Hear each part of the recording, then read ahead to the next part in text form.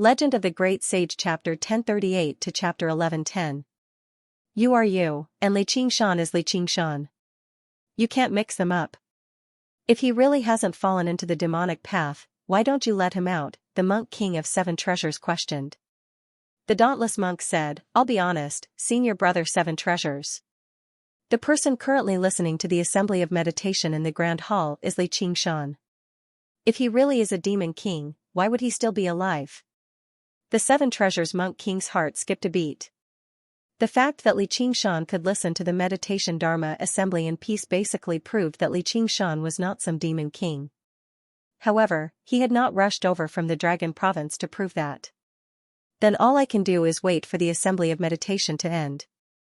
When the time comes, I'll have to invite your esteemed disciple to the Dragon Province with me. Senior brother seven treasures, isn't this a little too overbearing? The dauntless monk became stern. Let alone the fact that Li Qingshan practiced demonic arts, the Dragon Province would be the territory of the imperial clan. There were countless ways to deal with him. This matter concerns the crown prince of the imperial family, so I can't make a rash decision. We can only go to the Guiqing temple and ask the imperial advisor of the left to decide who is right and who is wrong. The dauntless monk and the unraging monk exchanged glances. They both found the situation to be extremely troublesome. He was also an eminent monk of Buddhism, a monk king conferred by the empire. They could not treat him as an enemy.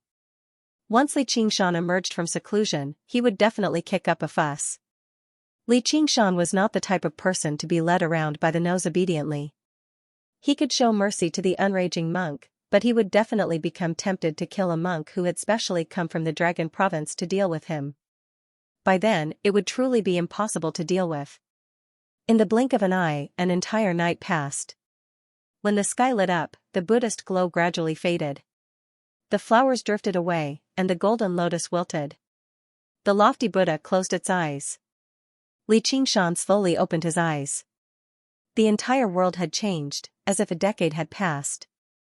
A hint of gentleness appeared on his tough face. He smiled. Interesting. Although the benefits of the Zen Heart Dharma assembly were not obvious, it had a far-reaching impact.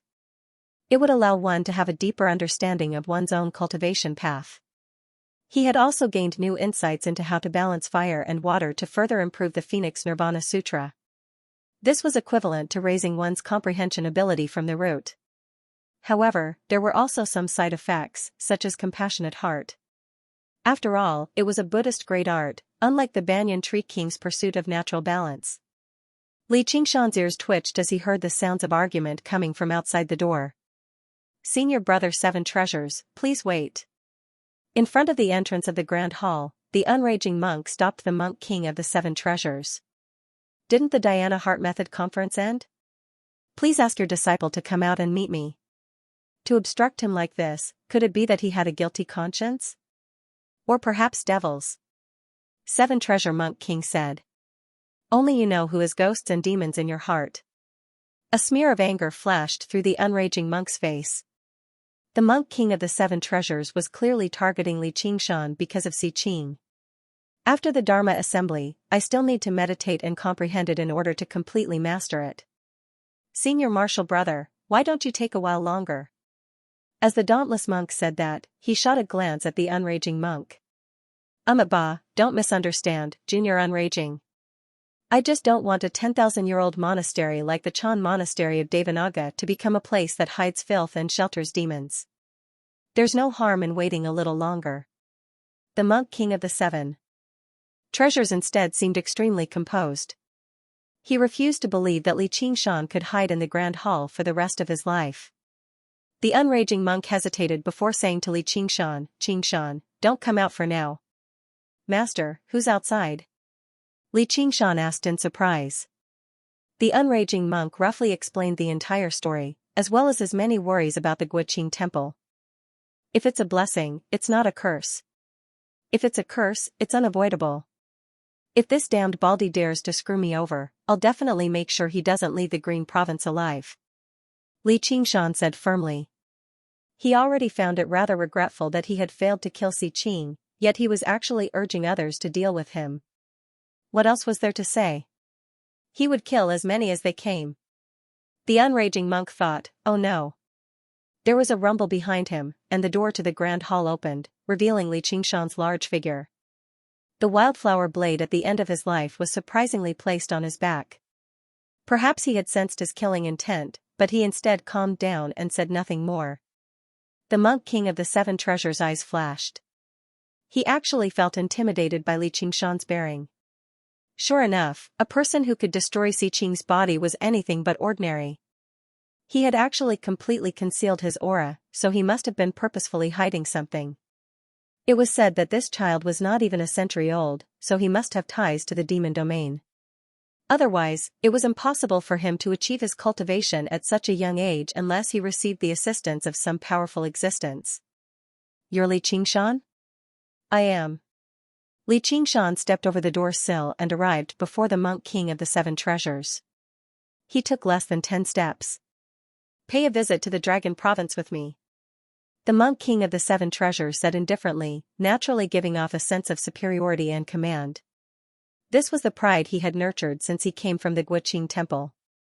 Regardless of the sect or temple, all Buddhist disciples in the world had to obey the orders of the Guqing temple. Why should I? Li Qingshan asked coldly. What, do you want to fight me? The monk king of the seven treasures smiled as if Li Qingshan's resistance was both within his expectations, yet it was also very laughable. Why can't I? Li Qingshan smiled as well. Your viciousness and rebellious nature truly are as clear as day. Very well. I just happen to want to see just what your demonic arts are capable of. The staff in the monk king of the seven treasures paused, and the golden rings clanged. It was impossible for Li Qingshan to hide his aura during a battle. As long as they could test his true cultivation, as long as he had even the slightest connection to demon folk, they did not even have to take him back to the dragon province. They could directly request the dauntless monk to capture him, or they would be colluding with the demon domain. The Chan monastery of Devanaga definitely could not afford to bear that label. Li Qingshan did not think too much about it. A single strike was enough anyway. With a few words, the two of them became on edge. The battle was on the verge of erupting. Suddenly, a plump figure blocked between the two of them. The unraging monk frowned firmly. What he feared really happened. The monk king of the seven treasures could not die here, or he would be unable to give an explanation to the Guqing temple or even all the Buddhist disciples in the world. Junior brother unraging, it's already reached a time like this, yet you're still trying to protect your own? Are you really going to cast all the precepts of Buddhism to the back of your head? I'd rather wonder whether the demon suppression statuary is a demonic art or not, which is why you've become so frenzied, the monk king of the seven treasures called out. It's not that I'm trying to protect my own. I just can't bear to see senior brother's blood splatter all over Great Buddha Mountain. The unraging monk said emotionlessly. After witnessing Li Qingshan's strength and the blade style of the wild flower blade soul, even he was not confident he could defeat Li Qingshan. If they actually fought, a single strike would probably determine the outcome of the battle. Blood splatter all over Great Buddha Mountain. What bold words. I'd like to see just how I'll splatter all over Great Buddha Mountain. The monk king of the seven treasures completely ignored the unraging monk's warning. In order to save face, Xi Qing did not even go into detail about how he had lost to Li Qingshan. If they had not witnessed it with their own eyes, no one would believe that Li Qingshan, who had just undergone the third heavenly tribulation recently, could defeat or even kill the monk king of the seven treasures. The unraging monk frowned. He really was reckless. Yet he could not actually let him die. He was basically stuck between a rock and a hard place. Li Qingshan smiled. Little and landed gently in front of the grand hall. The sunlight gilded her. When she smiled, even the heavenly flowers and golden lotuses dimmed. She did not hide her aura. Her surroundings seemed to be enshrouded in a Buddhist glow, possessing both the restraint and self-discipline of the school of Vinaya and the cleverness and naturalness of a Zen disciple. One will greets the dauntless abbot. Ba. One will, you finally returned. The dauntless monk suppressed the joy on his face and chanted the Buddha's name softly. Compared to a secular disciple like Li Qingshan who was so mischievous that he had almost fallen into the demonic path, little and was the true star of hope for the monastery. Her almost godlike rate of cultivation had left him overjoyed once again. The unraging monk glanced at Li Qingshan. Compared to his murderous, unruly appearance, the goddess-like little and did indeed possess the bearing of a Buddhist disciple. Your one will? The monk king of the seven treasures' eyes lit up. He attempted to scrutinize little and with a critical gaze, but he discovered he could not find any faults with her at all. Even though it was just her bluish-white monk's robes, it made his embroidered kasaya pale in comparison, yet he could not develop any jealousy. Little Anne nodded and said nothing more. You want to compete with me? The monk king of the seven treasures asked. Little Anne nodded again. She remained rather impolite, but she seemed dignified and generous, such that the monk king of the seven treasures was unable to develop any anger at all. Instead, he praised, I've heard of your great name in the Lingua Temple, but I never thought you'd already undergone the third heavenly tribulation. You truly are a Buddhist genius. You're too kind, monk king. You want to compete with me for this child? The monk king of the seven treasures pointed at Li Qingshan. For the monastery. Little Anne brought her palms together and said in a manner that was neither obsequious nor overbearing. Ba.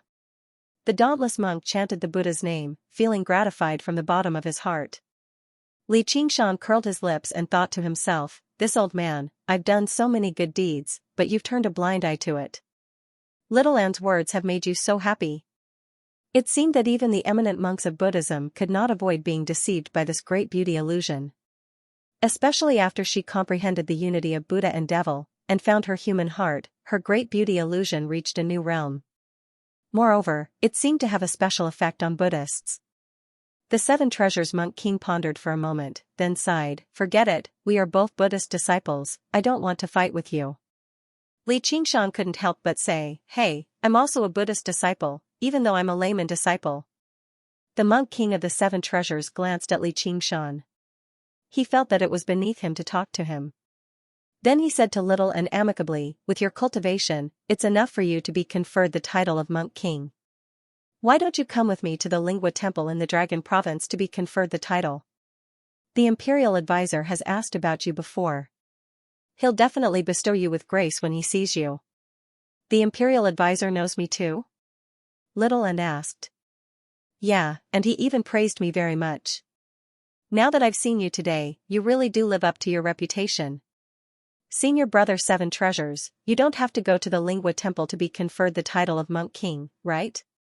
The dauntless monk immediately stood forward to object. He felt an intense sense of danger. There's a saying, it's a waste to be a monk if you don't go to the Lingua Kingdom. Being conferred the title is only a small matter. Broadening your horizons is what's important. After seeing Little Anne, the monk king of the seven treasures changed his target for this trip. Standing up for Xiqing was only a small matter. Recruiting a talented disciple for the Lingua Temple was what was important. The reason why the Lingua Temple could become the greatest temple in the world was not because of the support of the Great Xia Empire alone.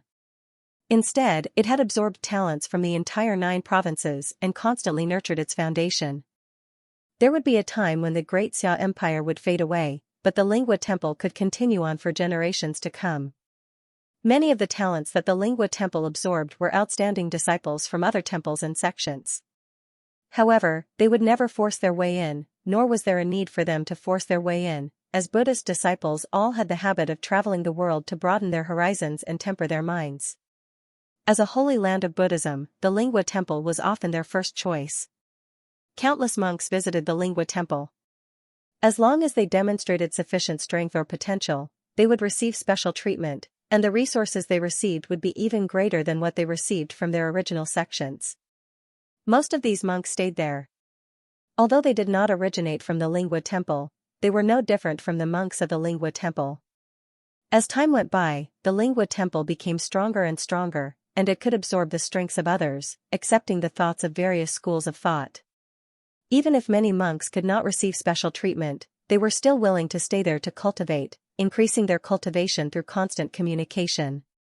Although the other temples and sects had lost disciples, they could only suffer in silence, as this was a set of rules that had existed since the founding of Buddhism.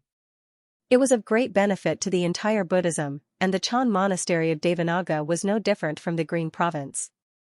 One has just returned from the Mist Province. There's no need for her to go to the Dragon Province to broaden her horizons. The dauntless monk's face immediately sank, and his voice became cold and forceful. The Mist Province is a land of wilderness. Evil sects run rampant, and demonic cultivators run amok. How can it be mentioned in the same breath as the Dragon Province and the Lingua Temple? The monk king of Seven Treasures answered with a question. In Senior Brother Seven Treasures' opinion, even the Chan Monastery of Devanaga of the Green Province is nowhere close to the Lingua Temple, the dauntless monk said coldly. I've never said that, said the monk king of Seven Treasures, but his expression was even more convincing than his words. Don't go too far, Seven Treasures. This is the Chan Monastery of Devanaga, not the Lingua Temple. The dauntless monk was angered, but he was actually rather guilty. Little and had not grown up in the Chan Monastery of Devanaga, so her extraordinary temperament was particularly difficult to grasp. She did not seem to have much loyalty towards the sect, only a bitter pursuit of the ultimate Buddhist Dharma. Going to the Guqing Temple was indeed the best choice, let alone the fact that the imperial advisor had taken a liking to her.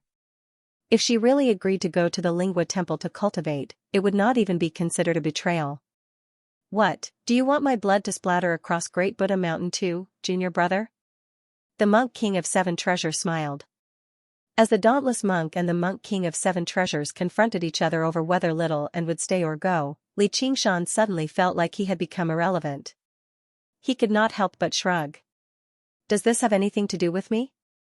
Little and arrived beside him silently and held his hand gently. It's fine. Girl, you sure know how to steal the limelight. You're basically the bane of monks. Xianxia rubbed her head and raised his head, only to see the monk king of Seven Treasures glaring at him. The bane of monks? How horrible. Little and stuck out her tongue and said to the monk king of Seven Treasures, Master, thank you for your kindness, but forgive me for not being able to go to the Dragon Province for now. The dauntless monk sighed and sighed. Some things had not changed after all. He was unable to stop her from going to the Mist Province in the past, but he never thought there would be a day when he would use this method to make her stay in the Chan Monastery of Devanaga. Fine then. The monk king of Seven Treasures sighed. Suddenly, he looked at Xianxia again. Do you still want to clash with me? Up to you. After what had happened, especially after seeing Little Anne, his temper had improved. He no longer had much killing intent anymore. Then come at me. The monk king of Seven Treasures swung his staff. Master Seven Treasures, I think you'd better let me experience what you're capable of. Move aside. I said I don't want to clash with you. All right. The monk king of the Seven Treasures' eyes lit up. This was exactly the result he wanted. You can't. The dauntless monk said before turning to the monk king of the Seven Treasures. Seven Treasures, you're bullying the weak. Do you really think there's no one in our Chan Monastery of Devanaga? Junior brother, Onewill is no longer a child. Before long, she'll be conferred the title of Monk King and stand on equal footing with us. Can't she even decide something as minor as this for herself? The monk king of the Seven Treasures had already become certain that Little and was purposefully losing to him so that he could join the Lingua Temple legitimately. This competition was just to give the dauntless monk an explanation. Don't worry, Abbot. I won't lose, said Little and, look. The monk king of the Seven Treasures smiled at the dauntless monk. He did not take Little Anne's words to heart at all. Having reached this point, even the dauntless monk was unable to stop him anymore. He glanced at Little Anne deeply. You're on your own. Onewill, you go first. The monk king of the Seven Treasures said to Little Anne amicably. Please go first, master. Little Anne let go of Xianxia's hand and made his way over slowly. Fair enough. The monk king of the Seven Treasures waved his hand, and the golden threads and jewels on his kasaya glistened under the sunlight. He was in no hurry to fight. He asked, do you know why I'm known as the Seven Treasures? There are 7 treasures in Buddhism. The master's name originates from them, said Little and, which 7 treasures? Violet gold, silver, glass, crystal, giant clam, coral, and amber. That's right. I practice the scripture of the 7 treasures of the Lingua Temple. Among the current Buddhist disciples, only I've reached such a level with this cultivation method, and I've also refined the 7 treasures of Buddhism. They serve as my life-bound Buddhist treasures, the monk king of the 7 treasures said rather complacently. The dauntless monk frowned. Arcane treasures were fine too. Buddhist treasures were fine too. Cultivators could only wield a limited number. Although he could wield 7 Buddhist treasures, their power would definitely be greatly affected, and they would interfere with one another. When he faced an enemy, he was instead better off using 2 or 3 Buddhist treasures. On the other hand, the 7 treasures monk king could use 7 Buddhist treasures at the same time. Not only was their power not reduced at all, but they were even able to complement each other and display even greater effects. Even if they weren't invincible, there were very few people who could defeat them. No matter how talented Little End was, he had only just undergone 3 heavenly tribulations. His cultivation was already significantly weaker than the 7 treasures of the Buddhist sect. There was no chance of victory at all. Master's Dharma is profound, I am impressed. When the 7 treasures monk monarch heard this, he faintly smiled and raised the staff in his hand. The golden rings jingled. This Buddhist staff is made of purple gold. If you want to slay demons, this treasure is enough. Today, I might as well let you experience it. During the conversation, a silver light flashed, and another silver wheel flew out of his sleeve. As it spun, it emitted a dazzling silver light, illuminating the summit of the mountain in a silvery white color. Its sharpness was enough to split mountains. A large golden hand that seemed both real and illusory reached out from behind the 7 treasure monk king, raising a glazed cup. Light rippled within, giving one the feeling that it contained a great lake. Once it was poured down, it would flood Great Buddha Mountain. Wonderful. Little End praised. These 3 Buddhist treasures were not only external objects used to defeat the enemy, they were also closely related to the 7 treasures monk king, as if they were one. After cultivating these 7 treasures and receiving the title of monk king, all the opponents I have met in my life can at most make me use these 3 treasures. The 7 treasures monk king said. I wonder what the other 4 treasures look like. Little End did not have the slightest battle intent, as if he was a humble disciple asking for guidance from his master. Since you have spoken, then let me broaden your horizons. The 7 treasures monk king smiled and took out the 7 treasures, a 7-colored crystal sword, an unpolished white clam, a bright red coral mountain, as well as a string of amber beads. Each of them emitted a different kind of radiance. In a split second, the light of the treasures shone in all directions, shining brightly, surpassing the blazing sun rising from the east. The 7 treasures monk king stood at the center of this myriad of colors. A faintly discernible Buddha image appeared behind him. It had 3 heads and 6 arms, overflowing with light and color. Its 6 arms were extended, each holding one of the 6 treasures, appearing even more dignified and magnificent. This is Duobao Tathagata, the Buddha of the Eastern Pure World of Treasures, as well as the Buddha I worship. The dauntless monk and the unraging monk both lowered their heads and chanted Duobao Tathagata's Buddhist name. Although the school of Chan worshipped the Buddha in their hearts, where there was no need for anything beyond the Dharma, they still maintained absolute reverence towards the true Buddha, even if it was just an illusion or a statue. Only Xianxia straightened his neck and stared straight at the Buddha image. Apart from the color being a little prettier, it did not seem to be much different from the other Buddha images. What an unfilial son. If it weren't for the fact that I had other plans today, I definitely would have made you suffer. The 7 treasures monk king was displeased, but he viewed Little End's posture of gazing at the Buddha as a sign of reverence towards the Buddhist Dharma. I can practice the scripture of the 7 treasures Dharma essence not only because of my talent and comprehension, but also because of the great support of the Lingua Temple, which is why I can refine the 7 treasures. If it were a regular sect, even if they possessed a cultivation method like this, no one would be able to practice it. The dauntless monk could not refute the 7 treasures monk king's words. Not only were the 7 Buddhist treasures precious because of their great value, but they were also difficult to collect. Only the Dragon Province had a collection of all the wondrous treasures in the world. What do you think? If you want to see it, I'll show it to you. Do you still want to compete? The 7 treasures monk king smiled at Little and one will. If you want to go, then go. With your talent and comprehension, you'll be able to stand out no matter where you go. The dauntless monk let out a long sigh. He did not even have confidence in defeating the 7 treasures monk king. At most, he could only remain undefeated. Little N's bet was basically delivering himself to him. Master of the 7 treasures, I can defeat you. Little N's voice was just as calm as before. Even the respect towards the 7 treasures monk king from his tone and expression did not decrease at all. However, what he said left everyone stunned apart from Xianxia. In particular, the 7 treasures monk king doubted his ears. He looked at Little and, what did you say? Xianxia sat on the high sill of the grand hall as if it had nothing to do with him. Normally speaking, it was impossible for him to defeat the 7 treasures monk king if he hid the path of white bone and great beauty and just as cultivation in the Buddhist Dharma. However, he was even more at ease with Little and than with himself. I can defeat you, said Little Anne.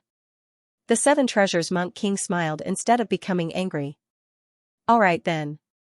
Come at me. Be careful. Little Anne extended his right hand and also revealed a Buddhist treasure. A string of golden prayer beads was attached to his pure white wrist that seemed to be carved from ivory. With a gentle wave of his hand, it scattered into a sky of golden stars, vaguely falling into a formation and flying towards the 7 treasures monk king. The 7 treasures monk king originally did not take the prayer beads seriously. It was just a regular Buddhist treasure. Only when the 33 prayer beads enveloped him did his expression change in shock. That's impossible. Immediately, the resplendent glow was suppressed viciously, circling several meters around the monk king of the 7 treasures. The figure of Duobao Rolai behind him shuddered as well, as if it could collapse at any time. This? The dauntless monk and the unraging monk exchanged glances. Their eyes were filled with shock. They had no idea how to describe their current feelings with words. Then they looked at Little Anne together. Little Anne's eyes remained as calm as ever. There was no complacency on his face at all. He remained humble and polite. Master of the 7 treasures, this is my Buddhist treasure. Please guide me. The monk king of the 7 treasures was no longer in the mood to respond to her. He powered the 7 Buddhist treasures as hard as he could, charging left and right. The 33 golden prayer beads revolved, but they did not continue to press down. Instead, they allowed the monk king of the 7 treasures to destroy the formation. In order to hide the cultivation of the path of white bone and great beauty, the skeleton demon formation was not able to unleash its full power, but it still easily suppressed the monk king of the 7 treasures. No matter what he did, he was unable to shake it at all. The red sun rose up in the east slowly. Time passed by slowly. The monk king of the 7 treasures' forehead became covered in sweat. He was no longer in high spirits like he just now. He was filled with worry. Everything before him had exceeded his imagination, such that he still struggled to accept it. Little and suddenly took a step forward. His right hand landed on the hilt of the blade on his waist. As he walked, the skull prayer beads pressed down slowly, like a mountain pressing down. It was unstoppable. Xianxia was slightly surprised. She wanted to use vexation severing? If she used vexation severing, the dauntless monk would definitely recognize it. How was she supposed to explain it then? Little and arrived before the monk king of the 7 treasures. The skull prayer beads had already pressed down on a radius of several meters around him. The figure of Duobao Rolai collapsed loudly. Under his shocked gaze, the blade flashed like snow. Don't. The dauntless monk stopped him loudly. No matter how much he loathed the monk king of the 7 treasures, he could not allow his blood to actually splatter across Great Buddha Mountain. Otherwise, how was he supposed to face all the Buddhists in the world? The Lingua Temple would never just let the matter go, but everything had happened far too quickly. He was actually unable to stop it in time. In the blink of an eye, the glow of treasures, the Buddhist glow, and the blade all vanished. The 7 treasures monk king sat on the ground, his expression fluctuating. Sometimes he frowned in contemplation, sometimes he was vexed and remorseful, and sometimes he smiled happily. Little and sheathed his saber and stood there quietly. Could this saber be? The dauntless monk exclaimed. The moment the vexation-severing blade was drawn, he had clearly seen the blade's appearance. Although the vexation-severing blade had already been lost for many years, every single curve was clearly engraved in the minds of the past abbot. They dared not forget it, nor could they forget it. The impact it had on him was even greater than the 33 Buddhist prayer beads. Trouble-severing blade. What do you think? Little and waved his right hand like a willow branch, and the skull prayer beads returned to his wrist. So, this is the trouble-severing blade. It is indeed mysterious.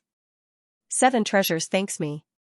7 treasures. Monk King stood up, put his palms together, and bowed deeply to Little and, Master, you don't have to be so polite. Little and stepped aside. What a waste of my several centuries of cultivation. I was caught up in greed, but I didn't even realize it. I even became arrogant and committed the sin of lying. It's all thanks to your strike that I was enlightened, the Monk King of the 7 treasures said. In shame. If it were not for the fact that he knew about the wondrous power of the trouble-severing blade, Xianxia basically would have suspected that Little and had smashed the Monk King of the 7 treasures' head. The effects were basically perfect.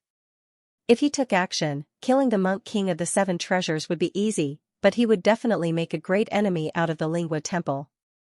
Even if he failed and did not kill him, the Monk King of the 7 treasures would definitely return in resentment. He would gain another enemy from then on. Xianxia had never been afraid of falling out with people, but he hated trouble. Little End's strike really did seem like he was cutting off his troubles. I'm returning to the Lingua Temple for secluded cultivation. Farewell. The Monk King of the 7 treasures let out a long sigh. Take care, senior brother 7 treasures.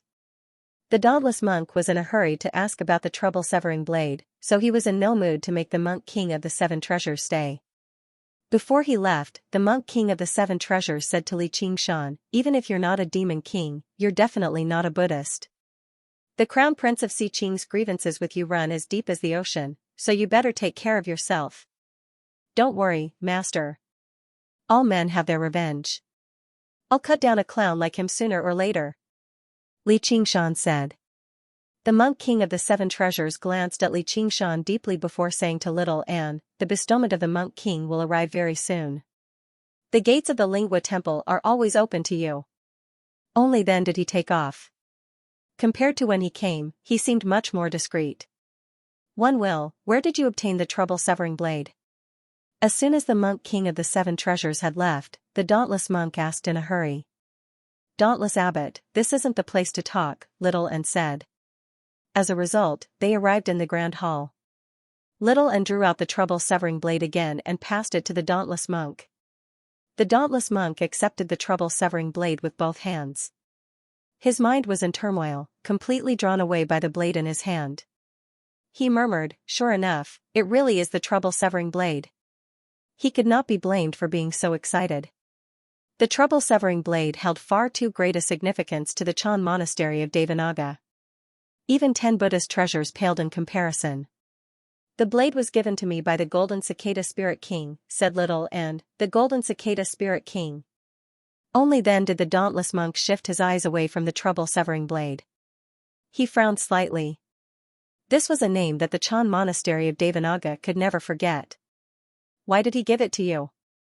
He used the chant of Devanaga as an exchange, said Little and you. The dauntless monk pointed at Little Anne.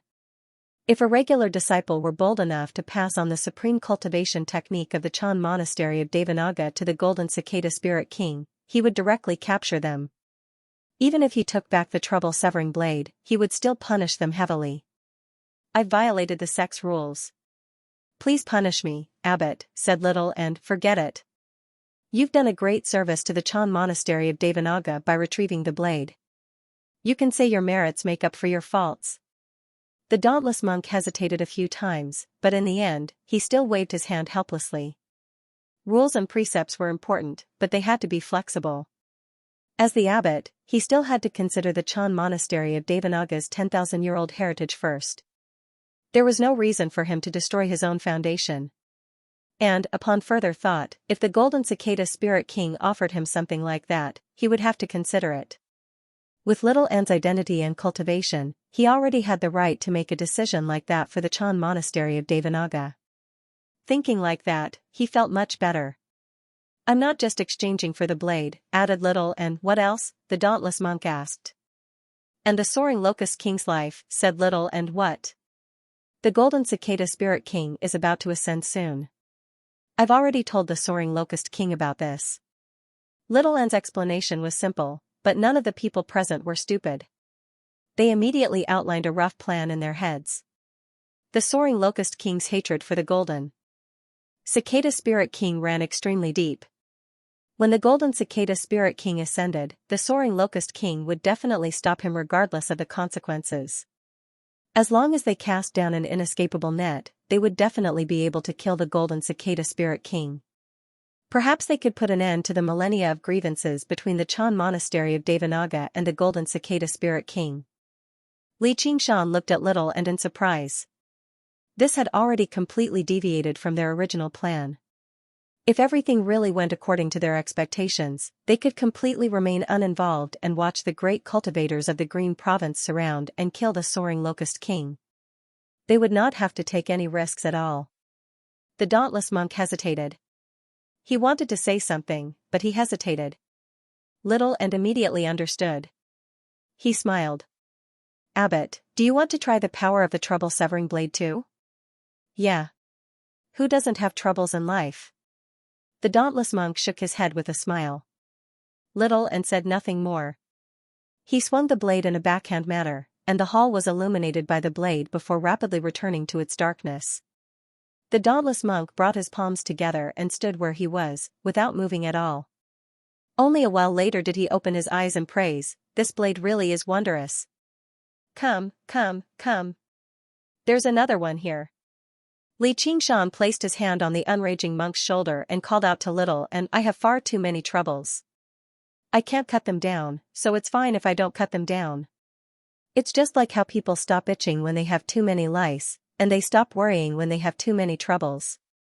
The unraging monk swatted away Li Qingshan's hand and chuckled. "The master is wise, so you obviously don't need the assistance of an external object like this," said Little, "and I've already called one lamp over. He's only a step away from the third heavenly tribulation, so he happens to be in need of this blade," said the dauntless monk. The unraging monk did not need it, but the thousands of disciples of the Chan Monastery of Devanaga did. After personally experiencing the wondrous power of the trouble-severing blade, he had already formed a picture of this in his head. All of the disciples of the monastery would be free of worries, and their cultivation would advance drastically. "All right," said Little Anne. The dauntless monk mentioned a few more names in thought. They were all renowned figures in the monastery. People would always have some troubles in life, and the troubles of cultivators were not necessarily any less than those of mortals. In particular, mortals could live with their troubles, but cultivators, especially Buddhist cultivators, would struggle to advance their cultivation if they could not put an end to their troubles. If their troubles ran too deep, they would turn into inner demons. The trouble-severing blade was basically a savior that had descended from the heavens. Even if Little and did not inherit the position of abbot, he would still possess an extremely great status as the wielder of the blade, not to mention his startling strength. Standing before the dauntless monk, he no longer seemed weak at all. "Senior brother, worries are Bodhi," the unraging monk said suddenly. If a person had never encountered any trouble since birth, then they definitely did not possess so-called intelligence. If they did not possess intelligence, then even if their troubles were temporarily severed, they would definitely return very soon. It would all be for naught at the end of the day. Ba, junior brother is right. I was too happy." The dauntless monk rearranged the list in his head, greatly reducing the number of people on it. He secretly made up his mind that the trouble-severing blade could only be used to save disciples who were deeply troubled, almost turning into an inner demon. Before long, the people on the list arrived at the Hall of Great Strength. Li Qingshan noticed that some of them were strong and some were weak, but they all looked miserable. An old monk, in particular, looked like a patient with severe depression. His eyes were sunken, and his face was ashen. In comparison, even the ugly face of one lamp was more pleasing to the eye. "Abbot, why did you summon us here?" Monk Eating asked. "You've all been plagued by troubles, which has affected your cultivations. One will just happen to retrieve the sect treasure of our monastery, the trouble-severing blade. You can give it a try," said the dauntless monk. The monks were all excited and surprised. "The trouble-severing blade? Is it really that trouble-severing blade? Didn't it end up in the hands of the Golden Cicada Spirit King?" Another person asked, though, Abbot, the trouble-severing blade is the supreme treasure of our monastery. It won't be that easy to control, right? You don't have to worry. One will has already undergone the third heavenly tribulation. She'll be conferred the title of Monk King soon. The hall fell silent. Everyone's gazes gathered on little Anne, who did not know what the two words Monk King meant. The dauntless monk said, if there's anyone who doesn't want to rely on external objects and wants to resolve their troubles with their own willpower, please take a step back. A while later, not a single monk took a step back. The dauntless monk nodded in satisfaction. At least they all knew their limits. There's no need for you to feel that relying on external objects is shameful.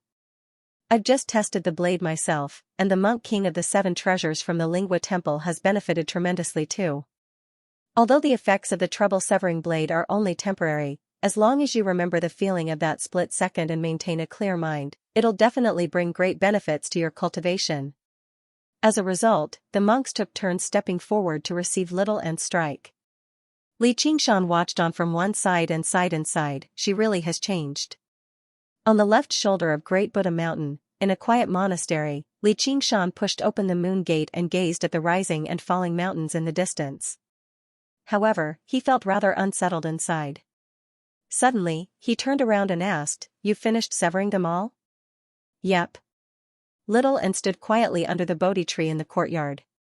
"That's good." The courtyard suddenly fell silent. Only the moonlight shone down quietly. Xianxia organized his words, but he had no idea how to start. "Xianxia, are you blaming me for changing the plan on my own?" "I'm not blaming you.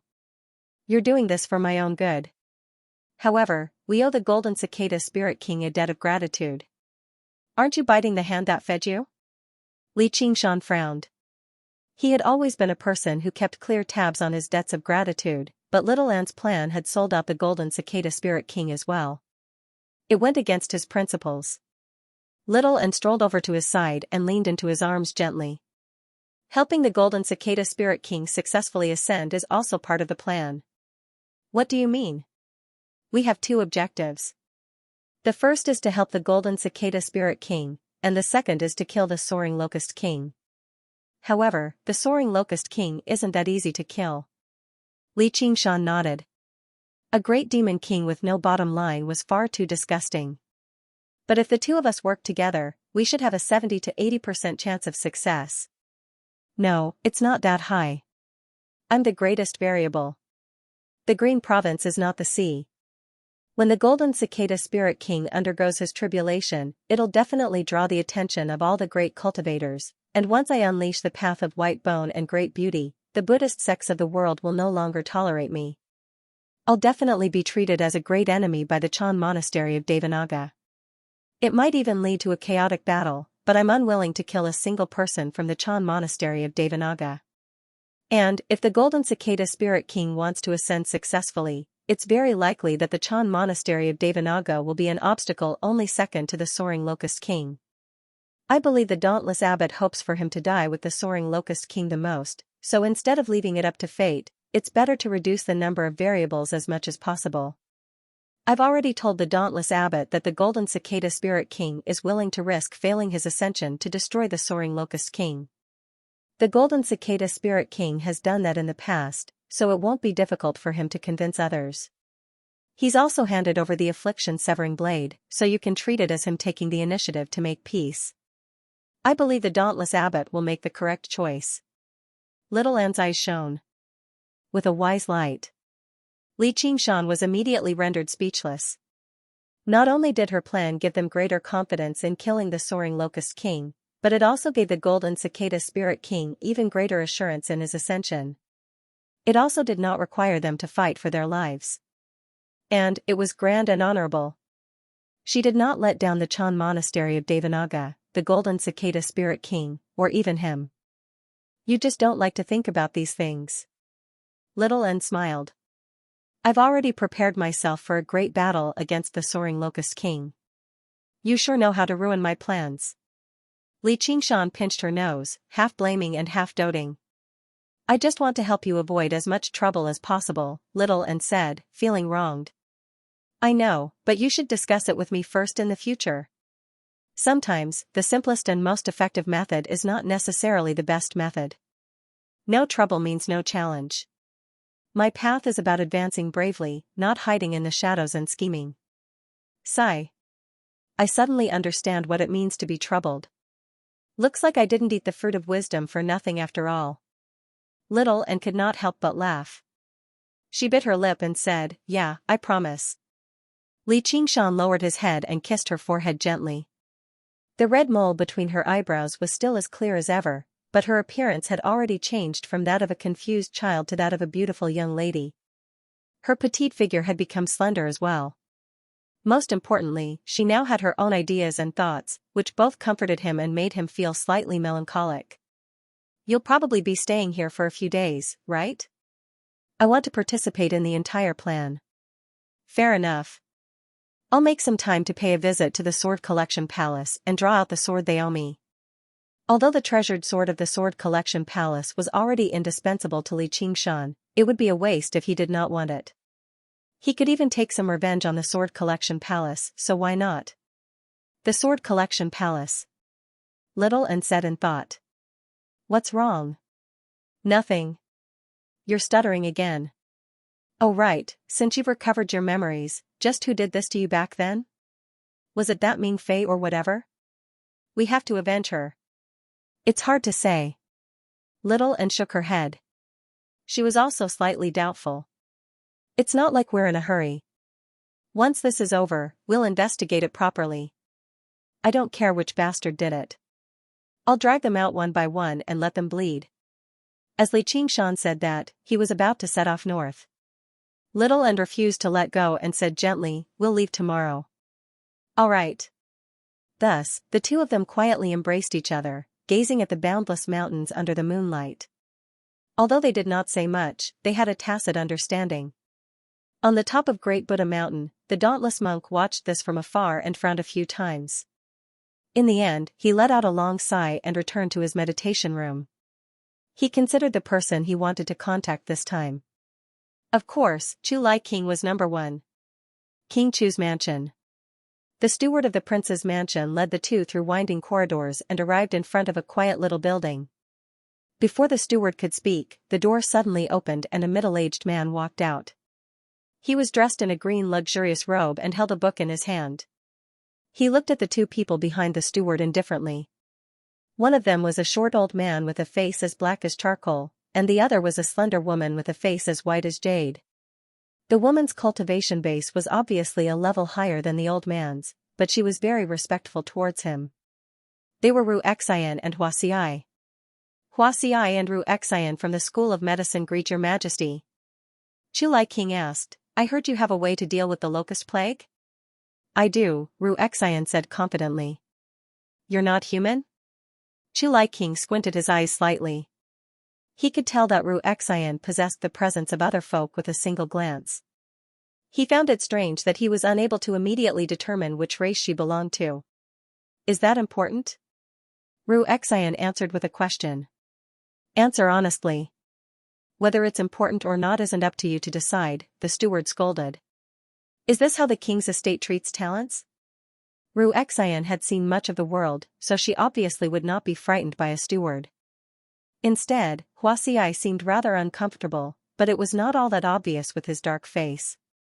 "Talents? There's not a single honored guest of the king's estate below the third heavenly tribulation." The corner of Chu Lai King's lips curled into a sneer that was not particularly obvious. "Then your majesty can just let them deal with the locust plague." "We'll be taking our leave," Ru Xian said. "All right. Tell me your plan."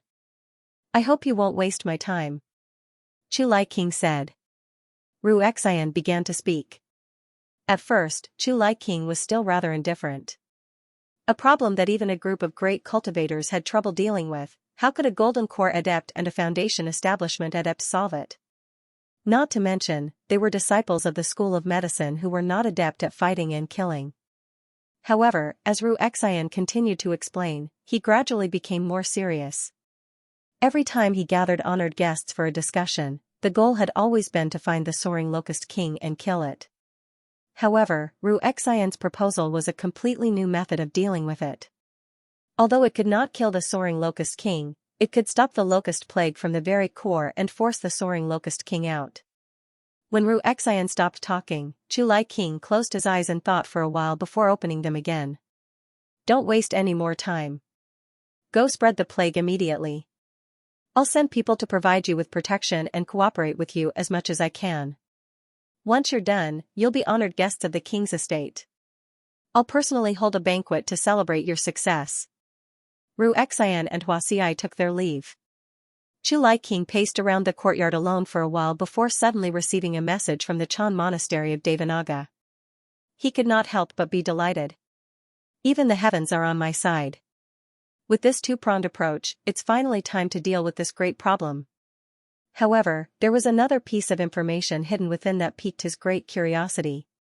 Not only has that one will found the affliction-severing blade and made an agreement with the golden cicada spirit king, but she's even undergone the third heavenly tribulation and defeated the monk king of the seven treasures. What an unbelievable prodigy. Even the profound sun pales slightly in comparison. Although he had heard about Little and a long time ago, he had never seen him in person even once. He felt rather eager for some reason, which even left him slightly intrigued. He temporarily suppressed this thought and planned on paying the Chan monastery of Devanaga a visit first. He considered who he should send to protect the two disciples of the School of Medicine. Please wait here for a moment and wait for the king to send someone over. In a small garden in the king's estate, the caretaker's attitude clearly became much more polite. Yes, said Hua Xiai. Congratulations, master. Congratulations. You're going to become an honored guest of the king's estate. Ru Xian clasped her hands and smiled. You could have just come. Why did you have to drag me along? Originally, Hua Xiai refused to come to the king's estate with Ru Xian. Ru Xian had dragged him along. Looking at Ru Xian before him, the little girl from back then had finally grown up to the point where she could make her own decisions, and she was finally no longer trapped by hatred. He could not help but sigh with a smile. If it weren't for the sake of giving you a better life, master, why would I have come all the way here, said Ru Xian. You've made the right decision to return, said Hua Xiai. Even he had never thought a plague could save the world. I still have to help you through the second heavenly tribulation after all. Look, even someone like Qian Rongji has become a golden core cultivator. Master, you've really been wasting your time in the past few years, said Ru Xian. She's a genius like you. She's not someone an old man like me can compare to. Genius? It's just that she's suffered a lot. When Ru Xian returned to the 100 schools of thought to invite Hua Xiai, she saw another genius who had boarded the isolated island where Qian Rongji lived. His name was Lin Xian, or Chu Tian. Right now, it was hard for her to tell if the madness of these two people had been cured, or if it had become even worse, unable to extricate themselves from it. That makes sense. Meow. The night was bleak and hazy. A dim, crescent moon flickered in and out of the dark clouds. An empty city and a forest of buildings seemed to tell of its prosperity of the past.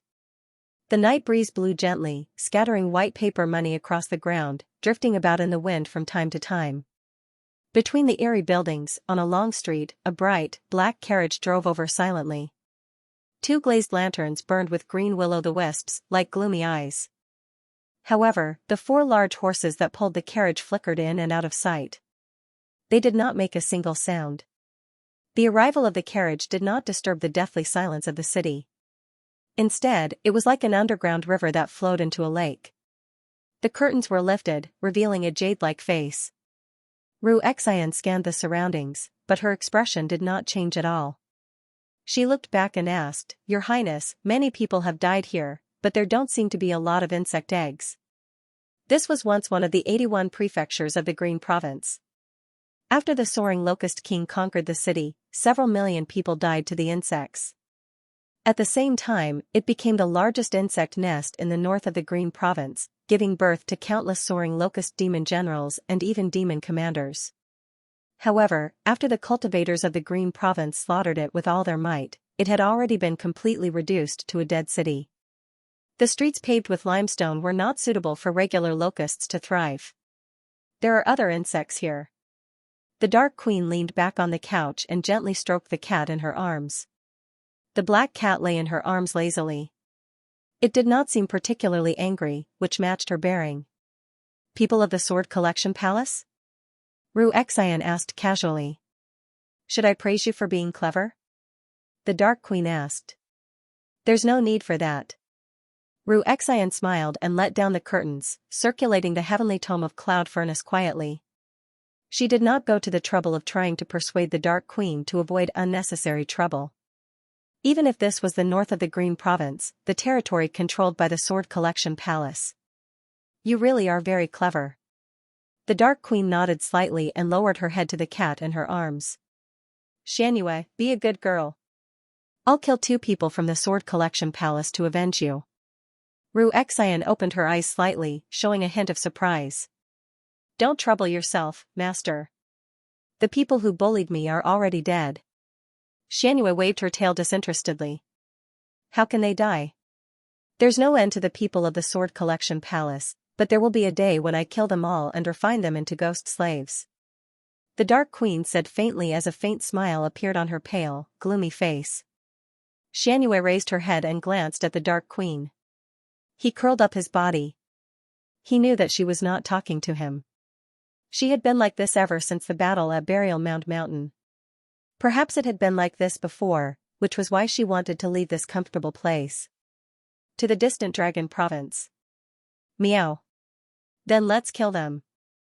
However, she no longer wanted to go to the Dragon Province. He thought to himself, I also want to avenge Big Black. Dragon King of the Sea, just you wait. How dare you kill my Big Black? I won't let you off. This belief was so hopeless, yet so resolute. The further the carriage traveled towards the center of the city, the more damaged the surrounding structures became. Buildings collapsed one by one, basically reduced to ruins. In the very center of the ruins, a man paced back and forth. He wore green clothes and held a broken sword. His expression was lonely. Nearby, a woman in violet sat on the eaves of a half-collapsed hall. She leaned on her hand as she gazed at the changing clouds in a daze. She was not a supreme beauty, but she possessed a thriving sense of vitality. Even the gloomy night and the miserable ruins were unable to influence her at all. Instead, it fueled the hope in her eyes.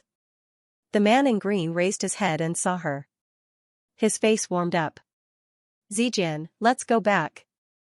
All right, Yu Zijian replied and leapt off the eaves. Did you find anything, senior brother?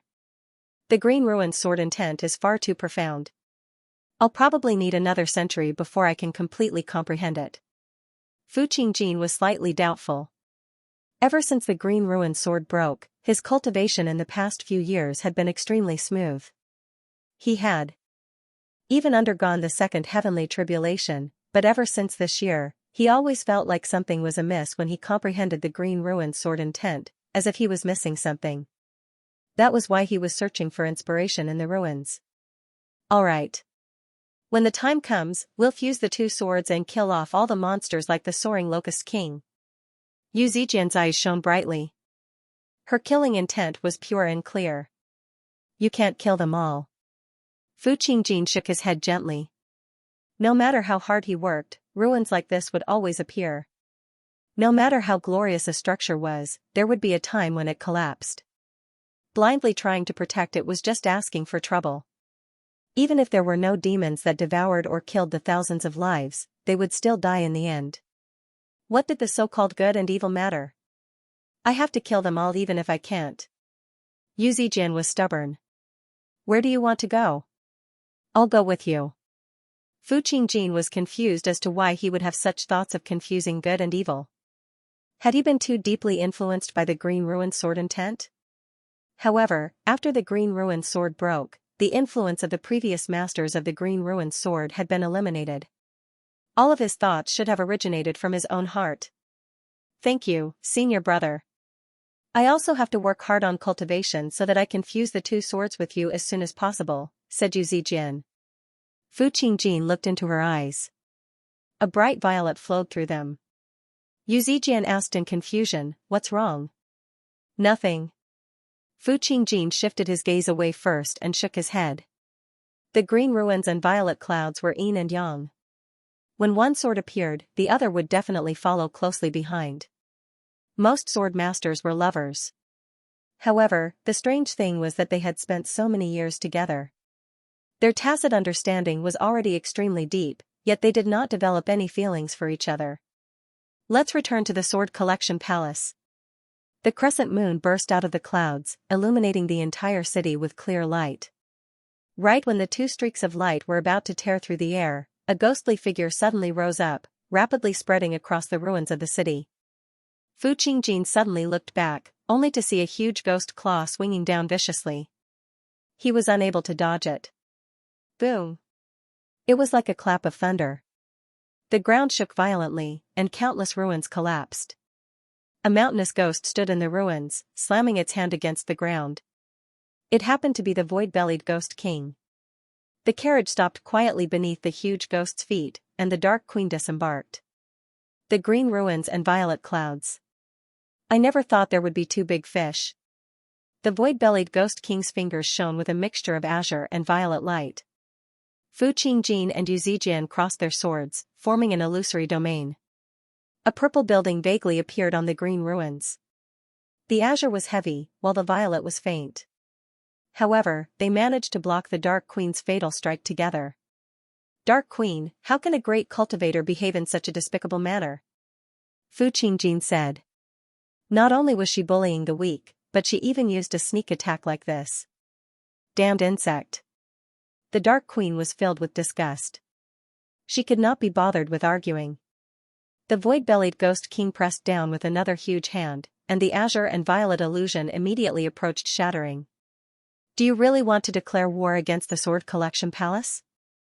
Fu Qingjin asked. I just want to crush you to death, said the Dark Queen. Your Highness, this probably won't assist us in dealing with the soaring Locust King. Ru Xian also disembarked from the carriage. Ru Xian, I praised you earlier for being smart. Don't be stupid, Piao Tianxue said. The Dark Queen glanced at her indifferently, and Ru Xian immediately felt a heavy sense of danger. The woman before her was extremely dangerous. Demonic cultivators never cared about reason. Some of them could even ignore the pros and cons, acting based on their moods. The Dark Queen clearly belonged to this group. Do as you please. Ru Xian returned to the carriage, but she silently crushed a jade talisman in her sleeve. The Dark Queen sensed something and squinted her eyes slightly. Then she turned around and looked at the void-bellied Ghost King's subordinates, Fu Qingjin and Yu Zijian. She was asking if she really wanted to declare war against the Sword Collection Palace. Exactly what she wanted was to declare war against the Sword Collection Palace. She was not like how she seemed, acting completely based on her moods. Instead, she had already predicted the outcome a long time ago. However, this was an even deeper form of fearlessness. Even if she had to stake the umbral insect's legacy, she wanted to fulfill what she had said and kill everyone from the Sword Collection Palace. Senior brother, I can't hold on much longer. You better find a way to escape. Yu Zijian's sword-wielding hand trembled slightly. As a Foundation establishment cultivator, just resisting the void-bellied Ghost King's aura had already drained all of her concentration. If she had not worked with Fu Qingjin, she would not have lasted even a second. Hold on a little longer. Reinforcements will arrive very soon. Fu Qingjin tossed out a violet talisman with a wave of his hand. A resplendent streak of light pierced through the ghost claw and shot towards the Dark Queen. The ruins and ground along the way were sliced open gently like thin paper. Even the hazy moonlight and the hazy night wind were no exception. The strike was like the full-powered strike of a great sword cultivator. However, under the Dark Queen's indifferent gaze, the streak of light began to distort and dim before it had even approached 300 meters away, vanishing into the night in the blink of an eye. She continued to stroke the cat. She had sealed up the region a long time ago. If she still failed to kill 2 juniors, it would be a waste of her cultivation. Fu Qingjin frowned firmly. Violet talismans were extremely precious, equivalent to a single strike from a great cultivator, but against another great cultivator, its effects were extremely limited, not to mention that he had been ambushed. Was he really going to die here tonight? He was not afraid of death, but he wanted to protect the woman beside him. Senior brother, it's all right. Yu Zijian smiled with difficulty. The light in her eyes continued to flicker. Actually, I knew there were endless monsters in the world, and I knew I would die to monsters sooner or later. I just never thought it would be so soon. You better go. Fu Qingjin pursed his lips and did not answer. He activated the purple talismans and transformed them into streaks of sword light, lightning, and flames. However, he was unable to block the void-bellied Ghost King's gigantic palm. Yu Zijian looked at Fu Qingjin and opened her mouth, but she did not try to persuade him any further. Instead, she smiled. Then let's just die together. However, I don't want my soul to end up in the hands of the Umbraline sect. I won't. Fu Qingjin said. In an instant, the faint purple pavilion collapsed, leaving behind only the green ruins illusion. The last purple talisman burned out. The Dark Queen said, "Humph," struggling at death's door. There are so many old friends tonight. An emotional voice suddenly rang out. In the beginning, it was still beyond the clouds, but by the time it reached the last word, it had already arrived. Li Qingshan made his way over from between the ruins and stepped into the sealed region. He clasped his hands. I am Li Qingshan. Greetings, Your Highness. Then he glanced at the cat in her arms deeply and could not help but smile resplendently, revealing his pure white teeth. Xuanyue's ears perked up as she stared at Li Qingshan with her cat eyes. Her gaze was filled with confusion. She just found it to be slightly familiar. Is this the reinforcements you've called in? The Dark Queen ignored Li Qingshan and looked at the carriage behind her. He's always been a busybody. Ru Xian lifted the curtains and smiled. Not just anyone can stick their nose into my business. Li Qingshan, do you think I'm afraid to kill you just because you're the unraging monk's disciple? Li Qingshan. Fu Qingjin's heart skipped a beat. He still remembered this name clearly, while a gleam of interest flashed through Yu Zijian's eyes. She said silently, Niu Jiuxia. Your Highness, don't listen to this woman's nonsense. I'm not being a busybody. I'm still a guest elder of the Sword Collection Palace after all. If a disciple of the Sword Collection Palace is in trouble, I obviously have to lend a hand. Oh right, you can smack that Fu guy to death. You can even leave the woman to me. If you don't mind, there's also the cat in my arms. I just happen to be lacking a pet. Even the Dark Queen was taken aback by what Li Qingshan said. She never thought he would be so bold. Only when the cat in her arms meowed furiously did she return to her senses. Her face immediately sank. Even if the unraging monk was here, he wouldn't be bold enough to speak to me like that. I think I've said it before. I'm Li Qingshan. Senior brother, looks like we won't be dying today. Yu Zijian smiled. He specifically said he wanted me dead. Fu Qingjin smiled bitterly. She had always been so optimistic, but the disparity in strength was so great. What use was a life-saving straw like that? Of course, she could keep the Sword Collection Palace busy until reinforcements arrived, but was that even possible? He's just joking. You don't have to take it seriously, senior brother, said Yu Zijian. Are you very familiar with him? Fu Qingjin glanced at her deeply. Yu Zijian nodded slightly. She did not deny it. All right, Li Qingshan. I'll kill them first, and then I'll teach you a lesson. The Dark Queen waved her hand, and the void-bellied Ghost King opened its huge, pitch-black mouth, trying to swallow Fu Qingjin and Yu Zijian. Like a whale sucking in water, black wind immediately surged, and Yu Zijian was launched into the air uncontrollably. Fu Qingjin grabbed her hand firmly, but his feet left the ground as well. He had run out of spiritual qi after holding on for so long.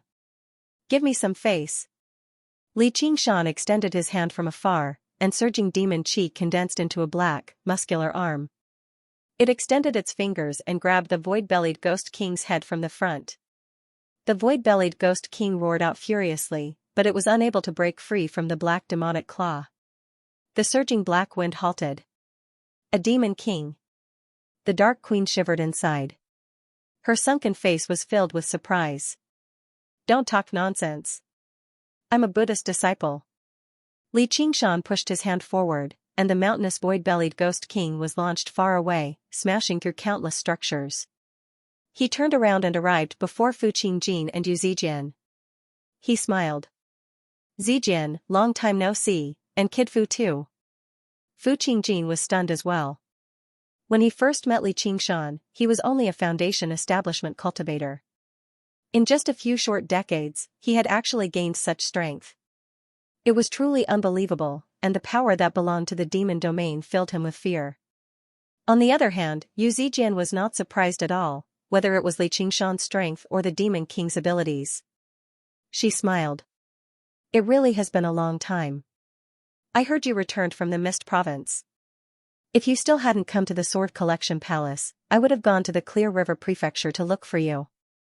The Dark Queen said furiously, Li Qingshan, do you really think you can stop me with these abilities? I'm not bold enough to clash with Her Highness the Dark Queen, but this is the territory of the Sword Collection Palace after all. I'd advise you to leave. The Dark Queen's eyes narrowed, but there was not the slightest hint of fear or hesitation. Instead, there was unforgettable resentment. Ming concubine. Like a streak of light, the sword pierced through the clouds. When it arrived above the city, it suddenly paused and turned into a woman. The woman wore a simple set of palace clothes, beautiful and noble, but she had a pair of firm, straight eyebrows. She called out coldly. Dark Queen, how dare you behave atrociously in the north? I won't spare you today. One sword into 10,000 swords. With a casual swing, she produced a glorious streak of light, which suddenly split into thousands of swords of light in the air, falling down like a storm. Ghost domain of the netherworld. The Dark Queen took a step forward. Her wide sleeve drifted about, and ghastly ghost chi immediately rose up from the ruins, forming a sinister domain of ghosts. Vicious ghost faces received the rain of swords. With a flash, Li Qingshan grabbed Ru Xian and Yu Zijian by the shoulders and took them away from the battlefield. They arrived on a tall building in the distance. Streaks of light landed in the ghost domain, kicking up ripples. The streaks of light were devoured and melted by the ghost chi, while the ghost chi was dispersed by the streaks of light. One yin and one yang, one tough and one soft, they seemed like natural enemies. There were no violent booms or collisions. There were only heavy explosions in the air, immediately enveloping the city in a storm. Countless ruins were swept into the air before being ground to smithereens again. The dark clouds in the sky dispersed, and the crescent moon shone dimly. It was like a slightly closed eye, coldly watching the hysterical hatred the two women felt towards each other. Why didn't you save senior brother Fu? Yu Zijian asked. Because I only have 2 hands. Li Qingshan raised his hands, expressing his powerlessness. He was not some good person who repaid evil with kindness. How much trouble had Fu Qingjin caused him? Nothing could be better than his death. Most importantly, he could restrain the Ming concubine and allow the Dark Queen to retreat calmly. However, the development of the matter exceeded his expectations. The Dark Queen had no intentions of retreating. Instead, she summoned a few more vicious ghost kings, charging towards the Ming concubine on gloomy ghost flames. She wanted to fight to the death. Fu Qingjin powered the green ruined sword as hard as he could, fusing with the sword and turning into a streak of green light. He rushed out of the battlefield. The Dark Queen's figure suddenly appeared before him. She extended a beautiful, pale white hand and grabbed the streak of light. Die. Fu Qingjin felt like he was suffocating, even though he hadn't needed to breathe to maintain his life many years ago. But Xiaomei's hand was even more terrifying than the Ghost King's ghost claw. A bone-chilling cold spread out from it. His soul was also frozen, and he could no longer maintain the state of being one with the sword. Bitch, don't you dare harm the disciples of my Sword Collection Palace. The sky was suddenly illuminated. The sword shone with white light, forcing back the Ghost Kings. Ming Fei and her sword alone killed their way into the gloomy domain of ghosts. She pointed the sword right at the Dark Queen. The edge of the sword trembled, taking the initiative. The Dark Queen turned around with composure and sneered. Sure enough, you've come. She held a small banner in her hand and waved it at concubine Ming. At that instant, the cries of 10,000 ghosts echoed across the heavens and earth. Myriad ghost banner. Ming Fei raised an eyebrow. The sword in her hand trembled violently, but it had already lost its original rhythm as if it was about to fly out of her hand. The myriad ghost banner was the treasure of the Umbraline sect. It refined far more than 10,000 ghosts, but hundreds of thousands, gathering countless vengeful spirits and evil ghosts. The resentment and ghost chi were so heavy that it could change the color of the world and make the sun and moon dim. Although the Dark Queen had spared Fu Qingjin gently, he still felt a rumble in his head. His sea of consciousness felt like it was about to shatter and explode. Immediately, he was separated from his sword, and he spurted out a mouthful of blood. He turned black in the air and flew far away. "Senior brother!" Yu Zijian cried out. She wanted to fly towards Fu Qingjin, but the cries of ghosts irritated her. She knelt on one knee. Her cultivation was far too weak. Even when she was affected by the shockwaves from afar, it was still rather difficult for her to endure. Li Qingshan released a ring of demon qi, blocking out the cries of ghosts. However, the building beneath his feet collapsed and collapsed. Fu Qingjin landed on the ground, unconscious. However, his body trembled as the gloomy ghost qi corroded him violently. He was close to death. What a nice sight. Li Qingshan shaded his eyes and watched on leisurely. He did not have a particularly good impression of either side. The only one he cared about was Xianxia, but who knew where the Dark Queen had shoved her away? She had vanished, so she should not be in any danger. Suddenly, he felt his wrist tighten. Yu Zijian grabbed his arm firmly and lowered her head. "Niu Juxia, I know my senior brother has been very bad to you, but I beg you, save him." Originally, Li Qingshan did not want to do anything, but when he heard the name Niu Juxia, he could not help but think, even if this kid Fu survives, he's basically crippled. I basically avenged myself, so saving him won't be a problem. It's about time I separate these two women. Look after her, he told Ru Xian before leaping over to the edge of the battlefield. He lifted up the unconscious Fu Qingjin with one hand and fiddled around with the green ruined sword with the other. Sure enough, the sword dimmed, and Fu Qingjin's vitality became extremely feeble. Li Qingshan dug his ear with his pinky. He found the cries of ghosts to be rather noisy, but he suddenly heard something. A cold light flashed through his eyes, and he looked over. The others were already like that, while Ming Fei, who bore the brunt of it, felt extremely pressured. She gritted her teeth secretly. This ghost bitch has actually obtained the myriad ghost banner.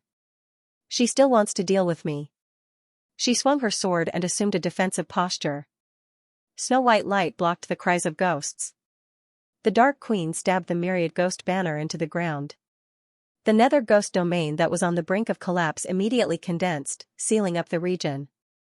A few ghost kings descended from above and surrounded Ming Fei. "Bitch, return my child's life." The Dark Queen's gloomy voice pierced through the cries of ghosts, like a golden thread on a white cloth, clear and deep. "Who knows how your child died? Moreover, I've always thought you liked dead ghosts." Ming Fei sneered.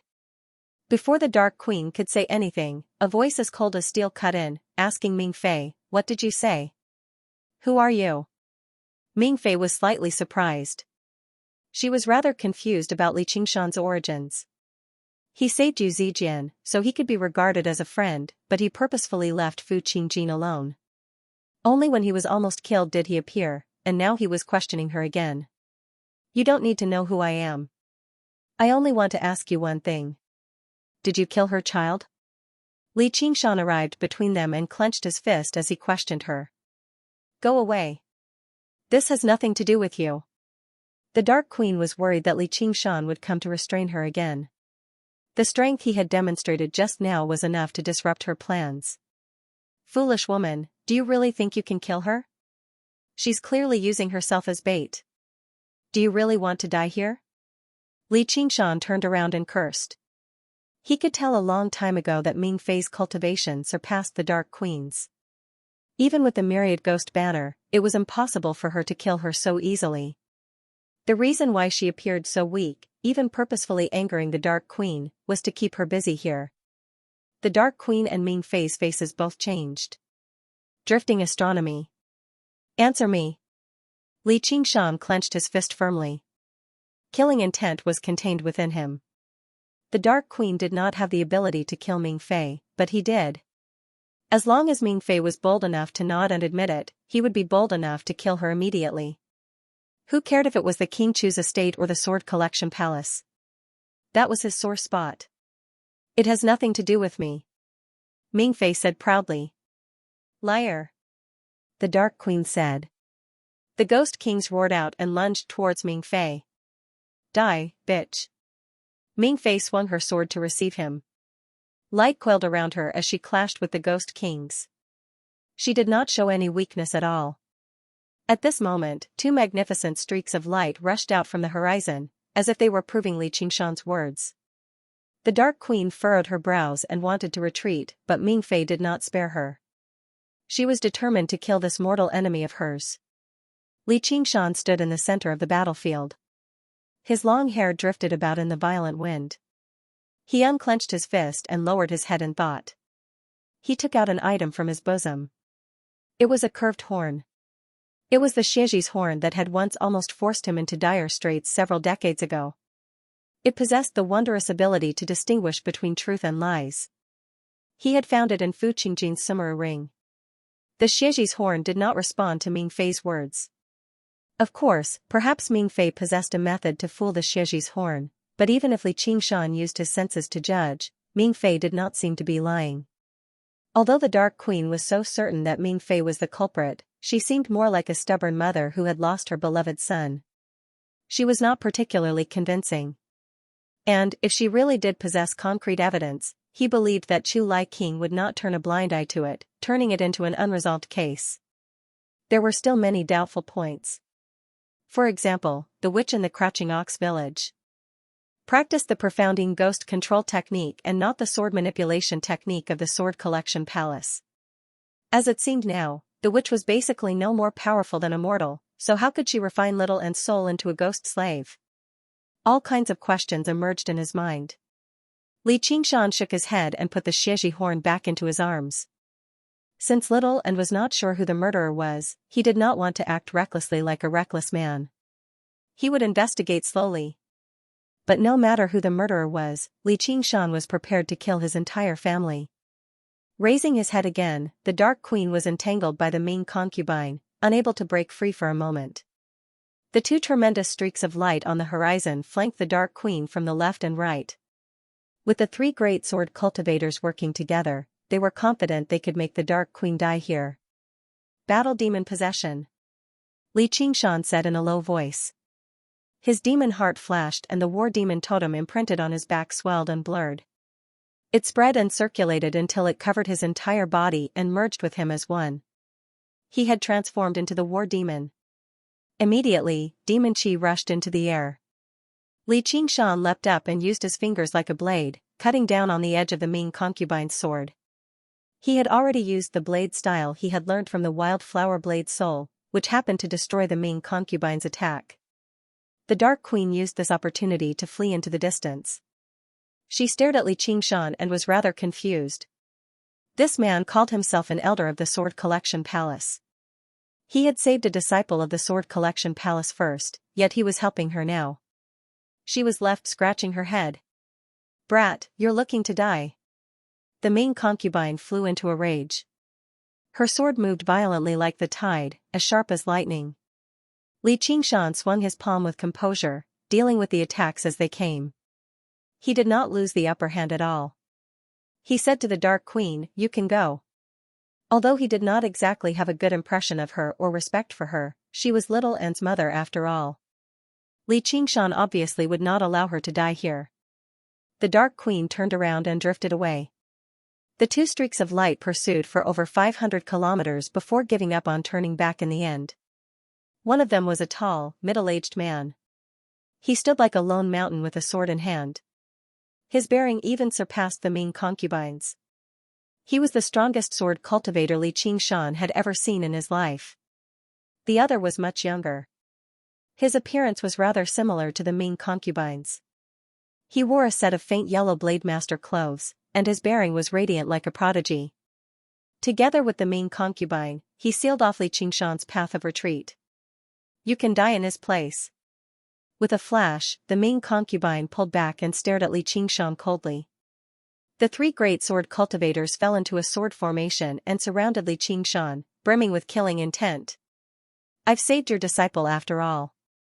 Do you really have to treat me like an enemy? Li Qingshan laid out his hands with a smile. In the current world, basically no one could force him into dire straits anymore. Even the Dragon King of the Sea was not confident about that. However, it seemed like he could not take advantage of the Sword Collection Palace anymore. You've come from the demon domain? The master of the Sword Collection Palace stared at Li Qingshan.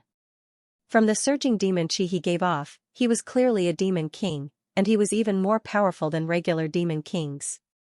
Unless the demon domain invaded on a large scale, demon kings would always remain in their demon caverns. They would never roam the world. No, I'm a disciple of Buddhism, as well as a guest elder of the Sword Collection Palace. Li Qingshan shrugged. Nonsense. The Ming concubine rebuked furiously. Being a disciple of Buddhism was already laughable enough. The Sword Collection Palace did not even have an elder like that. However, the master of the Sword Collection Palace thought of something. A gleam of light flashed through his eyes. You're Li Qingshan. It's rare for someone to know my name, said Li Qingshan. You're Li Qingshan. The young man was surprised. How do you prove it? Palace master, he really is Li Qingshan. He even saved us earlier. Yu Zijian brought the unconscious Fu Qingjin over. Zijian, don't come over. Ming concubine called out. Yes, but he has no ill intentions. First senior brother, hurry up and save senior brother Fu. Yu Zijian stopped and pleaded with the young man. Li Qingshan's heart skipped a beat. Another first senior brother, and he was the first senior brother of the Sword Collection Palace. Zijian, don't worry. Palace master, mother, Qingjin's life is more important. Ji Xuanri said. Not only was he the first senior brother of the Sword Collection Palace, but he was also the first prodigy among the younger generation of the Green Province to undergo the third heavenly tribulation. He was also the son of Chu Lai King and Ming concubine, the human crown prince of the Green Province. If nothing unexpected happened, he would become the next King Chu, a true prodigy. The Chan Monastery of Devanaga can actually accept a disciple like you? The master of the Sword Collection Palace waved his hand and produced a streak of light, shooting into Fu Qingjin's body and immediately forcing out the ghastly qi. The dauntless abbot said I possess a great Buddhist nature, said Li Qingshan. Just why have you come? I'm a guest elder of the Sword Collection Palace. The Sword Collection Palace still owes me a sword, said Li Qingshan. Since you're a guest elder, why are you helping the Umbraline sect? Asked the master of the Sword Collection Palace. What I hate the most in my life is bullying the weak and outnumbering the weak, so I couldn't help but stand up for the weak. As for the Umbraline sect or the Sword Collection Palace, I didn't really consider it. Oh. You're a demon king, so you do know what standing up for the weak is, said the master of the Sword Collection Palace. That's none of your business. If you don't do anything, I'll be leaving. Li Qingshan took off. Hold on. The master of the Sword Collection Palace blocked his way in a flash. Ming concubine and Ji Xuanri worked together, and the sword formation continued to seal up Li Qingshan, preventing him from taking another step forward. Do you really want to kill me? Li Qingshan asked. I'm a demon king. Li Qingshan was slightly surprised. Even if the master of the Sword Collection Palace wanted to kill him here, he would not find it so strange. After all, the power he used could not be tolerated by the righteous path. He might even be suspected of colluding with the demon domain, and he had even ruined Ming Fei's plans. If the master of the Sword Collection Palace did not fall out with him, then so be it, but he even allowed him to take a sword. Wasn't that a little too generous? Was there some scheme involved?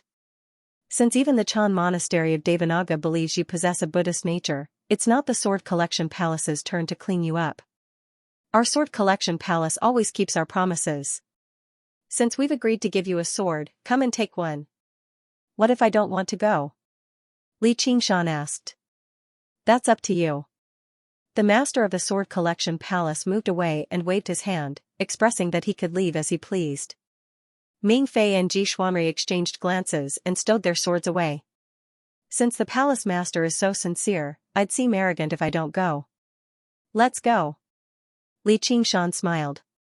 No matter what scheme was involved, he was confident he could destroy it with force. Even if it was a tiger's den, he would still venture into it. You really do have some courage, the master of the sword collection palace said. He had not seen the slightest hint of fear in Li Qingshan the entire time. Do you think the palace master will harm me? Li Qingshan said. They made their way north together.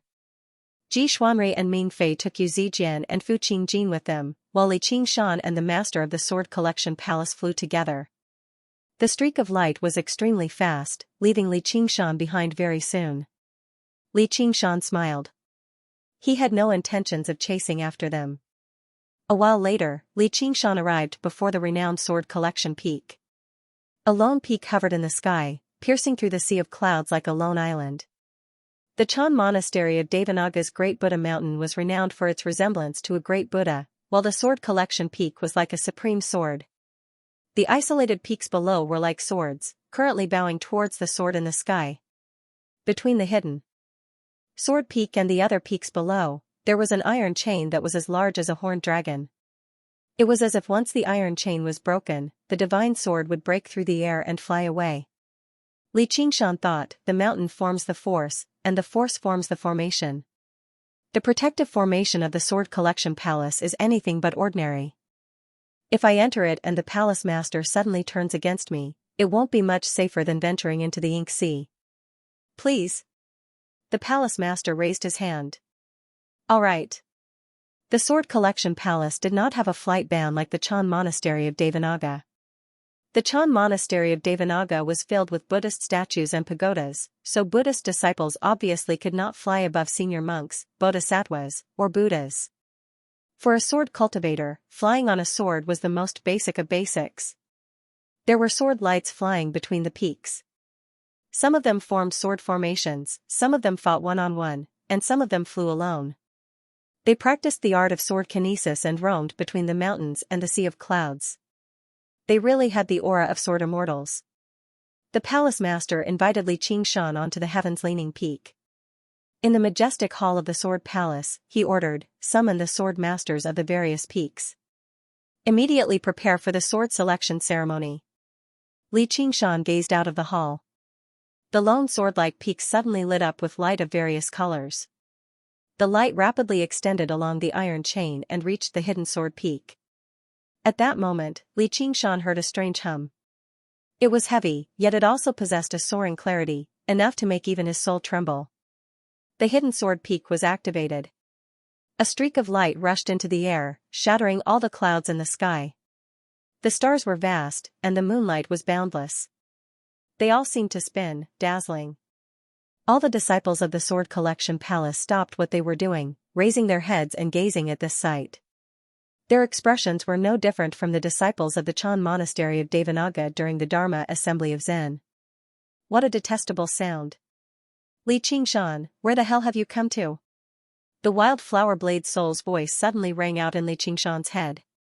In order to prevent the wild flower blade soul from rambling and drawing hatred to him, he had always placed the wild flower blade in the azure field. However, their minds were still connected. Just now, Li Qingshan withdrew his gaze and answered in surprise, "You sensed it? I hate swords the most." "Cut that damned sword in half," the wild flower blade soul ordered. "That's not a single sword." Li Qingshan glanced at the sword collection palace. There were many swords stuck in it. The wondrous sound probably came from all the swords ringing together. "Really? Then cut them all," the wild flower blade soul said impatiently. "Don't. I still have one in there." Li Qingshan was not that bored. "What? You want to use a sword? You're bold enough to use a sword." The wild flower blade soul suddenly lost his temper. Blade intent rushed into Li Qingshan's sea of consciousness, kicking up surging waves. "You've lost your mind." Li Qingshan suppressed it with the spirit turtle's method of sea suppression in a hurry. "You already have me.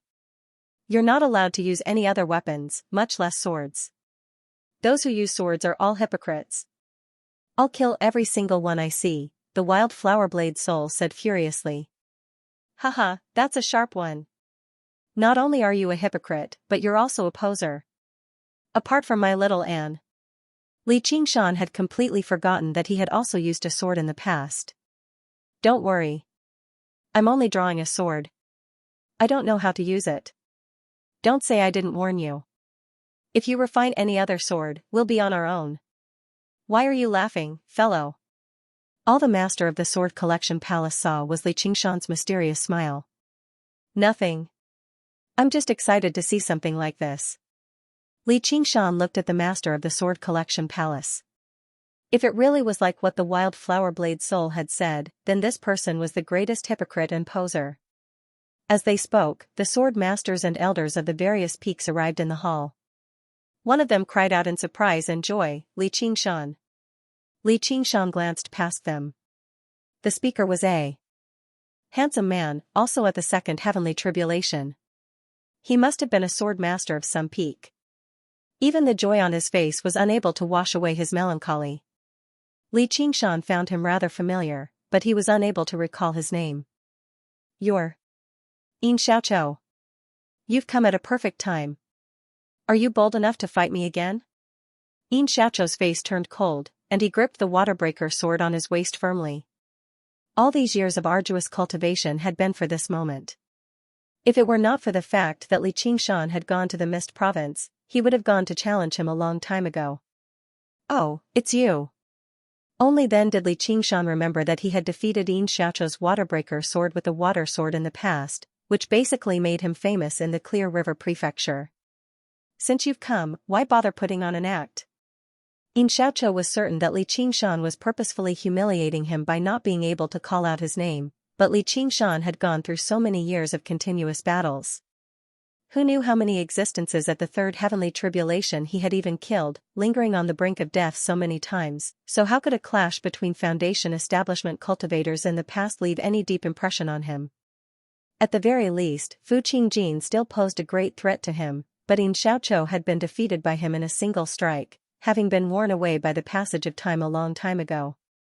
Putting on an act.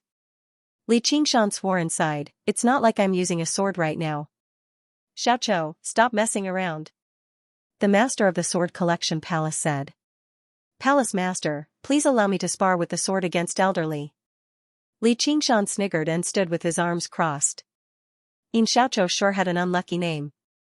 He always chose to challenge him when he was at his most powerful. It was impossible for him not to worry. His behavior only made the sword masters and elders of the sword collection palace even more furious.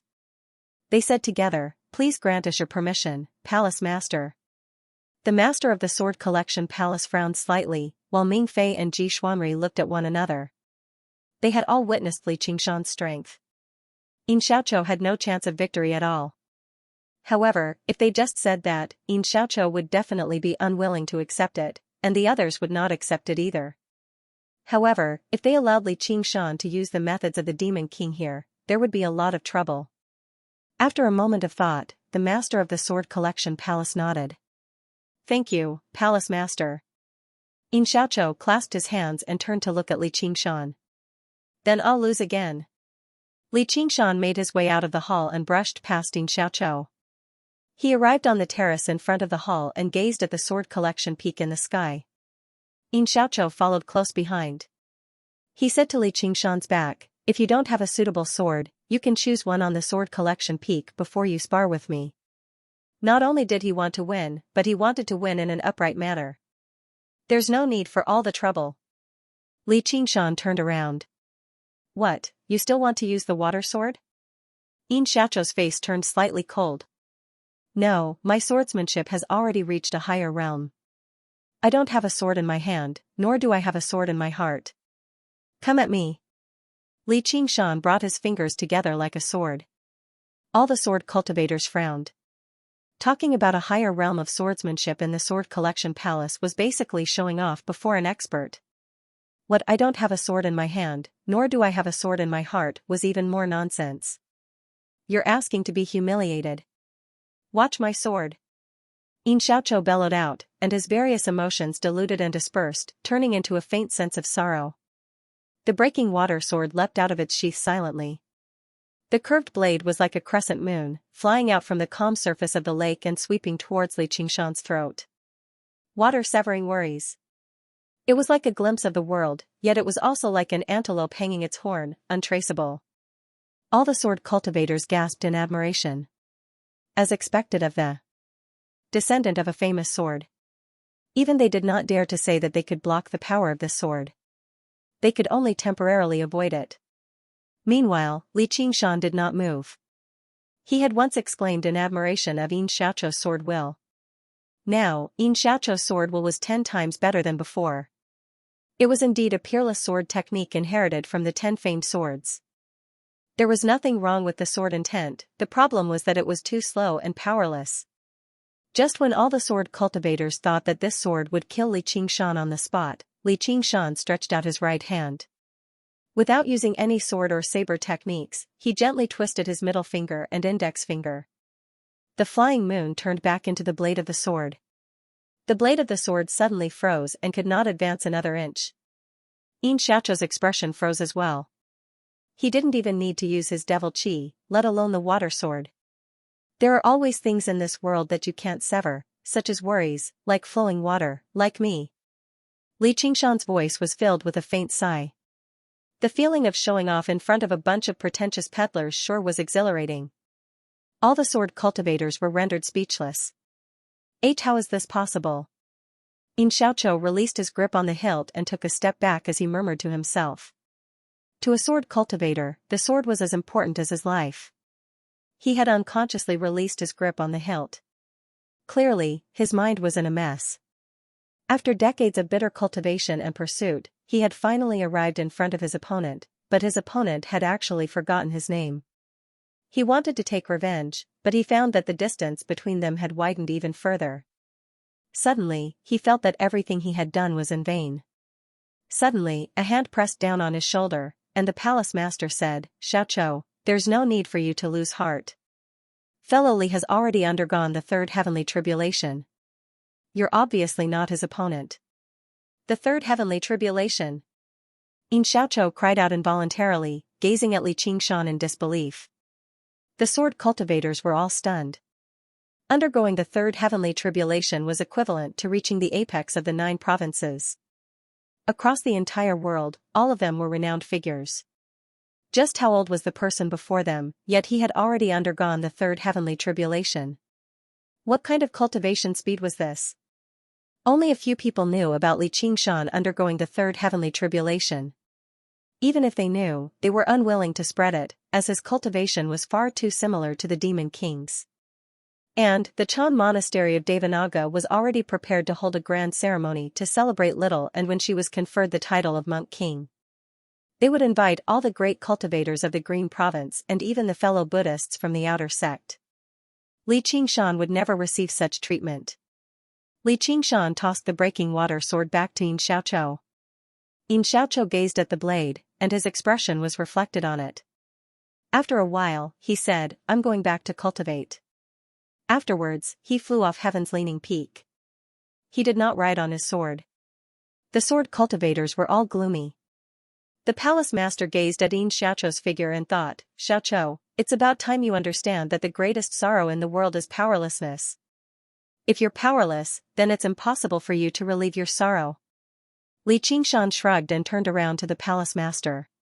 "Can I draw my sword now?" "Anytime, but since you're a guest elder of my sword collection palace, you must abide by the rules of my sword collection palace," said the palace master. "What rules?" "You can't use force to take it," said the palace master. "Then what should I use?" Li Qingshan answered with a question. "Heart." The sword selection ceremony is not just a person choosing a sword, but a sword choosing a person too, said the palace master. "Alright, I'll try my best." Li Qingshan did not think much of it. From the soaring dragon sword to the wildflower blade at the end of the road, not a single weapon had chosen him, obediently allowing him to use it. However, in the end, he still had to use it however he wanted.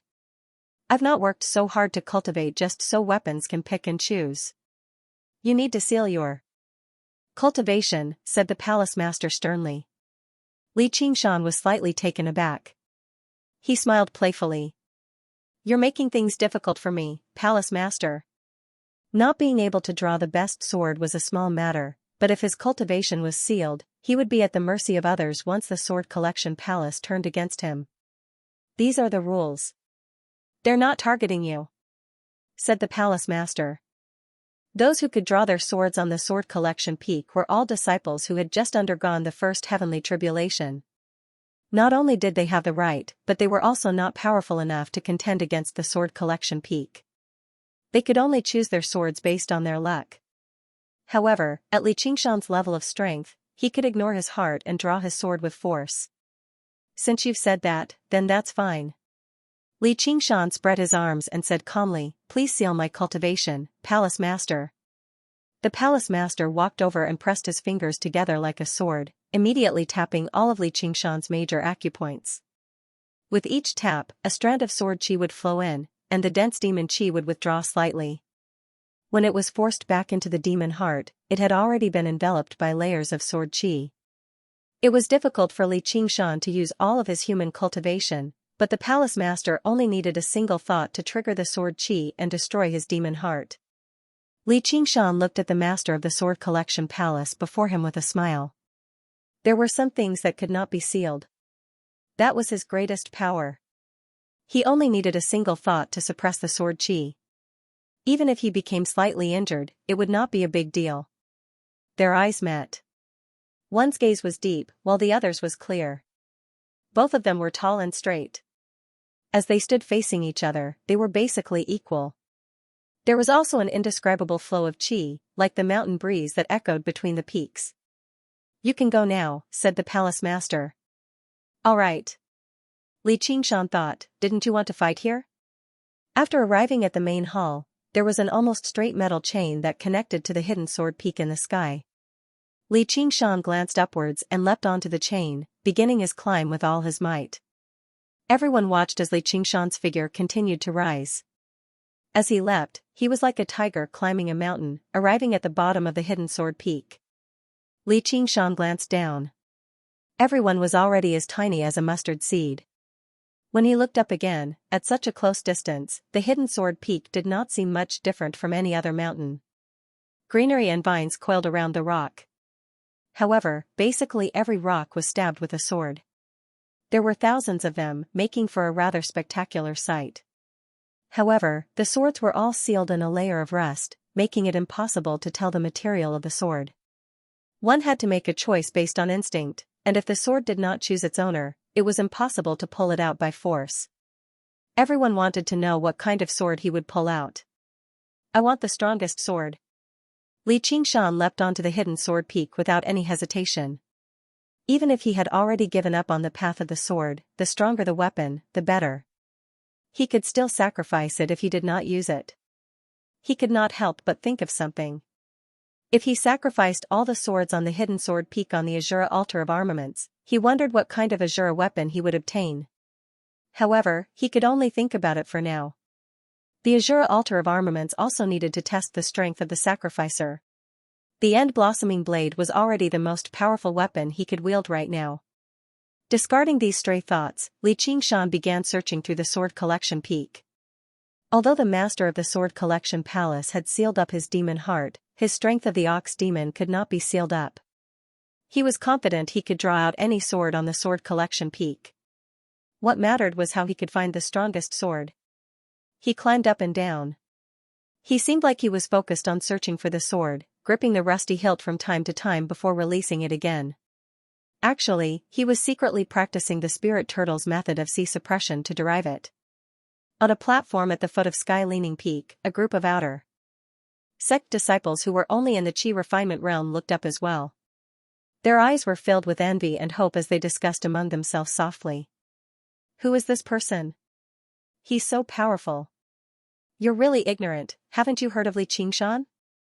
I heard he's not much older than us, yet he's already become a guest elder. He's even the White Hawk commander of the Hawkwolf Guard." Among the discussions, only a young man remained silent. His gaze remained locked onto Li Qingshan the entire time, without shifting at all. The outline of his bronze face was distinct. If someone looked closely, they would discover that he bore some resemblance to Li Qingshan. A short, chubby young man beside him smiled. Senior brother Xiaoyao, why were you looking at him so seriously? You're both surnamed Li, don't tell me you're relatives? How can that be? Li Xiaoyao withdrew his gaze and smiled. I do want a relative like that. Sigh, I'm the one who really wants a relative like that. It's enough for you to have Senior Uncle Hua's protection. In less than 2 years, you'll probably be able to undergo the heavenly tribulation and pull out a sword on the hidden sword peak. By then, you have to protect me. I can't protect you. Li Xiaoyao shook his head with a smile. He knew that this junior brother Tian was renowned for being straightforward, but he did not have any ulterior motives. As for the assistance that Hua Sengzan had provided him, there was no need to deny it. Otherwise, with his talent, it would have been impossible for him to reach the 10th layer at such a young age. Forget it, forget it. I knew you couldn't be relied on. I still have to rely on myself. Oh right, why haven't I seen Senior Uncle Hua recently? He seems to be in secluded cultivation. I heard that Senior Uncle Hua and Elderly are good friends. Do you think that's true? I'm not sure about that. You'll have to ask Senior Uncle Hua. Li Xiaoyao actually knew that a large part of the reason why Hua Sengzan treated him differently was because of the man on the hidden sword peak, his second uncle. Of course, he did not possess that kind of extraordinary talent after all. After so many years, he had not even undergone a single heavenly tribulation. However, he already felt like it was enough. This was the path of a swordsman that he wanted to walk. Even if he could not reach the apex, he wanted to walk down it step by step. He thought to himself, second uncle, even if you don't acknowledge me, I'll still treat you as my second uncle. Li Qingshan sensed something and glanced down. When he saw Li Xiaoyao, he naturally felt a connection of blood. He could not help but smile. The child from back then had already grown up. By now, he had already eliminated most of the swords on the hidden sword peak. They were all spiritual and arcane artifacts. Only 23 true treasured swords remained. Although they seemed rusty to regular people, no different from other swords at all, his eyes shone brightly. He could not help but sigh inside. The heritage of the Sword Collection Palace sure runs deep. I wonder where they gathered so many treasured swords from. If you include the treasured swords that are currently in use, there'll be several dozen of them. The South Sea Sword Pavilion is also a large sect of sword cultivators, but they basically want to cry when they see the hidden sword peak. However, what came next would be rather difficult. 2 or 3 of the 10 renowned swords of the Sword Collection Palace seemed to have yet to appear, which was his target. However, how was he supposed to find those 2 or 3 renowned swords out of the 23?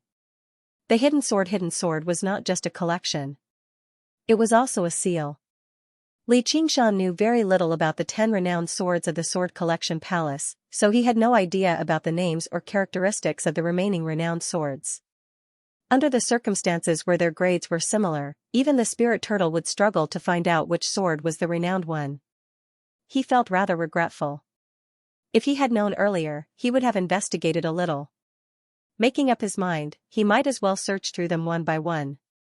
He seems to have separated the grades of the swords. Ming Fei said to the palace master with a frown. It's fine. That's his ability. The palace master was not particularly worried about the fact that Li Qingshan was about to take away a treasured sword, or even a renowned sword, from the Sword Collection Palace. That's true. Ming Fei sneered. The soaring dragon sword seems to be stuck here. Li Qingshan discovered a hole in a piece of green rock. It happened to match the shape of the soaring dragon sword. When he gazed into the depths of the hole, it was like a black eye staring back at him, but at a closer glance, there was nothing out of the ordinary. Li Qingshan shook his head. Was he imagining things? In the end, he eliminated another 6 or 7 swords. He really could not distinguish the remaining ones, so he just let it go. Whatever. They're all treasured swords anyway. It's not like I'm going to use them, so I'll just randomly pick one. It flickered extremely quickly, like a spark. If Li Qingshan had not been so focused on finding the sword, he probably would have missed it as well. He was surprised and doubtful. What's going on? Is the palace master purposefully luring me into drawing a weaker treasured sword? He could not be blamed for being so suspicious. Ever since he first set foot on the path of cultivation, the Sword Collection Palace had never been friendly to him. Even now, they were still vaguely hostile. However, upon further thought, such petty actions did not seem like the palace master's style. Although it was only a short confrontation, he always had a sharp sense of his enemies. If the palace master doesn't want me to draw the sword, why did he send me? Or does he want to kill me on the Sword Collection Peak, but there doesn't seem to be a need for that. Whatever. It's a treasured sword after all. I'll just take it. Li Qingshan flew up and grabbed the hilt. Originally, he thought he would have to use the strength of the ox demon to draw the sword, but he never thought that he would only need to use a little force to draw the sword as easily as drawing it from its sheath. With a gentle shake, the rust that covered the sword fell off. The blade was as thin as a cicada's wing, almost transparent. Bright moonlight suddenly twisted and gathered on the blade, seeping into it bit by bit. Only then did the blade gradually fill up. There was a crescent on the hilt as well. Li Qingshan raised the sword and faced the yellow moon in the sky, forming a full moon. It's soul reversal. Ji Xuanri's expression changed. He subconsciously tightened his grip on Soul Destroyer. There was a scorching sun on the hilt. Soul Reversal and Soul Destroyer both belonged to the 10 renowned swords. Although the two swords were not yin and yang like the Green Ruins and Violet Firmament, they still possessed the laws of yin and yang. It was said that they had been forged at the same time. They were a pair of twins, and they had a mysterious connection with each other. Don't tell me the renowned swords really do possess a spirit? Li Qingshan was surprised. Even though he had not refined it, he had tested the sword's power. Just the presence of the sword alone was enough to tell that regular treasured swords could not compare to it. It was definitely a renowned sword. His feelings were rather mixed. Originally, he wanted to cheat, but in the end, the correct answer directly jumped out. He could not help but feel regret, joy, and some disbelief. Moreover, he could feel that this famed sword did not resist him at all. He could probably refine it with a little more effort. It's probably because my charm is too great. When this sword sees me, it's like a young girl in love seeing her Mr. Right. It immediately wants to sleep with me. Amidst the exclamations of the crowd, Li Qingshan grabbed the soul-transforming sword and leaped down from Hidden Sword Peak. Boom! Li Qingshan bent his body slightly and landed in front of the hall, smashing a deep pit on the ground. Li Qingshan straightened up and said to the Palace Master, you can release me now, right? That's impossible. You're not a sword cultivator. How could you have obtained the recognition of the soul-shifting sword? You must have used some trick. An elder angrily rebuked Li Qingshan. Yes, his cultivation was obviously sealed, but he was able to jump down from the Hidden Sword Peak without any injuries. There must be something wrong with this. Palace Master, please capture this man and investigate him in detail. A swordmaster also expressed his doubts. Even if it was the body-tempering arts of the school of the military, he would probably still be injured when his cultivation was completely sealed up. For a moment, the crowd was in a frenzy. They all wanted to take back the soul-transforming sword and chase Li Qingshan off the mountain. They could not be blamed for being so excited. The 10 famed swords held far too great a significance to the Sword Collection Palace. Even the elders and swordmasters could not obtain a single one, yet an outsider had suddenly taken them away. It was like their own son had been abducted. They struggled to accept it. Not to mention the fact that this outsider had always shown some respect to the Sword Collection Palace. Even when he faced the Palace Master, he stood on equal footing. How could they accept this? Shut up. The Palace Master said sternly. The heaven-leaning peak immediately fell silent. The Palace Master said, Li Qingshan is not an outsider. Instead, he's a guest elder of our Sword Collection Palace. There's nothing wrong with him taking the swords from Hidden Sword Peak by abiding by our rules. Since he chose the soul-transforming sword, it's also the soul-transforming sword that chose him. It's all the will of the heavens. Now that the Palace Master had spoken, no matter how unwilling the swordmasters and elders were, they could only accept this outcome. Li Qingshan listened on silently. He just felt that it was rather unnatural, but he was unable to put his finger on what it was. After much thought, he came to a conclusion, which was that everything had gone a little too smoothly today. He had already grown accustomed to danger, so he was rather unaccustomed to obtaining a famed sword so easily. Moreover, the palace master was far too kind to him. If it was anyone else, then so be it, but the palace master had personally witnessed him transform into a demon. Was he not afraid that his demon chi would contaminate the famed sword? The palace master clasped his hands at Xianxia. Congratulations. Now that you've obtained the soul-transforming sword, you'll definitely achieve great things in this era. Thank you for your auspicious words, said Xianxia. Then, the palace master said, you can slowly comprehend the ultimate path of the sword contained within the sword. However, in order to make better use of the soul-transforming sword, you're free to practice the various sword cultivation techniques of our sword collection palace, including the sword scripture of heaven and earth. Palace master, you mustn't. Liqing elderly is only a guest elder. The sword scripture of heaven and earth is a secret of our sword collection palace that cannot be passed on to outsiders. According to the rules, it cannot be passed on to a guest elder, the elder who had just rebuked Xianxia angrily said immediately. Of course not. However, elderly has already undergone the third heavenly tribulation, so you can be promoted to an honored elder. You'll have the right to read the sword scripture of heaven and earth. There was an upper minister in the king's mansion, and there was also an upper minister in the sect. The full name of the upper minister elder was the Grand Guest Elder.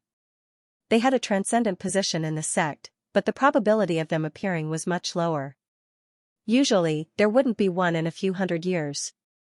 This was because great cultivators were far too rare. Great talent and tremendous amounts of resources were often indispensable. With talent like that, they would obviously be recruited by the various large sections. There was no need for them to become some guest elder, and the resources that a guest elder could receive would never be as great as a disciple of a sect. As a result, the term honored elder had basically been forgotten by everyone, yet the palace master brought it up again. The elder who was extremely displeased with Xianxia immediately reddened. Once Xianxia became an honored elder, even he would have to bow to him. Just when he was about to stop him, the palace master glanced at him, and all the voices of opposition were immediately silenced. A few of them seemed to be in thought. Elderly, what do you think? The palace master then asked Xianxia. He seemed extremely amiable. I'm obviously happy that the palace master is so fond of me. I'll definitely use this sword well. No matter how he looked at it, the palace master was trying to rope him in. However, Xianxia just felt that something was off, so he asked, Palace Master, you don't have any ill intentions towards me, do you? Definitely not. Before he had even finished speaking, the Xiaoji's horn in Xianxia's bosom suddenly lit up. The light shone through his clothes, appearing extremely eye-catching in the night. Xianxia and the palace master looked at each other silently. The atmosphere suddenly became rather awkward. Xianxia decided to say something to break the awkward atmosphere. He took out the Xiaoji's horn. This? It was so silent that one could hear a pin drop.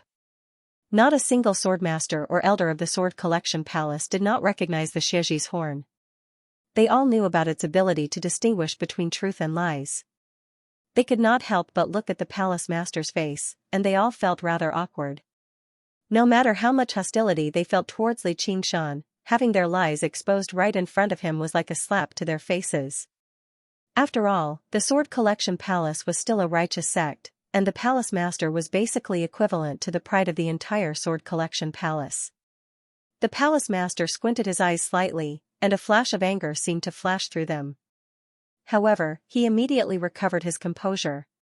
This Xiaoji's horn belongs to my sword collection palace. Why is it in your hands? I borrowed it for a while. The corner of Xianxia's lips twitched as he held back his laughter. His stomach was already rolling with laughter. Even if the palace master would directly turn against him, he could not care less. Can you return it to me?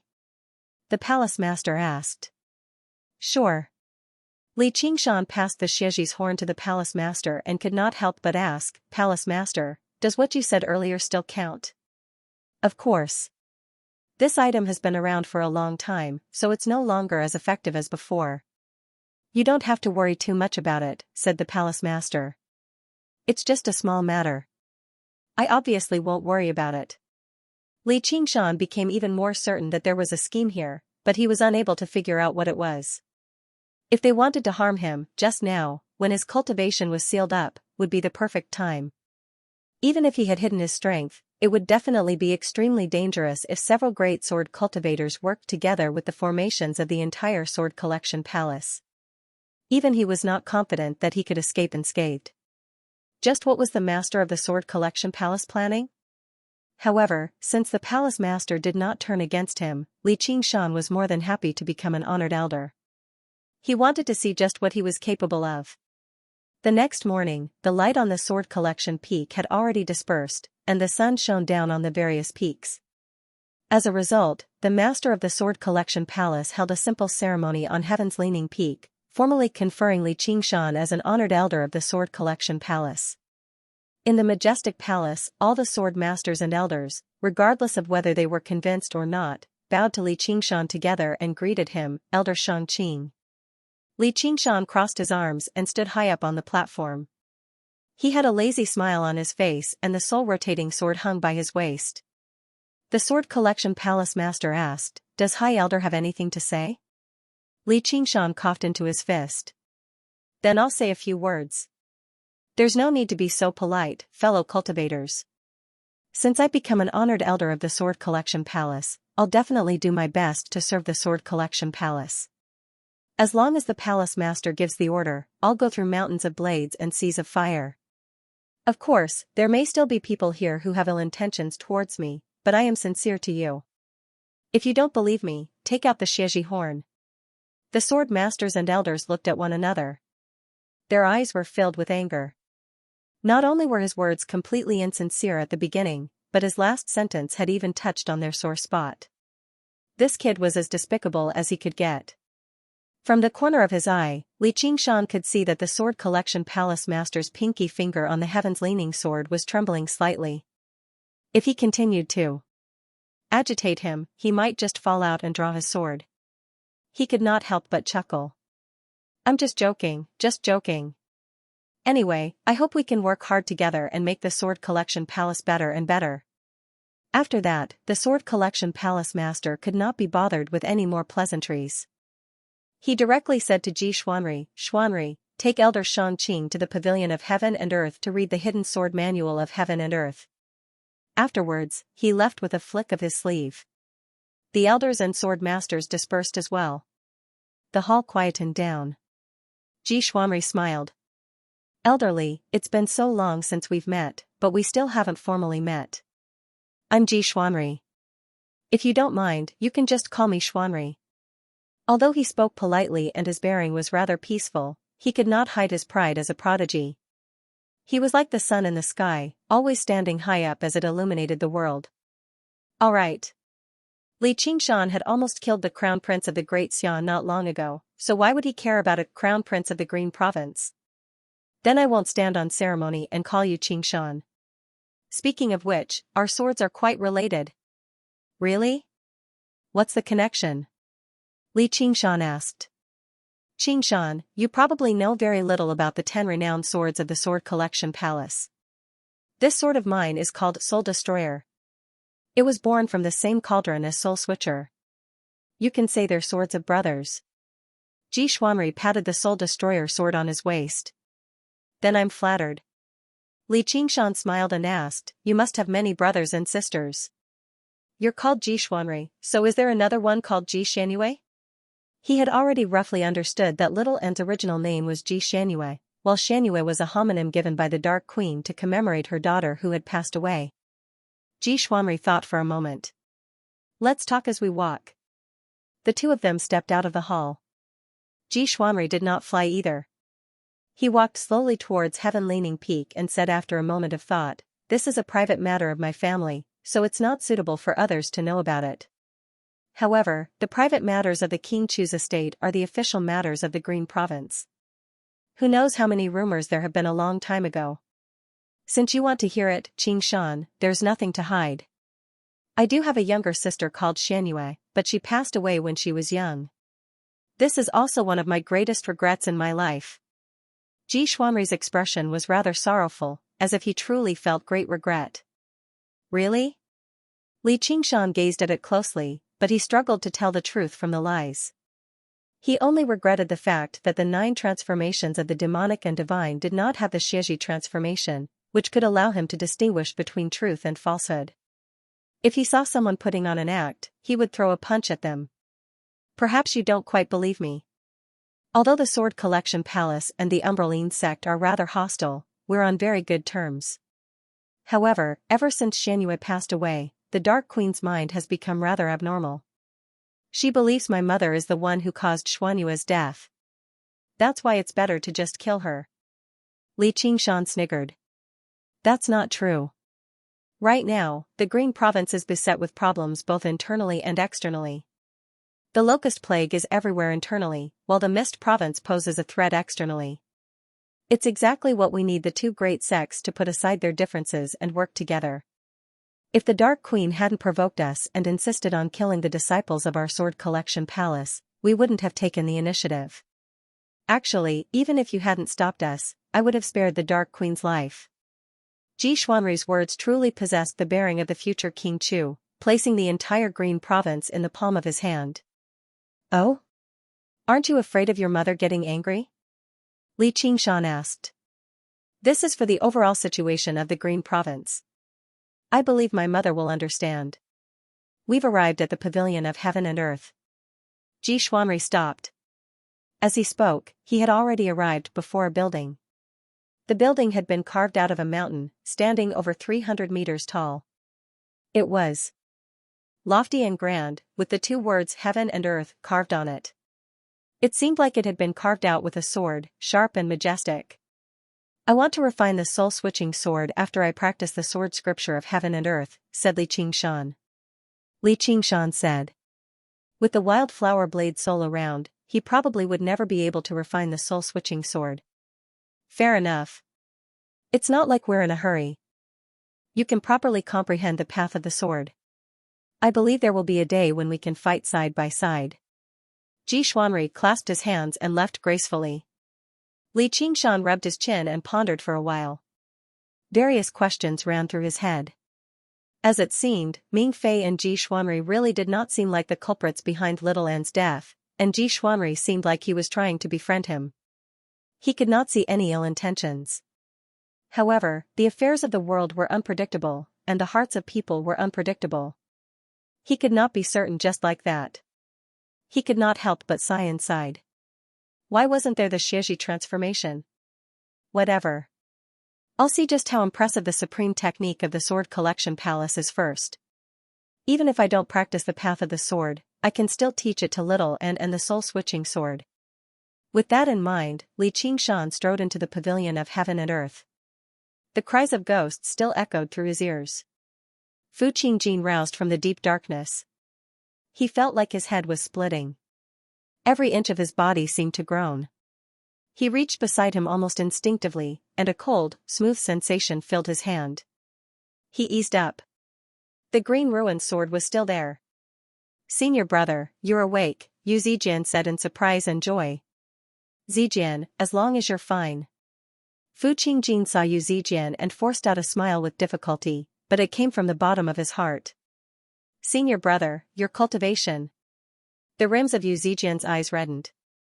Fu Qingjin closed his eyes and inspected himself. Only then did he discover that his cultivation had basically been destroyed. Even his soul was heavily injured. It was even possible that he could never recover. If a regular cultivator encountered something like this, they would probably go mad. It's fine. I can slowly train my cultivation back. As long as I'm still alive, there's still a chance. Oh right, who saved me? Fu Qingjin opened his eyes and only smiled bitterly. When the green ruined sword broke, the mental blow he suffered was far greater than right now, but he still managed to endure it. Since everything would return to dust, then his cultivation was not worth paying special attention to. Yu Zijian explained what had happened and became apologetic. Li Qingshan had the ability to save Fu Qingjin. Although she understood the grudge between the 2 men and couldn't blame Li Qingshan for his choice, she still felt sorry for Fu Qingjin. I see. A lot of things happened last night. I really have to thank you, Elder Xianxia, said Fu Qingjin. You don't blame him? Yu Zijian asked in surprise. Didn't he save you? At the very least, he saved my life.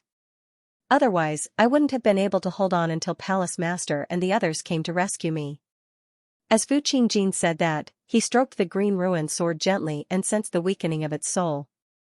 He sighed slightly inside. It was not just him who had been struck by the shockwaves from the myriad ghost banner at such a close distance. Even the green ruined sword had been damaged. His expression changed as he suddenly felt something strange. Senior brother, what's wrong? Yu Zijian asked sharply. Nothing. Fu Qingjin shook his head. He sent his soul sense into the green ruined sword, but he gradually frowned. Suddenly, warm sunlight flooded into the room. Ji Xuanri walked in. He seemed like he was basking in the morning sunlight, which gave people a sense of closeness. He said gently, Qingjin, are you feeling better? First senior brother, you've come. Yu Zijian stood up. She was extremely respectful towards this first senior brother of hers. Senior brother Xuanri, I'm slightly unwell. Please forgive me for my rudeness. Fu Qingjin lay on the bed and clasped his hands with a smile. I don't have to worry now that you're behaving like this. The sword can break, but not the heart. Don't worry. Even if I have to give up everything, I'll help you recover your cultivation. Take these pills for now. Gee. Xuanri patted Fu Qingjin's shoulder and took out many bottles. They were all the best pills and medicines in the world, not just from the Sword Collection Palace but also from Ji Xuanri's personal savings. Thank you, first senior brother. Yu Zijian felt her heart warm up. To her, this kind of love was exactly the charm of the Sword Collection Palace, and the first senior brother before her had played a huge part in it. Swords were emotionless, but people had feelings. Fu Qingjin nodded, but he was unable to open his sumeru ring. Yu Zijian stowed the pills away for him in a hurry. Fu Qingjin suddenly said, Senior brother, I want to go out for a walk. Right now? Ji Xuanri was surprised. My body is like a ruin. I can use this opportunity to comprehend the green ruined sword intent. My cultivation has advanced drastically since I was injured last time. No, it's too dangerous, said Ji Xuanri. It's fine. With Zijian protecting me, the Dark Queen probably won't come again. How can this path of the Sword of Slaughter not be dangerous at all? Fu Qingjin was extremely feeble, but his gaze was extremely determined. All right then. After a moment of thought, Ji Xuanri still ended up agreeing to it. He left behind another stack of talismans. But let's talk about it after you've recovered. I won't disturb your recovery. When Ji Xuanri stepped out, his eyes narrowed slightly. He turned around and gave Fu Qingjin and Yu Zijian another gentle smile before flying off on his sword. Fu Qingjin watched Ji Xuanri's figure vanish. Beside him, Yu Zijian sighed in praise, first senior brother really is a good person. Yeah. Fu Qingjin nodded. Before tonight, that was what he believed as well. To his junior brothers and sisters, Ji Xuanri was like an elder brother. However, he began to hesitate now. Was everything really like how it seemed on the surface? Senior brother, when do we set off? Yu Zijian asked. Right now, said Fu Qingjin. So soon? Yu Zijian was surprised. Don't miss out on a good time. Can Zijian protect me? Fu Qingjin smiled. Yes. Yu Zijian's eyes shone brightly. Fu Qingjin looked at the woman before him with a smile. She had grown stronger and stronger, and her thoughts had matured and sharpened. However, there seemed to be some things that had not changed at all. He glanced at the violet cloud sword on her back and thought to himself, I will protect you too, even if it costs me my life. Let's go. Yu Zijian took out a delicate, white paper boat. With a gentle toss, the paper boat became the size of a regular boat, hovering in the air. Yu Zijian carefully carried Fu Qingjin onto the boat. This must be the engineering techniques of the School of Moism. Where did you get them from? Fu Qingjin asked curiously. A friend from the Clear River Prefecture gave it to me. It must be fun, right? Lie down, senior brother. I'm going to set sail. Yu Zijin sat on the front of the boat. The boat drifted down from the top of the mountain, pushed away by the mountain wind. On the Heaven's Reliance Peak, Ji Xuanri watched this from above. He waved his hand with a smile. Only when the boat left the Sword Collection Palace did his smile gradually vanish. He said without even looking back, "Mother, Qingjin seems to have sensed something. If they've sensed something, then so be it. They can't change the overall situation." Ming Fei leaned against a pillar and stood in the shadows. "If it weren't for Li Qingshan, would you really spare that bitch?" The moment Li Qingshan stepped into the Heaven and Earth Palace, the scene in front of him twisted and changed. What he saw was not a majestic palace, but a whole world. Under the blue sky and white clouds, above the thick earth and mountains, there were birds and beasts, flowers and birds, fish and insects, everything was prepared. Li Qingshan stood in front of a clear stream. The gentle breeze rustled the verdant grass, and the stream gurgled. Under the illumination of the sunlight, it shimmered with clear light. A few red carp swam about in it, making it seem full of life. Li Qingshan's heart moved. He squatted down and broke off a blade of grass. The moment the grass was broken, the grass suddenly turned into an extremely thin sword light, shooting toward Li Qingshan's brow. It was like a sword chi released by a peerless swordsman. "Interesting." Li Qingshan smiled. He blew at it, and the streak of light deflected. However, his action of uprooting the grass seemed to affect the entire world. The grass grew madly, turning into endless sword chi that surged towards Li Qingshan. It was filled with endless, profound sword intent. Li Qingshan leaped lightly into the air. The red carps in the stream suddenly jumped out of the water, turning into a red sword light, swimming toward him. It was full of agility and change, and it was a new sword will. Li Qingshan waved his sleeves to deflect the sword chi. In an instant, the stream, grass, trees, flowers, birds, fish, and insects all came to life, turning into a myriad of purple and red sword chi, containing a myriad of sword wills. Even the drizzle falling from the sky and the breeze in the air also turned into sword chi. Some were continuous, some were agile, some were heavy, and some were heavy. There were no words to describe them all. It was as if he had entered a world of swords. Everything in the world could be a sword, and they all contained profound sword wills. "Do you want to fight me here?" Li Qingshan's demonic chi surged, forcing away the layers of sword chi. "Damn it, what is this place?" Frenzied Flower Saber Soul let out an angry roar. "I want to know too." "Be quiet, we might need you later." Li Qingshan relaxed his shoulders. Clearly, this was not just a place to learn swordsmanship. Perhaps this was a trap that the palace master had laid down for him, a manifestation of the malice. However, he did not sense any life-threatening danger so far. Wanting to kill him with this level of ambush was just a pipe dream. Then, he saw that even the drifting white clouds in the sky and the continuous mountain range in the distance were transforming into boundless sword chi. One was faintly discernible, while the other was vigorous and heavy. "Interesting, the war demon has appeared." Li Qingshan roared. Demonic chi soared into the sky, surging and condensing into a malevolent war demon. With a wave of his right arm, a huge blade appeared in his hand, and he began to brandish it. The surging saber chi tore apart the sword chi that filled the sky. It cut through the mountains, cut through the clouds, and caused the weather to change. "You use a saber?" A surprised voice came from the sky.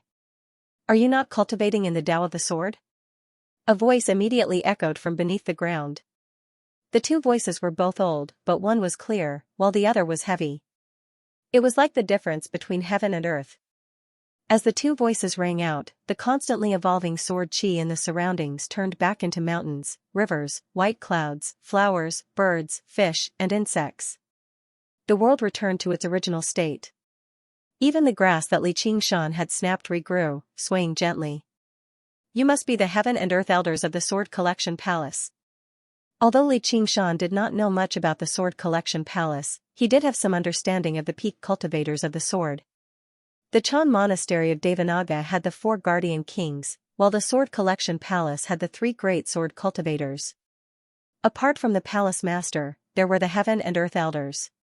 The Heaven and Earth Elders did not seem to have any killing intent. Was this not a trap the palace master had laid down? Kid, since you know our names, why don't you tell us your names? Elder Earth said. I'm Li Qingshan, a newly promoted honored elder of the Sword Collection Palace. Li Qingshan clasped his hands before lowering them again. Speaking of which, don't tell me you really don't know? He refused to believe the palace master had not told them. So what if we know? So what if we don't know? Elder Earth said. So what? What is this place? Li Qingshan asked. The Pavilion of Heaven and Earth, Elder Earth said. The Heaven and Earth Sword Realm, Elder Earth said. Then may I ask, where can I see the sword scripture of Heaven and Earth? Li Qingshan asked. Everything you see is the sword scripture of Heaven and Earth. However, how many sword forms you can comprehend will depend on your ability to comprehend, Elder Earth said. Since you use a blade, it'll be pointless even if you come here, Elder Earth said. Then I better leave. Li Qingshan said. Hold on. Since you've come, you might as well comprehend it. Since you're able to draw the soul-transforming sword, it means you have a fate with swords. The path of the sword is so extensive and profound that it's not something that blade techniques can compare to. Li Qingshan thought, if I tell the wildflower sword soul that, he'll probably jump out and kill you two old pretentious fakers immediately. Compared to some nonsense like he had a fate with swords, he trusted his own feelings more. However, to his surprise, the two elders of Heaven and Earth were actually very eager for an outsider like him to comprehend the supreme secret technique of the Sword Collection Palace. Li Qingshan thought, what the hell is the palace master trying to do? It seems like he's clearly trying to rope me in through various means, but where is his malice? The sword scripture of Heaven and Earth really is quite wondrous. It's worth comprehending. It'll definitely be of great help to Little Anne's path of the sword. As a result, he said, since you're so sincere, I'll comprehend it. The two elders of Heaven and Earth were momentarily speechless. They were rendered speechless by his shameless words. Oh right, may I ask how many sword forms there are in the sword scripture of Heaven and Earth? Li Qingshan asked. I don't know. No one has managed to comprehend all of the sword forms, said Elder Heaven. There's no need for you to be greedy. As long as you can comprehend half of the sword forms, you'll be able to rule the world with your sword, said Elder Earth. Then may I ask how many sword forms the two of you have comprehended?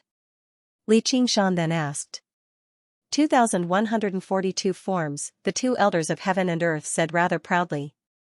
They spent most of their time in secluded cultivation in the Heaven and Earth Hall, so they knew better than anyone just how profound the sword scripture of Heaven and Earth was. The fact that it was so difficult to comprehend and derive it to the limit was the most attractive aspect of the sword scripture of Heaven and Earth. Li Qingshan suddenly laughed aloud. Kid, what are you laughing at? Elder Earth asked. I'm laughing at the lack of talent in the Sword Collection Palace. Li Qingshan shook his head. How dare you? How dare you? The two elders of Heaven and Earth were furious. Otherwise, why can't you even learn a single sword form? Li Qingshan would not let go of any opportunity to mock the pretentious prick. Arrogant and ignorant swordsman, how would you know how profound the sword scripture of Heaven and Earth is? There's no point in talking anymore. We'd like to see how many sword forms you can comprehend. Li Qingshan closed his eyes slowly, and his mind calmed down. There were no longer any ripples. In terms of comprehension, he had never believed he was particularly powerful. When he first saw the cursive sword calligraphy, he was completely unable to understand it. Instead, it was Little Anne who had comprehended a sword style and passed it on to him. However, through his observations just now, he discovered that comprehending the sword scripture of Heaven and Earth did not actually require comprehension, but deduction. The two often seemed similar, but they were actually fundamentally different. Comprehension was a flash of inspiration when an apple fell on your head, while deduction was a large number of calculations, eliminations, and experiments. Although the final objective was to obtain a correct answer, the abilities they required were actually different. The Banyan Tree King had comprehended the laws of the world through the Mist Province Cauldron because of his tremendous branching to derive them, not some sort of comprehension. No one could comprehend all the sword forms in the Sword of Heaven and Earth, but it was not because the Sword Collection Palace was lacking in people. In the past 10,000 years, there had been so many astounding figures, so how could there not be someone with extraordinary comprehension? Little N's comprehension could be described as supreme, but it had not reached an unprecedented level. Instead, it was because the complexity of the sword scripture of heaven and earth had surpassed the limits of what a single person could derive. When it came to deduction, Xianxia was filled with confidence. This was exactly what the spirit turtle was best at. He silently practiced the spirit turtle's method of suppression, and his mind reflected the entire sword of heaven and earth. Afterwards, he began to derive it. Xianxia raised his hand, and a strand of gentle wind was grasped in his palm. Sword scripture of heaven and earth, first form. The sword of heaven and earth that had just settled down began to surge again, but this time, it was with Xianxia at the center. Xianxia raised his arm gently, and a gentle wind stirred in his palm. It was gentle at times, swift at other times, constantly changing. The second form, the third form, the fourth form. Xianxia began to dance around, and the entire sword of heaven and earth danced with him. The grass grew, the stream gurgled, the carp swam, and the pebbles were silent. Every posture and every scenery possessed a sword form. In a short while, Xianxia had deduced 538 styles. The heaven and earth elders were dumbfounded. They had spent more than a year to understand so many sword forms, but an heretic who was not even a sword cultivator had deduced them in an instant. It was beyond their imagination. Elder Tian said, "Junior brother, you don't have to be too surprised. His cultivation is already at the third heavenly tribulation, which is a realm higher than ours at that time. His divine sense is many times faster, so it's only natural that he'll be able to comprehend these simple sword forms very quickly.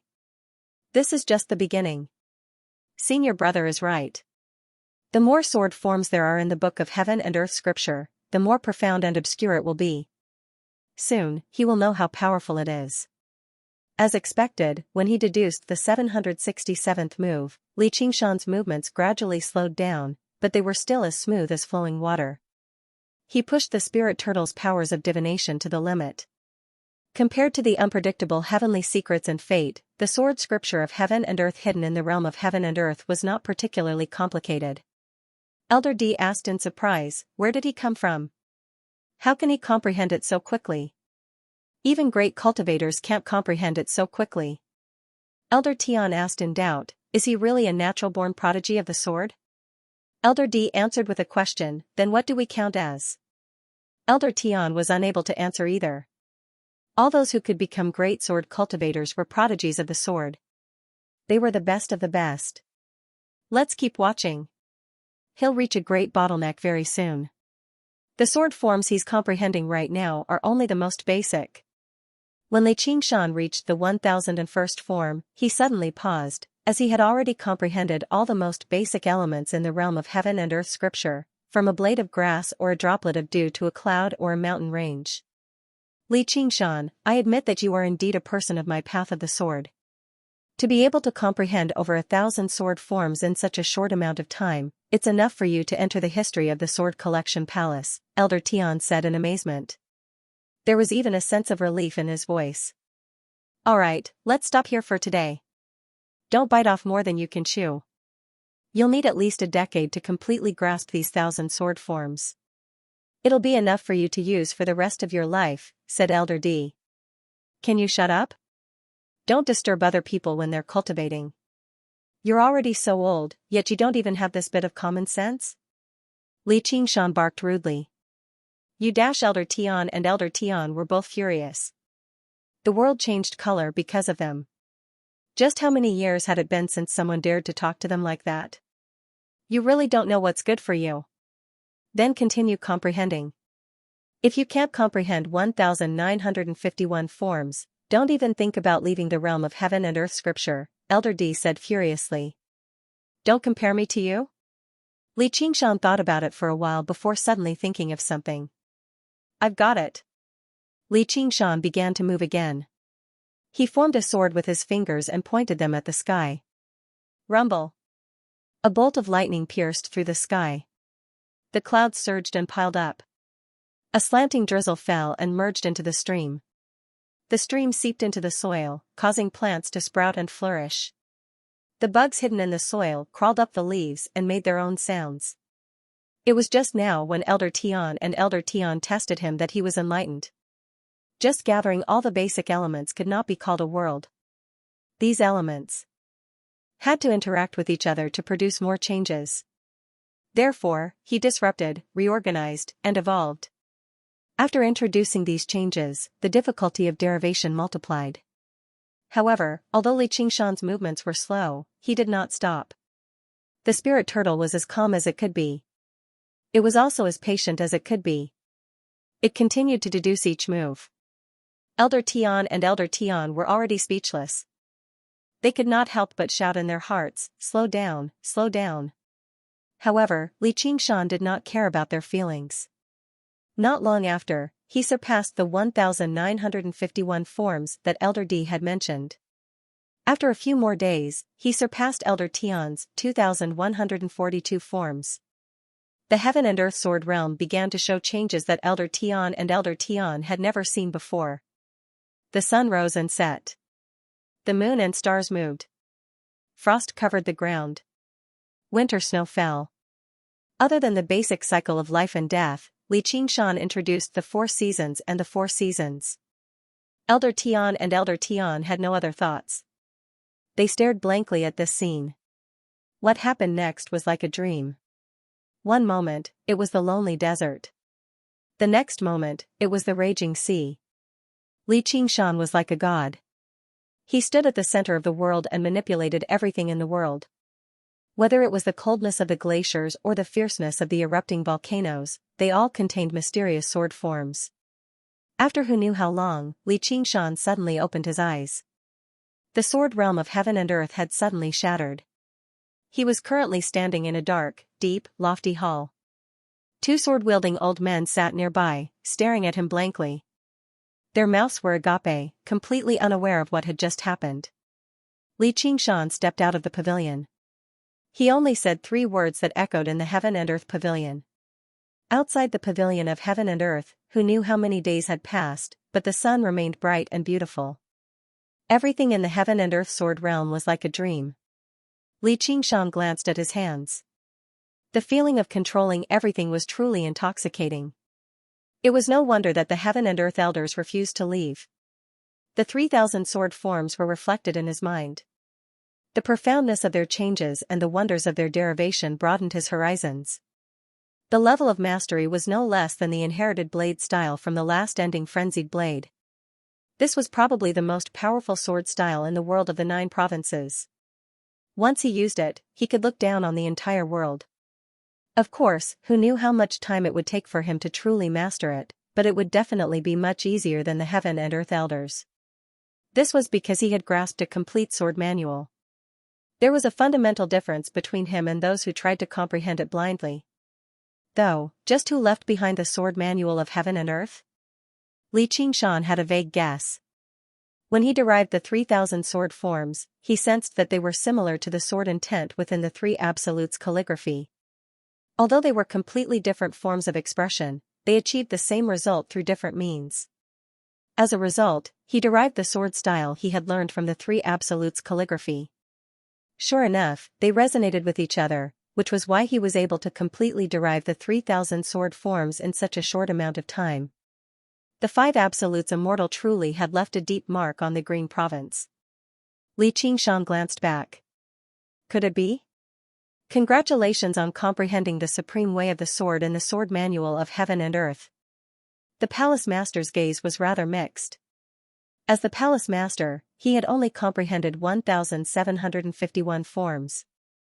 Behind him, Ming Fei and Ji Xuanrui's expressions changed constantly. They were both surprised and annoyed, as well as in some disbelief. It doesn't seem too difficult. Have the 3 of you been waiting for me here? Xianxia was very confused.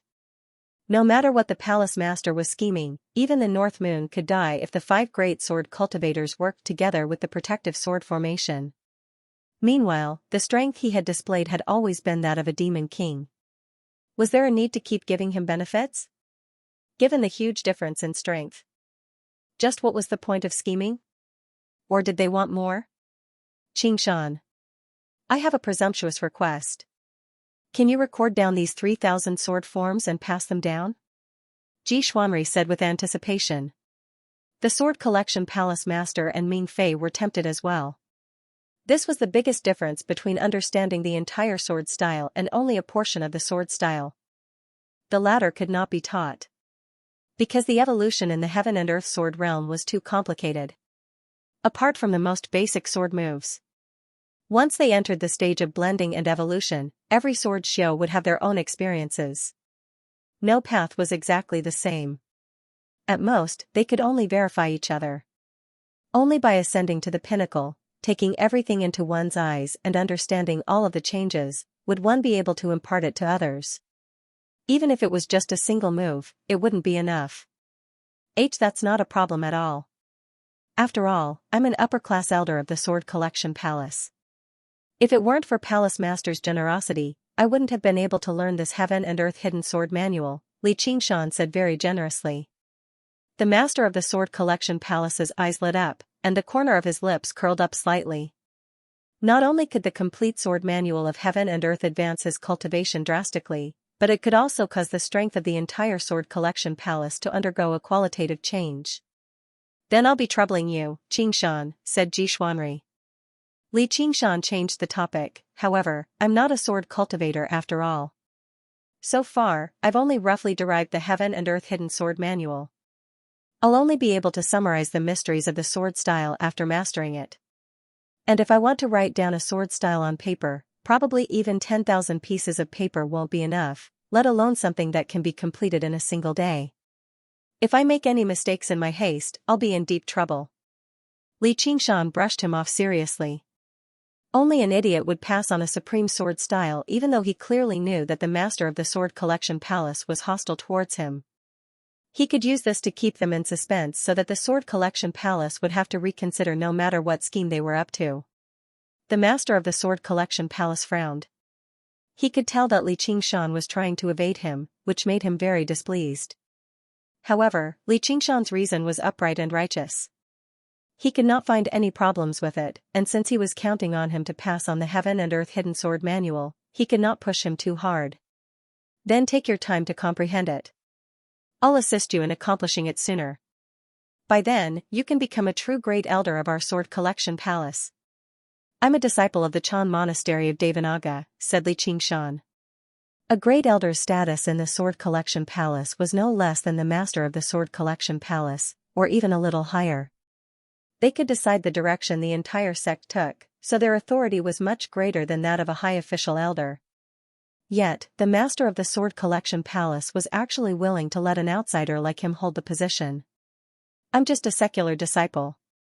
I believe our Sword Collection Palace is more tolerant than the Chan Monastery of Devanaga, the Master of the Sword Collection Palace said meaningfully. Alright, I believe that day will come. Li Qingshan smiled and sighed. The 3,000 swords sure was charming. It was rather dim in the tall, lofty pavilion. Dust drifted through the air.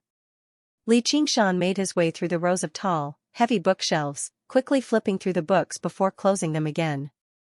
He picked up jade slips one by one before placing them down again.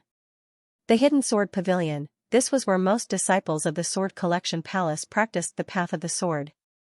It was the foundation of the Sword Collection Palace. Only sword masters and elders who had undergone the second heavenly tribulation had the right to enter the pavilion of heaven and earth. Many disciples of the Sword Collection Palace would never be able to set foot in their entire lives. After deriving the 3,000 swords forms, Li Qingshan was truly tempted to pick up the path of the sword again. The sword scripture of heaven and earth was just too powerful, but the wildflower blade spirit refused to let him refine the soul-switching sword no matter what. All Li Qingshan could do was give up. After all, while the soul-switching sword was a renowned sword, it still could not compare to the terminal wildflower blade. The latter could be regarded as a renowned blade in the Azura realm. But no matter what, the sword scripture of heaven and earth was still worth comprehending, even if it was just for passing it on to little Anne. However, the Hidden Sword Pavilion possessed the most complete system of sword cultivation. With his ability to deduce it, it would not take him too much time. Li Qingshan made his way around another row of bookshelves and suddenly saw a familiar figure standing against the light at the end of the corridor. It was a handsome man, smiling at him. Qingzan. Li Qingshan said. Qingshan, long time no see. Or perhaps I should call you Elder Shangqing. Hua Sengzan walked over with a sword on his back, which added some elegance to his bearing. You've undergone the second heavenly tribulation as well. You really are the greatest genius of the Clear River Prefecture after all. Li Qingshan patted his shoulder with a smile. Stop teasing me. What kind of genius am I compared to you? It's all thanks to the sword on my back that I possess my current cultivation. It might not be on par with your soul-switching sword, but it's still a rare treasured sword. Hua Sengzan explained, but he never mentioned the sword's name. Suddenly, he asked, oh right, you still haven't refined the soul-switching sword, right? Not yet. I want to refine the soul-switching sword after I achieve a minor accomplishment in the way of the sword. What, is there a problem? Li Qingshan grabbed the hilt of the soul-switching sword. The ice-cold feeling seeped into his palm, which was extremely comfortable. He was almost convinced that he might actually be fated with the soul-switching sword. Hua Sengzan said, it's fine. This works too. With your strength, it doesn't matter if you have this sword or not anyway. Junior Hua, you're here too. Ji Xuanri's voice suddenly rang out. He stepped into the gloomy hidden sword pavilion with a warm smile on his face. First senior brother. Hua Sengzan lowered his head and bowed. His hand trembled slightly in his sleeve. You can be considered old friends now. If it weren't for something, I'd definitely treat you to a drink. Ji Xuanri nodded towards Hua Sengzan and said to Li Qingshan, Qingshan, do you know? Know what? Li Qingshan asked. I just received news that the One-Will Master has already been conferred the position of Monk King. The Chan Monastery of Devanaga is holding a grand ceremony on Great Buddha Mountain, inviting cultivators from all over the Green Province. I've been invited as well. Ji Xuanri walked over and glanced at Hua Sengzan seemingly unintentionally. Hua Sengzan's trembling hand instead calmed down. So fast. Li Qingshan was surprised. He understood that this was probably not just to celebrate for little Anne, or they would never have been in such a hurry. They were probably using this as an excuse to discuss how to deal with the soaring Locust King, just in case they alerted the enemy. You've spent quite a lot of time in the Pavilion of Heaven and Earth, so it looks like you already knew. I remember you're partners with the One-Will Monk King, right? Even I can't help but admire your cultivation speed, Ji Xuanri smiled. You're too kind. When do you plan on setting off? Li Qingshan asked. Probably today. Do you want to come with me? Ji Xuanri asked. Nah, you can go first. I want to stay here for a while longer. The Hidden Sword Pavilion is extensive and profound. Also, I want to catch up with Qingzan. Li Qingshan looked at Hua Sengzan beside him. Alright, then you can read the sword technique here first. Oh right, junior brother Hua, make a trip to Heavenly Peak. The palace master has some instructions for the sword masters and elders of the various peaks before he leaves, Ji Xuanri said. Yes, senior. Hua Sengzan accepted the order and walked out of the pavilion. At the moment when he was about to step out of Hidden Sword Court, she turned around and smiled, Qingshan, don't forge a sword. The sunlight shone on his face at an angle. It was half dark and half bright, outlining the outline of his handsome face. It was full of ease and joy. Ji Xuanri's pupils shrank. The warm smile froze on his face. Why? Li Qingshan asked. I don't think you're suited for the sword Dao. Why don't you try using a blade instead? Hua Sengzan said. Let's go get a drink together. Li Qingshan walked up and placed his hand on Hua Sengzan's shoulder. Let's wait for tonight. It's been so many years. I want to have a good chat with you too. Hua Sengzan waved his hand with a smile and stepped out into the bright sunlight. Just when Li Qingshan was about to chase after him, Ji Xuanri blocked his way and shook his head with a smile. Junior brother Hua is smarter than most people. It's just that you like to act on your own sometimes. Really? Or is there something wrong with this soul-switching sword? With a clang, Li Qingshan drew the soul-switching sword and pointed it at Ji Xuanri's throat. I heard that Li Qingshan is a person who distinguishes between gratitude and grudges. Our Hidden Sword Palace has been very kind to you. Not only did we make you an upper-class elder, but we even allowed you to comprehend the hidden sword of heaven and earth. Is this how you repay us? Ji Xuanri questioned. I distinguish between gratitude and grudges. Li Qingshan sneered, that's right. I distinguish between gratitude and grudges. If someone shows me a drop of kindness, I'll obviously return the favor. I can be a good upper-class elder of the Hidden Sword Palace, and I can help you write the hidden sword of heaven and earth. Even refining the soul-switching sword won't be a problem. However, no matter what you're scheming, I'd advise you to stop while it's still early. I'm not the enemy you want. You should believe that I want a friend, not an enemy. As for whether you're willing to write the sword manual or refine the soul-switching sword, it's all up to you. I won't force you. Ji Xuanri gently brushed away the blade. Li Qingshan sheathed his sword. This was the Sword Collection Palace. He could engage in a great battle without any qualms, but he had to consider Hua Sengzan's safety. Hua Sengzan had clearly taken an extremely great risk to warn him. Once they fell out, there would be no turning back. Ji Xuanri bowed gracefully and excused himself. Li Qingshan sank into his thoughts for a while. He gripped the soul-switching sword and drew out another blade. It was as thin as a cicada's wing, glistening with moonlight. Is this sword where the Sword Collection Palace's scheme lies? Whatever, no matter what, I have to ensure Hua Sengzan's safety first. Li Qingshan thought. Just when he was about to leave the Hidden Sword Pavilion and catch up to Hua Sengzan, there was a flash of light before him, which converged into a wall. Streaks of light shot out from the various peaks, gathering on the Hidden Sword Peak in the sky. A streak of light shot down from the peak, enveloping the Hidden Sword Pavilion and sealing Li Qingshan within. Li Qingshan raised an eyebrow. You don't know what's good for you. A while later, there was a great rumble, and the streak of light from the Hidden Sword Peak twisted and shattered. The Hidden Sword Pavilion that had stood for several millennia was reduced to countless splinters that scattered in all directions. Li Qingshan stood in the ruins with his ends blossoming blade before him. He looked around, but there was no ambush like he had imagined. The surroundings were peaceful. Only the thousands of pages drifted through the air like snow. He raised his head and glanced at the Hidden Sword Peak. Clearly, the protective sword formation had not unleashed its full power. What is the Sword Collection Palace trying to do? Is it just to trap me here for a while? Li Qingshan expanded his soul sense and scanned the surroundings, but he failed to find Hua Sengzan's presence. Below Heaven's leaning peak, light flickered as sword qi crisscrossed. Li Xiaoyao was currently focused, circulating his true qi to power the sword in his hand as he practiced the sword seriously with his seniors and juniors.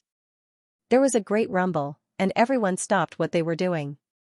They looked in the direction of the Hidden Sword Pavilion.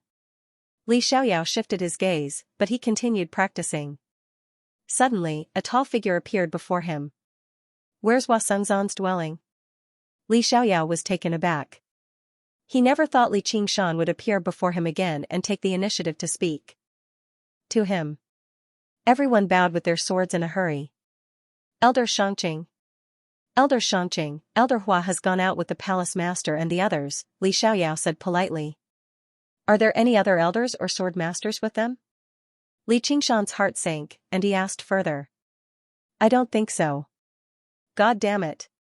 Li Qingshan cursed. Against the soaring locust king, only great cultivators could interfere.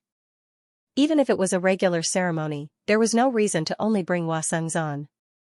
Elder Xianxia, is there something wrong? Li Xiaoyao could not help but ask. In the past few years, Hua Sengzan had taken great care of him, so he obviously cared. Which peak is Yu Zijian on?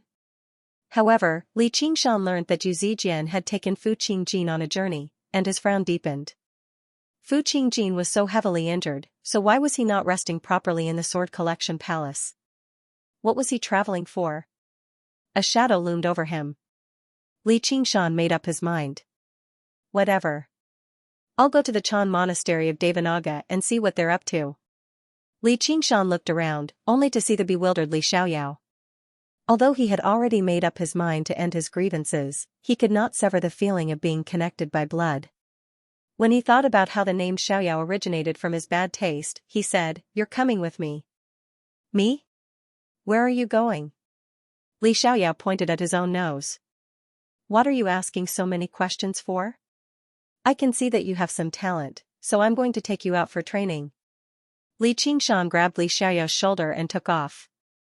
The guardian sword formation no longer stopped him, vanishing into the horizon in the blink of an eye.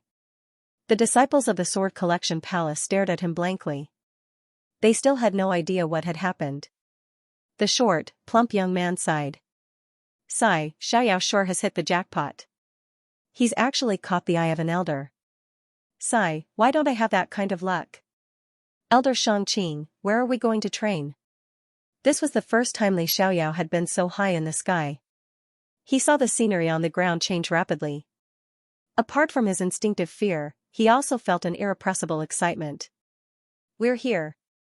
Li Qingshan turned around and descended rapidly. Li Xiaoyao first felt the world spin around him before the entire ground slammed into him. He could not help but pale in fright as his heart seemed like it was about to leap out of his throat. With a thump, Li Qingshan landed on the ground, kicking up a cloud of dust. Li Xiaoyao collapsed on the ground, still feeling like the world was spinning around him.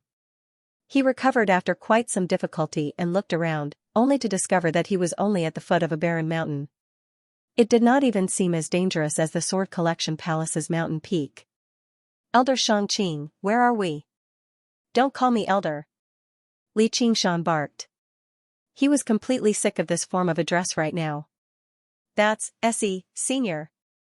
Li Xiaoyao shuddered inside. His legs became rather weak. It was even more terrifying than flying through the sky. What are you afraid of? Am I going to eat you? Li Qingshan said in displeasure, but he had forgotten that he was currently furious. The ruthlessness of a demon king or demon king could really scare people to death if he accidentally leaked it. If Li Xiaoyao didn't believe that this second uncle wouldn't hurt him, he would have turned around and fled. He clenched his teeth. His voice trembled as he said, No. No. Li Qingshan sighed in his heart, you know who I am to you. Keeping a distance from me isn't a bad thing for you. You will naturally understand in the future. Anyway. The Sword Collection Palace was not a good place. Don't go back. Ah. Li Xiaoyao cried out. He had always wanted to be a swordsman, so he had only managed to enter the Sword Collection Palace after much difficulty. After decades of perseverance, he was about to reach the hidden sword peak and pull out the sword, but he was told not to go back. It was as if he was about to lose his life. Before he could say anything to defend himself, a large hand pressed down like a dark cloud, grabbing his head. Count yourself lucky. Originally, even if you had another 1,000 years, you still might not be able to see or touch this heaven and earth contained sword manual.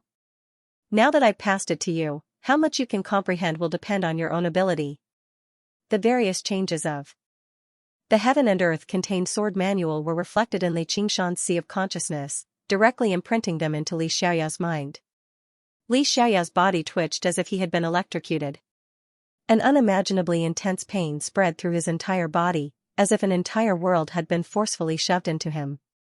His body and soul had expanded by hundreds or thousands of times, and his head felt like it was about to explode.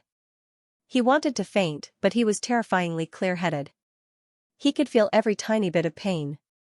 In reality, if it were not for Li Qingshan's suppression with the spirit turtle, he really would have exploded and died. As for whether Li Xiaoyao would directly lose his mind or not, that was not within Li Qingshan's consideration. Such a great fortuitous encounter had fallen into his lap out of nowhere. If he could not even endure this bit of suffering, then he could go die. It hurts. Let me die. Li Xiaoyao wailed inside. He really did want to die. Suddenly, he felt a gentle breeze brush past his face, like a person about to die of thirst in the desert who had encountered a drop of dew. Even if it was not enough to save his life, it was enough to comfort him greatly. He tried to concentrate his mind on it, and in a daze, he saw the flow of sword qi. His mind shuddered. Even though he had no talent or ability to comprehend, this was the sword he loved the most. It was like a rainbow refracted from a drop of dew. It contained endless, profound changes, which gradually drew his mind over, allowing him to endure the pain. The first form of the sword manual of heaven and earth. He used the 3,000 sword forms one by one. Li Qingshan used an absolutely brutal method to directly imprint the sword manual of heaven and earth into Li Xiaoyao's mind. Li Xiaoyao felt like 10,000 years had passed, but the sun remained high in the sky. It had only shifted slightly. Li Qingshan loosened his grip, and Li Xiaoyao immediately collapsed on the ground like a puppet whose strings had been cut. Before he completely fainted, he heard Li Qingshan's deep voice, "You've got some patience. You haven't let down the name Li Xiaoyao. Don't forget what I said. Stay away from the Sword Collection Palace." "Yes, second uncle," Li Xiaoyao murmured in reply. Li Qingshan smiled before immediately withdrawing his smile. He raised his head and gazed in the direction of Great Buddha Mountain. He had a feeling that the ceremony for the coronation of king this time would not be peaceful. Of course, every time he returned to Great Buddha Mountain, he would always run into something, but just what was waiting for him this time? The Chan Monastery of Devanaga. Because it was a holy land of Buddhism, it was not decorated with lanterns or banners. Instead, it had only been carefully cleaned up. However, the faces of the monks and disciples were brimming with joy. Ever since the soaring locust king had escaped from the demon suppression hall, the entire Great Buddha Mountain seemed to be enveloped by dark clouds.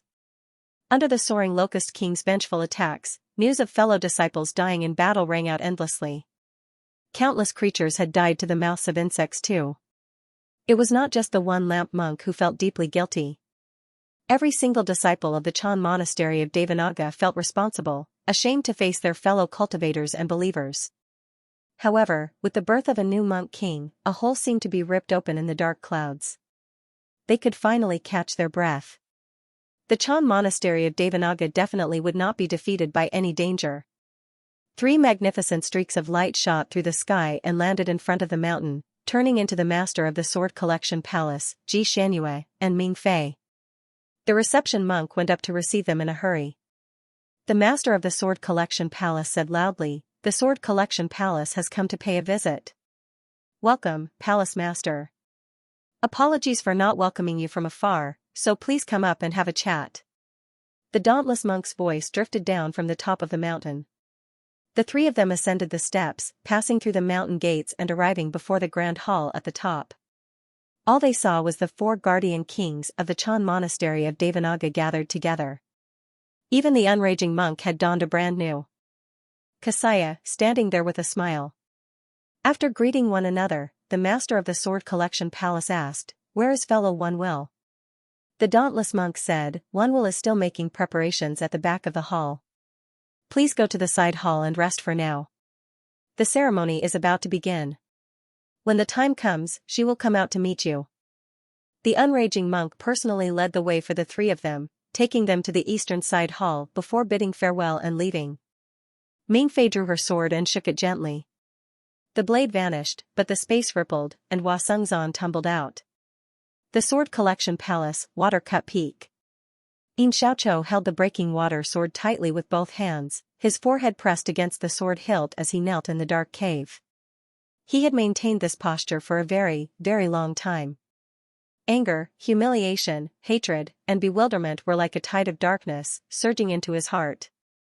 "I'm a prodigy of the sword, the successor of a renowned sword, the star of hope of the Sword Collection Palace. I'll become a great sword cultivator one day, and I might even become the palace master of the Sword Collection Palace. But why? Why did I lose?" Furthermore, he had lost so miserably, losing face in front of so many of his fellow disciples. Palace Master clearly knows that person has already undergone 3 heavenly tribulations. "Why didn't you tell me? Why did you want me to go and suffer such humiliation?" He seemed to be asking himself, but also seemed to be asking the broken water sword. Since a long, long time ago, the 2 had become one, with the heart as the sword, and the sword as the heart. "Because you're too weak." A voice suddenly rang out. The broken water sword trembled slightly.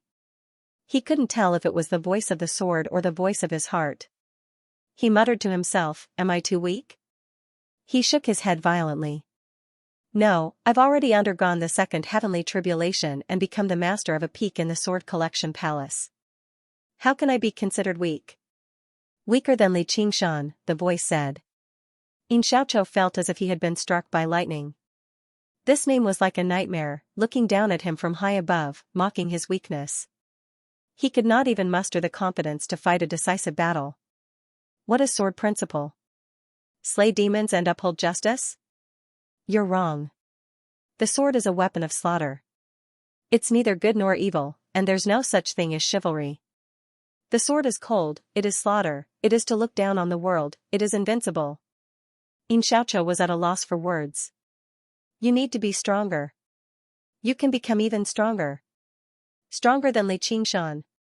The voice roared, and the trembling of the breaking water sword became louder and louder, turning into a strange tone. I want to be stronger, I can still be stronger. Stronger than Xianxia. Xiaoqiao's eyes lit up, cold and fierce.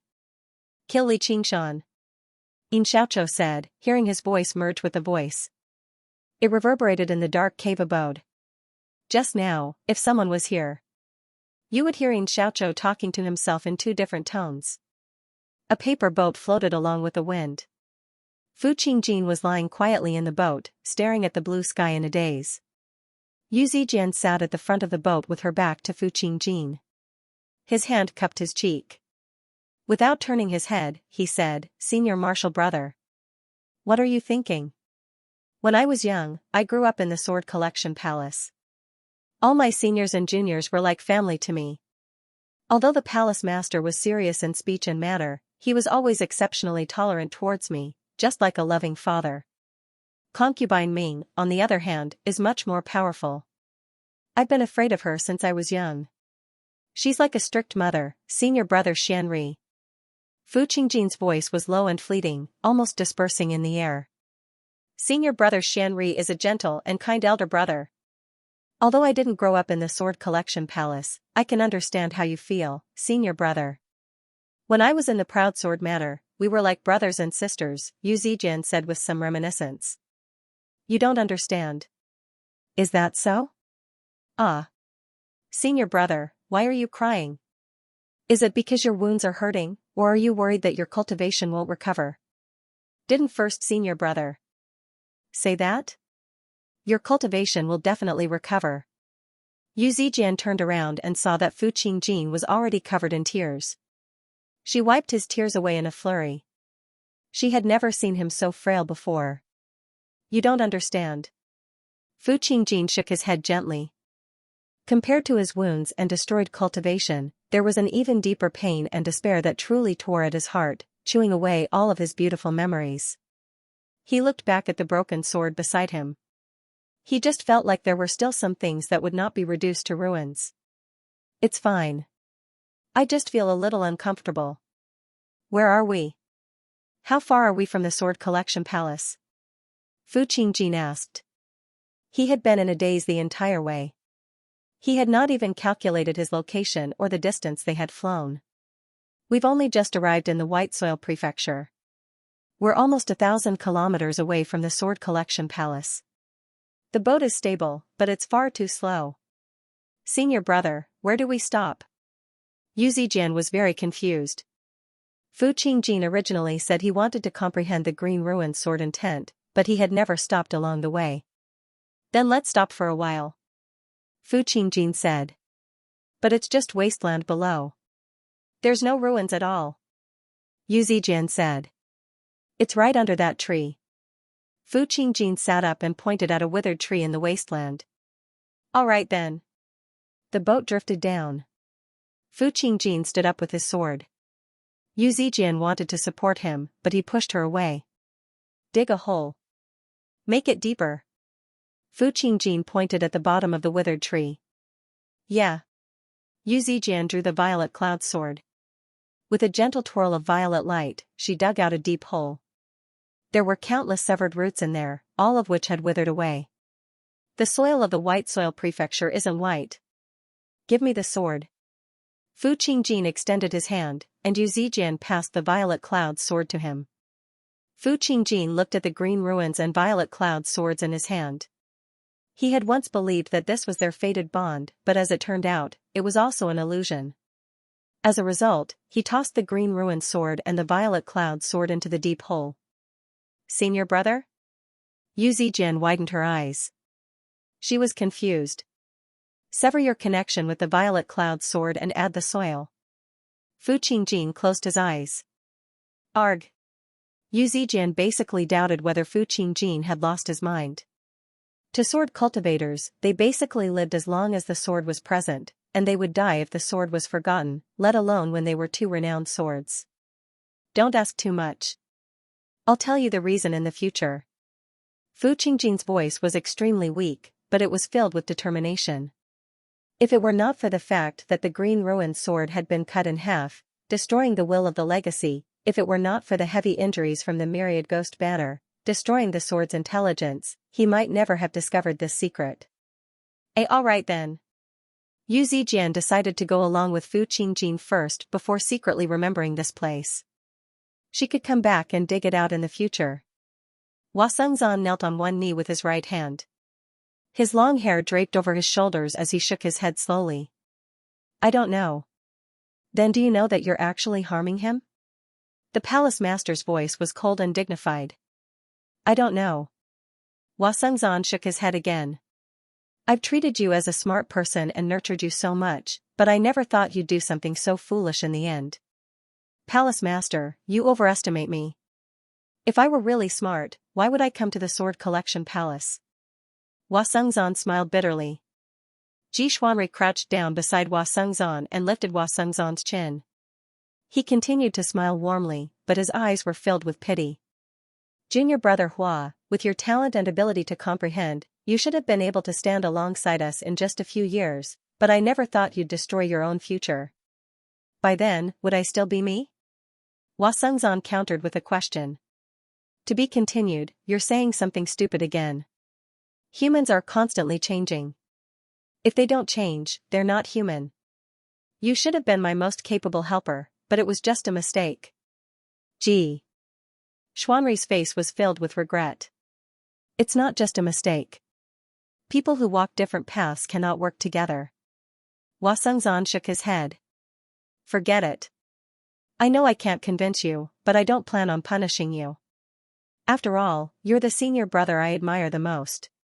However, you'll have to make up for the trouble you've caused. Don't forget that Li Qingshan basically died by your hands. He could have fought alongside us.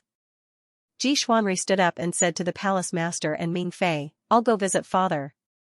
First senior brother, everything might not go as you expect. Just as Ji Xuanri was about to step out of the hall, he heard Hua Sengzan's voice. He frowned slightly and glanced back. He smiled and stepped out of the hall. He had been taught to control everything since he was young. Even if there were some accidents, they were just small surprises in life. The palace master waved his hand and tapped between Hua Sengzan's eyebrows. Hua Sengzan shuddered. He felt like his last bit of consciousness was sinking into oblivion, being devoured by sword intent. He stared deeply at the palace master and stuttered, Palace master, you want to use the sword to control people, but do you know, if you are also being controlled by the sword? It's just becoming one with the sword. It doesn't matter who's controlling who, the palace master said indifferently and retracted his sword. Hua Sengzan collapsed on the ground, motionless. Ming Fei frowned. I didn't think something like this would happen. The palace master said, this kid isn't a sword cultivator, and he's extremely intelligent. It's nothing strange that he could fool our eyes. However, it was still a mistake. He only left a sliver of consciousness, or he could have secretly transmitted it to Li Qingshan. Ming Fei said, it's just a pity about the 3,000 sword forms. What we want is not just the 3,000 sword forms. Anyway, let's get rid of this problem first. It's very simple. Ming Fei smiled coldly as a cold light flashed in her eyes. Hua Sengzan crawled to his feet slowly and shook his head firmly. He said apologetically, Qingzan knows his mistake. It's good that you know your mistake. Dong. Dong. Dong. A melodious bell rang from outside the hall. The coronation ceremony was about to begin. Cultivators walked out of the side halls around the Hall of Great Strength in twos and threes. The Ming Queen and the Dark Queen basically discovered each other at the same time. When their eyes met, there was undisguised hostility. The master of the Sword Collection Palace and the master of the Umbraline sect stood behind them as they stared at each other coldly. The Chan monastery of Devanaga had purposefully separated the Umbraline sect from the Sword Collection Palace to avoid any conflicts. However, it was inevitable that they would meet again. Fellow Taoists, please come in. The celebration is about to begin. The unraging monk invited him with a smile. When he saw Hua Sengzan behind the Sword Collection Palace master, he felt rather puzzled. He had clearly not seen this person before. However, he did not take it to heart. On Great Buddha Mountain, neither side could afford to disrespect the Chan monastery of Devanaga. The master of the Sword Collection Palace and the master of the Umbraline sect both stepped into the hall. Very soon, all the invited cultivators arrived in the Hall of Great Strength. There were not a lot of people, only around a dozen or so. They all spoke softly, even directly communicating with their soul sense, which set off the emptiness and quietness of the majestic hall. As a result, the coronation ceremony was not particularly lively. Instead, it seemed extremely solemn and dignified. However, every single one of these people was a great cultivator that had undergone the third heavenly tribulation. Basically, all the powerful cultivators of the Green Province had gathered here. Even though they had purposefully concealed their auras, their presences still surged into the air when they gathered together. The 4 monk kings of the Chan monastery of Devanaga received the guests in the center as hosts, while the 4 great cultivators of the Sword Collection Palace and the Umbraline sect each occupied a corner of the hall, radiating with a cold, chilling aura. If others did not take the initiative to talk to them, they would never talk to anyone either. Unlike the Mist Province, none of the great cultivators from the sects of the Green Province left the 3 great sections. Aside from them, there were the great grandmasters of the Academy of Confucianism, Taoism, Dharma, and Moism. There were many of them, making them the most numerous. They discussed quietly. I heard that the One-Will Monk King isn't even 100 years old yet? How young? I've heard that she hasn't even reached 50 yet. That's unbelievable. Just how many years has it been since someone like that appeared in the world? She must be a reincarnated celestial too. Oh right, didn't a reincarnated celestial appear in the Clear River Prefecture a few years ago? Don't mention it. He's already dead. Hee, there are good and bad among celestials too. Yu Wuyang stood with his arms crossed. His face was pale from anger, and he said nothing. Jing Fugui asked with a smile, Old Yu, who are you angry at? Yu Wuyang glanced at the Golden Hawk commander. You're still as meddlesome as ever. Jing Fugui laughed aloud. He was not angry at all. I'm just showing concern for an old friend, so how can you call that meddlesome? If you're always so hot-tempered, I'm afraid you won't live past 1,000 years old. If I can't, then I'll go to the Azure Realm. If you can't, then you can go to hell. Alright. Let's hear it. If worse comes to worst, we'll work together and help you vent your anger. Do you know Li Qingshan? Yu Wuyang thought for a moment. Of course. He used to be my subordinate. Jing Fugui had a very deep impression of Li Qingshan. That kid has already played me twice. Yu Wuyang gritted his teeth. Li Qingshan had stood him up again. When Li Qingshan went to listen to the Zen Dharma conference, Yu Wuyang did not want to wait around Great Buddha Mountain, so he agreed to meet up with him at the Great General's estate after the Zen Dharma conference. He was ready to carry out the bait plan against the soaring Locust King. However, many days had passed since the Zen Dharma conference. Yu Wuyang had waited here and there, but Li Qingshan was nowhere to be seen. He was furious. The school of the military emphasized that military orders must be obeyed. If he's a disciple of the school of the military, I'll definitely kill him. Yu Wuyang ground his teeth. Of course, that was only if he could do it. Actually, Li Qingshan could not be blamed for not taking Great General Yu seriously. Now that Little and had a new, more perfect plan, he no longer wanted to be some stupid bait. Originally, he planned on telling Yu Wuyang after drawing the sword in the Sword Collection Palace, but with so many things happening along the way, he completely forgot about it. Jing Fugui laughed aloud when he heard that. He glanced at the unraging monk nearby. Why don't you just teach him a lesson while the unraging monk isn't by his side? Otherwise, I'll teach him a lesson for you. He's a member of my Hawkwolf Guard after all. Yu Wuyang said, You? You might not be able to teach him a lesson right now. Jean Fugui did not feel like there was anything wrong with teaching a junior a lesson. The unraging monk was not a petty person either. He's undergone the third heavenly tribulation a long time ago. Even the crown prince of Xiqing almost died at his hands when he came all the way from the dragon province. What right do you have to teach him a lesson? Yu Wuyang hesitated, but he still failed to hold back his anger. What did you say? Jean Fugui doubted his ears. His impression of Li Qingshan remained the same as several decades ago. It was also because of Xiqing that the unraging monk had hurried over from the Chan monastery of Devanaga all the way to save him. That brat is very fierce. It's already good enough that he doesn't teach us old fellows a lesson. How would I dare to teach him a lesson? Yu Wuyang couldn't help but sigh with emotion. What are the two uncles whispering about? Du Yening walked over. You said you're old and that you should have worn my clothes a long time ago, Jean Fugui said with a smile. Forget it, I hate gold. As Gu Yening spoke, she looked at Hua Sengzan. She felt that he had changed a lot. He was very different from the little blossom in her memory. Moreover, it was a little strange for him to appear here. Hua Sengzan sensed something and turned around to smile at her. Du Yening smiled back, but she felt strange and distant. She thought about it and didn't go over. Maybe it wasn't a bad thing for him. At this moment, Ji Xuanri suddenly made his way towards the master of the Umbraline sect and the Dark Queen. This bold action made the hall suddenly fall silent. All the gazes gathered over. Everyone knew about the hatred between the two sections.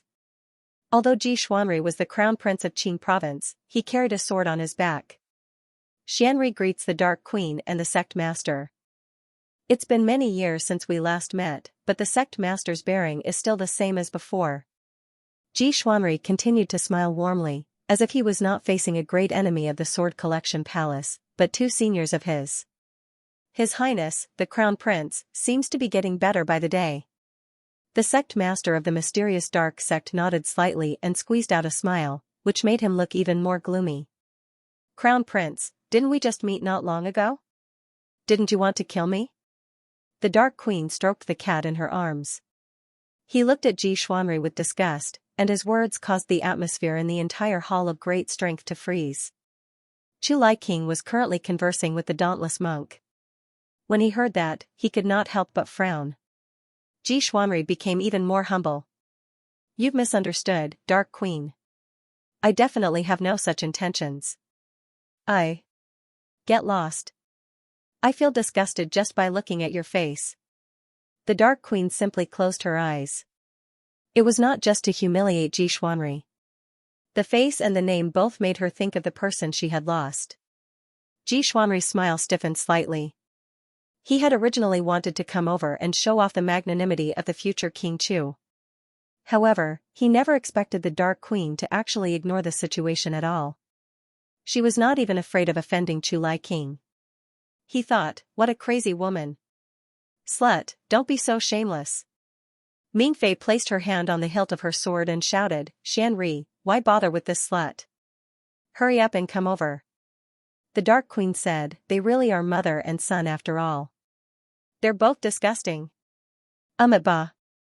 The dauntless monk called out the Buddhist name loudly, his voice shaking up the entire hall. He stepped forward to mediate. This is a tranquil land of Buddhism. Can the two princesses give this old monk some face and temporarily set aside their grievances? Live together peacefully for a period of time? Across the entire Green Province and even the entire world, there were not a lot of people who would not give the dauntless monk face, but there just happened to be two of them here, and they were two furious women. Mingfei did not seem to hear the dauntless monk at all. She sneered. Some sluts have lost their children. Seeing how we're united as mother and son, they'll obviously go mad with jealousy. The dauntless monk was helpless. If they don't give me face, then so be it.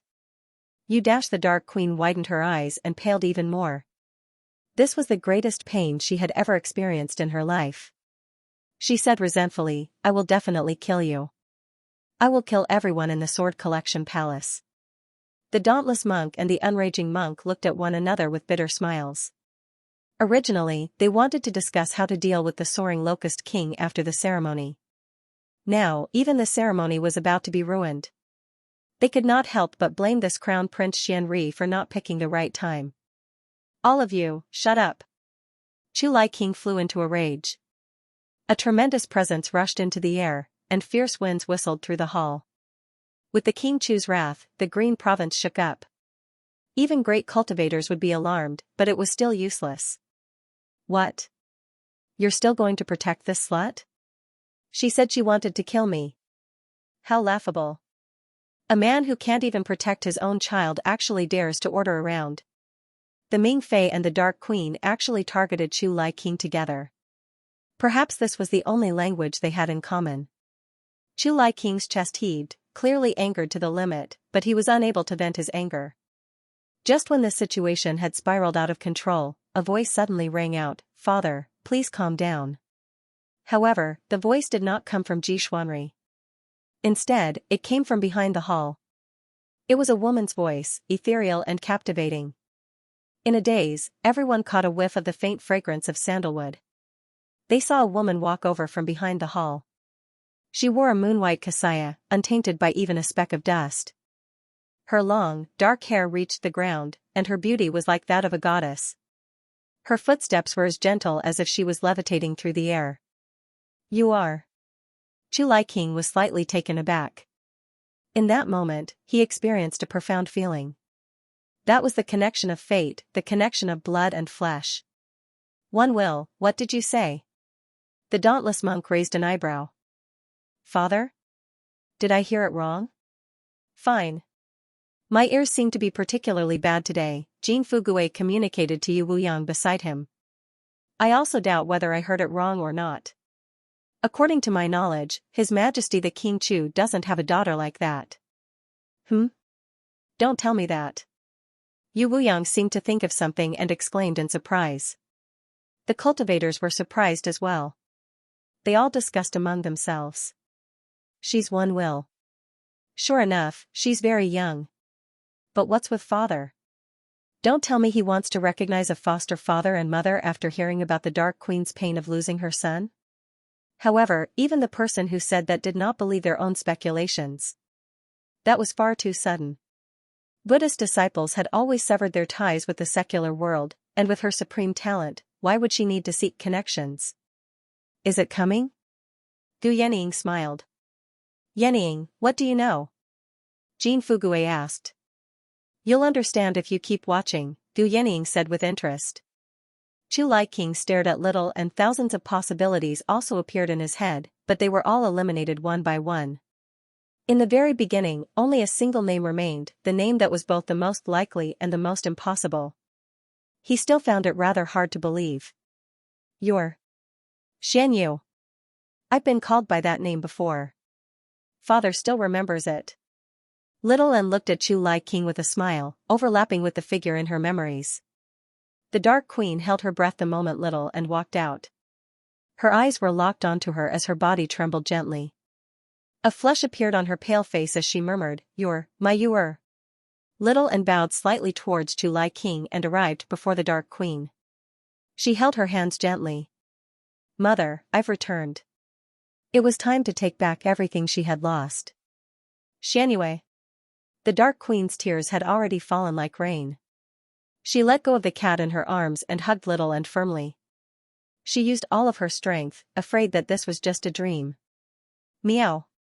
Xianyue landed on the ground gently and turned around, crouching beside them. She raised her head and looked at the mother and daughter embracing each other. She felt both happy and disappointed. Sorry, mother.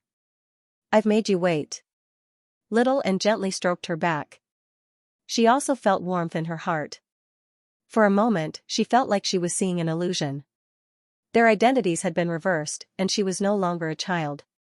One will, are you really Princess Xianyue? The dauntless monk asked in disbelief. He felt like his brain was not enough. She used to be. Little Anne's voice was calm, possessing the power to calm people down, making it difficult for them to doubt her. I don't believe you. You're lying. Ming Fei said loudly. She felt a powerful threat.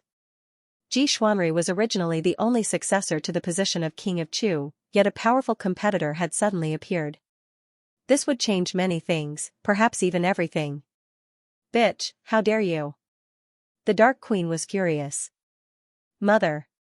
Little An patted the Dark Queen's hand and shook her head at her. Afterwards, she said to Ming Fei, "Is there something you need, Ming Fei?" "Xianxia is already dead," Ming Fei said firmly. "Oh? How do you know?" Little An asked. "Everyone knows about this," Ming Fei said. Chu Lai King was slightly doubtful too. He had asked the school of Yin and Yang to perform many divinations, but they all said that Xuanyua's life force was already gone. How did she come back from the dead? Little An said, "I did die once, but I was saved by someone. I came back to life again." "Who saved you?" "I will definitely thank him greatly," the King of Chu asked. "He's not a person of this world. He's already taken off and left." Little An raised her head slightly. Her gaze seemed to pass through the room and fly towards the distant horizon. Perhaps it was because she had heard him mention it too many times, but she also wanted to take a look beyond the 9 heavens. In the past, she did not care about these thoughts. "You're lying, outsider. How is it possible to enter and leave this world freely?" Ming Fei said. Yu Wuyang and Jin Fugue exchanged a glance. Those who were invited to the king conferring ceremony were all existences who stood at the pinnacle of the 9 prefectures. They understood the power of the laws of heaven and earth the most. The 9 prefectures had long been devoured by the demon region. "I don't know either," Little An said frankly. This was indeed illogical.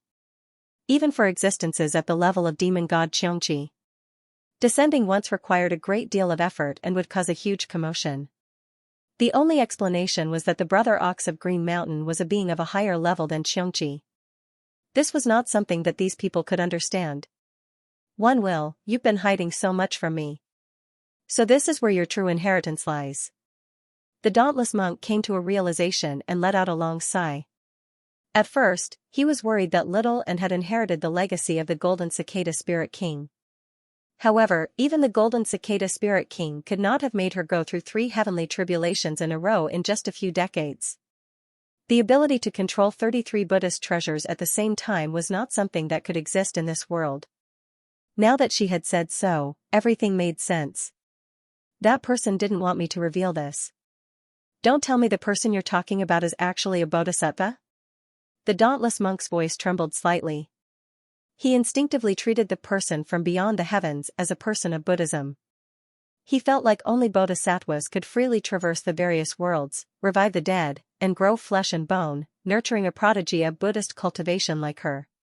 Little An said, "He did mention the word bodhisattva. However, he was talking about the white bone bodhisattva.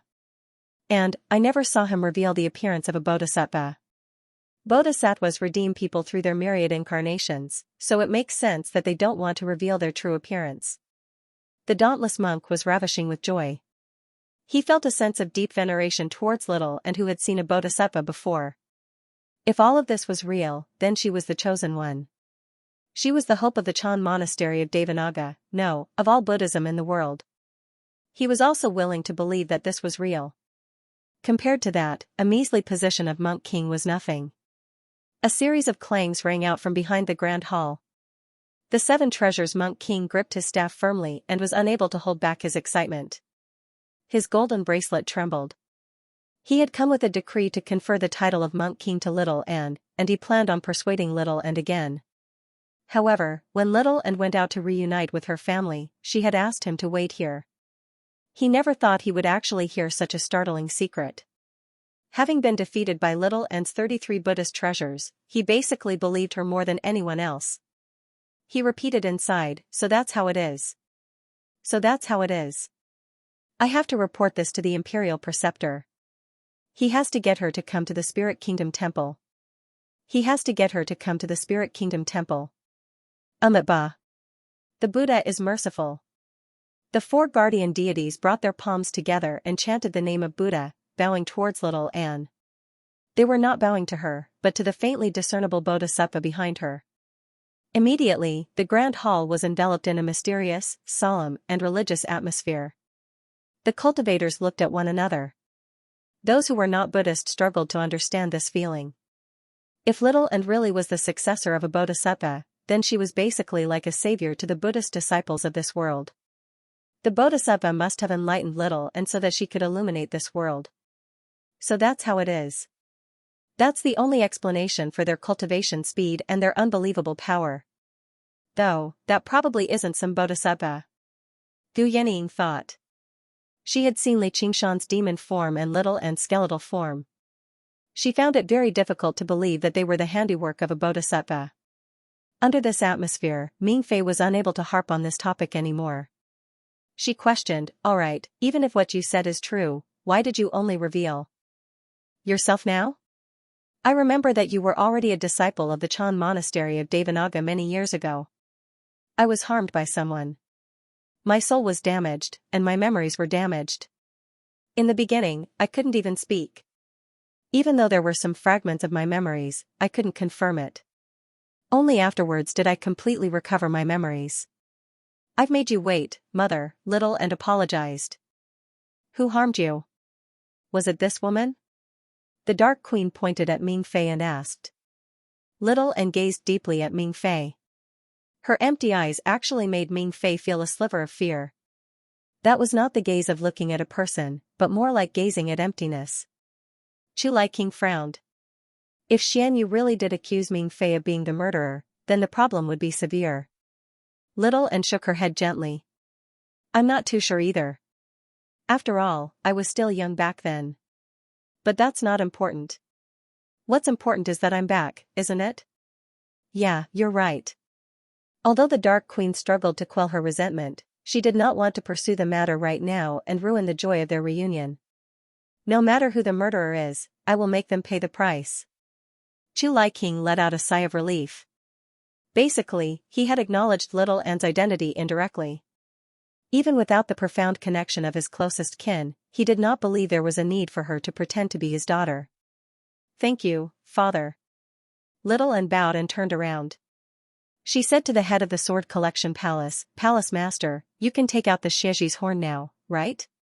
Did I lie at all? Immediately, everyone's gazes gathered on the master of the Sword Collection Palace. His face sank slightly, and he extended his right hand from behind his back. He held a curved horn. From the moment Little An appeared, the master of the Sword Collection Palace had silently taken out the Xieji's horn. He never expected her to discover it.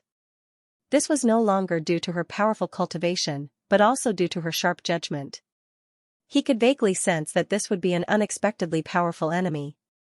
Most of the great cultivators present knew about the wondrous effects of the Xieji's horn, which further proved the truth of what Little An had said. Their initial sliver of doubt had all been dispelled now. Sure enough, the new generation replaces the old. Now she's a true prodigy. Jean Fugue sighed. Princess Xianxia, the One-Will Monk King, and the unbelievable successor of the Bodhisattva combined made Ji Xuanri, the crown prince of the Green Province, pale in comparison. He could already foresee that her existence would definitely influence the overall situation of the world. Ba. Congratulations to Your Majesty the King of Chu, congratulations to the Dark Queen. The family has been reunited, and the pearl has been recovered. The dauntless monk smiled. In the past few years, my daughter has been so cute and taking care of me. I'm extremely grateful. I almost forgot to congratulate the Chan monastery of Devanaga for gaining another monk king. The fierce king of Chu also smiled delightedly. This had been a knot in his heart as well. Then congratulations to you too. The dauntless monk and Chu Liking exchanged glances and smiled. The relationship between the Chan monastery of Devanaga and the king of Chu's estate was basically a win-win situation. This was good for both of them. The cultivators all congratulated Chu Liking and the dauntless monk before congratulating Little, and Ming Fei's expression constantly changed. The master of the Sword Collection Palace closed his eyes as if he was thinking about something. Little and said nothing, only nodding with a smile, but no one would find him rude. Everything had developed according to his expectations. She had not let him down after all. From now onwards, her will could represent the Chan monastery of Devanaga and even influence the entire cultivation community of the Green Province. Whether it was killing the soaring locust king or assisting the golden cicada spirit king in ascending, she could do it with ease. The only pity was he was not here. Sister Xianxia. Welcome back. It's great that you're still alive. This way, all the misunderstandings can be resolved. Ji Xuanri walked forward. His face was filled with a warm smile. If someone who didn't know what was going on saw it, did he really think that it was because of sibling love? Little and was about to answer when his heart suddenly skipped a beat. He turned to look outside the Hall of Great Strength. Ji Xuanri was no longer in his eyes. Didn't I warn you? Piss off. Don't disgust us. The Dark Queen's voice was filled with delight. Damn bitch. Ji Xuanri thought. A sliver of anger flashed through his eyes, not just because of what the Dark Queen had said, but because her appearance had disrupted his entire plan. Little and didn't do it to humiliate Ji Xuanri, but he sensed a familiar aura approaching. He's finally here. So slow. You didn't even see my performance. He seems very angry. What happened?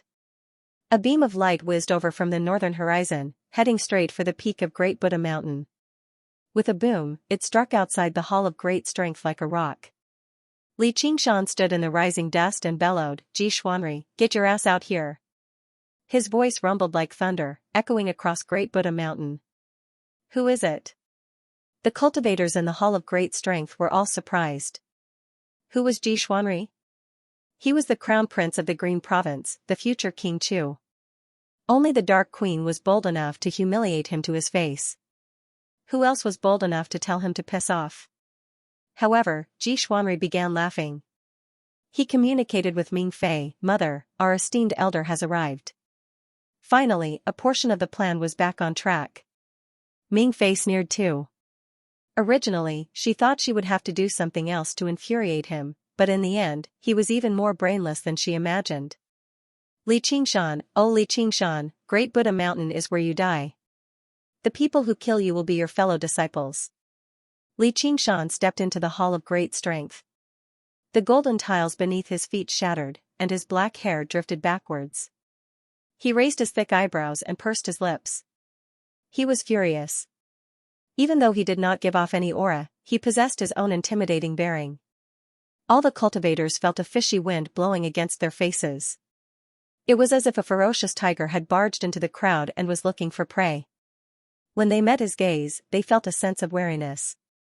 He really is vicious and powerful. I finally believe he can kill, is bold enough to kill the crown prince of Xiqing. Jing Fugue was stunned at first before sighing in amazement at Yu Wuyong. This kid is getting bolder and bolder. I'd like to see how he deals with this today.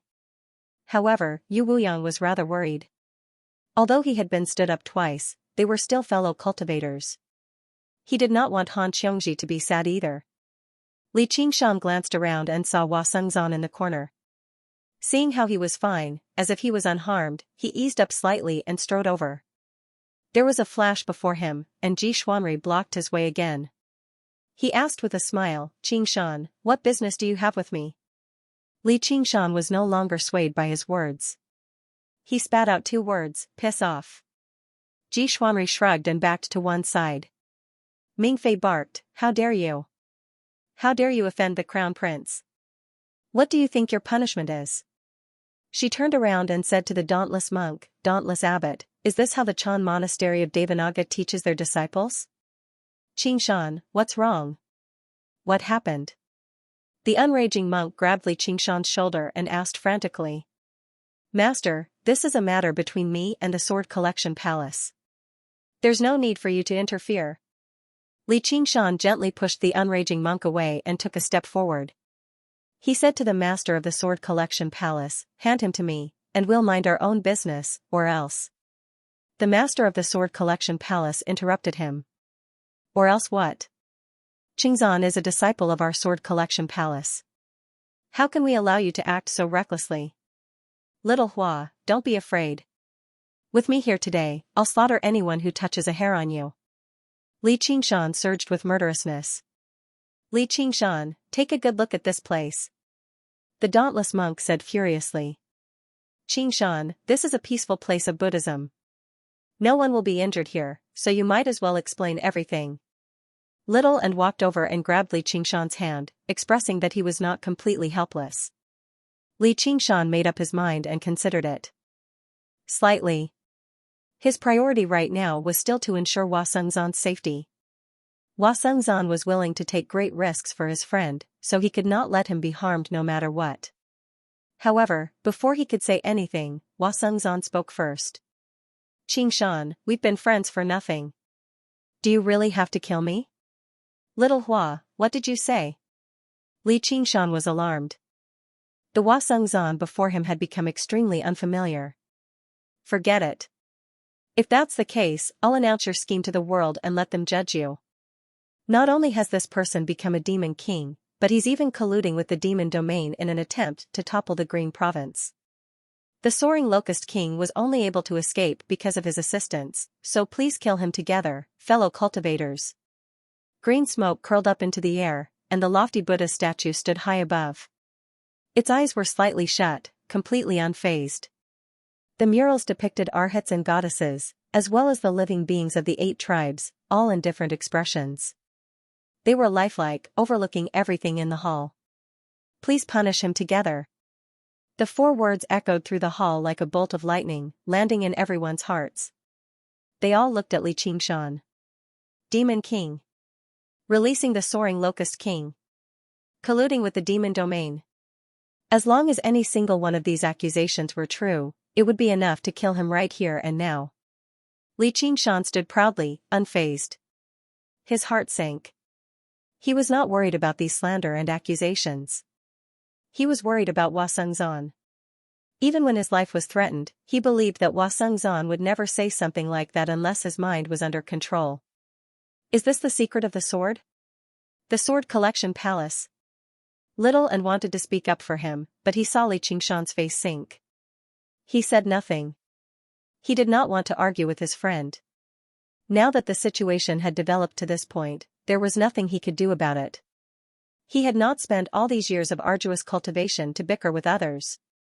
As a result, Little and let go of his hand and silently retreated to one side.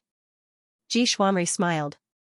Sister Xianxia, with your current identity and status, you should draw a clear line between you and people like that. Little and smiled at him. She was devastatingly beautiful. Ji Xuanri was stunned. He was speechless. Fellow Hua, you said my disciple colluded with the demon domain and released the Soaring Locust King. Do you have any proof? The Unraging Monk asked. Unraging Monk, it's already come to this, yet you still want to protect him? If you don't believe me, then please ask him to release his aura. Let's see whether it's demon chi or not. Hua Sengzan was aggressive. His face was filled with regret and helplessness. He had used his intelligence and wisdom to put Li Qingshan to death. The Unraging Monk frowned. This was indeed the greatest flaw. Li Qingshan's cultivation was without a doubt that he was a demon king. The various twists and turns in this matter were difficult to explain to others. Once it was exposed, it was inevitable that people would believe him slightly if he colluded with the demon domain, which would be a huge scandal for the monastery. Gu Yening frowned slightly. There was something wrong with Xiao Hua's behavior. Chu Lai King said, Li Qingshan, release your aura. As for whether or not you colluded with the infernal domain, you can use the Shizhi's horn to verify it. This king will prove your innocence. There's no need. I'm not innocent, and I don't need any innocence. Li Qingshan refused indifferently. He was already tired of following the plot set up by others. Wasn't it enough to be played to this extent? So what if he could prove he was not colluding with the infernal domain in the end? Would he be able to save Hua Sengzan? Perhaps he had already lost this friend forever. You. Chu Lai King raised an eyebrow. He never expected him to refuse so straightforwardly. In other words, you admit you're a demon king, colluding with the demon domain and releasing the Soaring Locust King? Mingfei communicated with him at the same time. Kid, how does it feel to be betrayed? You brought this upon yourselves. Originally, all you had to do was refine the soul-switching sword obediently. Li Qingshan did not answer. He remained silent like a rock. Hua Sengzan continued, and, I even know a great secret about this person. He has another identity. Li Qingshan raised his hand and pointed directly at Hua Sengzan. Right when everyone thought he would retort angrily and threaten him, he said seriously, this person is my friend. I want to take him away. Those who stand in my way will die. Hua Sengzan shuddered inside. He met Li Qingshan's eyes, only to see that there was no hatred or blame in his black eyes, only apologetic and concerned. Li Qingshan, you won't be taking anyone away today. Ming Fei glanced backwards. Qingzan, what other identity does he have? Tell us. She was rather curious as well. Just what other secrets did Li Qingshan have yet to expose? The sight of friends killing each other sure was touching. Qingshan. Hua Sengzan's voice was hoarse. His expression twisted as he struggled. His handsome face immediately became rather vicious. His body slowly bent, and he knelt on the ground. A sliver of determination flashed through his eyes as he gritted his teeth. A strand of blood flowed out from the corner of his mouth, dripping onto the golden brick. Everyone was stunned. The dauntless monk was alarmed. Seeing blood in the grand hall was extremely ominous. Qingzan. Li Qingshan's eyes immediately reddened. He wanted to go over, but Ming Fei blocked his way again. Li Qingshan, stop putting on an act. If you want to silence me, you'll have to get through me first. Then she communicated secretly, you sure can put up with it. Though, looks like I really can't spare him. Li Qingshan, I can give you another chance. If you kneel and admit your guilt right now, I can still spare his life. Otherwise. Li Qingshan took a step forward, and thousands of golden bricks shattered. The grand hall shook. He swung his fist. Qingshan, you mustn't. The unraging monk stopped him loudly. Everyone else was surprised. He's actually bold enough to attack. A hint of a smile flashed through Ming Fei's eyes. Had he finally run out of patience? Right from the beginning, she had never thought about proving that Li Qingshan was colluding with the demon domain. All she needed to do was infuriate him.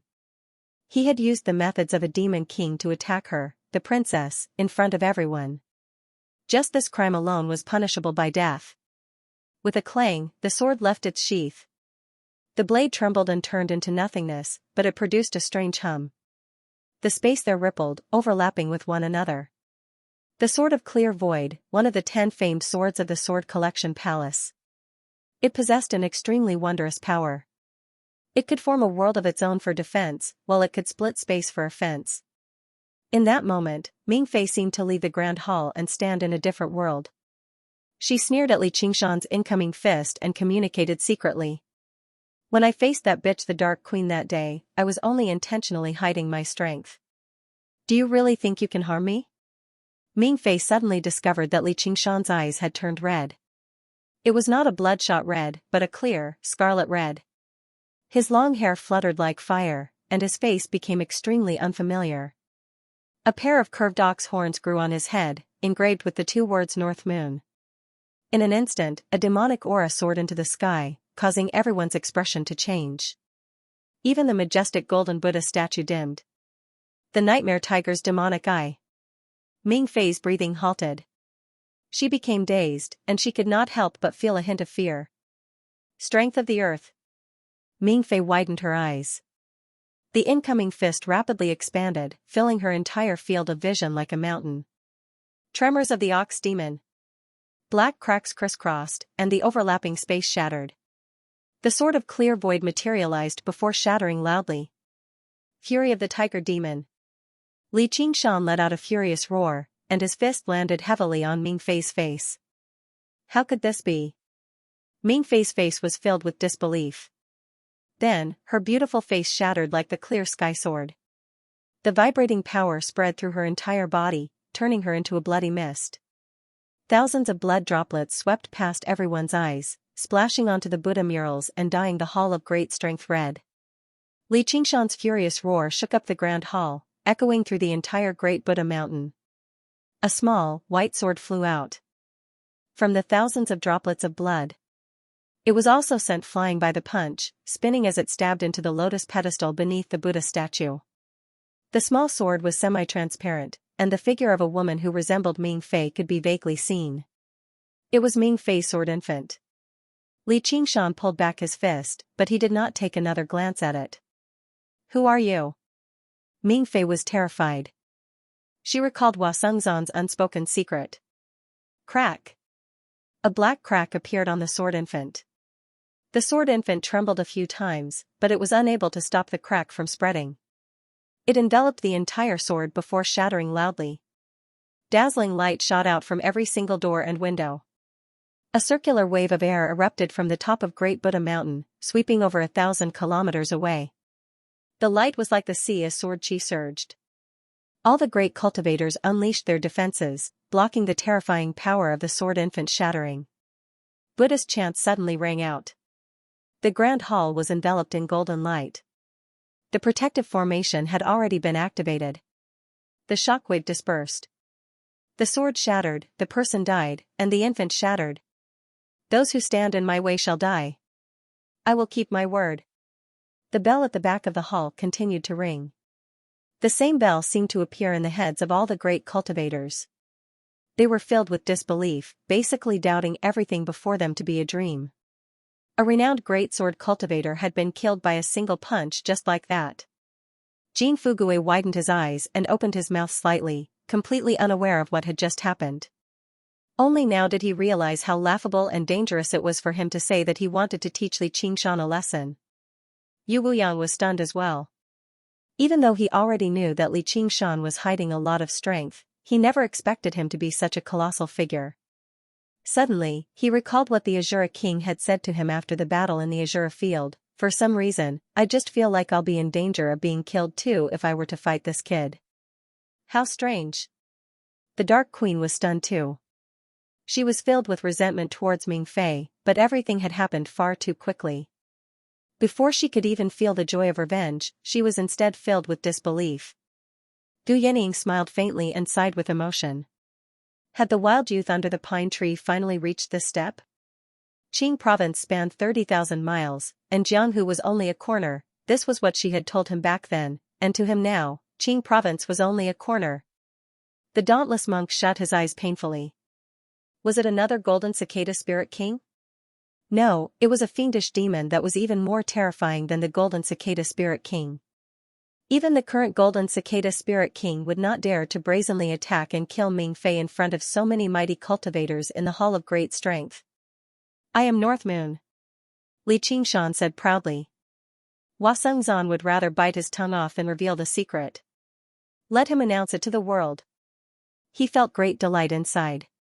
From this moment onwards, there was no need for him to hide carefully anymore. There was no need for him to be secretive anymore.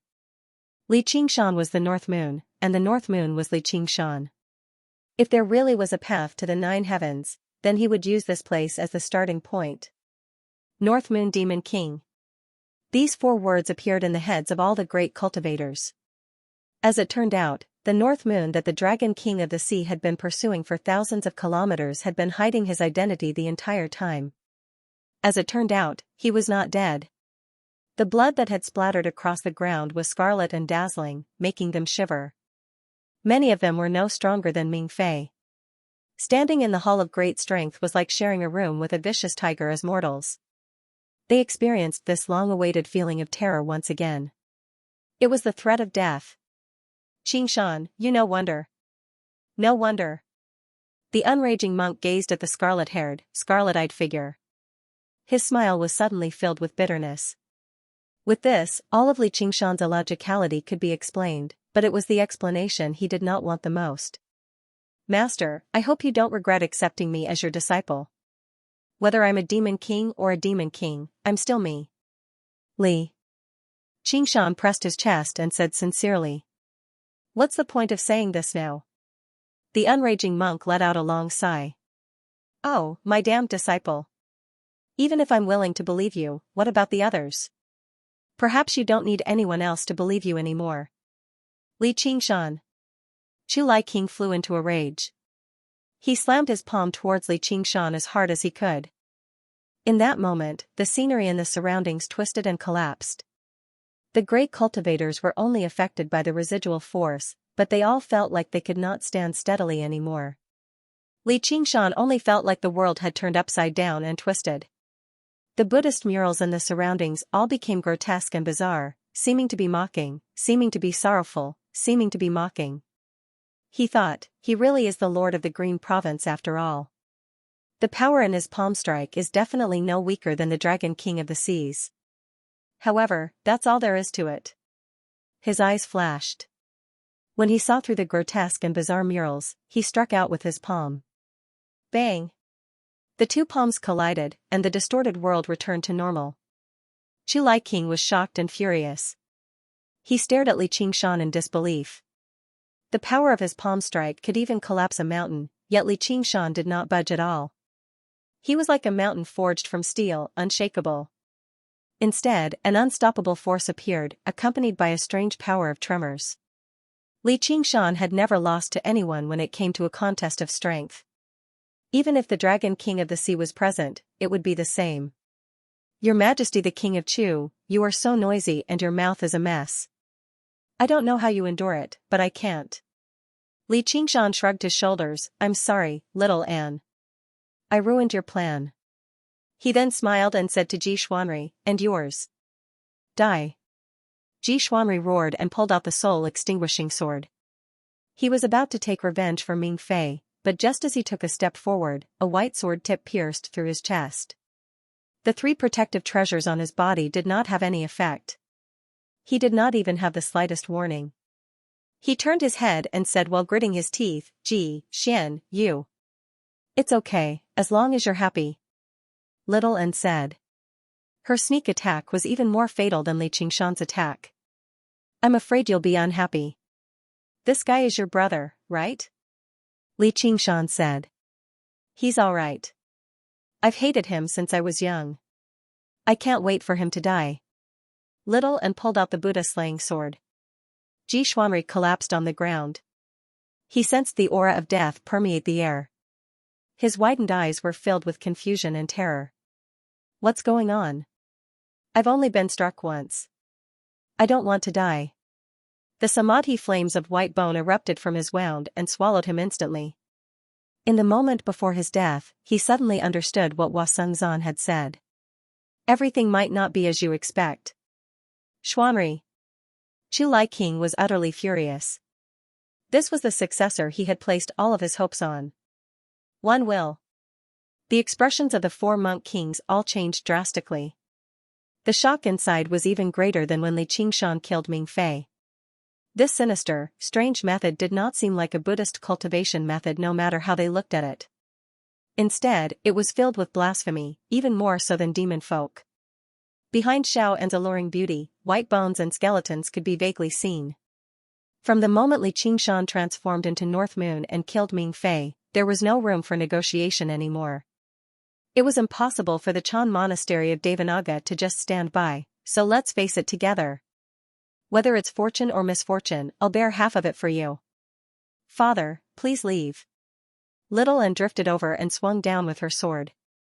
After witnessing the terrifying power of the Buddha-slaying sword, Chu Lai King was afraid of being struck by the blade. All he could do was pull back and retreat. He said in anguish, Xianxia, I'm your father. Little Anne said apologetically, Father, there's nothing I can do to repay you for raising me up. However, as long as my path exists, I can only stubbornly persist. Killing your brother and your father is your repayment, your path? Chu Lai King questioned. In the blink of an eye, great joy had turned into great sorrow. Even with Chu Lai King's willpower, he found it rather difficult to endure. Little Anne closed her eyes. There was nothing she could say. Possessing a human heart and taking back everything from the past meant enduring various restraints and even pain, but she also needed to make a choice. Originally, Li Qingshan could not be bothered to waste his breath, but he could not help but argue for her right now. So what if I killed my brother? That kid, Ji Xuanri, is putting on an act, but he's full of evil tricks. He's even worse than his mother. Killing him is the right thing to do. Otherwise, when he becomes King Chu in the future, he'll definitely bring disaster to the Green Province. As his father, you're also responsible. We've helped you out greatly, you know?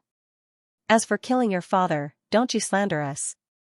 We haven't killed you yet, so of course, we don't plan on killing you either. Am I right, little Anne? Little Anne had no idea whether to laugh or cry. That was not without reason, but since when did someone kill someone else's wife and child and claim that they were helping them? That last sentence was as mocking as it could get. Chu Lai King basically lost his mind from anger. His hatred surged. Everything had to be attributed to this wretched demon. I don't care if you're Li Qingshan or North Moon, human or demon. Don't even think about leaving Great Buddha Mountain alive today. Everyone, what are you waiting for? Chu Lai King gave an order, and his words were the law. Li Qingshan, I originally thought you had a Buddhist nature and wisdom, which is why I allowed you to cultivate in the monastery. You've actually made a terrible mistake. Not only did you conceal your identity as a demon, but you've even committed a massacre in the temple, but you also for Taoism, you, Li, and Li, you, Shan, and. The dauntless monk swung his hand and powered the protective formation, enveloping the grand hall in golden light and sealing off all the doors, turning it into a golden cage. He glanced at Shaoan and sighed again. The dauntless monk's hopes for her were so great that they even surpassed the unraging monk's hopes for Li Qingshan, but in the end, it was all for naught, which left him extremely disappointed. Cut the bullshit. Right and wrong will naturally be clear. Li Qingshan waved his hand, and the wildflower blade appeared in his hand. Sensing his raging battle intent, the wildflower blade spirit roared out excitedly, Kid, are you finally going to start a massacre? Do you think there's still a future for you? Fearless guardian king. The dauntless monk bellowed out furiously. His Buddhist light shone brightly, turning into a fearless guardian king. At the same time, two other guardian kings rose up from the ground, falling into the guardian king demon subduing formation, but they left behind a huge gap. Unraging. The three guardian kings looked at the unraging monk together. The unraging monk closed his eyes before suddenly snapping them open again. With a flash of light, he turned into the unraging guardian king and filled in the gap. The four guardian kings fell into a formation together and bellowed out at the same time, Guardian King demon subduing. Their voices rumbled like thunder. The golden light condensed into a huge golden mountain, crushing down on Li Qingshan. It suddenly came to a halt a meter away from his head. That's not necessarily true. Li Qingshan supported the golden mountain with a single hand. The strength of the earth flowed out endlessly from beneath his feet, but the golden mountain was even heavier than regular mountains. The four guardian kings worked together and pressed down inch by inch. With a thought, Li Qingshan used the gravity of the earth. The golden mountain immediately became weightless, and the four guardian kings lost their footing. Go! Li Qingshan raised his hands and pushed as hard as he could, sending the golden mountain flying towards the majestic Buddha statue in the hall. The Buddha statue suddenly opened its eyes and stared at Li Qingshan. It extended its hand and grabbed the golden mountain. The mountain that was as heavy as a mountain seemed to be weightless in the Buddha's hand. The Buddha stood up slowly, becoming even taller than the four guardian kings. It had gathered millions of worshippers and the condensed power of belief over 10,000 years. The Buddha strode towards Li Qingshan with heavy footsteps. At the same time, the arhats, maidens, and protector Jiao Lan on the murals in the surroundings all appeared. Many of them gave off the aura of the third heavenly tribulation. Li Qingshan vaguely recalled that this was also the handiwork of the five absolutes immortal. In that moment, the grand hall seemed to become a Buddhist kingdom on earth, rippling with boundless, golden light. In order to clean up their sect, the Chan monastery of Devanaga had already done everything they could. Jin Fugue and Yu Wuyang exchanged glances and drew their arcane treasures and weapons. They were also honored guests of the King Chu's estate. No matter how they viewed Li Qingshan, they could only treat him as an enemy right now. The other great cultivators of the academy all stepped forward and unleashed their supreme techniques. A great grandmaster of Moism unleashed a few puppet kings, while the great grandmasters of the famed school prepared the mantra of many words. Wretched demon, today is the day you die. When you killed the disciples of my school of Confucianism, did you think this day would come? An old man with a long beard barked. He wore a set of yellow scholarly robes, clearly a great grandmaster of Confucianism. Haha, you need to be careful. We don't know each other well. When we fight later, I won't show any mercy. I'll probably end up killing another disciple of Confucianism, Li Qingshan smiled. You're already at death's door, yet you're still so stubborn. Even in the chaotic Mist province, the king of southern you could command a group of demonic cultivators, let alone the strict order of the Green province here. It had reigned for an even longer period of time than the Great Xia Empire, which allowed the king Chu's estate to possess supreme authority. With a single order from the Chu Lai king, all cultivators had to obey. However, this was all within the Chan monastery of Devanaga. Otherwise, everyone would have to consider just how great of a price they were willing to pay. What a grand spectacle! Li Qingshan said. This spectacle really did live up to the name of the blooming blade at the end of the road. It seemed a little like he was at the end of the road, but before he saved Hua Sengzan, he would never back down. However, the master of the sword collection palace remained in a corner of the hall the entire time, guarding beside Hua Sengzan. Even when Ming Fei and Ji Xuanrui were killed, he did not move at all, giving Li Qingshan no opportunity at all. Aren't you going to avenge those two bastards? Li Qingshan asked. You're dead for sure, so why do you need me? You're looking for an opportunity to save this traitor, aren't you? The master of the sword collection palace was filled with hatred. If it were not for Hua Sengzan's warning and he allowed Li Qingshan to refine the soul-switching sword, the situation would not have developed like this. The sword collection palace would not have lost two great sword cultivators for some reason, causing his entire plan to fail. If you touch a single hair on him, I'll make your entire family die. Li Qingshan said. He swung the sword with heavenly reliance, revealing his abilities. There were no complicated moves, only determination to cut through everything. At this moment of life and death, Hua Sengzan's eyes recovered their clarity. His mind was unprecedentedly clear. The light from the sword filled his vision, but the figure in white remained in his mind. He smiled. He still could not forget her after all. You're looking to die. Li Qingshan's eyes almost popped out of his head. He spread his fingers and reached out, using the gravity of the earth. Hua Sengzan immediately rose into the air, flying towards Li Qingshan.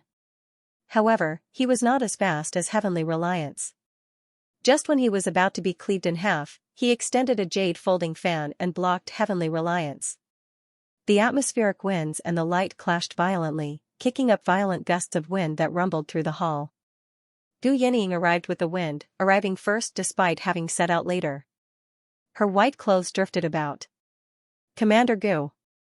Hua Sengzan widened his eyes and stared at her deeply. Gu Yinying, do you want to help this wretched demon as well? Don't forget who you are. The palace master glared at Gu Yinying, and his gaze condensed into an invisible sword intent. This person has publicly exposed the wretched demon's evil deeds. You should be rewarding him. Why must you kill him? Gu Yinying's eyes turned into a hawk's eyes, as if they could see through everything. She nullified the invisible sword intent, which made her seem even more valiant. He's a member of my sword collection palace now. I have my own ways of dealing with him. Do you really think you can stop me? The palace master slapped the hilt of his sword, and heavenly reliance turned into a streak of light as it shot off. Sword manipulation had always been the foundation of cultivators of the sword. After it left his hand, heavenly reliance was like a serpent that had plunged into the ocean. It was even faster than when it was in his hand, slashing towards Hua Sengzan viciously. Scorching wind hell. However, Gu Yinying seemed to have been expecting this. Before the flying sword had even shot out, she had already unfurled her jade folding fan. With a gentle wave, rolling hot winds whistled and swallowed Hua Sengzan, sucking him into the scorching wind hell. Self-created domain. The heavenly sword missed and flew back into the palace master's hand. He pointed the tip at Gu Yinying. Gu Yinying, I'd like to see how long you can last. If you don't hand over Hua Sengzan, don't even think about leaving. Hua Sengzan knew far too many secrets of the sword collection palace. He had to die. Very long. Gu Yinying smiled. Thank you, Commander Gu. Li Qingshan said. You're welcome. This is my friendship with Little Flower. It has nothing to do with you. But you better do something. Gu Yining waved her hand without even turning her head. She waved her jade folding fan, stirring up a hot wind to melt the whistling sword chi. A self-created domain and the manifestation of hell. Such a move was indeed powerful, but it also required a great deal of effort. It was impossible to maintain it for a long time, not to mention the fact that he had to block the attack of a great sword cultivator. All right. Li Qingshan no longer had any worries. He looked around at the hostile faces around him and the boundless Buddhist kingdom that glowed with golden light. Pride immediately filled his chest, and he raised his blade. I'd like to see what you're capable of. If you end up dying under my blade, don't even think about regretting it in the afterlife.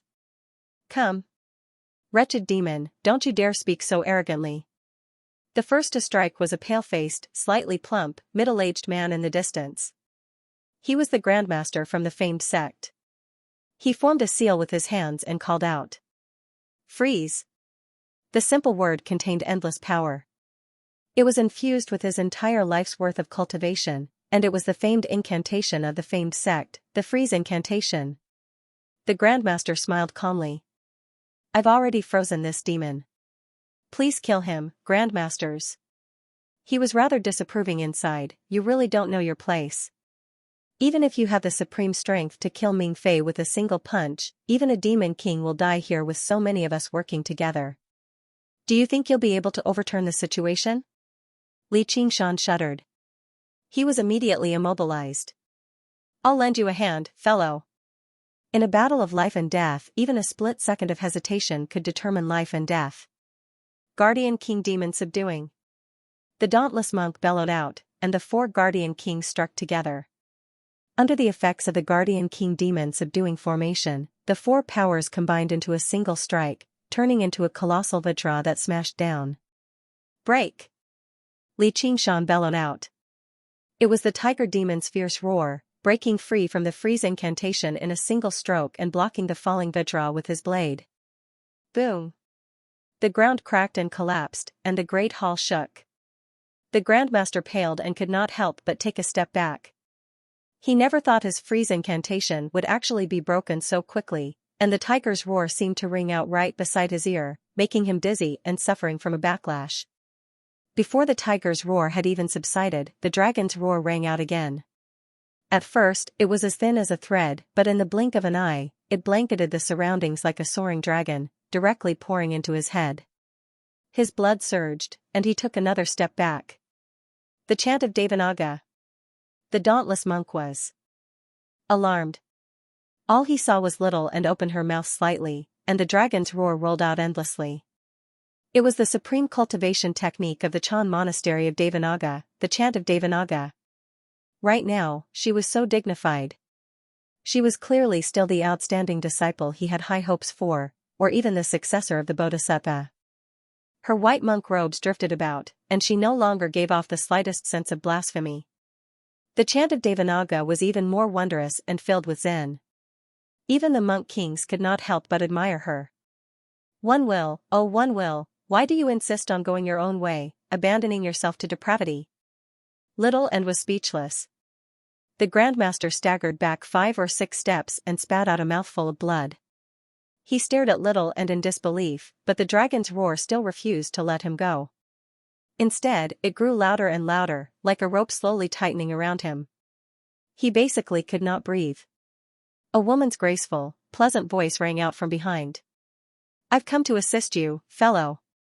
It was like the sound of nature in his ears. A noble woman with long, flowing hair held a peepa carved from green jade. She looked at Little and said, the chant of Devanaga really does live up to its reputation. Come and try out my school of music's wondrous sound as well. She plucked the strings gently, and there was a clang, cutting through the dragon's roar like a sharp blade. The Grandmaster eased up inside and clasped her hands. Thank you, fellow. I'll play the ambush from 10 sides to liven things up for you all. Kill these 2 demons quickly. The Grandmaster of the School of Music smiled and plucked the strings even more frantically. Her hands left behind a series of blurs as if she had sprouted thousands of hands in that instant.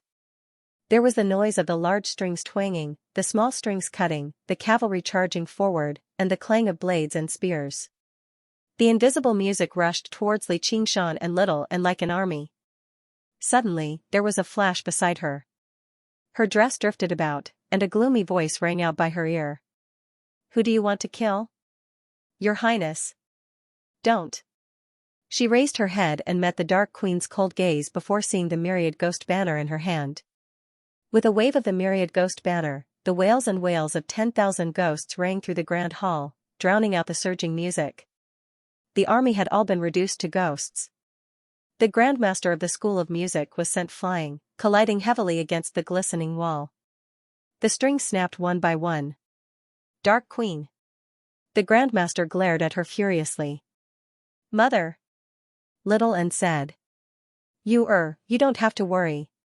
Mother will definitely protect you this time. No matter what you do, Mother will support you with everything she has. Li Qingshan, you've killed that bitch. You've avenged me. I thank you for that too." The Dark Queen looked back at Chu Lai King and said, "Xianxia is your daughter. Do you really want to kill her? My Ji clan is well established and flourishing. We have many descendants. We don't lack an unfilial son. Dauntless Abbot, this king has failed to manage the clan properly. I've let down my ancestors, so please don't hold back. Kill these two demons quickly." Chu Lai King recovered his dignity and ordered firmly. "You all right? Then from today onwards, I no longer have anything to do with your Ji clan. You can kill me too." The Dark Queen waved her hand and summoned a few ghost kings. They roared out fiercely, accompanied by the wails of thousands of ghosts, dyeing the golden hall with a sense of foreboding. The dauntless monk bellowed furiously, "How dare you use underhanded tricks in the holy land of Buddhism? Protector Jialan, world cleansing with the sound of Sanskrit." Above Great Buddha Mountain, a protector of Jialan flickered in and out, producing an obscure, sacred sound of Sanskrit. It was even vaster and more profound than the chant of Devanaga. Jialan was a great protector of Buddhism. The protector deities of all the temples were Main, Sanskrit, Heavenly Drum, Miatan, Buddhist Slave, and so on. There were a total of 18 deities. Sanskrit Jialan was one of them. The protective formation of the Chan Monastery of Devanaga was called the World Cleansing Formation of Sanskrit. All the bells and drums above and below Great Buddha Mountain rang out together, as if they were accompanying the sound of Sanskrit. They formed a great, golden river that poured into the grand hall. The wails of thousands of ghosts immediately vanished. The roars of the ghost kings immediately turned into miserable cries. Smoke rose up from their bodies as they rapidly shrank. Demons and ghosts had always been suppressed by the Buddhist Dharma. The Dark Queen's expression changed. She also felt a tremendous pressure fall on her. She endured it with difficulty and gritted her teeth. The hell of scorching wind Gu Yenying unleashed was affected slightly too. She thought, fighting on Great Buddha Mountain really isn't a wise choice. The two grandmasters of the School of Fame and Music felt completely at ease. Their bodies submerged in the great, golden river, and their wounds rapidly healed up. They sneered at the Dark Queen. It made no difference whether she was present or not today. If you want to die, then come to die. Mother, don't worry. Qingshan and I will take care of this matter. At this moment, Li Qingshan, King to-to-to-to-ching. King to-to-to-to-to-be-to-to-to-to. To-be-to-be-to-ching. At this moment, Li Qingshan said to Shaoan without even looking back, "Have you learned it?" "I've learned it." Little An nodded and let go of Li Qingshan's hand. Ever since she arrived beside Li Qingshan and stood beside him, they had held hands. This was not to comfort and encourage one another. Instead, Li Qingshan was passing on the 3,000 forms of the sword scripture of heaven and earth to her. Sure enough, she did not disappoint him. "Then come." Li Qingshan laughed aloud and communicated with the wild flower blade soul. "What are you waiting for? Are you really going to use this move?" The wild flower blade soul asked in surprise and doubt. "Why are you suddenly concerned about me?" "I'm just afraid that you won't be able to hold on before you can even launch a single strike and explode. You'll embarrass me. I don't want to end up in the hands of these bald donkeys." You bitch, shut up. Li Qingshan barked. Alright, I'd like to see how you die. One with a blade. The wildflower blade soul was furious. Thank you for your auspicious words, Madman's End. Li Qingshan laughed out loud. At the end of the wildflower blade's edge suddenly bloomed. Large and enchanting petals wrapped around Li Qingshan's hands. The pattern spread along his arms, and in the blink of an eye, they covered his entire body. They flashed with a faint metallic luster, causing his incomparably handsome face to have an even more sinister and cruel appearance. The figure of the wildflower blade soul was faintly discernible, overlapping with his body and merging into one. Li Qingshan's body trembled violently as he knelt on one knee.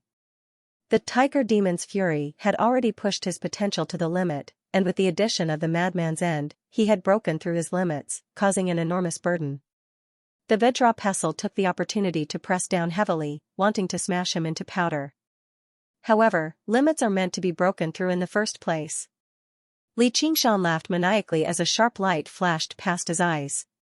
His scarlet hair fluttered like fire, and his phoenix wings suddenly spread open. A gust of wind swept through, displaying an extremely powerful battle stance. Break! With a flash of the saber, the Vajra pestle was broken. The surface of the cut was as smooth as a mirror. What saber is this? The dauntless monk was alarmed. The Vajra had been condensed from the four of their powers through the Guardian King's demon-subduing formation. It was far tougher than regular arcane treasures. Even the famed Sword of the Sword Collection Palace could not break it so easily. Break! Li Qingshan's figure spun, and the ending flower saber danced wildly with him. The frenzy contained a profound saber intent, and black cracks spread on the saber's edge, containing the power of the tremor of the ox demon. In an instant, the Vajra demon-subduing formation burst forth with thousands of blade lights, like a wild flower in full bloom. The Vajra demon-subduing formation was broken. The four great Vajras retreated one after another. They had no choice but to retreat. Their unbreakable golden bodies were as weak as paper in the face of the saber light. The saber radiance was like a tornado, whistling. As it broke through the hall and the roof, the layer of golden light couldn't stop it at all. Li Qingshan rushed out of the hall. In an instant, the boundless blue sky filled his heart. He looked up at the distant 9 heavens, and a bright smile appeared on his face. It wasn't just his blood that was boiling, but his soul as well. Don't you dare leave, wretched demon! The dauntless monk was both surprised and furious. Originally, he thought it was an impregnable cage, but it could not stop a single slash from his blade. In a daze, he discovered that he had still underestimated his strength. He was powerful enough to rival the 10 demon kings. Li Qingshan looked down and turned around. He gripped the hilt firmly with both hands and suddenly flapped the wings of wind and fire. He merged with the blade and swung down. Great Guardian Palm. The dauntless Guardian King launched a palm strike at the sky, also erupting with resplendent, golden light with the power to subdue demons. Thump! Thump! Thump! With 3 metallic clangs, the 3 Guardian Kings pressed against him and poured all of their power into him. Golden light suddenly lit up, blazing like the sun. The great Guardian Palm expanded to several times its original size, colliding with the descending blade of light with a rumble. There was a rumble, but it was not as great as he imagined it to be. The blade of light pierced the great Guardian Palm and cut into the Guardian King's avatar, advancing unstoppably, cutting through all obstructions and heading straight for the dauntless monk in the center. Great Guardian will imprint. The dauntless monk brought his palms together and caught the blade. He stared at Li Qingshan in disbelief. You wretched demon. Bald ass. You wretched demon, haven't you said enough? I put up with you for far too long. Li Qingshan tossed aside the hilt of the blade and threw a punch at the dauntless monk's face. The dauntless Guardian King collapsed loudly, and the dauntless monk was sent flying. He smashed through 2 pillars before smashing through the walls. The pillar shattered, slowly falling towards the ground. The building collapsed, and the glazed roof tiles rained down. Sunlight poured in, shining with a rainbow glow. Everyone's expressions of shock froze on their faces. This was unimaginably powerful. Senior brother. The abbot. The unraging monk and the two old monks cried out. Don't worry, master. Our abbot's head is still pretty tough. Li Qingshan smiled. Although the dauntless monk had always been a nuisance to him, he was still quite nice to little An, so he did not kill him. Otherwise, even a demon king with a tough body would only end up with his head exploding if he punched him in the head. You damned disciple. I won't spare you today. The unraging monk said furiously. His demon chi surged with the supreme power of demon suppression, merging with his large, fat body. His fat immediately became knotted muscles, and he became scarlet red like fire as if he had been possessed by the demon of war. However, the banner on his back had the words demon suppression. Li Qingshan only smiled when he heard that. With the two words damned disciple, he had not purposefully held back in vain. Boom! Boom! Boom! The pillar smashed into the ground, and the great hall shook violently. The shattering of the glazed roof tiles filled the air, kicking up dust. The countless arhat, maidens, and protector generals from the murals surged over together, about to drown Li Qingshan. A river of blood whistled over. The water was dark red and viscous. Countless skeletons moaned and wailed in it, extending their pale white arms. There were even a few powerful ghosts that brandished their claws and fangs, ready to devour people. The Dark Moon? The Dark Queen looked over in surprise, only to see Little and wielding a banner of white bone and blood. He waved it gently, and it actually seemed even better than the sect treasure of the Umbraline sect, the Myriad Ghost Banner. It was the supreme treasure of white bone, the Blood Sea Banner. The sea of blood surged, filled with a deep, filthy aura. Wherever it passed by, the golden Buddhist light would pale in comparison. Whether it was the arhat, maidens, or protector generals, they would all be swallowed up as soon as they fell in, drowning out the Buddhist kingdom. Only the 8 grotesquely shaped murals could leap out of the sea of blood. At first glance, they all looked somewhat humanoid. But upon closer inspection, they were not human. Some were exceptionally handsome, some had the head of a snake and the body of a human, some were hideous and ferocious, some had 4 arms, and all of them had the power of the third heavenly tribulation. Li Qingshan could tell at a glance that the hideous and ferocious mural was an Asura. Normally, one wouldn't be able to tell, but in the colorful and gorgeous murals, the Arhat and Celestial Maiden were just a foil. Only these 8 were the real protagonists. These were the legendary 8 divisions of the Heavenly Dragon. They were the Heavenly Dragon, the Yiksha, the Gandharv, the Asura, the Garuda, the Kinara, and the Maharaga. They were the 8 types of deities that resembled humans, yet were not. They were all fated with the Dharma, and when the Buddhas preached, they would often attend and listen. The Heavenly Dragon and Dragon were the most important, which was why they were known as the 8 divisions of the Heavenly Dragon. They possessed an extremely important status in Buddhism, which was also the origin of the Chan monastery of Devanaga's name. The Chan monastery of Devanaga's supreme technique, the chant of Devanaga, sounded like a dragon's cry, but it actually contained the chanting of celestials. Li Qingshan let out a great laugh. You say I'm a wretched demon, but these 8 are clearly not human either. Aren't they enshrined in the Grand Hall as well? Isn't the chant of Devanaga just imitating the voices of wretched demons? Why are you favoring one over the other? How dare you? How dare you? The 2 old monks bellowed. Damned disciple, the beings of the 8 divisions all admire the Dharma, so they're definitely fated with the Buddha and are enshrined by us. How is that something you can comment on? Said the unraging monk. Master, I'm fated with the Buddha too. The dauntless abbot even said I possess a deep Buddhist nature. After listening to the Dharma of the Zen heart, I even gained a little Zen heart. Unraging, there's no need to waste your breath on him. Hurry up and purge demons and protect the sect. Rationality is undivided, and Buddhahood is one. Fist of Wisdom. A monk king punched out with both fists, forming the fist of the Buddha with both hands. His 10 fingers intertwined, hurling it towards Li Qingshan's back as hard as he could. This was the palm seal of Vairocana of the Vajra realm. It used great wisdom to break through the maze, preventing the enemy from escaping. Afterwards, it used the strength of Vajra to crush the enemy. It was the most powerful technique of the Chan monastery of Devanaga. The sword of Dharma wisdom. Another monk king raised a sword 5 feet long with both hands. His figure was small and hunched, like a child wielding an adult's weapon, which seemed extremely uncoordinated. However, his expression was naive and simple, filled with sincerity. He bowed deeply and swung his sword towards Li Qingshan's head. He used the final form of the sword of Dharma right away. The child worships the Buddha.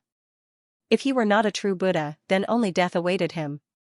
At the same time, the 8 divisions of spiritual beings struck out together. The sky was peaceful, untainted by dust and dirt.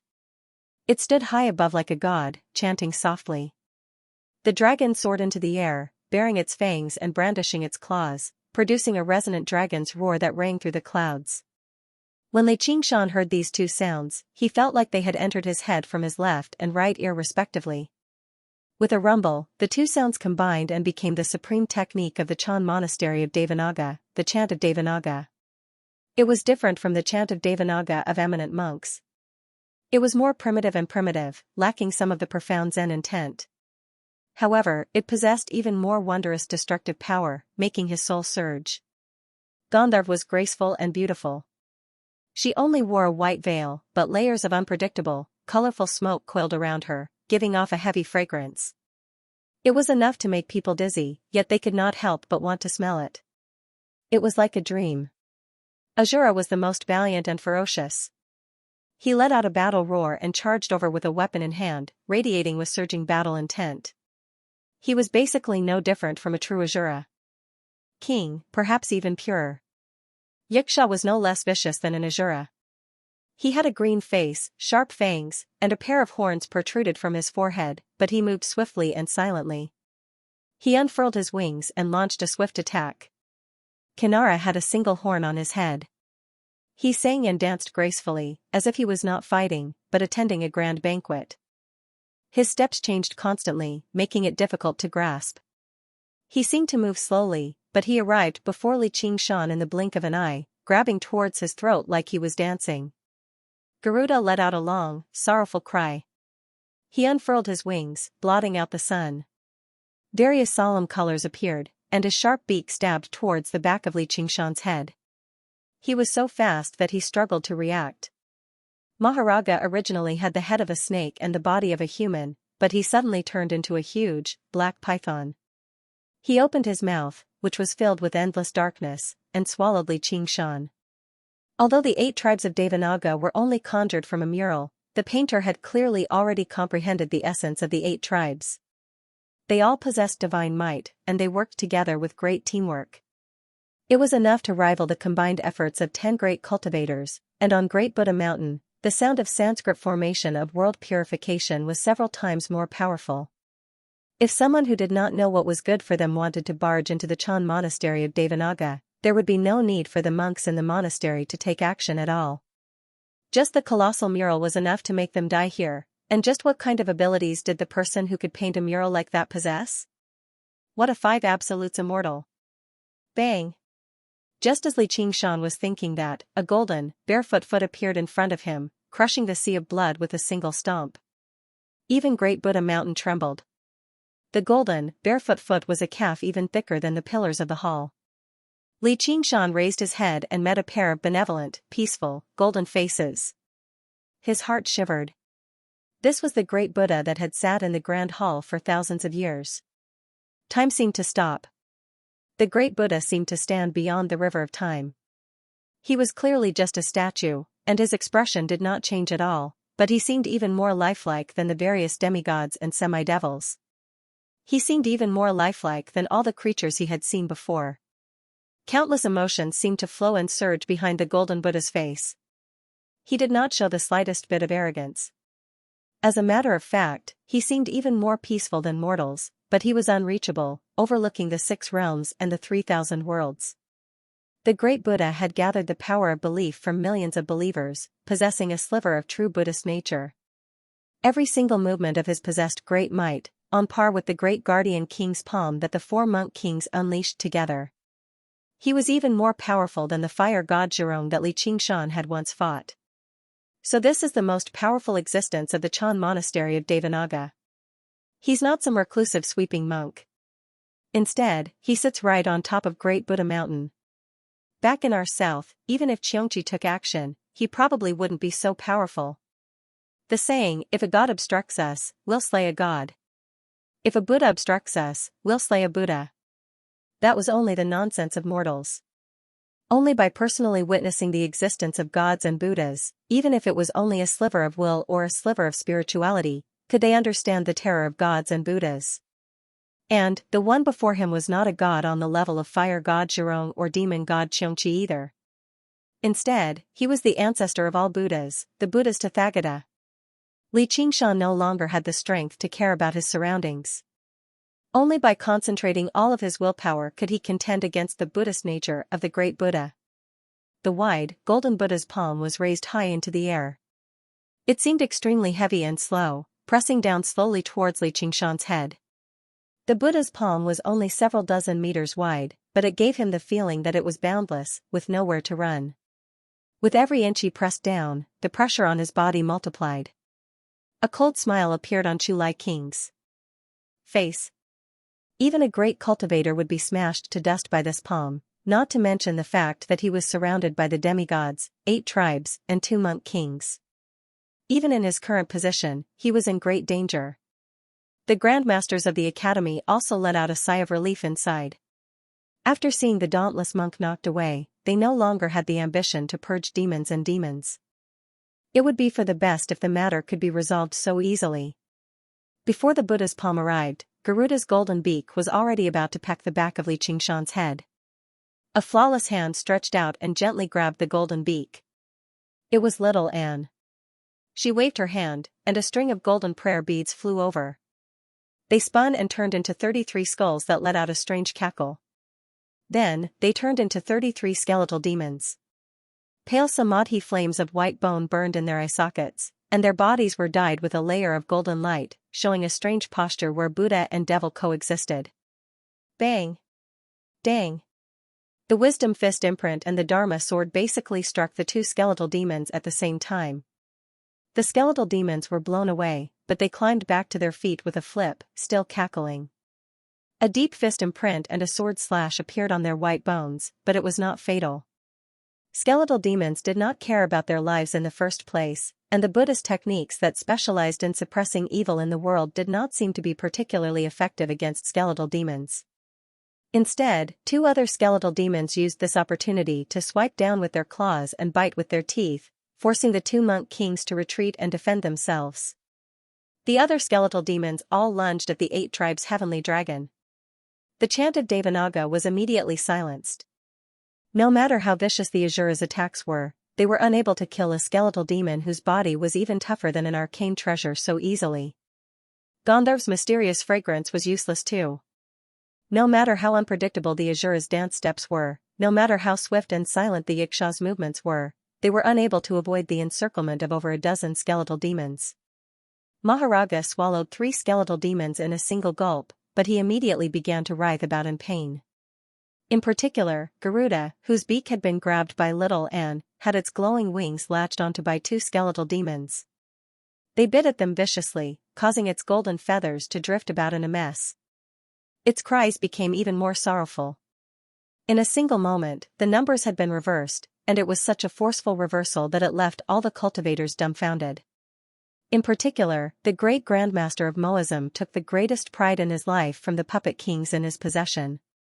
Every single puppet king was as powerful as great cultivators, and they did not fear death.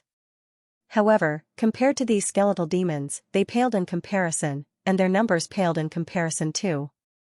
As a result, he immediately suffered a vicious blow. Jin Fugue and Yu Wuyang exchanged glances. They shared similar shock and doubt. Aren't we still in the 9 provinces? A battle, no, a war, on this level was something they had never seen in their lives. The Dark Queen was both surprised and overjoyed, but there was also a hint of melancholy within her pride. She no longer needed her protection. No one could harm her anymore. She sneered at Chu Lai King. Do you regret it? The fierce king of Chu couldn't believe that this was his daughter, and he couldn't help but feel a trace of regret. Although the Ji clan was well established and had many descendants, none of them could compare to her, not even Ji Xuanri. If she became king of Chu, perhaps she would be the most powerful king of Chu in history. Coupled with Li Qingshan's cooperation, she might even be able to bring an end to the South Shine Kingdom. Perhaps just now, he should not have been so ruthless with his words. However, as soon as the thought appeared, he immediately dismissed it. He was not the type of person to be overly cautious and indecisive. He could no longer go back on what had happened today. The kid from back then has become so terrifying now. Gu Yenying sighed inside. She said to the nearby master of the Sword Collection Palace, "It doesn't matter what you want to do, Palace Master." "Why did you have to provoke them? It won't end well now, will it?" The master of the Sword Collection Palace was currently controlling the heavenly sword to continue attacking the scorching wind hell. When he heard that, his face sank. He also felt rather vexed inside. Just what kind of monsters had he provoked? Originally, dealing with Li Qingshan was a casual move he had made. If he could not achieve his objective, he would just eliminate him. However, he never thought this chess piece would overturn the board in the blink of an eye, almost trying to devour him as the chess player. Everyone shared the same thought. If these two people did not die on Great Buddha Mountain today, was there still anyone in the 9 provinces who could stop them? Li Qingshan suddenly felt his body lighten. It was not because the attacks from the 8 tribes' heavenly dragon and the 2 monk kings had been blocked, but because the golden Buddha's palm above his head had suddenly changed targets, slamming towards Little and instead. The Buddha's eye opened a little more, staring at her. Little and did not block it forcefully. With a gentle shake of the Blood Sea banner, the golden Buddha was sucked into it. The Blood Sea banner had always been a space of its own, and unlike the azure field, it was specially used for capturing. Attacking with the river of blood would not be able to demonstrate its true power. Before he knew it, the monk king of the 7 treasures had arrived in the grand hall. He stared at Little and furiously as Tathagata of myriad treasures shimmered behind him. He held 7 Buddhist treasures that glowed with rainbow light. He seemed dignified. Originally, he was still thinking about how to take Little and back to the Dragon Province's Lingua Temple, but he never expected something like this to happen. Even when Little and stood beside Li Qingshan when she killed Ji Xuanri, he still held on to a sliver of hope, or perhaps it was a fantasy that there was some inside story behind all of this. His impression of Little and was just too good. Only when the 33 prayer beads that had once defeated him turned into 33 skeleton demons did his fantasy completely shatter.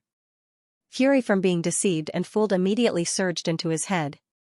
He could not hold it in anymore. Enemy of Buddha? Little Ant's heart rippled. It made sense, yet there was also some disdain. That's not a bad title, Li Qingshan smiled. Enemy of Buddha, as the name suggested, was an enemy of Buddhism, but not just anyone had the right to be called that. Even the soaring Locust King, who had killed millions and was absolutely irreconcilable with the Chan monastery of Devanaga, did not necessarily have the right, let alone regular demons and monsters.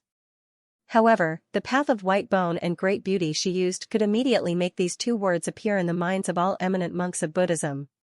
The general principle was to slander the Buddhist Dharma, and the oath was to kill gods and Buddhas. She cultivated it layer by layer just so that the title of enemy of Buddha would become even more true, until she became the white bone bodhisattva. The monk king of the 7 treasures was furious. He no longer said anything else. He drew a circle with his hands and pushed forward forcefully. Demon subduing of the 7 treasures. The 7 Buddhist treasures shot towards Little and with 7 streaks of light. This time, Little and did not have the 33 prayer beads to block it, and the Blood Sea banner surged. Trapping the Buddha for a while was already its limit, and the monk king of the 7 treasures who was on full alert would not be struck so easily by the Buddha-slaying sword either. Suddenly, her face became solemn, and inviolable.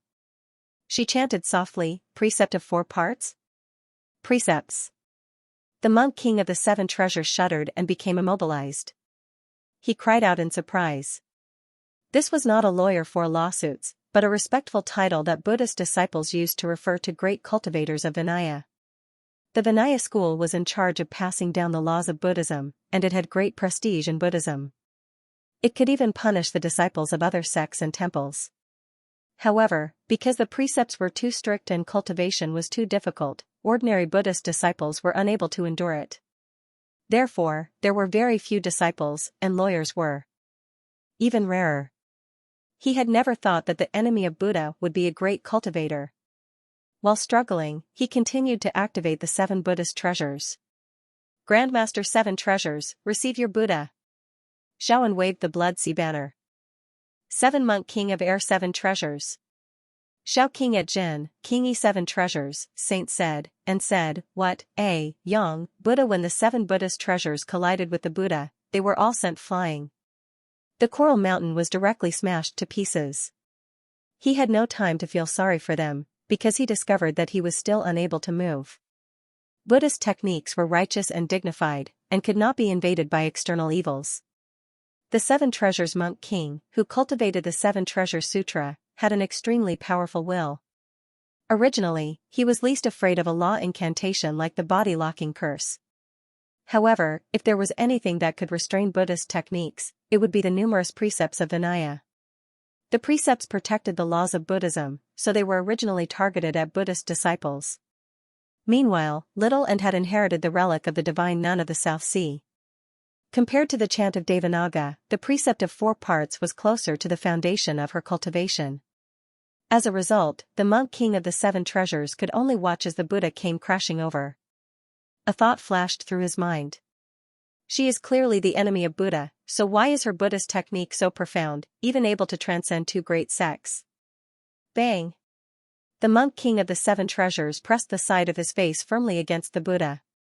His limbs spread out in a shape, smashing through an entire wall of the grand hall loudly and falling towards the mountain.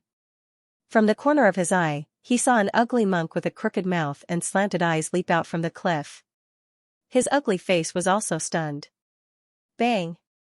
Before the monk king of the 7 treasures could even warn him, the Buddha had already collided with the ugly monk. Another thought flashed through his head. That face seems a little familiar. The dauntless monk was sent flying by a punch from Xianxia. Although Xianxia did not want to kill him, he had not gone easy on him either. He fell off the cliff and only returned to his senses after quite some difficulty. He was both surprised and furious. Ignoring the half-collapsed face, he immediately flew up. Right when he was about to face Xianxia in a battle to the death, he saw the great Buddha he had worshipped his entire life fly towards him, with a monk king of the 7 treasures stuck to it. He could not help but become stunned. Although he had not fallen for Little End's precepts, Xianxia's punch had originally been to cripple him so that he would not run out to cause trouble again.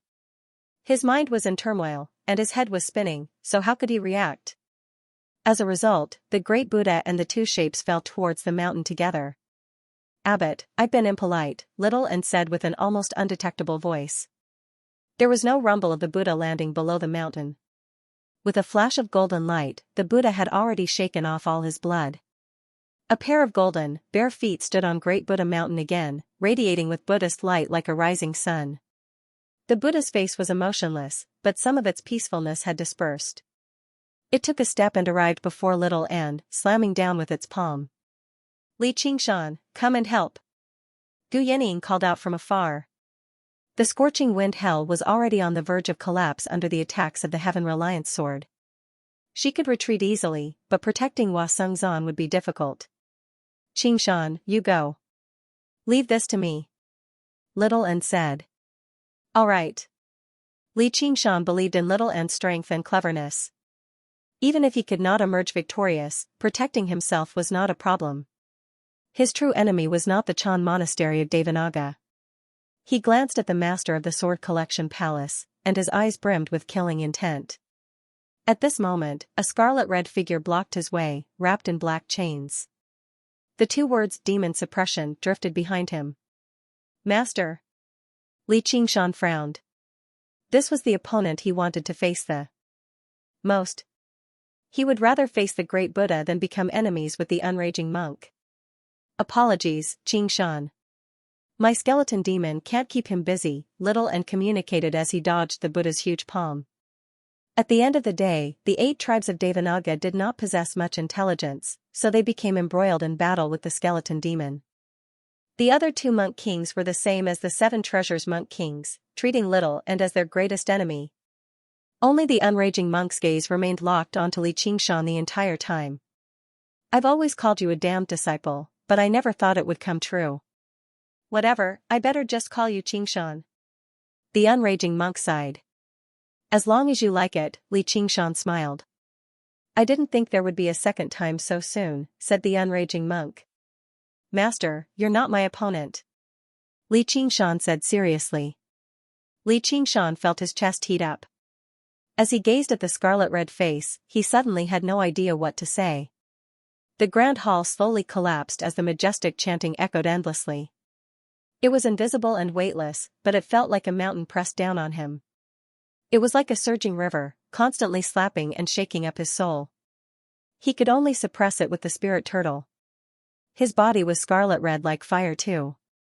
Hot blood surged through his thin skin, like a river of magma flowing beneath the surface, ready to surge out and swallow him at any time. Limits were meant to be broken through, and breaking through limits came with a price. He could not last for too long in this state. However, the pain of both internal and external pressure paled in comparison to the hint of guilt in his heart. Just recently, the owner of this face had once used his life to protect him, allowing him to lead the demon suppression tower calmly and allowing him to refine the end wildflower blade. He had always been clear about his debts of gratitude and grievances, yet he owed him far too much. Demon suppression, the unraging monk bellowed out. A huge shadow obscured the sky. The pitch-black demon suppression tower descended from above, as lofty as a mountain. Xianxia raised his head. This was the largest demon suppression tower he had ever seen in his life. This was not only because of the unraging monk's extremely high cultivation of the demon suppression statuary, but also because of his extremely powerful demonic nature. Xianxia did not dodge. The moment the demon suppression tower descended, he looked at the unraging monk and said, Master, I might be a demon, but I'm not a bad person. Boom! Great Buddha Mountain shook, and Xianxia's figure vanished from below the demon suppression tower. The unraging monk shuddered inside and clenched his fist. I know. Below the demon suppression tower, Xianxia's ears fell silent. The mighty sound of Sanskrit was isolated outside, allowing his agitated soul to calm down. He understood that the unraging monk had done this on purpose. He closed his eyes, but he raised the end wildflower blade. I can't stop here yet. Xianxia, give me some time. The unraging monk's voice rang out. Master, it's useless. Xianxia seemed to have guessed what the unraging monk wanted to do. He could not help but shake his head. He gripped the hilt with both hands, but he did not swing down. Don't be angry, this is a good disciple you took in. The scholarly great grandmaster shouted in anger. Master Zhu. The unraging monk looked back. Enough nonsense. Hurry up and open the pagoda so we can kill him. Master Zhu raised his sword. His face was filled with killing intent. The unraging monk said. I can send him to the demon suppression hall. Demon suppression hall, do you still want another soaring locust king? Master Zhu interrupted and said with a sneer. North Moon is not the flying locust king. The unraging monk said firmly. He knew there had been many conflicts between the North Moon and the cultivators of the Green Province, but he would never simply believe that it was all one side's fault. Grandmaster Unraging. I know you've always pitted wretched demons, but there definitely won't be a second outcome for what happened today. Yeah, don't ruin the monastery's unblemished reputation over a single misstep. All the great grandmasters gathered around and said. Originally, when Xianxia was trapped in the Guardian King's demon subduing formation, aside from the two great grandmasters of the School of Music and the Famers, the other great grandmasters struggled to interfere. Afterwards, when the Buddha's palm slammed down, they felt like there was no need for them to interfere anymore. Only when Xianxia cut through the Guardian King's demon subduing formation, sent the dauntless monk flying with a punch, and turned the situation around in a single stroke did the great grandmasters return to their senses. Right when they were about to purge the demon, they were stopped by the demon suppression tower. Gazes shot towards the unraging monk, filled with disdain, ridicule, and criticism. The unraging monk faced them coldly, unfazed. Master Zhu said, Unraging monk. You've been deceived by demons, leading a wolf into your home, resulting in the death of the main concubine. That's already a grave sin, yet you still refuse to cooperate with us. Hurry up and kill this demon to redeem yourself. Don't tell me you're still trying to protect this demon? Old bastard, if you hate demons so much, why don't you go slay dragons in the Ink-Sea? What are you making so much noise for? The unraging monk called out. Master Zhu was taken aback. He never thought he would be bold enough to retort. Unraging, stop being so stubborn. Even if he's not a demon, what he's done is still punishable by death. Where's the raging monk who abhorred evil in the past? Chu Lai King walked over slowly and said sternly. Why would I tolerate evil and nurture evil? However, there's probably something very suspicious about this place. Otherwise, why would he insist on fighting here if he's not crazy? Even if we want to kill him, we need to get to the bottom of this first. The unraging monk did not trust Li Qingshan blindly. Instead, he found the entire matter to be very unreasonable. Li Qingshan was violent, but he was not a man without brains. There must be a very deep reason why he would go as far as to expose himself and kill the Ming concubine at a time and place like this, even if he was in dire straits. None of the great grandmasters were stupid either. They obviously had their suspicions, but this did not affect their determination to kill Li Qingshan. No matter what the twists and turns were, it was not important at all. Just the fact that a demon king had publicly killed a great cultivator was enough to incite their common hatred for a common enemy. Don't you forget your identity? Chu Lai King said sternly. No matter how many reasons he had to prove that the Ming concubine deserved to die, he had to kill Li Qingshan no matter what. As a matter of fact, this was no longer a personal grievance, but a conflict between humans and demons. Even if the person Li Qingshan had killed was not the Ming concubine but some other unrelated great cultivator, he still had to lead everyone to kill the North Moon here as the leader of the cultivation community of the Green Province. Is identity even more important than good or evil? The unraging monk bellowed furiously. His scarlet face was rather vicious, as if the monk of fury had come back to life. In the past, the monk of fury did not care about his identity. He did not care whether they were mortal cultivators, humans, or demons. He would kill the evil and save the good, stubbornly going his own way. In the end, he was surrounded by enemies and condemned by everyone, basically forced into dire straits. He had to rely on the protection of the sect to protect himself. He struggled to calm his anger, almost suffering from chi deviation. It's been so many years, yet you still don't get it? Chu Lai King asked. Yeah, I don't get it. Is it wrong to be benevolent? Is it wrong to punish the evil and promote the good? Is it wrong to be equal? The unraging monk widened his eyes furiously. Junior brother. The dauntless monk climbed up Great Buddha Mountain again. The huge, golden Buddha stopped halfway. He had also unleashed his guardian king's avatar to block it, so the impact he received was not particularly severe. His face became even uglier as he stared at the unraging monk in shock. It was like yesterday had replayed itself. The monk of fury from the past had questioned him 3 times in the Grand Hall. Perhaps the monk of fury had never died. He had just hidden himself beneath Great Buddha Mountain, refusing to let his anger be incited again. Chu Lai King frowned firmly. Teacher Zhu said, Your Majesty, this bastard allied with demons in the past, which is unacceptable to our cultivation community. Now that he's been contaminated by demon chi, he has completely fallen into the demonic path. The Chan monastery of Devanaga really doesn't know how to choose disciples. With a clang, he drew his sword and pointed it at the unraging monk.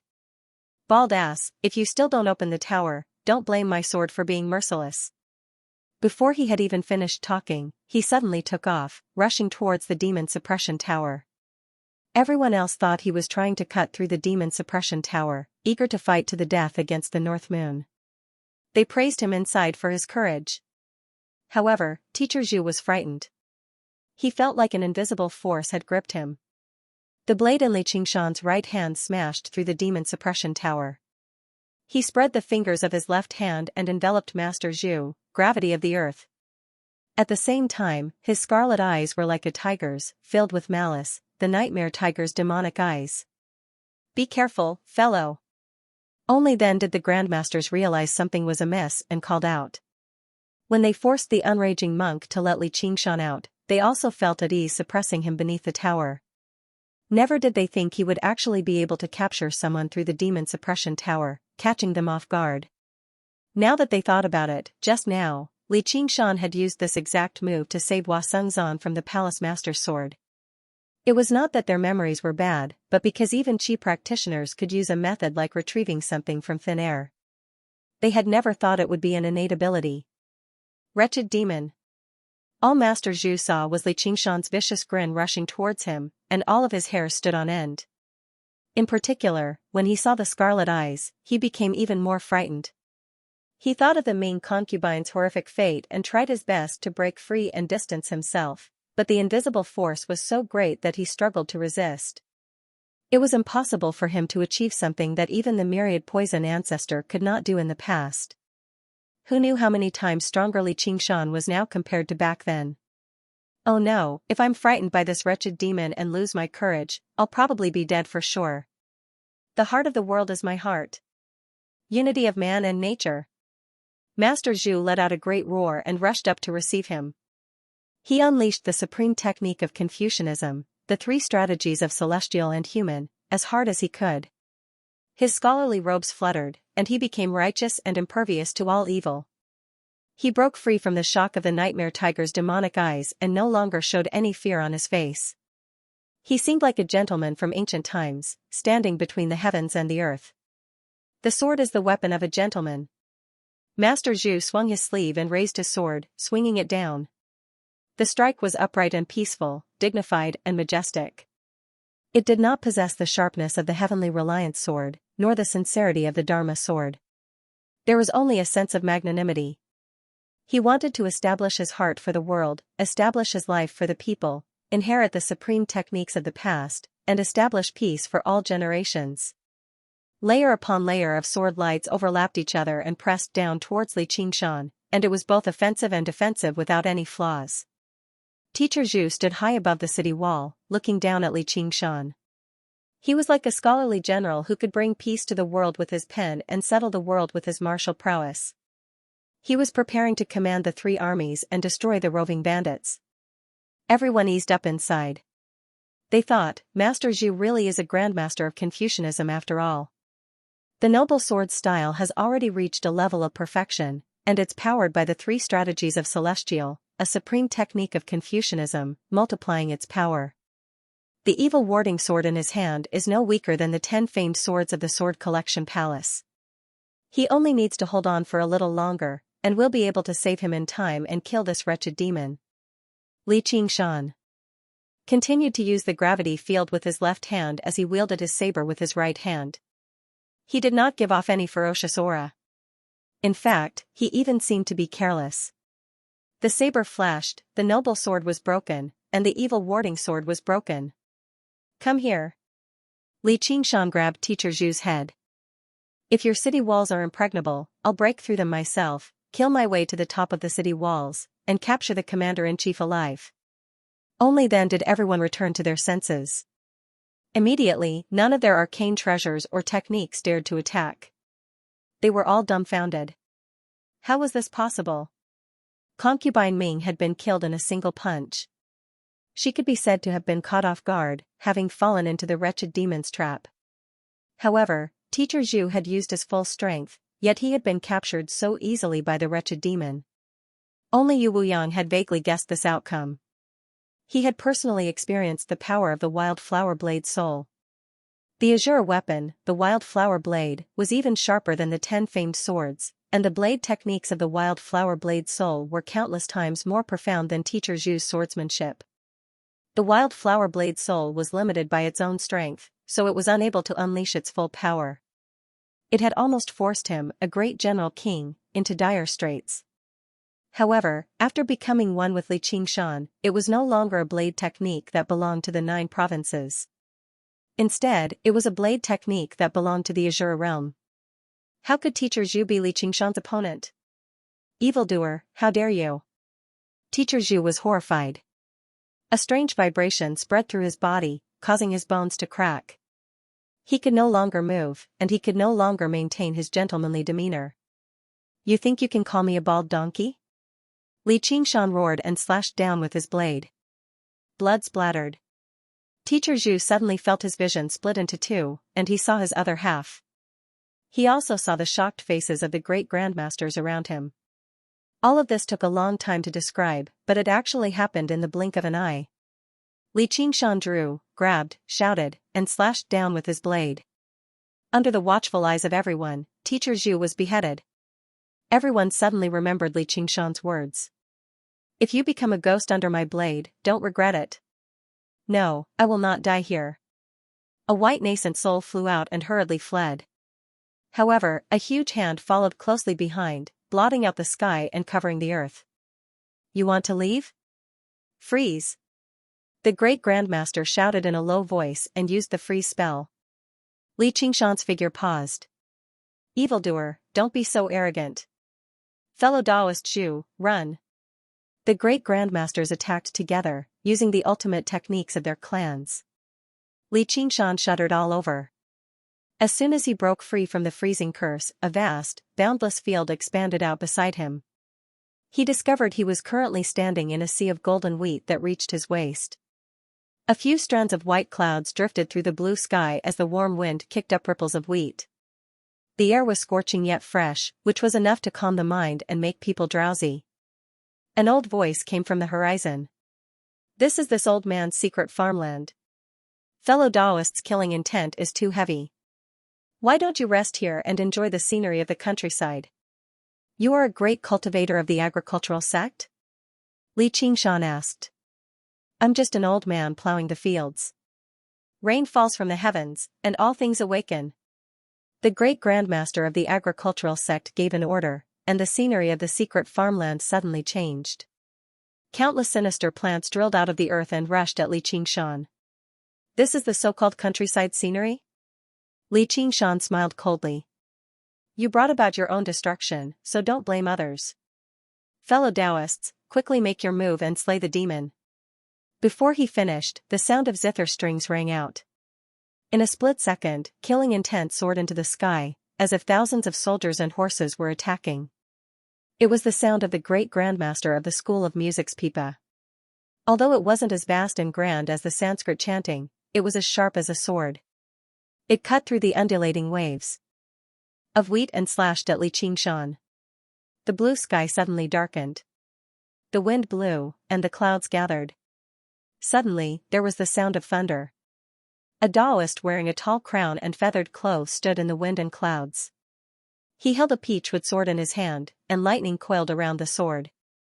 He drew an arc and pointed it at Li Qingshan. God of thunder, help me, heavenly thunder slay the demon. A huge figure formed by interweaving lightning appeared. It had a pair of wings on its back, and a sharp mouth and monkey face. Its left hand held a wedge, and its right hand held an awl. The heaven and earth lit up, and a bolt of lightning struck down at Li Qingshan's head. This was the most powerful thunder technique of the school of Taoism. In the past, the patriarch of the 100 schools of thought, Zhou Tong, cultivated this technique. Compared to this great grandmaster of the school of thought, it was like a child playing house. It was as if the god of thunder had descended into the world, enforcing the law on behalf of the heavens, and slaying the demon. If I want to kill him, who can stop me? The surging power of tremors was added to the strike. There was a flash of black light, and the garden's secret realm was destroyed. Master, listen to me. Doing good is rarely rewarded, punishing evil is always met with retribution. Life has never been equal. There are no gods above us. Justice is only within the blade. Li Qingshan took a step out and chanted slowly. Whether it was the vicious plants, the sharp zither music, or even the terrifying lightning, they were all cast behind him. The unraging monk let out a long sigh. It was all in vain. Oh no, fellow Feng is still outside. The Grandmaster's expression changed. How is this possible? A withered old man cried out involuntarily. He gazed at Li Qingshan, who had suddenly appeared. His face was filled with disbelief. How could his garden's secret realm be cut open so easily? A domain of its own was an extremely powerful and rare method of cultivation. Even among great cultivators, there were not many who could grasp it. It was most skilled at fending off enemies and trapping them. The master of the sword collection palace's cultivation in the path of the sword had reached the very limits, yet he still failed to get through Gu Yenying's scorching wind hell. The huge, golden Buddha possessed the great power of a god, but it had also been trapped by Little Ant's blood sea banner for a while. Originally, he thought Li Qingshan would have to do something to break free, and Chu Lai King and the other grandmasters would never give him that opportunity. He never thought he would destroy the garden's secret realm with a single strike. However, little did he know that Li Qingshan possessed the supreme ability, the tremors of the ox demon. Who knew how much space it had smashed through? Even the Mist Province cauldron had been forcefully shattered, let alone his puny domain. The end wild flower blade could already endure the power of tremors. Through the profound blade techniques of the wild flower blade soul, it basically cut through anything. You're the one plowing the fields? A huge black shadow loomed over them and rapidly approached them. A pair of scarlet eyes were like fire. Its scarlet eyes shone like fire as it looked down at the withered old man. Why I? The Grandmaster of the School of Agriculture took a step back. His expression changed drastically as he shivered inside. He swung the gleaming hoe as hard as he could at the shadow, but he seemed extremely weak. He had no will to fight at all. The School of Agriculture was not good at fighting in the first place. Even this magic treasure was not used to kill enemies. Since the great swordsman Ming Fei, who wielded a famous sword, was killed with a single punch, how could he have the confidence to fight against Li Qingshan? However, at this moment, apart from him, all the other great grandmasters, including Chu Lai King, were still in the Hall of Great Strength. They were all taken into his farmland mystic realm. The master of the Sword Collection Palace did not seem to have any intention of helping either. He stubbornly attacked the scorching wind hell, as if he really wanted to kill Hua Sengzan at all costs. As a result, this agricultural grandmaster had no choice but to face Li Qingshan alone. He had originally thought that this was his ultimate move to save his life and trap the enemy, but he never expected that he would fall into such an awkward and terrifying situation. As he swung the hoe, he hurriedly withdrew from the garden mystic realm, but there was a time difference. Li Qingshan grabbed the agricultural school grandmaster's neck and lifted her up like he was lifting a chick. He spun her around in his hand, and with her head facing downwards, he threw her down forcefully. Go back to the fields if you're plowing.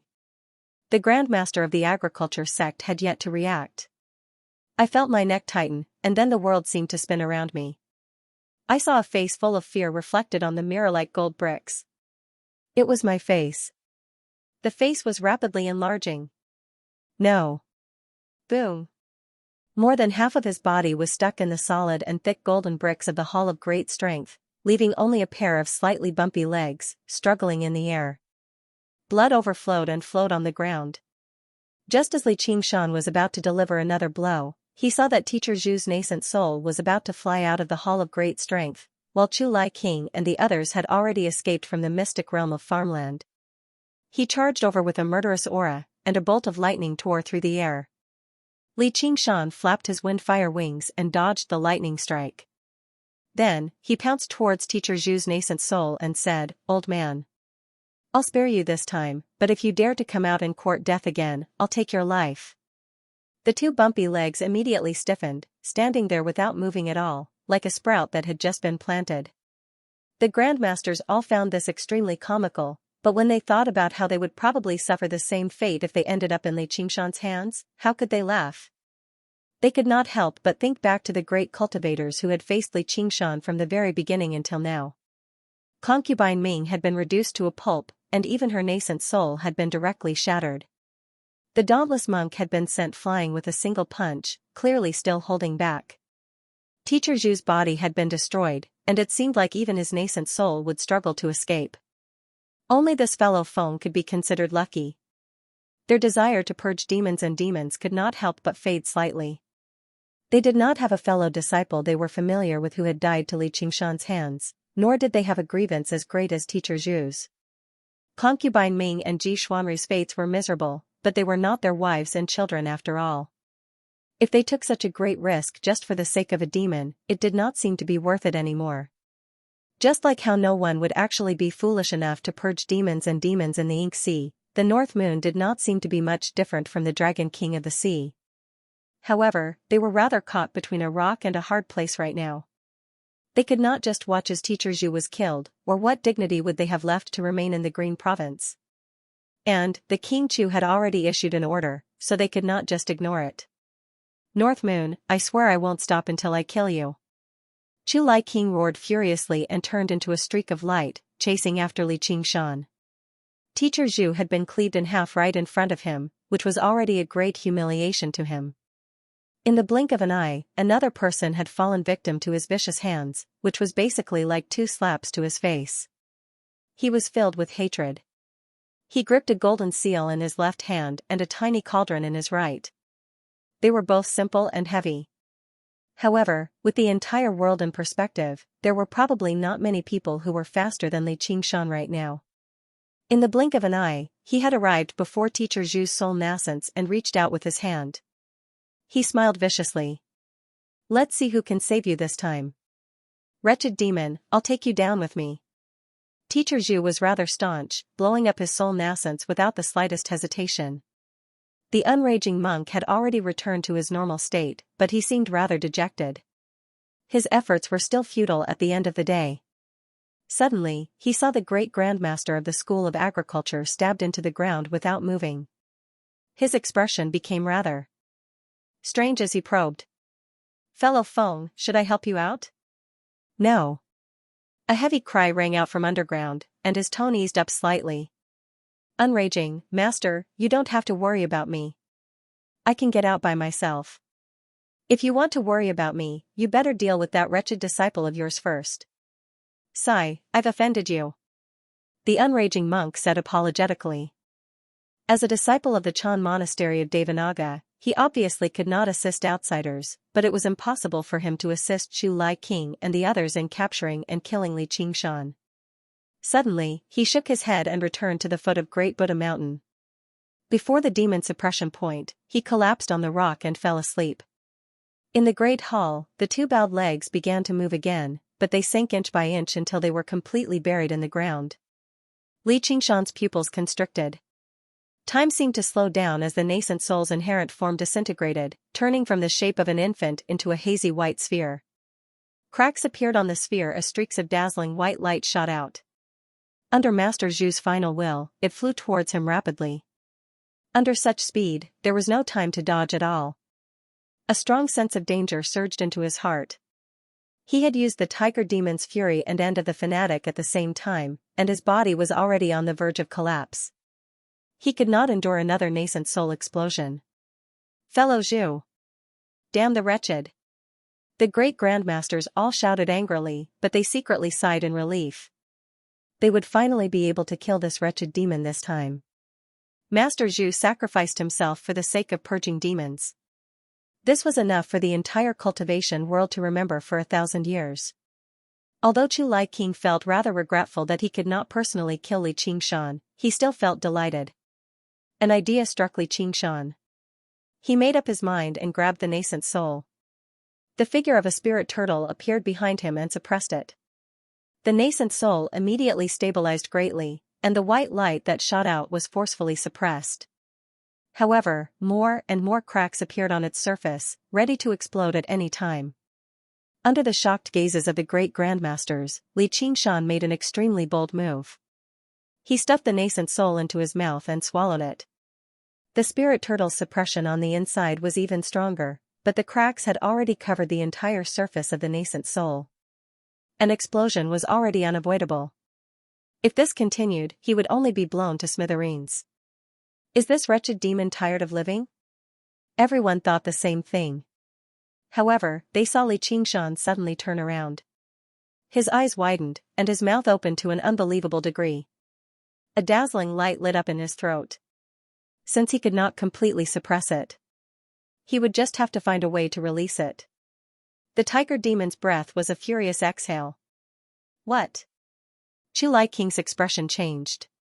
A dazzling streak of white light whistled out, rushing towards Chu Lai King and the others like a mountain torrent bursting out of a dam. As soon as the white light left his mouth, it became unrestrained. It expanded rapidly, taking the shape of a funnel.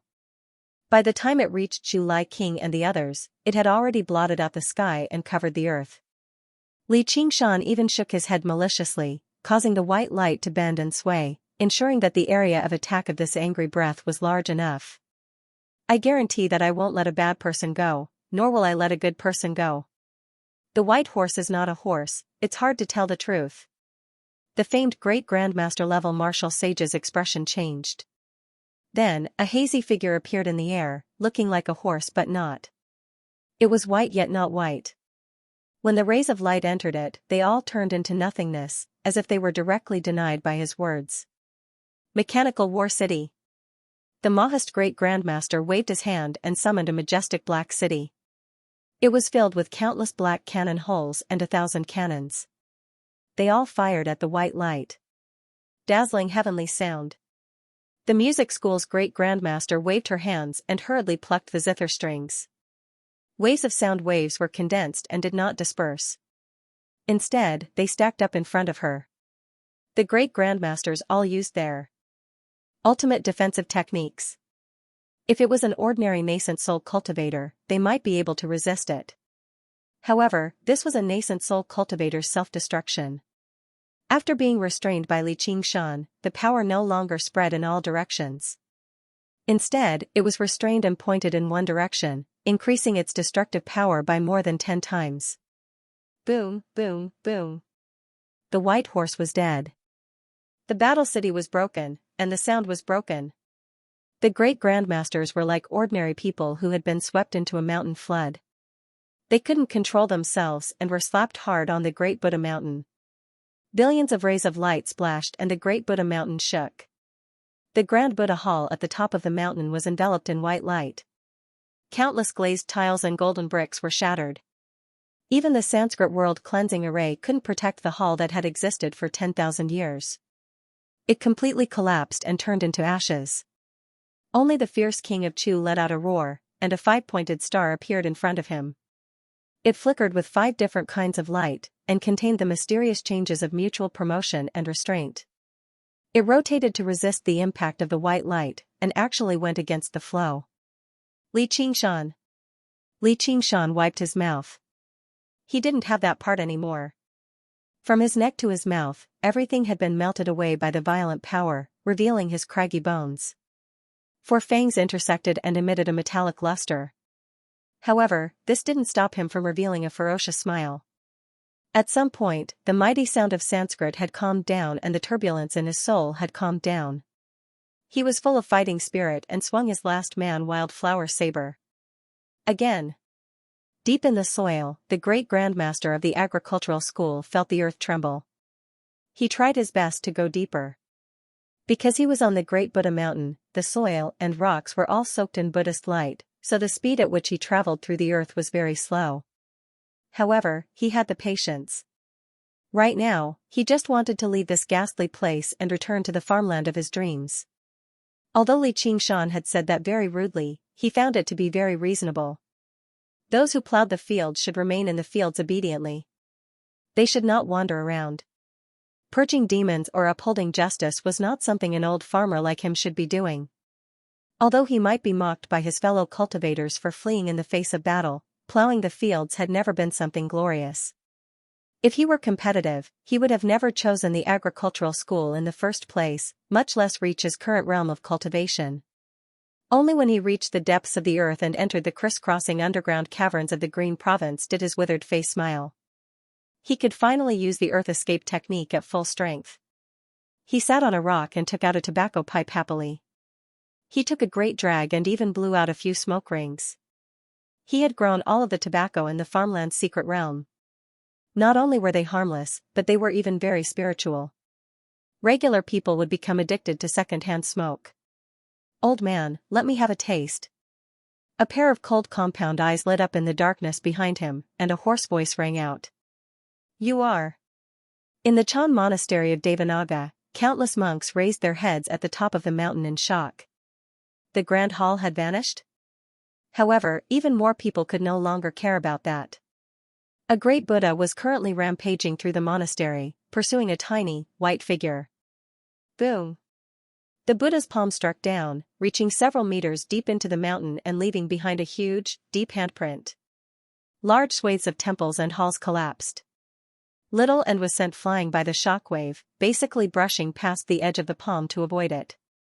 Before she could even catch her breath, there was a flash of golden light from the corner of her eyes, and the Buddha's palm struck out again. She was unable to dodge anymore. Bang! Her bones shattered and scattered, and the samadhi flames of white bone were extinguished with a flash. The strange cackling came to a halt, and a skeleton demon was smashed to pieces. Its body that was even tougher than arcane treasures was as fragile as a clay puppet before the Buddha's palm. In the face of danger, Little and summoned a skeleton demon to block the palm strike for her. She used the opportunity to pull away in a hurry.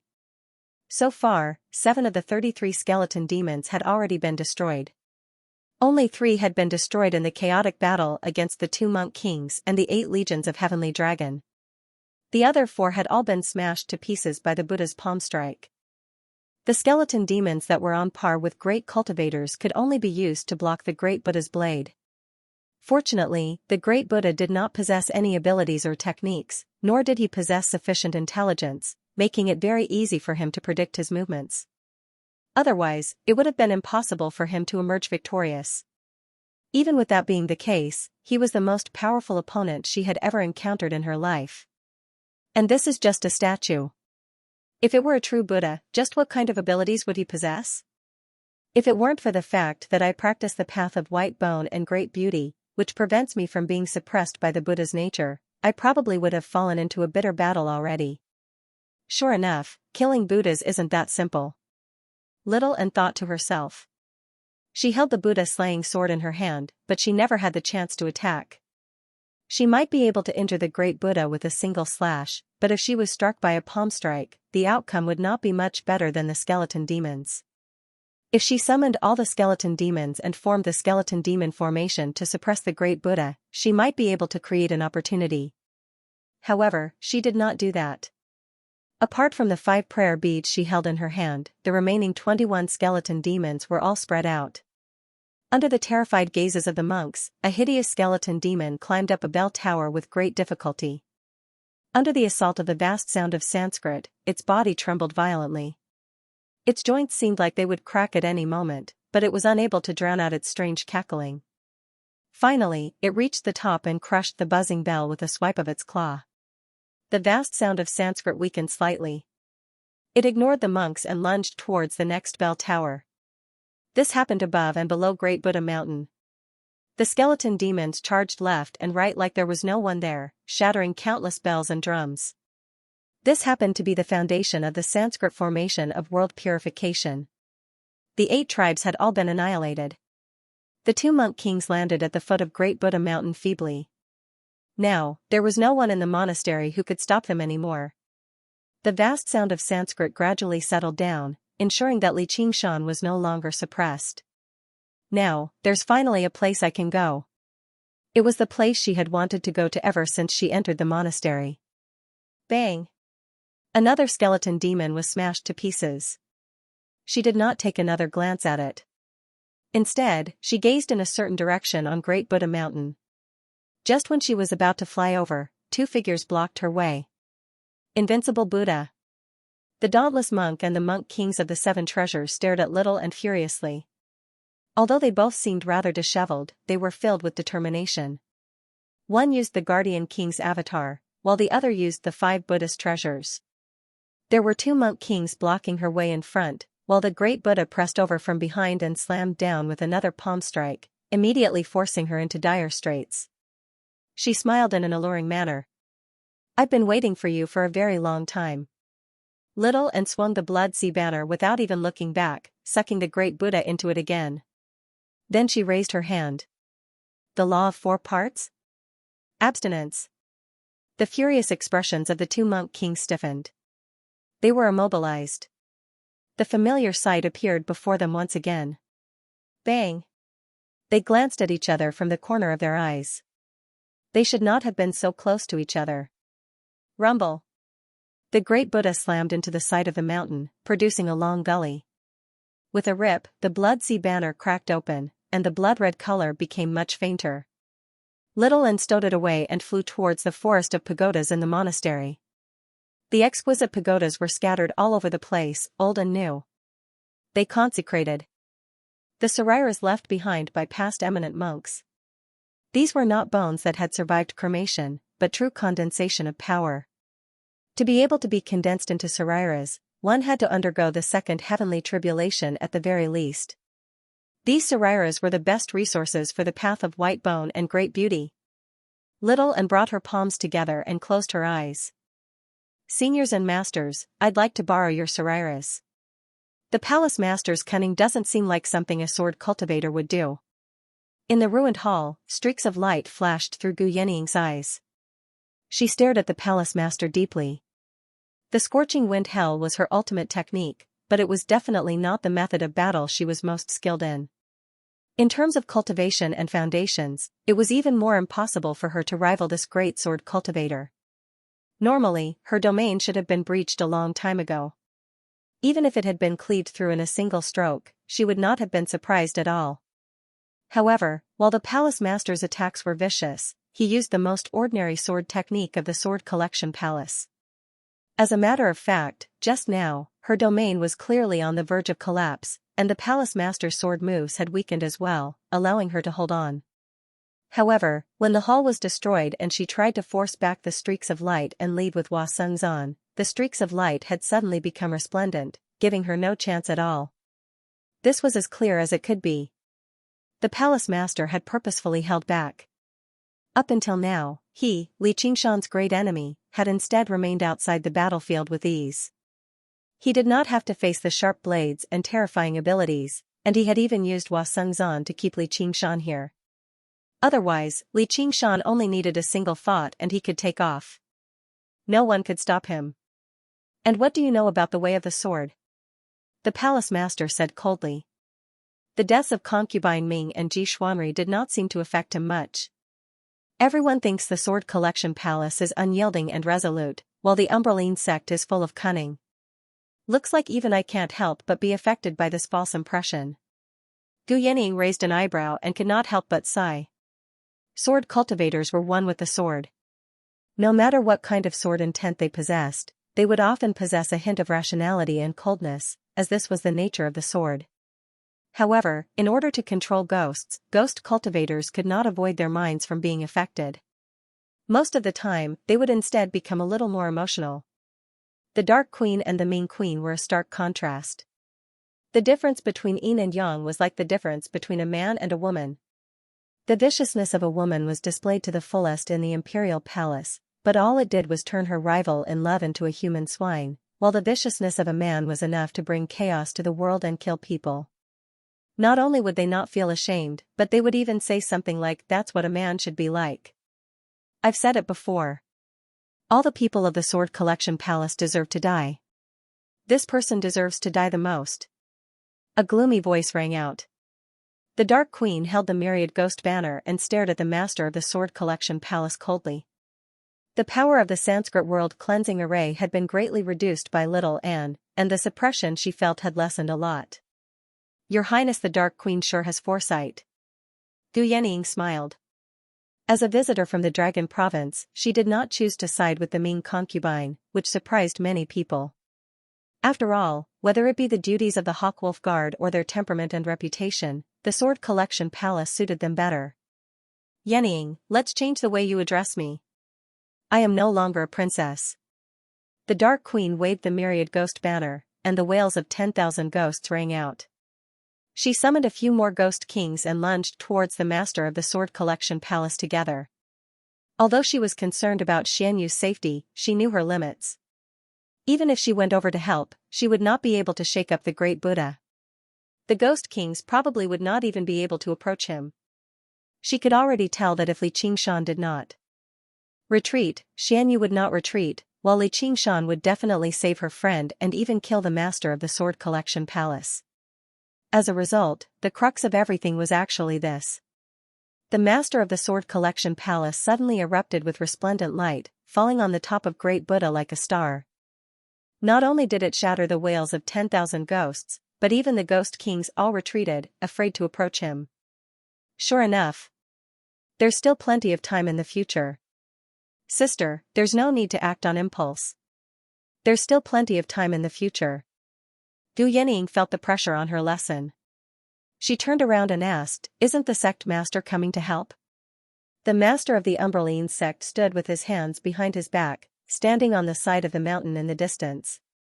This prominent figure of the demonic path of the Green Province paid close attention to the various battles, but he did not follow the King Chu's orders to kill Li Qingshan, nor did he come to deal with his old enemy, the master of the Sword Collection Palace.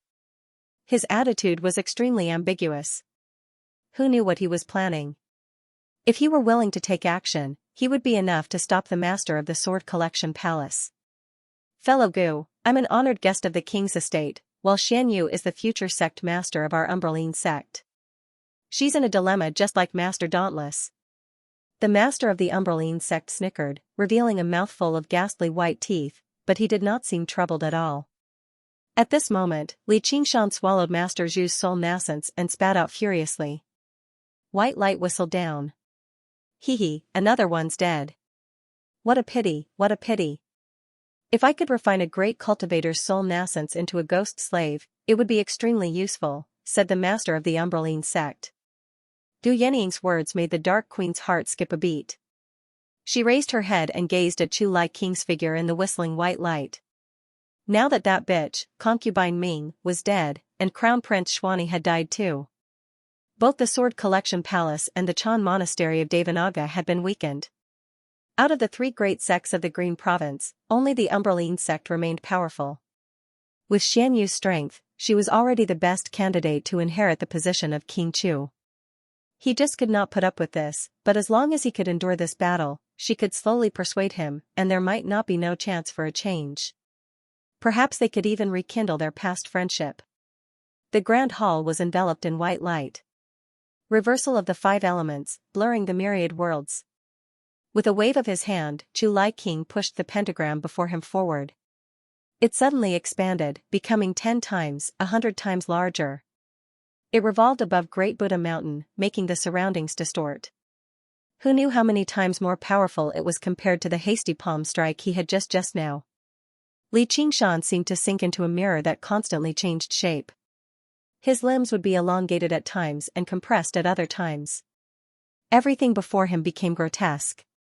Only Chu Lai King's figure constantly expanded, like an indomitable god, gazing down at him coldly and dignifiedly. With a flip of his left hand, a golden seal pressed down. 4 large words were deeply engraved on it, "King of Chu's seal."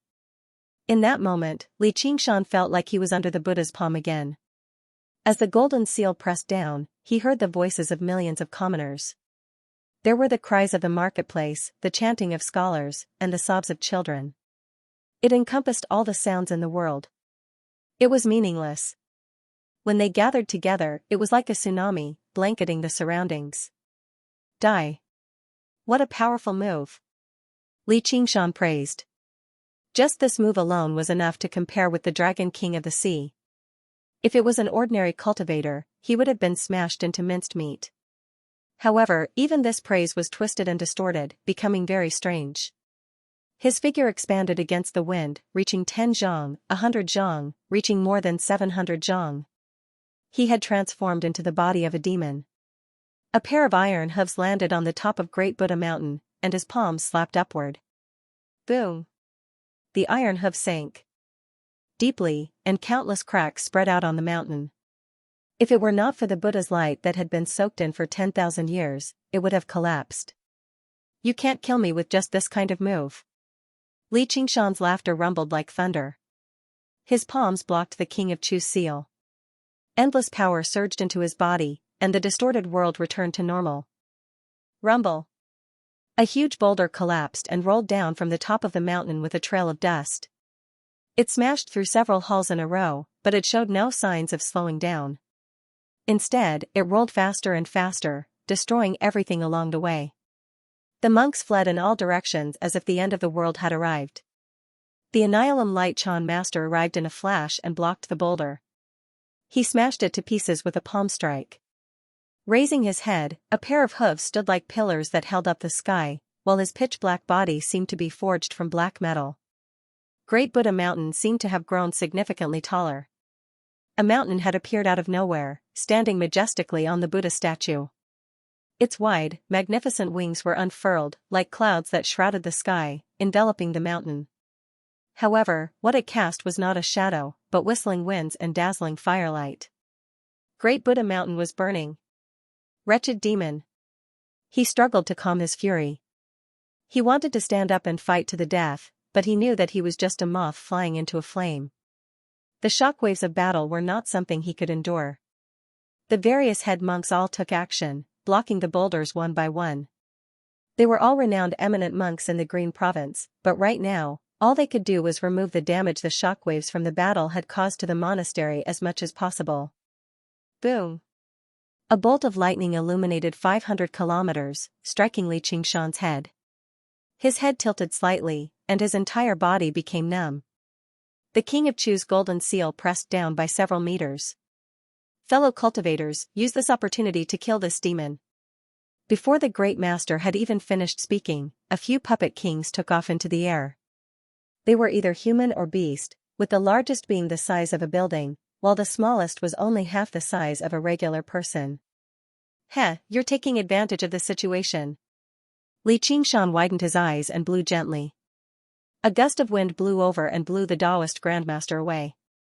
With a swing of his tiger tail, he swept out with the end of the wild flower blade. The sharp gale swept up the blade aura, sucking in the two puppet kings and immediately reducing them to smithereens, exploding loudly. The sound of the zither drifted over, accompanied by the chanting of the incantation. It made him feel agitated, so he looked over. The great master of the School of Music and the great master of the School of Fame stood extremely far away. They were afraid to approach him again. Two flies.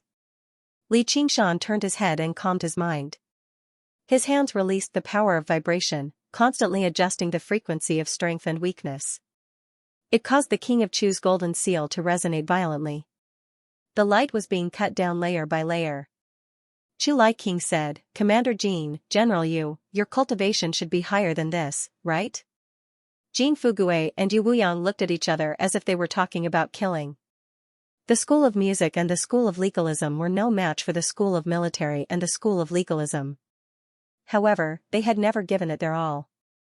Jin Fugui had always been on good terms with the unraging monk, so he also found this to be very doubtful. Yu Wuyang, on the other hand, had a good impression of Xianxia, and because of Han Xiongji, he didn't want to kill him.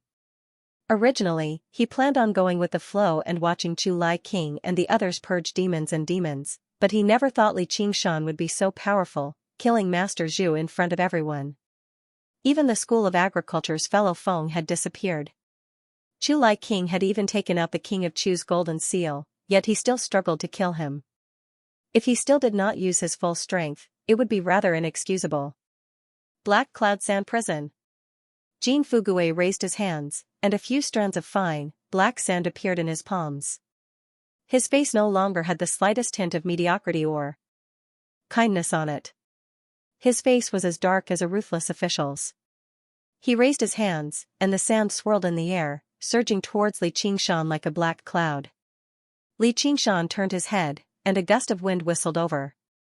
Originally, he wanted to disperse the black cloud sand, but the black cloud sand constantly surged up, enveloping his surroundings. Even the gust of wind was unable to reach him. When the black sand landed on him, he experienced intense pain that penetrated deep into his soul. He could not help but frown. This was a domain specially used for battle. It was nowhere close to the School of Agriculture's secret realm of farmland. Yu Wuyang's eyes narrowed, and he locked onto the blade that whistled through the air. His tall body crouched down, like a pouncing beast. He pressed against the spear in his hand, and his eyes flashed. The spear pierced through the air, like a black dragon rising from the ground. Clang! The blade and spear collided, and the tip of the spear immediately cracked. Yu Wuyang felt a great force from the blade, pushing him backwards. He said in surprise, "Just a tail possesses so much force?" He made up his mind, "How can I, Yu Wuyang, lose to a tail?" The muscles on his arms bulged, and he blocked the blade firmly. The whistling gust of wind came to a halt. "Good job, fellow Taoists," the Taoist Grandmaster said. Violent thunder descends from the heavens. The thunder god's shadow suddenly spread its wings and let out a cry that sounded like an eagle or a cow. It released thousands of lightning bolts that bombarded Li Qingshan's body. Li Qingshan's huge body was unable to dodge, and he could only wait to be slaughtered. Under the state of Tiger Demon's fury, he could not use any defensive divine arts, and could only rely on his huge body to withstand the attacks. His originally straight waist immediately bent. These guys are really troublesome. Brat, have you been castrated? They want to kill you. Hurry up and kill them all. Even if they are your fathers, is this the time to show mercy? Do you really think you are invincible? Frenzied Flower Saber Soul, who had been silent since the start of the battle, suddenly scolded. Li Qingshan's heart shuddered. What happened today was dangerous, but he was not exactly in dire straits. He did not have the resolve to risk his life. Everything had happened because of the Sword Collection Palace, so he did not have much killing intent towards these grandmasters that he did not know. Intentionally or unintentionally, he would always leave some leeway to test out his methods. Originally, he could have killed the Taoist grandmaster of the School of Agriculture with a single punch, instead of sticking it in the ground as a joke. Originally, he could have killed Master Zhu in a single stroke, denying him the opportunity to escape with his soul nascence. He had never felt like Master Zhu could harm him in any way. All he hated was his foul mouth. He did not want to kill a single person from the Chan monastery of Devanaga. Even towards Chu Lai King, who was bent on killing him, he could not help but think, he's little Ant's father. I can't kill him. It was exactly these subtle thoughts that bound his limbs like invisible chains, making all of his abilities and blade styles falter by just a tiny bit. Even if it was a battle between two mortals, if one of them had the determination to kill while the other did not, it was enough to decide the outcome of the battle. The master of the Sword Collection Palace looked up at Li Qingshan, and his face became sterner and sterner. This power did not make sense at all. Even great demon kings with lifespans as long as 10,000 years did not all possess such martial prowess. Do you understand the principle of playing with fire, Palace Master? I'd advise you to return to the Sword Collection Palace quickly. You might be able to keep your life if you rely on the protective sword formation, Gu Yenying said. If he doesn't die today, my Sword Collection Palace will never have a day of peace. Since you can't wait any longer, I'll give you a quick death. The heavenly sword was suddenly raised high into the air, and its glow expanded with a whistle. By the time it slashed down, it had already become a huge sword several hundred meters long, slashing towards Gu Yenying and Hua Sengzan in the hell of scorching wind. Its final target was Li Qingshan. The streak of light was as blue as the sky, as if it had sliced through the sky. It had almost fused with the space there. Before it had even landed, the hell of hot wind began to shatter, revealing Hua Sengzan. With a white flash, Gu Yenying arrived before him. She faced the streak of light with her jade folding fan as she frowned slightly. Even if she blocked the attack, she would not be able to guarantee that she would not be injured. Just the shockwaves were enough to kill Hua Sengzan. Suddenly, a black cloud swept over, enveloping them and blocking the streak of light. As it turned out, it was a huge, black hand. Boom! The King of Chu's golden seal pressed down viciously, and Li Qingshan knelt on one knee. The ground caved in and cracked. His muscles bulged as he gritted his teeth, using a single hand and his entire shoulder to support the golden seal. He grabbed the streak of light firmly. Blood dripped from his hand, pouring down like a storm, turning into flames in the air. The streak of light collided with the tiger bone and rumbled like dark thunder. Qingshan.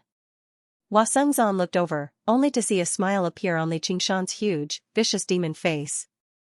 I'm not dead yet. He said to Gu Yenying, take him away. Jin Fugui sighed inside. Even a demon was so loyal, willing to risk everything to save his friend. Just how evil could he be? It was not unreasonable for the unraging monk to protect him. In comparison, the master of the Sword Collection Palace's methods did not seem very upright. However, now that he had fallen into a situation like this, his death was certain. With that in mind, the black sand swept out and withdrew its power, while Yu Wuyang withdrew his spear and stood there. From the moment the master of the Sword Collection Palace struck when he was pressed down by the golden seal, there was no longer any suspense in the battle. No matter what they felt, they could only watch him die. Don't die. With a hawk's cry, Gu Yanning grabbed Hua Sengzan and turned into a fierce gust of wind, flying towards the azure sky. She moved extremely quickly. Elder Hua, are you planning to betray the sect? The master of the Sword Collection Palace's voice traveled into the distance, landing in Hua Sengzan's ears. His face changed, and the sword on his back thrummed. Suddenly, he drew his sword and swung it at Gu Yanning. He roared vaguely, "Destroy the sword." Gu Yanning's 5 slender fingers on her right hand bent and changed, grabbing the edge of the sword like an eagle's claw. The astral wind collided with the edge of the sword, and sparks flew everywhere. With a ping sound, the edge of the sword broke into pieces and scattered to the ground. Hua Sengzan spat out a mouthful of blood. He turned his head to take a look, then fainted completely. He was still holding on to the hilt of his sword tightly. Li Qingshan relaxed. The destruction of his natal sword would definitely cause him great harm, but with Gu Yanning looking after him, his life would not be in danger. Courting death.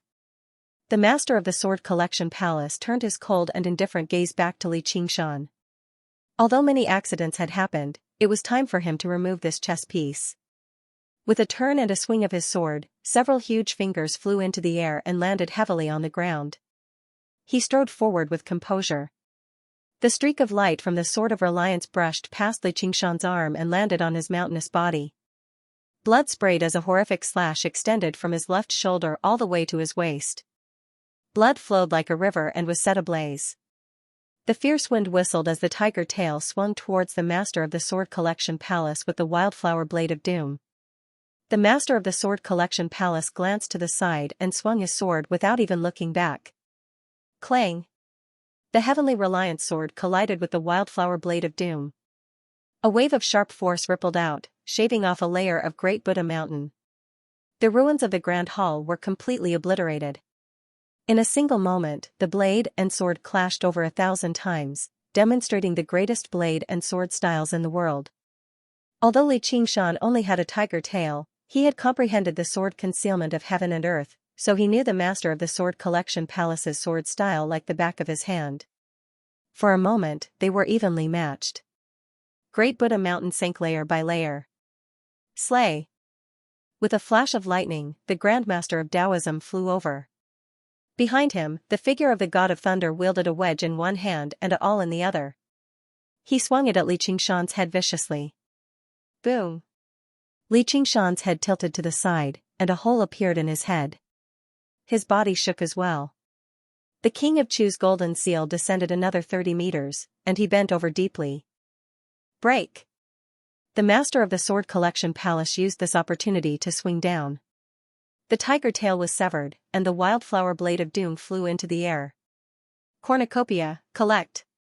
The eyes of the Grandmaster of the School of Miscellany, who had always kept a low profile, suddenly lit up.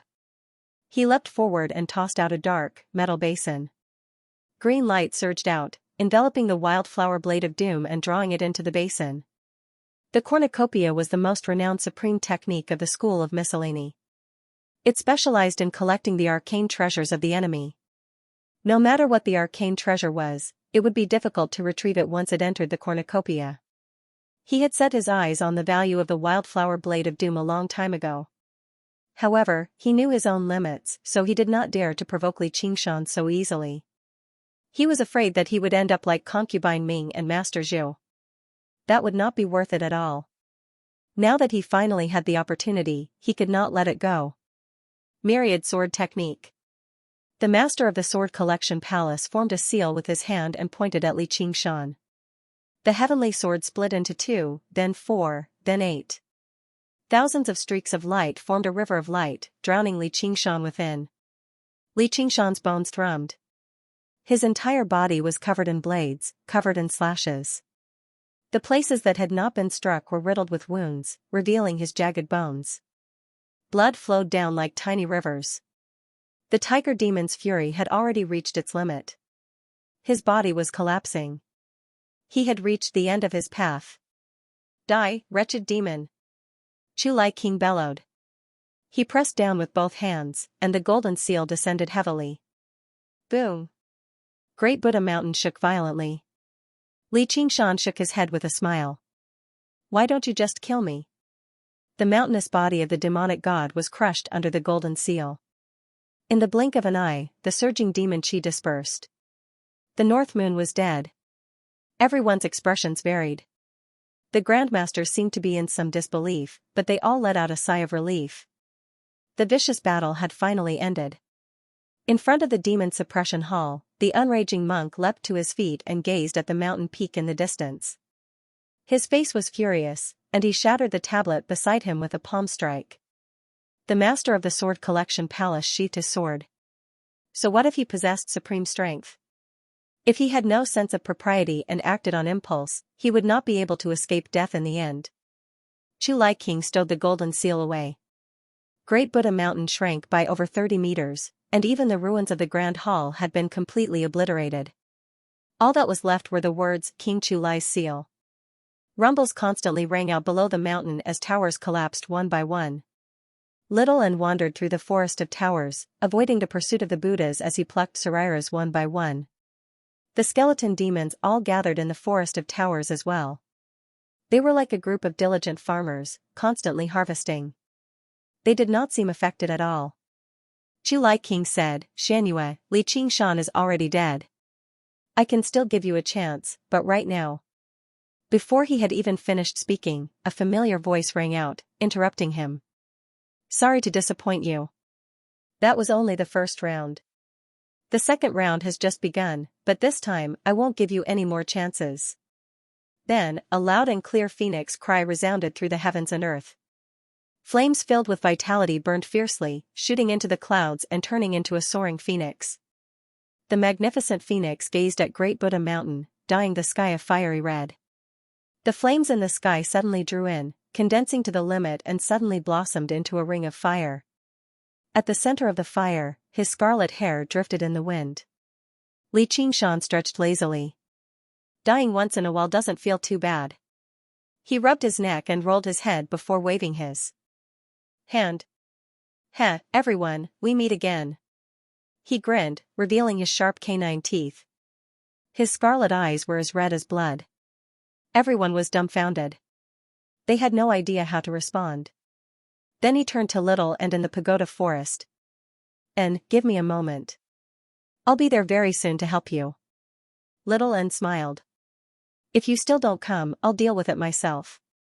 That won't do. Li Qingshan looked at his right hand and muttered to himself, is it the heart of slaughter? It won't be that simple. The palace master's face sank. He could vaguely sense that something was off. The current Li Qingshan gave him a sense of danger. He drew his heavenly sword again. Your Majesty, King Chu. Li Qingshan, if I can kill you once, I can kill you a second time. Chu Lai King swung his sleeve and leapt into the clouds. He sent a palm strike towards Li Qingshan. Reversal of the 5 elements. The world twisted and distorted, and a grand streak of light tore through the air, arriving before Li Qingshan at almost the same time. A second time. Li Qingshan gazed at the sky before lowering his head again and blinking. Final radiance of the setting sun. A still surface of water unfurled, reflecting the mountains and earth. Chu Lai King's eyes narrowed. The reversal of the 5 elements enveloped him in reverse, and the grand streak of light shot back. With a flash, the palace master slashed down viciously on Great Buddha Mountain, leaving behind a slash that was over 300 meters long. What kind of ability is this?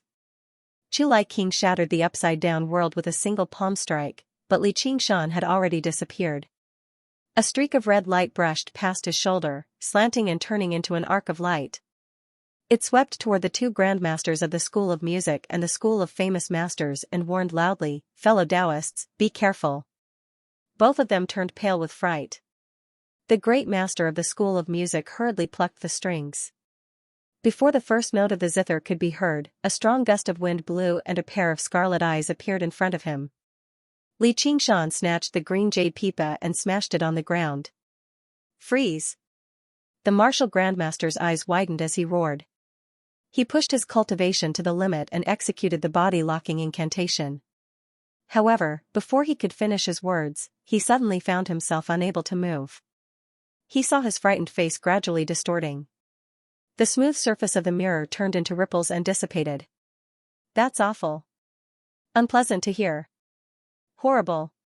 Li Qingshan said 3 times in a row and smashed the green jade pipa 3 times. With the first strike, the zither strings were all broken, and the head was crushed. With the second strike, his lute cracked and his body was half destroyed. With the third strike, the pipa shattered. The nascent soul flew away. Li Qingshan sucked in a huge breath and swallowed the nascent soul. The spirit turtle pressed down, not giving her the opportunity to blow up her nascent soul at all. He licked his lips. Delicious. The great master of the school of music watched this unfold without moving at all. It was like a bucket of cold water had been poured over him. All he felt was a chill. He wanted to run as far away as possible. The thunderous cries of the people of Li rang out by his ears. Li Qingshan raised his head and looked over. Golden light enveloped him from above. The 4 words King of Chu's seal blanketed the surroundings. It was just as unstoppable and unavoidable as before. Rumble. Thousands of bolts of lightning danced about like raging dragons. The great master of Taoism bellowed out, "Die, wretched demon." Myriad sword technique.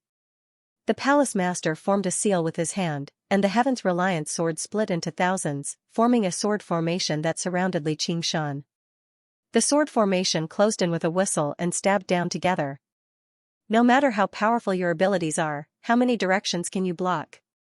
Once the golden seal falls, the outcome will still be the same. Sir, I'll borrow your body. Li Qingshan casually grabbed with his right hand without even looking back. As soon as the great master of Taoism broke free from the freezing curse, she felt her body being sucked over against her will. Frightened, she struggled desperately to break free. Eat my blade. Li Qingshan raised the great master of Taoism and used the night battle's blade concealment form of the 8 directions. Over half of the thousands of bolts of lightning and blades landed on the blade. In just a single moment, the great master of Taoism's body was riddled with holes, almost reduced to dust. She wanted to escape with her nascent soul, but it was sucked firmly into Li Qingshan's right hand. Seeing that there was no way out, she roared out furiously, "I want to die with you." Halfway through her sentence, she discovered that she was rapidly rising up. "Lend me your nascent soul again." Li Qingshan flicked his right hand gently, and the gravitational force suddenly turned into a repulsive force.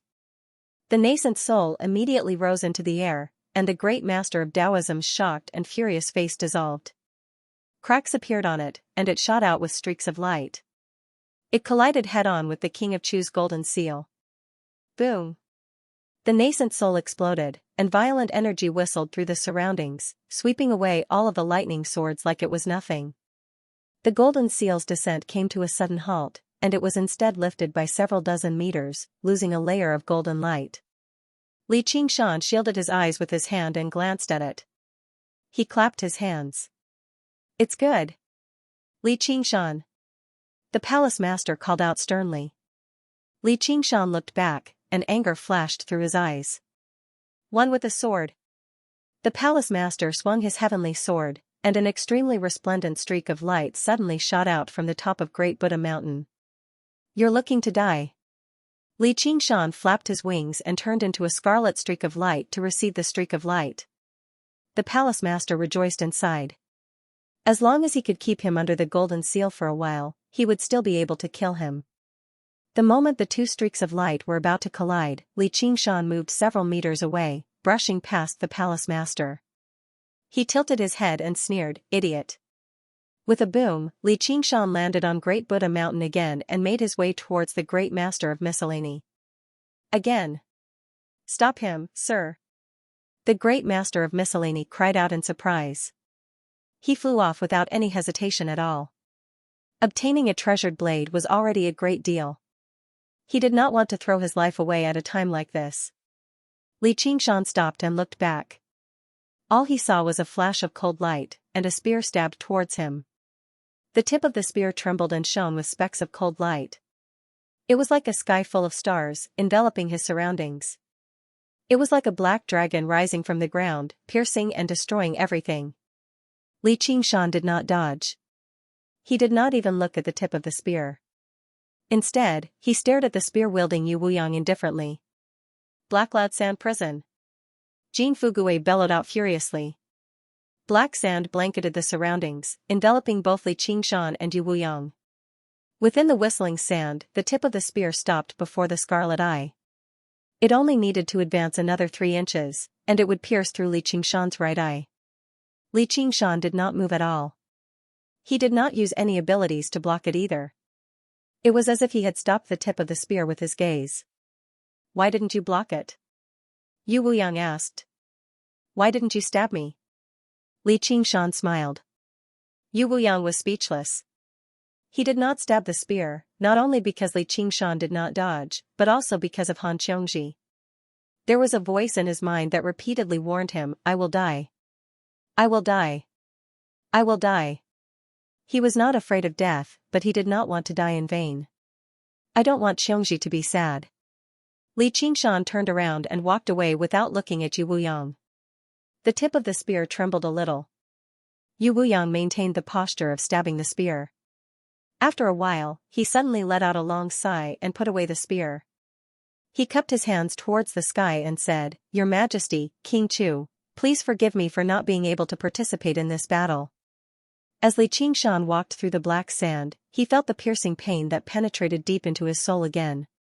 Suddenly, he raised his hand and waved it twice, like an adult chasing away an annoying child. Piss off.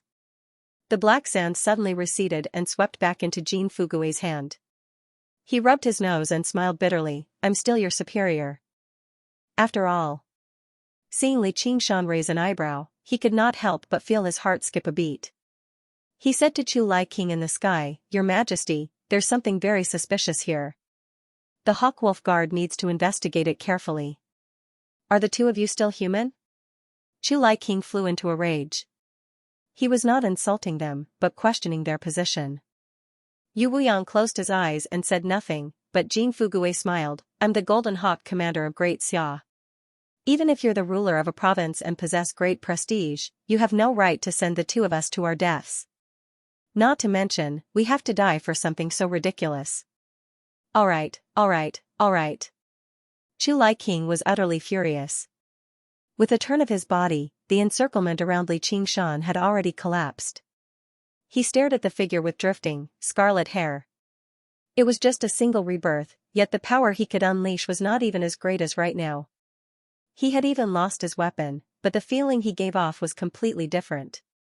It was like he had replaced him, the king of Chu, and everything was under his control. At this moment, the Grandmaster of the School of Miscellany had already fled far away. Li Qingshan stood on the edge of the cliff and bellowed out, Why don't you hurry up and get your ass over here?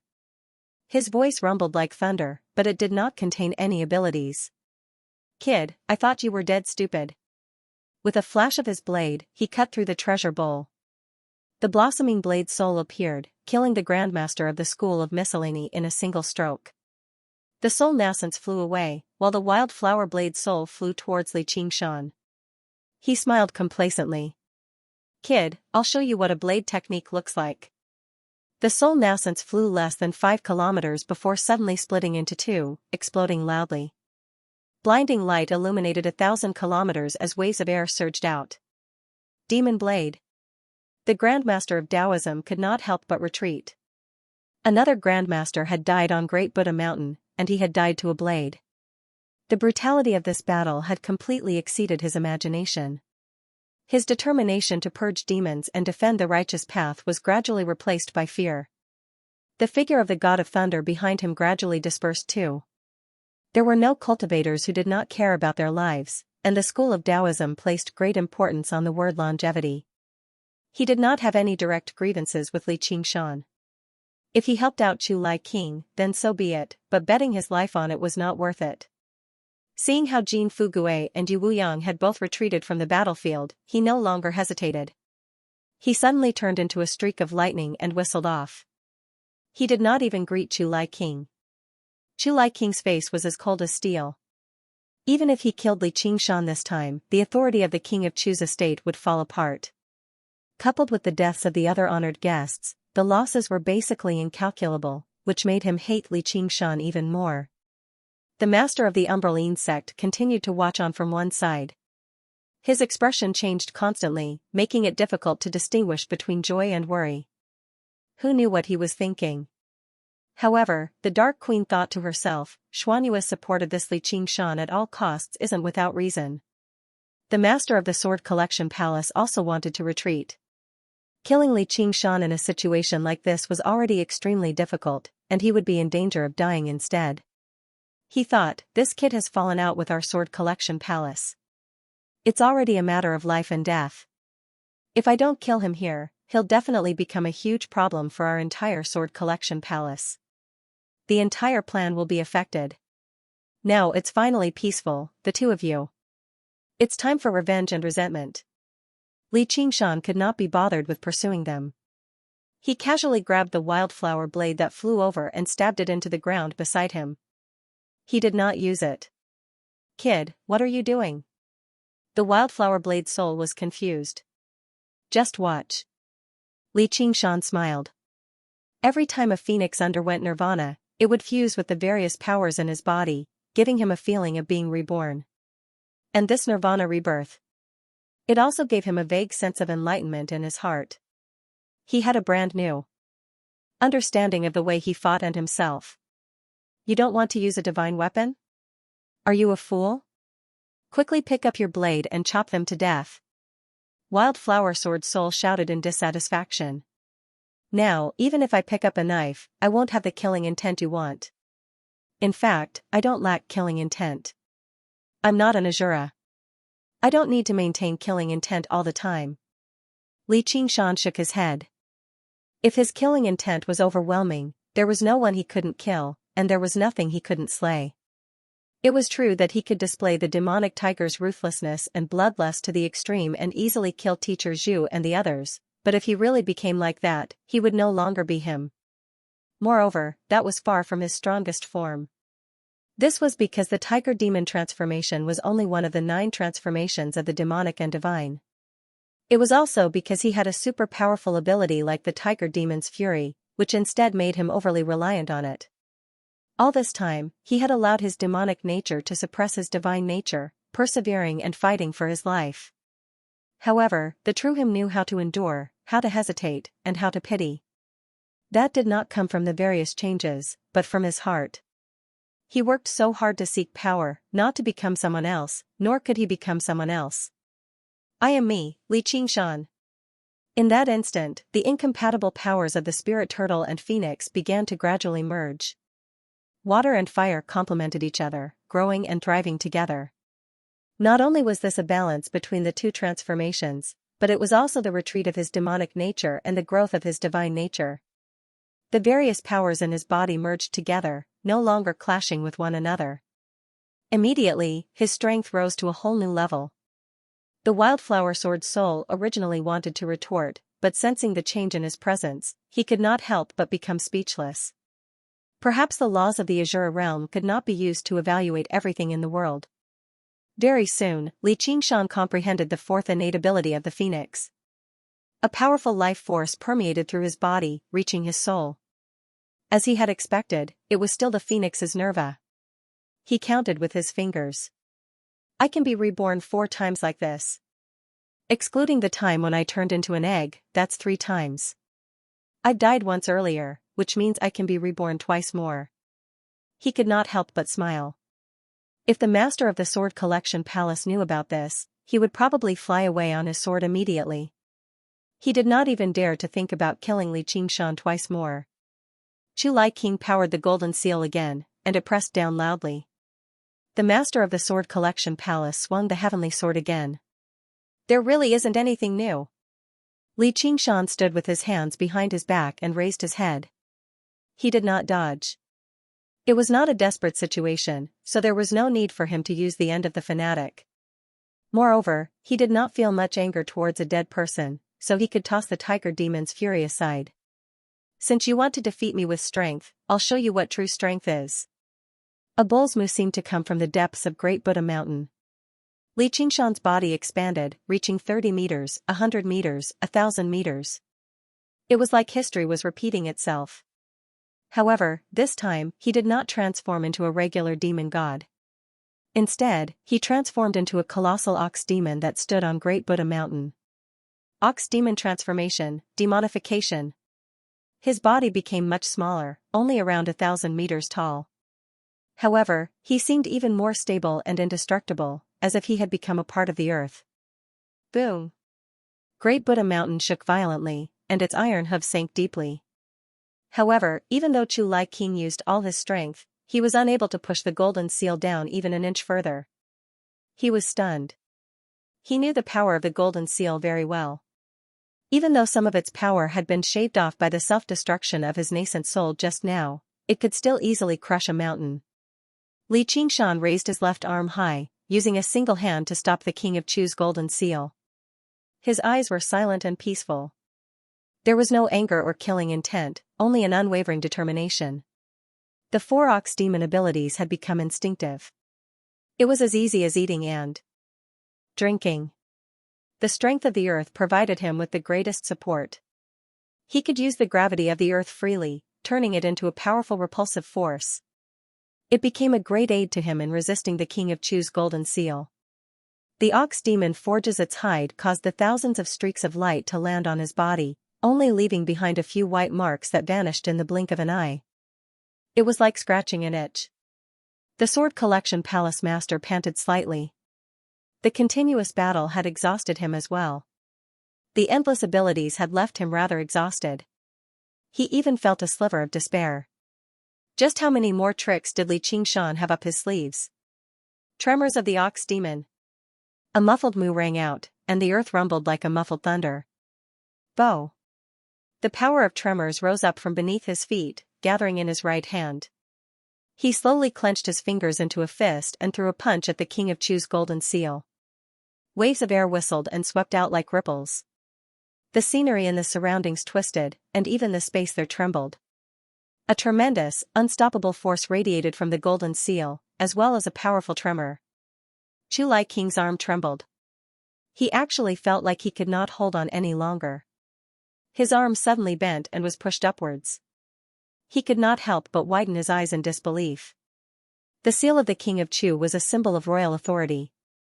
It had been passed down since the founding of the Kingdom of Chu, gathering the power of faith and belief of millions of citizens. Was there actually someone in the world who could contend against it alone? Moo. The heavy cry that seemed to come from the depths of the earth rang out. Li Qingshan leapt up and threw another punch at the golden seal. Boom. Boom. Boom. Boom. The space shook and the layers of golden light shattered, scattering through the air like a snowstorm. Li Qingshan threw punch after punch at the King of Chu's golden seal. He was like an enraged bull, certain of the enemy before him. He did not know how to retreat. All he could do was advance. Even if he sank into the mud, he would never repent. The unraging monk gazed at the clouds. He had no idea whether to laugh or sigh. When he took him in as his disciple back then, perhaps he had sensed his deep obsession. It was even more resolute than his own. No matter how easily he changed on the surface, his heart never changed. I don't know what path you're taking, but if you want to go, then go. Chu Lai King rose up and retreated again and again, as if he was unable to contend against this terrifying obsession. With a series of booms, the golden seal was lifted up again and again. Its golden light dimmed to the limit. Suddenly, with a crack appeared on the Chu character on the King of Chu's seal. Wretched demon, don't you dare! Chu Lai King's heart ached, and his expression changed drastically. The golden seal of the King of Chu was basically 100 times more important to him than his ancestral tablets, and it was his life-bound item too. If it was destroyed, it would all be destroyed. Why wouldn't I dare? Why can't I? Shatter! Li Qingshan crossed his fists and raised his arm, unleashing the strength of the ox demon and slamming it against the Chu character. Boom! The mountainous seal of King Chu soared 1,000 feet into the air, trembling violently as it emitted a buzzing sound. As Li Qingshan fell down, a happy smile appeared on his face as he saw the crack spreading. Soon, it enveloped the entire King of Chu golden seal. Boom! Countless fragments flew in all directions. Thousands of golden arcs of light trailed behind them like a meteor shower.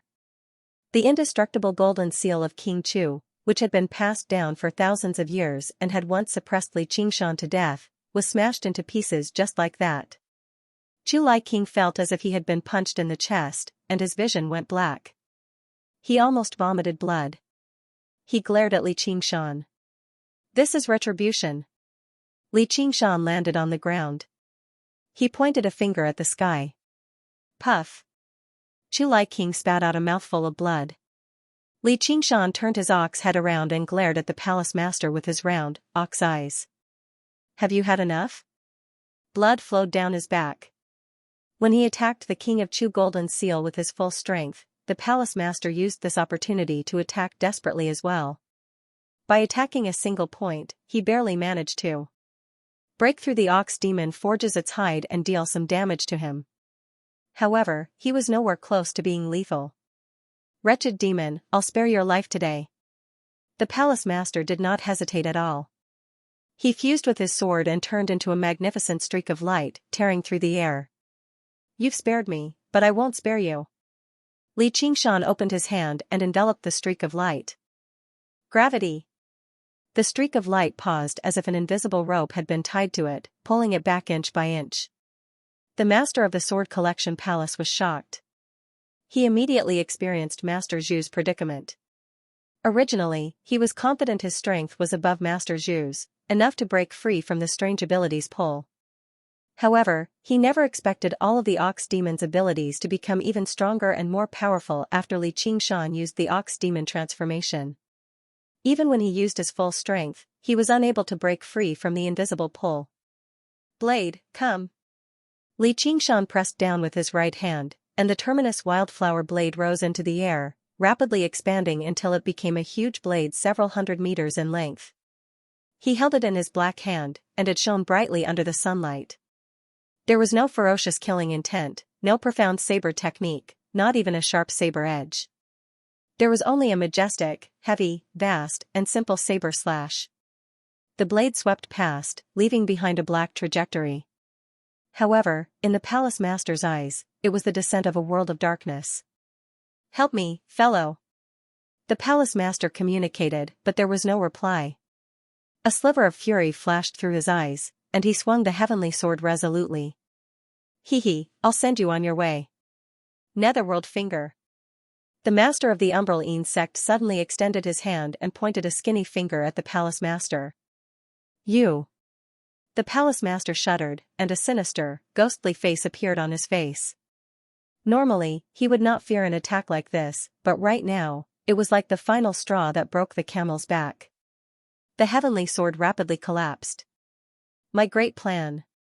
He roared out with the last of his strength, Li Qingshan, you'll never have a good ending. That doesn't matter at all. Li Qingshan clenched his fists and pressed down forcefully, annihilating the palace master in the dark tremors. Just at this moment, the fierce king of Chu raised a cauldron high, the mouth of the cauldron spewed out thousands of dazzling lights. The mountains and rivers of the Qingzhou spread out endlessly in the sky, enveloping everything, emitting a kind of inhuman majesty. That was the gathering of the laws of heaven and earth. It was the Qingzhou cauldron, one of the 9 cauldrons in the world. It had a stronger power than the seal of the king of Chu, which gathered the power of faith of the people, but he would rather the Qingzhou cauldron be destroyed, and not the seal of the king of Chu. This was because not only was the Green Province cauldron a symbol of authority, but it was also a sign of submission. As a result, Chu Lai King would not use it unless he had no other choice. Normally, he only needed a single golden seal to suppress everything. His eyes were round, and his long hair was disheveled. He was expressionless, but there was an indescribable fury on his face. No one could ignore such a threat. Not even the kings of the 8 provinces, not even the 10 demon kings. However, Li Qingshan only glanced upwards. You don't want this either? With that, he strode down Great Buddha Mountain, heading towards the giant Buddha that was pursuing little Anne. A hint of struggle appeared on Chu Lai King's face. He was not like Li Qingshan, who was all alone in the world. As the lord of the Green Province, the king of the Chu Kingdom, he possessed great power, but also great responsibility. The wills and legacies of several dozen kings, as well as countless battles and wars, had laid down the foundation of the Chu Kingdom. If this continued, how was he supposed to defend against the attacks of the Southshine Kingdom? He did not want to become the ruler of a destroyed kingdom, so he hesitated. The giant Buddha was focused on pursuing little, and when it was suddenly enveloped by a huge shadow. A huge hand suddenly fell down, pressing down on the Buddha's head and lifting it up. The Buddha turned around and slammed a palm heavily into Xianxia's knee. To be continued. Crack. There was the sound of metal shattering. His knees were almost smashed to pieces. Xianxia grinned. He grabbed the Buddha's head with both hands and pulled up. His thumbs clasped the Buddha's eyes. His hands released waves of vibrating power that collided with the Buddha's light. Strange sounds rang out. The Buddha waved his golden palm and slapped Xianxia's wrist. Crack. His two wrist bones shattered at the same time. Xianxia held the Buddha's head tightly. He would not let go until his arms were broken. This Buddha is indeed strong. Its body is even stronger than the King Chu's golden seal. I can't destroy it even if I use all my strength. If I were to fight it alone, it would be difficult to defeat it. But unknowingly, the weak but vast Buddha nature had a much smaller influence on him. This was not because of the difference in size. It seemed that the stubbornness of the ox demon was more suited to resist the aura of these superiors than the tiger demon's ferocious and aggressive nature. The tiger demon's heart could still be chaotic, but the ox demon would not repent even if he was trapped in the mud. However, he was not alone. The sun set in the west. The sunlight shone down. A white monk's robe floated up, gilded with a layer of gold and red.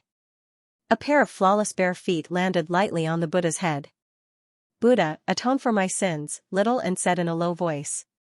He held the Buddha's slaying sword with both hands and stabbed down without hesitation. The white bone sword went straight into the Buddha's head.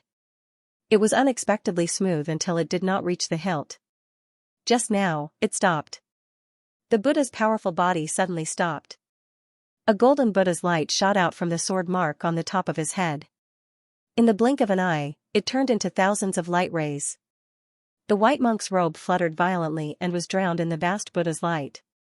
At this moment, the Buddha's expressionless face suddenly showed a strange expression. Like a ripple, it spread across his face and disappeared quickly. A pair of Buddha's eyes looked up. Although it was in a blind spot, it clearly saw Little An's face was emotionless. Pale flames burned in his eyes, but his body was shrouded in golden Buddha's light. For a moment, it was difficult to distinguish between Buddha and demon. He seemed to be filled with reverence towards the Buddha, but there was no lack of determination to kill. The Buddha closed his eyes again and put his palms together, resuming his benevolent expression. The setting sun behind him coincidentally overlapped with the halo behind him. He shone with the sun. The dauntless monk chanted. His face that had originally twisted from anger suddenly became calm and composed. He bowed on the ground deeply and said, I can of everything. Doff of the Buddha, if I can of this seal, the dauntless. The unraging monk smiled again. It was not a frivolous sneer, but great joy from the bottom of his heart. He prostrated himself on the ground. He said unwaveringly, be compassionate, punish evil and promote good. All living things are equal, and everyone can become Buddha. The 7 treasure monk kings and the other monks all bowed deeply, devoutly chanting all they had comprehended in their lives. Thousands of voices were like rivers returning to the sea, merging into the boundless Buddhist Dharma. It was far more majestic than the chant of Devanaga. The landscape of the Green Province reflected by the Green Province cauldron in Chu Lai King's hands suddenly became indifferent. It no longer possessed the great dignity that suppressed everything. The laws of the world became meaningless too. All of the glory belonged to the Buddha. Xianxia widened his eyes. The Buddha in his hand that was less than 300 meters in size seemed to grow 1,000,000 times larger, bursting through the world. Gazing down from an indescribable height, it was actually even more resplendent than the sun. There was no need for him to wave his hand. Just his gaze was enough to melt everything. Even if he devoted his entire life to it, he would not be able to climb up to a single toe of the Buddha. His legs that still stood firmly even when his knees were smashed actually felt an urge to bend. This was not because of fear or reverence towards power. Instead, it was like humans discovering the existence of the universe for the first time, realizing that the entire world they believed to be was just a speck of dust hovering in the vast sea of stars. He experienced an indescribable sense of despair. His knees trembled as he gritted his teeth so hard that they shattered. Blood and fire surged and flowed in his mouth, but they were unable to drown out the deep despair. This was even more difficult than being hunted down by the Dragon King of the Sea or being threatened by Xianxia. None of the dire situations he had encountered in his life could compare to this. Even if he was killed, he would just be destroyed. Yet right now, even his willpower wavered viciously. If he lost control of his mind right now, then he would be done for. However, how was he supposed to contend against it? Everything before him could not even be described as an enemy. The tiger demon's battle intent could not be unleashed, the spirit turtle's longevity was just a blink of an eye, and the phoenix's nobility seemed lowly. All he could rely on was an unreasonable, worthless, and meaningless obsession. A voice of exhortation rang out in his heart again. Remember, do not lower your head to anyone, because you once rode on my back. As a result, he refused to kneel. A while later, the final strand of Buddhist light vanished into the horizon. A crack slid past the Buddha's face, and in the blink of an eye, thousands of cracks spread out. The Buddha's indestructible body shattered and scattered, and the setting sun melted the horizon. The short moment felt as long as a century. Li Qingshan maintained his original posture. His ox face was filled with stubbornness. His body was in the mud, but his heart was in the heavens. The monks were originally worshipping the Buddha, but now that the Buddha had vanished, they seemed to be worshipping him instead. Little N drifted down and widened his eyes. He seemed to vaguely see the existence of another figure, but only when he blinked his eyes again did he realize it was just an illusion. Suddenly, Li Qingshan fell backwards like a mountain had collapsed. With a rumble, he leaned against Great Buddha Mountain. In the deep underground cavern below, the soaring Locust King suddenly stood up. Its mouth split open and swallowed half of the agricultural grandmaster's head into its stomach. Demon Chi surged behind it as it muttered to itself with a vicious smile, "If you can't die after killing me once, you'll die after killing me twice." Qingshan. Little and arrived beside Li Qingshan. A bunch of trash. The soaring Locust King sat down again and turned into a locust the size of a thumb, flying deeper underground. "I'm fine. How are you?" Li Qingshan extended his limbs and gasped for air. His body gradually shrank before returning to normal. A strand of Buddhist nature was enough to suppress his mind, while a strand of charm was enough to sway his mind. Just what kind of monster was Brother Ox up against in the distant 9 heavens? Quite the harvest. Little N smiled. Not only had she obtained all the Sarairas left behind by the past eminent monks of the Chan monastery of Devanaga, establishing a foundation for her future cultivation, but the final stroke of Buddha slaying had given her no less than the former. She raised her right hand and showed the Buddha slaying sword to Li Qingshan. An additional golden line pierced through the sword, and Li Qingshan could vaguely sense the changes. "What a detestable sword. Get away from me." The Wildflower's Blade Soul's voice carried a hint of caution. "That truly is an unbelievable existence." Little and said from the bottom of her heart. Half of it was admiration, and the other half was delight. Even Li Qingshan, who was both demonic and divine, was rather confused about what she was feeling. The Dark Queen drifted over. Before she could even say anything, a black cat leapt out from her bosom and landed beside Li Qingshan and Little Anne. She said in great surprise, "Meow. Big Black. Little White. It really is you." Li Qingshan and Little Anne looked at one another and smiled. It sure had been a long time since they had heard these two names. "So you're still alive, and you've even become so powerful. That's fantastic. I don't have to go to the Meow Sea anymore." Xianxia rubbed her chest with her claws and let out a great sigh of relief. She said hesitantly, "Then, do you still treat me as your master, Meow?" "I've never been your master." Li Qingshan said in exasperation, but he still smiled. "Damn it, you really have fallen out with me. Don't forget, I was the one who personally engraved the 2 words on your head. Otherwise, how could you have come up with such a good name, Meow?" Xianxia leapt onto Li Qingshan's head gracefully and slapped his horn heavily with her claws, reminding him not to forget about this favor. I was tempted to kill you back then. Li Qingshan stared at the cat's eyes. Haha, you were angry for quite a long time back then, but didn't you still accept it obediently? Come, call me master again. Xuanyue's furry head stuck out from Li Qingshan's head as she stared at him with her different colored eyes. Did you see just how powerful I was earlier? Li Qingshan rubbed his forehead. It was very powerful. You became as tall as a mountain and killed all of those despicable guys. You're basically even more powerful than master. Xianxia said excitedly. You. The Dark Queen was taken aback. Even she felt some reverence towards the current Li Qingshan. Li Qingshan stood up and pointed at his head. I just happen to be lacking a pet. Can you give this cat to me? Before the Dark Queen could even say anything, Xianxia called out, I'm not your pet. I'm your master. Master? Heh. That's not up to you. Li Qingshan lifted her up. He still remembered how she had kidnapped him to the Dragon Province back then. Mother, Little N nodded towards the Dark Queen and said to Chu Lai King in the sky, Father, please stop. Chu Lai King was silent for a while. Xianyu, do you know that you are the public enemy of all the Buddhists in the world? If anyone wants to kill me, then let them come. I won't hold back against people outside of the Chan Monastery of Devanaga. Little N shook his head gently. She did not mind adding a few more skull prayer beads. Until today. Even if the left master of the Lingua Temple wanted to kill her, the enemy of Buddha, he would have to think twice. Although the people of Buddhism had no lack of sacrificial spirit, they knew their limits. There would be no suicide attacks. Chu Lai King closed his eyes. He heaved a long sigh.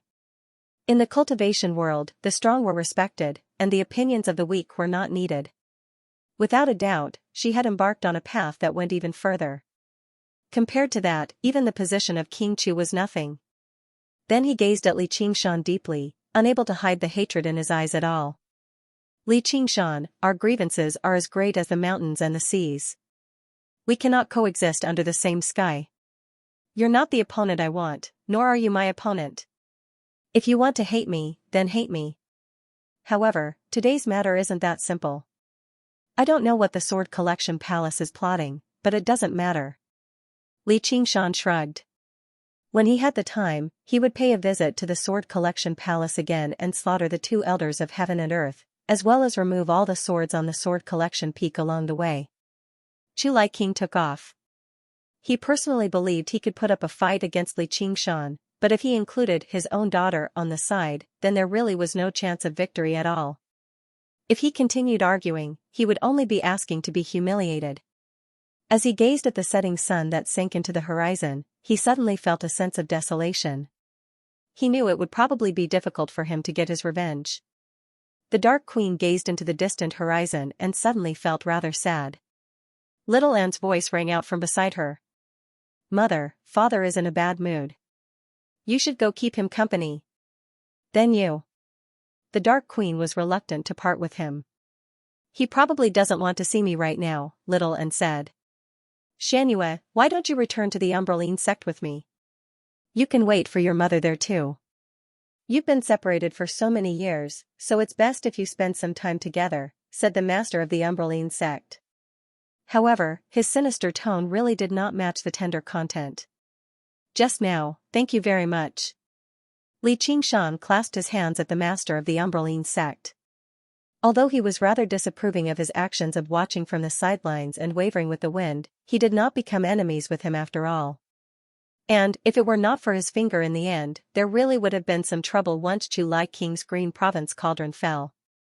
It was nothing. I should be thanking you more for allowing the Umbraline sect and the Sword Collection Palace to decide a victor, said the master of the Umbraline sect.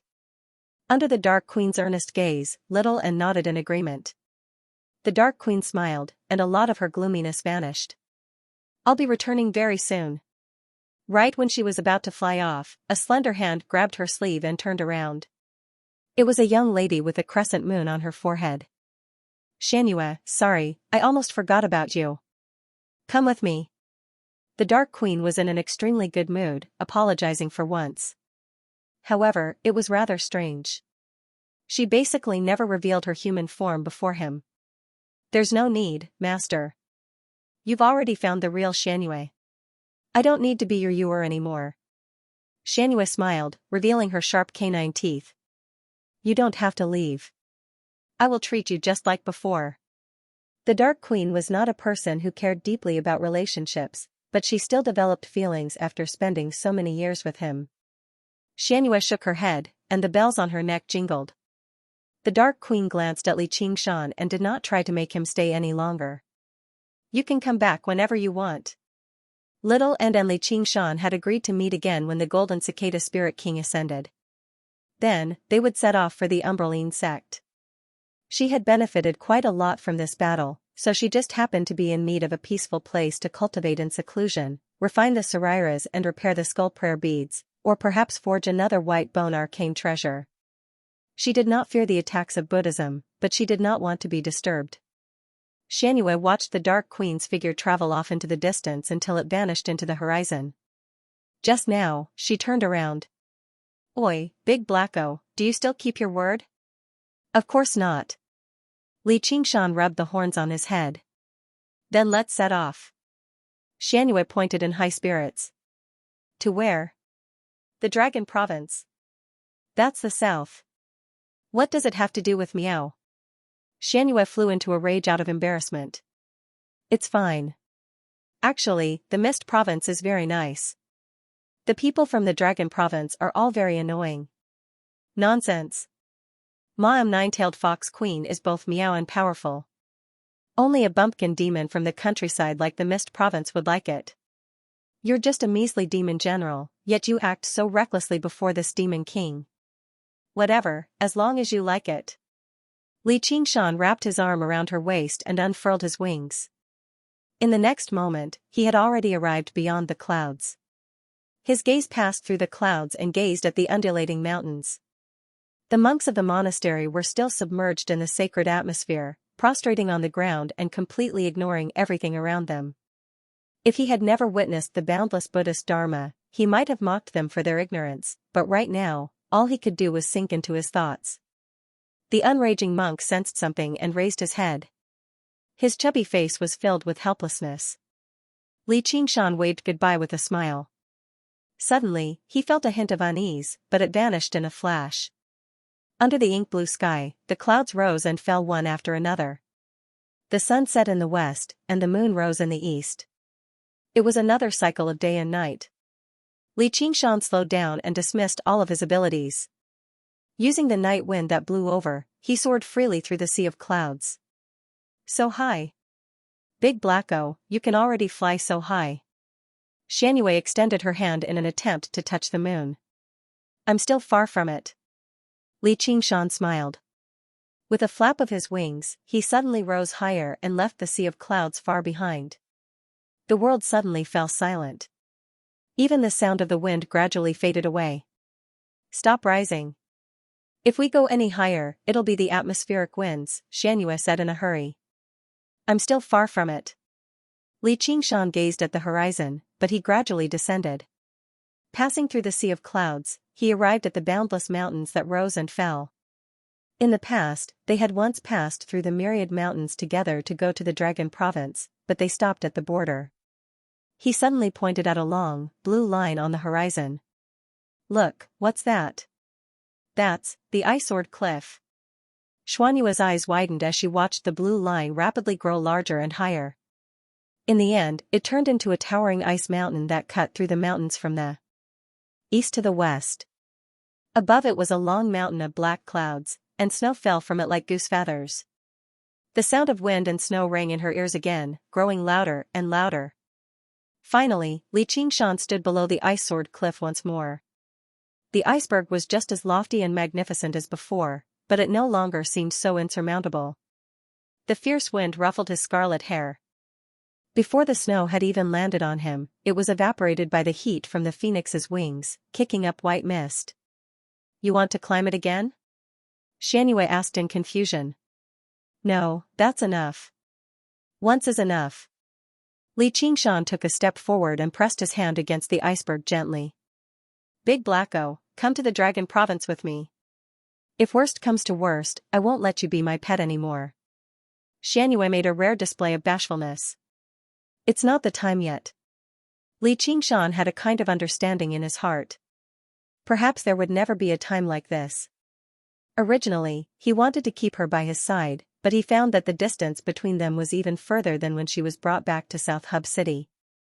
Right now, he could go to South Hub City as he pleased.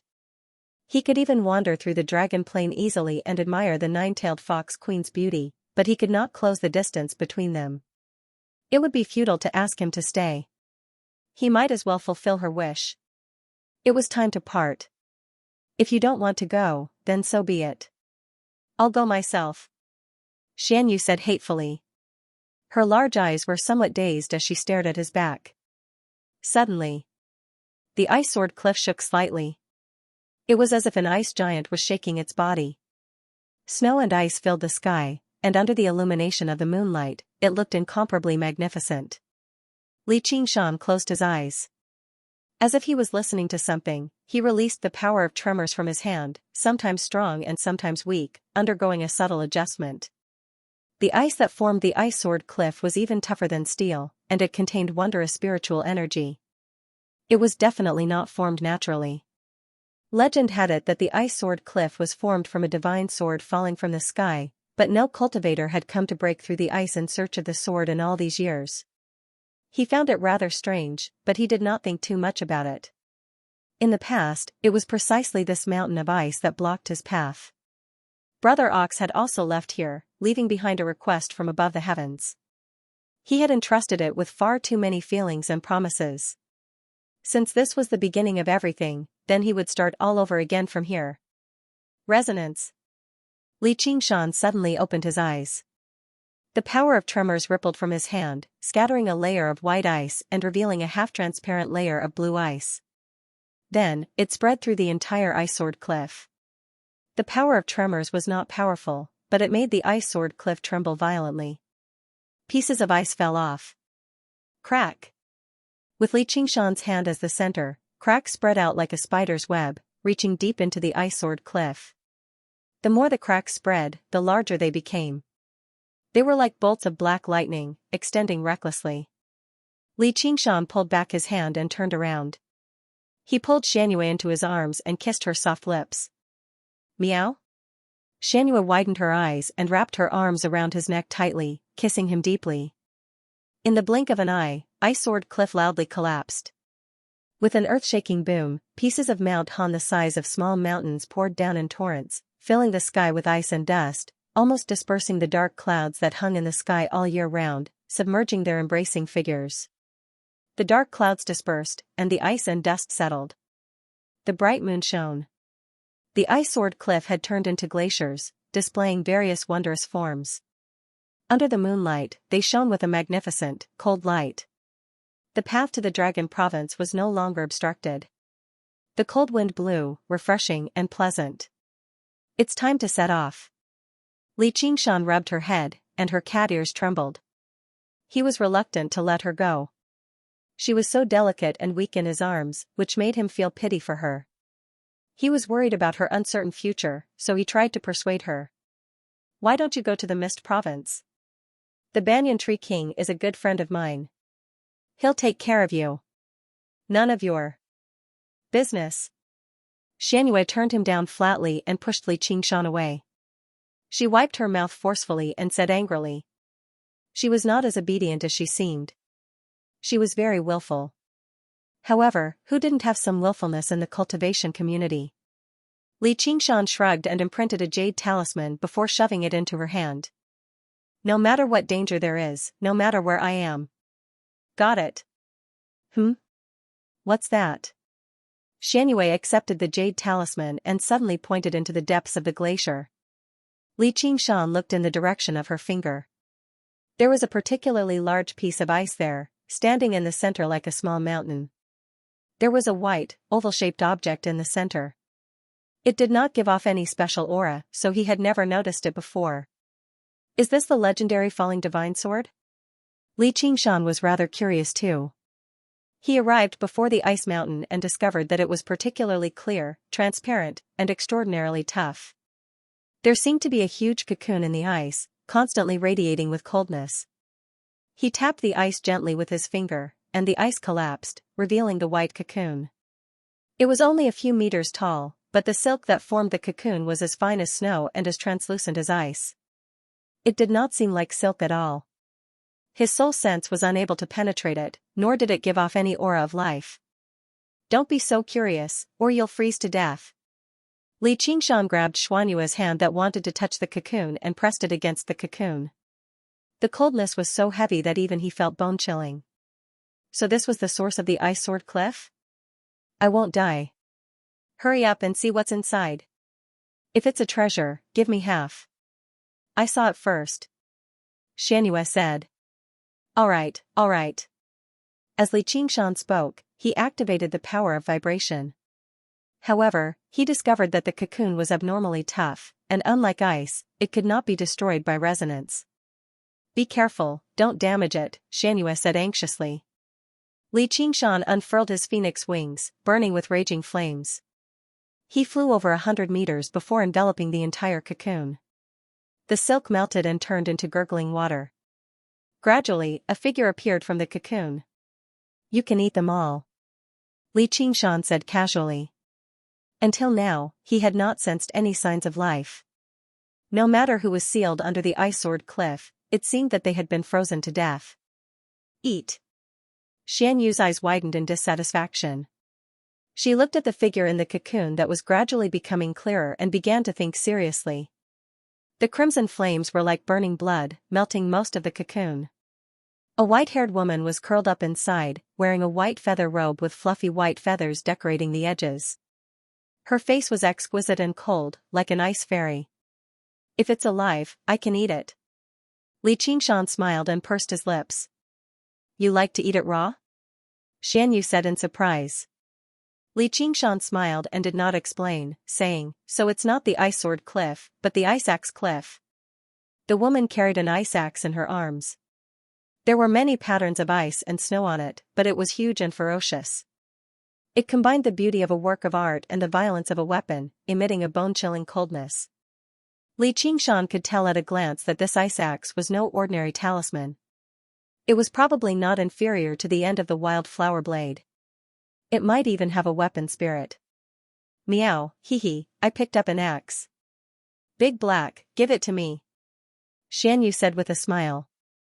"This is not something you can use." Li Qingshan reached out to grab the axe handle and touched the white-haired woman's skin. He found that it was not as stiff as he had imagined, but very delicate and soft. However, it was indeed very cold, and seemed to contain pure and powerful spiritual power. He muttered to himself, "Maybe it really can be eaten." "All right, then you can keep it for yourself." "I want the axe." Xian Yu cheered and jumped. Li Qingshan could not be bothered with her.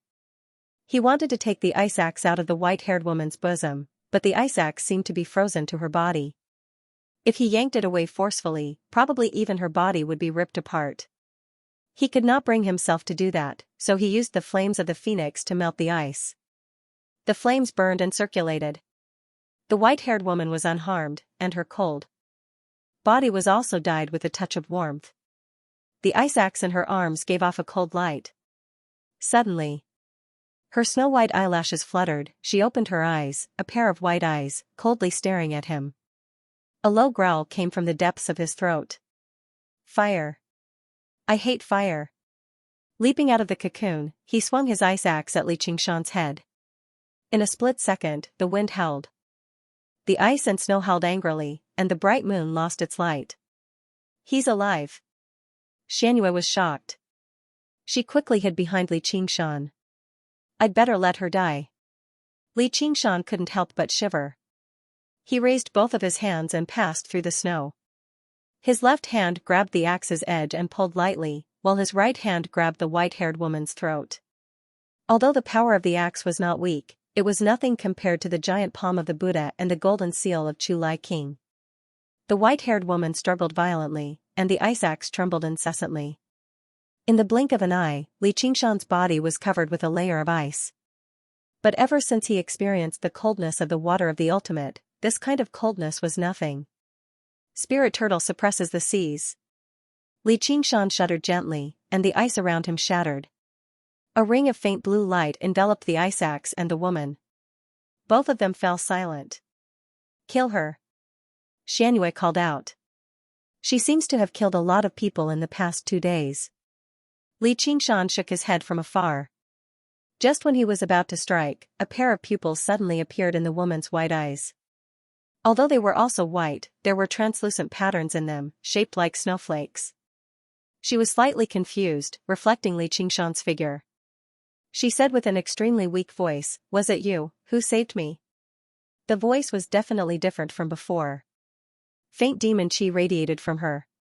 Although it was also very weak, it was extremely pure. She was a demon king, and a very high cultivation at that. Who are you? Li Qingshan was taken aback. He had a vague guess. Bai Xiao. The woman frowned, as if she had just recalled the name with great difficulty. Then, she said, the Frost Feather Moth King. Her confusion gradually receded, replaced by cold pride. 72 Demon Kings.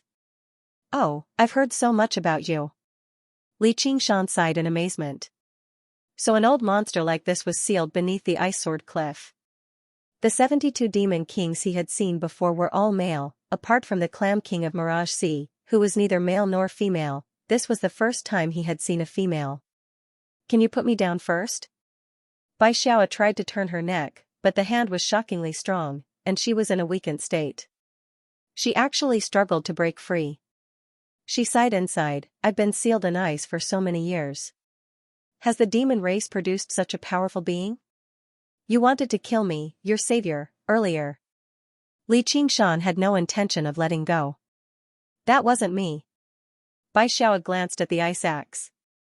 Oh, I understand. Li Qingshan let go. Bai Xiao rubbed her neck. Suddenly, her expression changed. She raised the ice axe high into the air again and growled, "Kill." Tsk tisk, you've actually been controlled by a weapon soul. Li Qingshan stood with his arms crossed and shook his head. He ignored the incoming ice axe. Both the demon and the axe were in an extremely weakened state. They posed no threat to her at all. Shut the *ck up. Bai Xiao's expression changed. She swung the ice axe around and struck the ground viciously. With a great boom, the ground cracked open into a great valley. Li Qingshan stood on the edge of the cliff and glanced into the valley. Even the bright moonlight struggled to illuminate the very depths of the valley. There was a new problem on the path from the Green Province to the Dragon Province. He thought, sure enough, a starving camel is still larger than a horse. None of these old monsters are weak.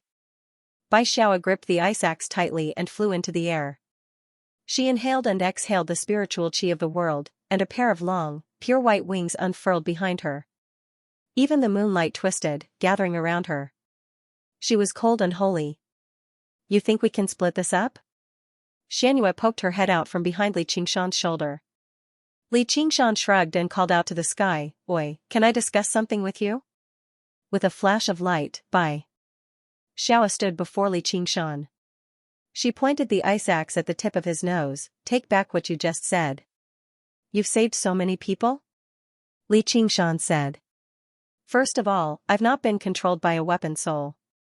You're just a junior, so how do you know the power of a weapon soul? Towards the end, Bai Xiao basically ground her teeth. In order to subdue the divine mystic ice axe, she had paid a heavy price. She could not allow anyone to judge her so casually. I have a weapon soul too. Li Qingshan drew his dying flower blade and gently pushed aside the divine mystic ice axe. The flower blade soul roared, this bitch is pointing her weapon at you, yet you're still not doing anything. Are you a man or not? And that stupid axe? Chop it down. The two weapons began to curse. They were tempted to fight for 300 rounds. If it were not for the fact that they were held by their respective masters, perhaps they really would have fought. Who are you? Bai Xiao stared at Li Qingshan. If it were not for the warmth of the phoenix flames, it would have taken her a lot of effort to awaken from her hibernation. However, the pair of ox horns on his head was rather eye-catching. If he was not a feather, how did he possess the phoenix's bloodline? Li Qingshan, or the North Moon Demon King. Don't you find it a little noisy? Li Qingshan said. Very noisy. The two of them stowed their weapons away at the same time, and the world immediately returned to peace. Li Qingshan said, "We can finally talk about something serious." "Oh right, you were discovered by this guy." As he said that, he pulled Xianxia out from behind him. "We agreed earlier that we'll split what we found in half. You'll give her the ice axe. As for my half..." He examined Bai Xiao. "I don't want it." Bai Xiao looked at Xianxia. Under the gaze of those snowy eyes, Xianxia could not help but shiver. However, she did not show any weakness. "Why are you staring at me like that? I'm also your savior. I will repay you for saving my life, but I still have use for the profound ice axe." "I can't give it to you," Bai Xiao said calmly. "Then let's change the conditions." Li Qingshan was not surprised at all. He had no intention of taking the profound ice axe in the first place. Only weapons that could be used could be called weapons. The blossoming sword soul was already too noisy. What he said before was just to test the Frost Feather Moth King's reaction. He weighed Xianxia in his hand. "She wants to go to the Dragon Province. Protect her." That way, he could fulfill his promise of sending her to the Dragon Province. He was still rather worried after all. "Why meow? I don't need anyone's protection." Xianxia cried out. "That's your condition?" Bai Xiao reminded. "You could have obtained something even more valuable." "Hey, are you saying I'm worthless?" Xianxia said unhappily. "But what can you give me?" Li Qingshan smiled. Bai Xiao thought for a while. "Yes, you're very powerful. I can't give you anything apart from the profound ice axe. I accept this condition. I just happen to be going to the Dragon Province as well. Listen to me, don't look down on demon generals. I'm about to become a demon commander, no, a demon king." Xianxia wailed in anger. "Then I'd advise you to be careful. You've been sealed in ice for all these years, so you probably don't know what the Dragon Province has become," Li Qingshan said. The Great Xia Empire had existed for 5,000 years, but the Ice Sword Cliff had probably existed for much longer. "Is it called Great Xia?" There was a slight fluctuation in Bai Xiao's eyes. "You know about it?" Li Qingshan was slightly surprised. "I once heard someone say that, she doesn't seem to want me to protect her." Bai Xiao pointed at Xianxia, who was currently biting the back of Li Qingshan's hand viciously. "Since she's also my savior, why don't you let her go? Then she will have half the power, and this matter cannot go against her will." Li Qingshan said to Xianxia earnestly, "All right, stop throwing a tantrum like a child. Aren't you going to the Dragon Province to have fun? What's wrong with having a great bodyguard with you? You say the nine-tailed fox empress is noble and powerful, but this one doesn't seem to be any worse. And she seems very reliable." "The nine-tailed fox empress?" Bai Xiao was slightly surprised. As if an extremely distant memory had been stirred up, she actually smiled. "What a coincidence. My friend is her." The coldness in her eyes became even more solemn. "You're the Fox Empress friend?" Xianxia asked in dismay. She discovered that there was not even a single bite mark on Li Qingshan's hand. "Yes," said Bai Xiao. "Then why didn't she come to save you?" Li Qingshan asked in confusion. With the nine-tailed fox empress identity and cultivation, smashing through the ice sword cliff should not have been anything difficult. "I was just about to ask her about that," said Bai Xiao. "Heh, did someone screw you over?" Li Qingshan asked with a smile. Weapon souls were powerful, but for a demon king to end up sealed in ice for several millennia just to subdue a weapon was just too pathetic. Suddenly, he thought of the Clam King of Mirage Sea. Even after undergoing the heavenly tribulation and ascending, he had left behind an obsession to go to the Dragon Province. He wondered how he was right now. Bai Xiao was speechless. "I'm willing to bet that you're not that old friend's opponent, even with the mystic ice axe," Li Qingshan said. "I know," said Bai Xiao. "I suddenly feel a little regretful." Li Qingshan said to Xianxia, you better go to the Mist Province. The Dragon Province definitely was not a peaceful place, especially in this age of decline. Do you have a grievance with the nine-tailed fox empress? What kind of grievance? Xianxia ignored Li Qingshan and asked curiously instead. It's got nothing to do with you. If you want to change the conditions, please hurry up. I'm about to set off. She might come very soon. Bai Xiao unfurled her wings and gazed north. She seems very interesting. Let's go to the Dragon Province. Xianxia waved her hand. You bastard. Li Qingshan shook his head and let go. Since she insisted on doing this, he would not stop her anymore. His path was hers to choose. Bai Xiao grabbed Xianxia and turned into a streak of white light, flying towards the northwest. She moved with startling speed, which even left Li Qingshan rather amazed. And this was when she was in a weakened state. If she had fully recovered, she would probably be a little faster. If they had not fallen for a trap, killing a great demon king like that was basically impossible. With her protection, Xianxia should not be in any danger. Oh right, if something happens to her, you better be prepared to die with her. Bai Xiao glanced back. She was neither surprised nor angered. She nodded slightly, as cold as a machine.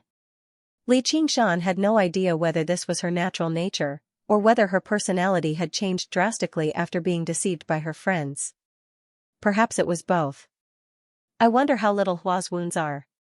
Li Qingshan thought of his friends. He unfurled his wings and took off.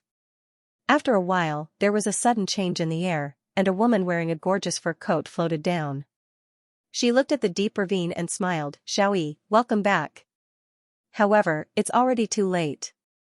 At the same time, in the sky above an even deeper ravine, the master of the Umbraline sect said, Xianxia, do you still remember this place? Of course I do. Little An said. Half of her memories from before her rebirth were from the King Chu's estate, while the other half was here. The Umbraline sect, 10,000 Ghosts Abyss. It was like a huge, black mouth that had split open in the ground. Gusts of chilly wind whistled out, mixed with the wails of ghosts. It was enveloped in yin qi all year round, never seeing the light of day. The only light came from specks of ghostly fire, which would gather at times and scatter at others. It did not seem like a place where the living lived, but more like an extension of the realm of hungry ghosts. Countless stone bridges connected the abyss. The jagged rocks were more like the sharp teeth of a huge mouth, waiting for prey to come knocking. I don't deserve the position of sect master. Little Anne's eyes flashed as if she was tempted. With your current strength, what's there to be afraid of? I'm old and should have become a ghost a long time ago. I wanted your mother to succeed me, but I don't think she will compete with you. The mysterious dark sect master's gloomy face showed a rare expression of sincerity. Then I'll do as you say. Xiaoan smiled. Please. The mysterious dark sect master waved his sleeves and sneered to himself, you still want to do it. But it depends on whether you have the life to do so. Sect master, please. Qingshan. Little and suddenly looked up with a happy expression. The master of the Umbraline sect shivered inside. He was rather fearful of Li Qingshan. If he came to the Umbraline sect as well, it would probably be difficult for his plan to succeed. However, when he looked back, the sky was empty. There were only clouds, without a single person in sight. The joy on Xiaoan's face faded, along with all human emotions. Her eyes were deep and empty, burning with pale white flames. She stared at the master of the Umbral Moon sect. Her red lips parted, but she said nothing, one sword into 3,000. The Buddha slaying sword stabbed out soundlessly without a trace of killing intent. Instead, it combined the profound changes of the 3,000 sword style and was as quiet and ethereal as she was. Oh no, the phantom nether claw. The mysterious dark sect master suddenly turned around. Yin qi gushed out from his withered hands and transformed into a pair of ghost claws. As he waved them, they left a series of afterimages that overlapped and collided with the sword. Black and white intertwined. The sword shadows and ghost claws collided and shattered. In an instant, the two had exchanged thousands of blows. There was no sound, but the danger was no less than that of a fight. They were less than 3 meters away from each other and were almost face to face. They could clearly see each other's expressions. One was gloomy and ferocious, full of Xianxia. The other was extremely beautiful with her white clothes fluttering in the wind. It seemed like a battle between good and evil. However, behind the peerless beauty, a skeleton was faintly discernible. It seemed even more mysterious. Little Anne gripped the hilt tightly and pushed her sword style to the limit, breaking through the layers of ghost claws. The master of the Umbraline sect was secretly surprised. He was extremely familiar with the sword scripture of heaven and earth, yet her comprehension of the sword style seemed to be even higher than the master of the sword collection palace. If it were not for the fact that she was still unfamiliar with it, she would not have been able to comprehend it. If it were not for the fact that she was still unfamiliar with it, she would have been almost impossible. Seeing an opening, viciousness flashed across his face. He pulled back his arms, and his sleeves became filled with Xianxia. Suddenly, 2 vicious ghost claws shot out. Break! The 3000 nether sword. Ghost Claw grabbed the Buddha slaying sword and asked angrily, Xianxia, what are you doing? To kill you. Xiaoan turned her sword, and the golden thread she had buried after cutting down the Buddha suddenly shone with a golden light. It immediately dispersed the Xianxia and condensed into a huge, Vajra sword outside the sword. Chen Chen Chent. He's hand. He teach NS. The sect master felt pain in his hand. He retreated in a hurry and asked sinisterly, when did you notice? Notice what? Little Anne did not pursue him. She tilted her head slightly and seemed to be in thought. Then why? The sect master was stunned. Why had he attacked so suddenly? Was it just a test? Do demonic cultivators have to ask why they do what they do? Xiaoan fiddled with the skull prayer beads. In the beginning, she had wanted to find a peaceful place to cultivate, but she came up with a new idea after coming to the Umbraline sect. When the sect master of the Umbraline sect asked her to succeed as the sect master, she became even more determined to destroy the Umbraline sect. TSK, do you want to know how you died back then? The sect master pulled away again. He powered the protective formation of the Umbraline sect, the Umbraline Ghost Aggregation Formation, with all his strength. Surging wind surged out from the black abyss, drowning out the stars and the lone moon. The whistling sounded like the howls of a huge ghost. Immediately, the surrounding 100 kilometers turned into a ghost realm. It really is related to you, but I don't want to know. Little Anne shook her head. If it was not the Sword Collection Palace, then it was the Umbraline sect. Only the 2 sects of the Green Province had the ability and the will to do something like that. As for the truth and who the culprit was, it no longer mattered. All she had to do was kill all the suspects, and the culprit would definitely be among them. TSK, do you know that your existence is not tolerated by the Hungry Ghost Realm? The Hungry Ghost Realm wants you dead no matter the cost, even if you have to devour this world. I'd advise you to stretch out your neck obediently and help our Umbraline sect become the ruler of the world. Your mother will thank you for your contribution. The sect master spread his arm, and the chilling winds blanketed the surroundings, condensing into a black vortex above the abyss. All the lines in the surroundings twisted and trembled, including the edge of the abyss. It seemed more and more like a huge mouth, wriggling and devouring. Little Anne's clothes ruffled as she was sucked into the vortex, but she did not resist. Oh, so there's a reason like that? I just happened to have come for the Hungry Ghost Realm as well. As her cultivation progressed, the path of white bone and great beauty's demand for resources increased. Perhaps there would be a day when it would be so great that even killing all the mortals of the 9 provinces would not be enough to fill the gap. She was unwilling to kill the innocent, and seizing Sariras was not a long-term plan either. The Umbraline sect's gate of hungry ghosts was extremely suitable. Wiping out the Umbraline sect would only be a matter of convenience. However, she had never thought she would just happen to stumble upon the sect master's scheme. Normally speaking, with the talent and strength she had displayed, it only made sense for her to be roped in. There was also Xianxia's existence. If it were not for the fact that the Hungry Ghost Realm had offered a startlingly great price, the sect master of the Umbraline sect who knew how to avoid harm would never take such a risk. As it seemed, apart from Buddhism, she now had another natural enemy, and they were all extremely terrifying. However, there was always a price to pay in order to obtain such great power. TSK, then you don't have to worry. I'll send you to the hungry ghost realm very soon. The sect master smiled sinisterly. There's no need. You're already dead, little and said. What nonsense are you spouting? The sect master of the Umbraline sect was unconcerned, but he instinctively opened his palm. There was a golden sword slash on it, and the Buddhist light it contained prevented the wound from healing even after a long time. However, it was just a sword slash, and it could not harm his foundation at all. He tightened his grip and shattered the Buddhist light. He suddenly felt an intense pain in his palm. Ever since he had refined himself into a half-corpse half-ghost existence, it had been a very long time since he had felt something like this.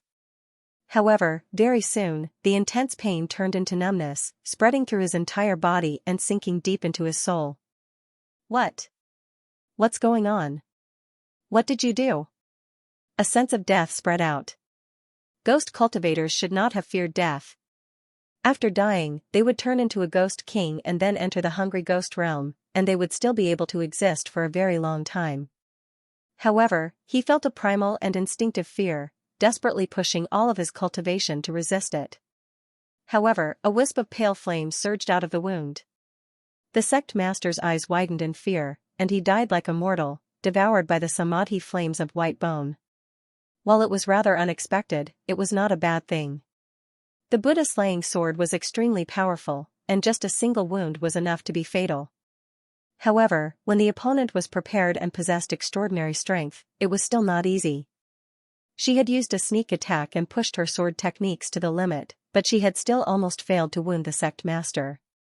Now that she had this strand of Buddhist nature, she could use her Buddhist cultivation to increase the power of the Buddha slaying sword, making it easier for her to break through the enemy's defenses. Then, all she had to do was wait for the Buddhist light to dissipate and her injuries to act up.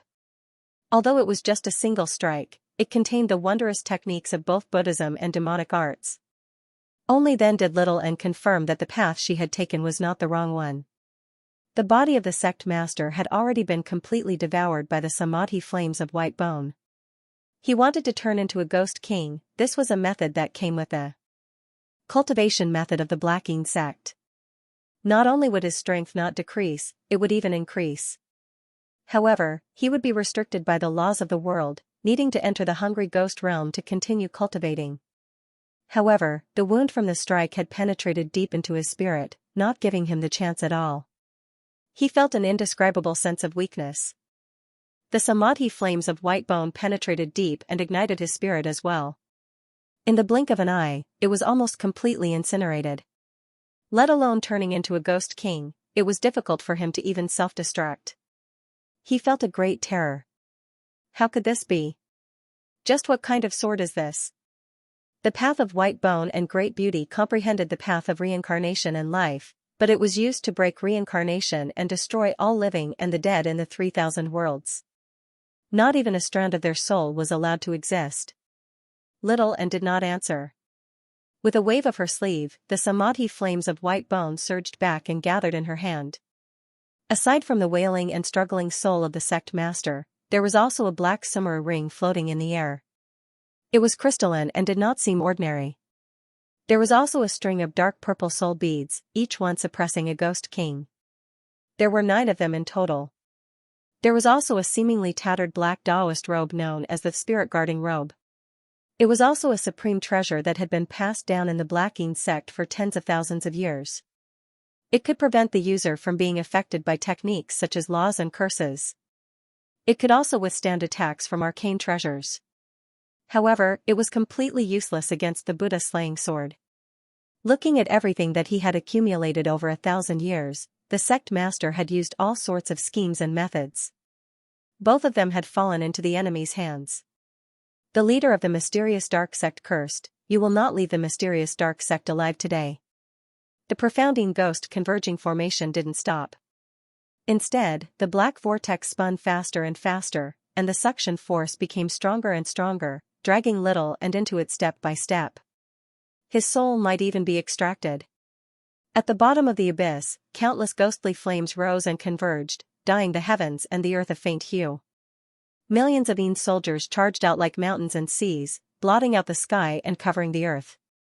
Countless ghost generals and ghost marshals soared among them. The deafening battle cries caused even little ants' white bones to tremble, and several dozen enormous streams of Xianxia soared up. They were all beings who had undergone the third heavenly tribulation. The Umbraline sect was proficient in the art of controlling ghosts. Every great cultivator in the sect could control several ghost kings and even countless ghost commanders and ghost generals. This might not be considered powerful. But above 10,000 ghosts abyss, with the power of the profounding ghost converging formation, he could summon 1,000,000 ghosts from the hungry ghost realm to guard the sect. The ghost king had no choice but to obey. Taking advantage of this geographical advantage, he could even display his full strength, which was not inferior to that of the hungry ghost realm. Although they were not as terrifying as the giant Buddha, they had the absolute advantage in numbers. None of the three great sects of the Qing province could be easily broken through.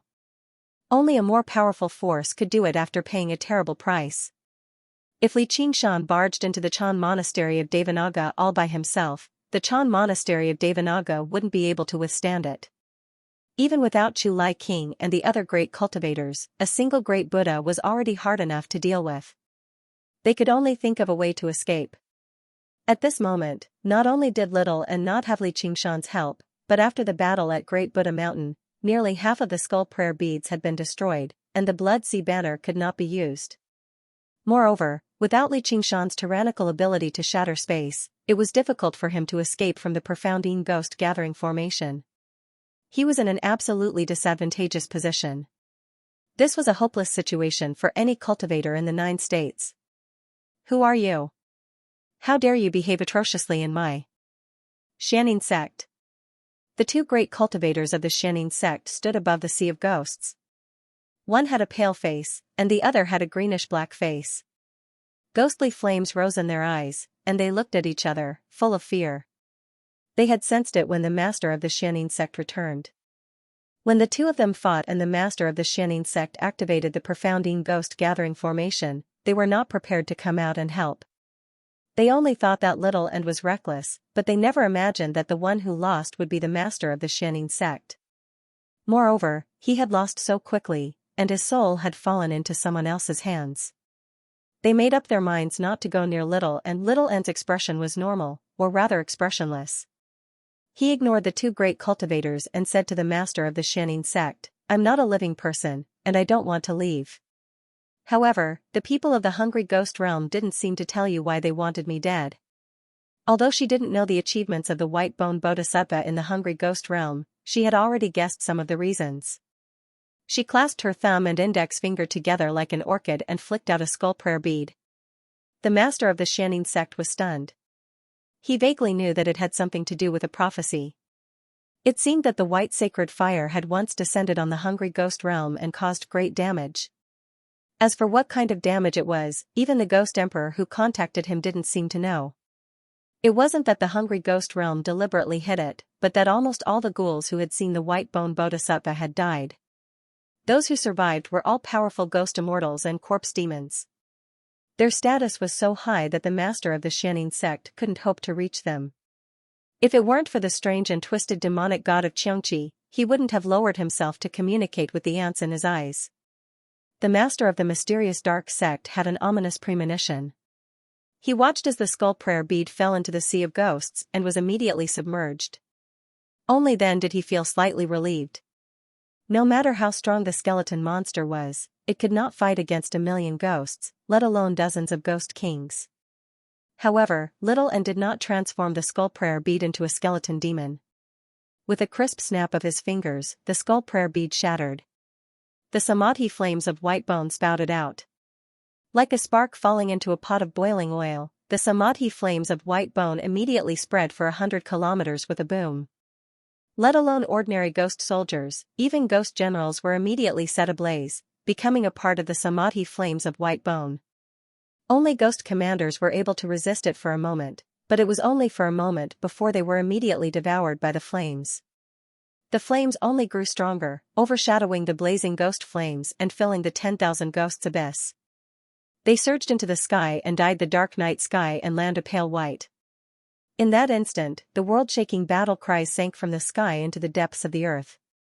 The samadhi white bone flame did not emit a sound like ordinary flames. Instead, it spread silence. Everywhere it passed, everything returned to silence. In an instant, the master of the Black Moon sect understood everything. Where the prophecy of the white sacred flame had come from, and why the hungry ghost realm was willing to pay any price to kill her. There was only one thought left in his mind: kill her quickly. Kill her now. In the midst of the raging fire, the two great cultivators of the Xianxia sect were extremely shocked. They urged the rolling in energy, not daring to let the samadhi flame of white bone come within 100 feet of them. At the same time, they ordered all the ghost kings to pounce on Little, and Xiaoan raised her hand, and the remaining skull prayer beads on her wrist flew out to receive the several dozen ghost kings. Obviously, it was impossible for her to achieve victory, but as she moved, the boundless sea of fire gathered and rose up like a wave. The huge waves piled up to the sky and vaguely took the shape of a hand. She waved her hand downwards, and the flaming hand was like a falling mountain. The ghost kings all dodged in panic, but there were still more than 20 that were sent flying. Their attacks instantly collapsed, and the rest were blocked by the skeleton demons, unable to get close at all. The ghost kings felt an instinctive fear as if they had met their natural enemy. Although they were being forcefully driven, they had no will to fight. She nodded slightly. Everything was going according to plan. These low-level ghosts were much easier to digest than relics, and could immediately be converted into the power of the samadhi white bone flame. Moreover, according to her plan, these relics were to be used to raise the level of Buddhist cultivation. Her white robes fluttered as she stood above the sea of fire. She was actually suppressing the entire Xianxia sect by herself. "You can't escape," the master of the Xianxia sect held hysterically. Little and looked up again. The black vortex was already right in front of her. If she was sucked into it, even her white bones would not be able to withstand it. Without even looking, she stretched out her slender hand and squeezed it lightly. No. The soul of the master of the Xianxia sect shattered and burned into a wisp of the samadhi white bone flame, completely disappearing from the world. The two great elders of the Umbraline sect did not show any sorrow over the death of the sect master. They watched on eagerly as Little and was sucked into the black swirl. Little and suddenly took out a formation disc. It was the size of a palm, pure black and octagonal in shape. It had two wheels, one inside and one outside. The inner wheel was engraved with a vicious ghost face, while the outer wheel revolved rapidly, turning into a blurry circle. It was extremely similar to the black swirl. The two great elders' expressions changed.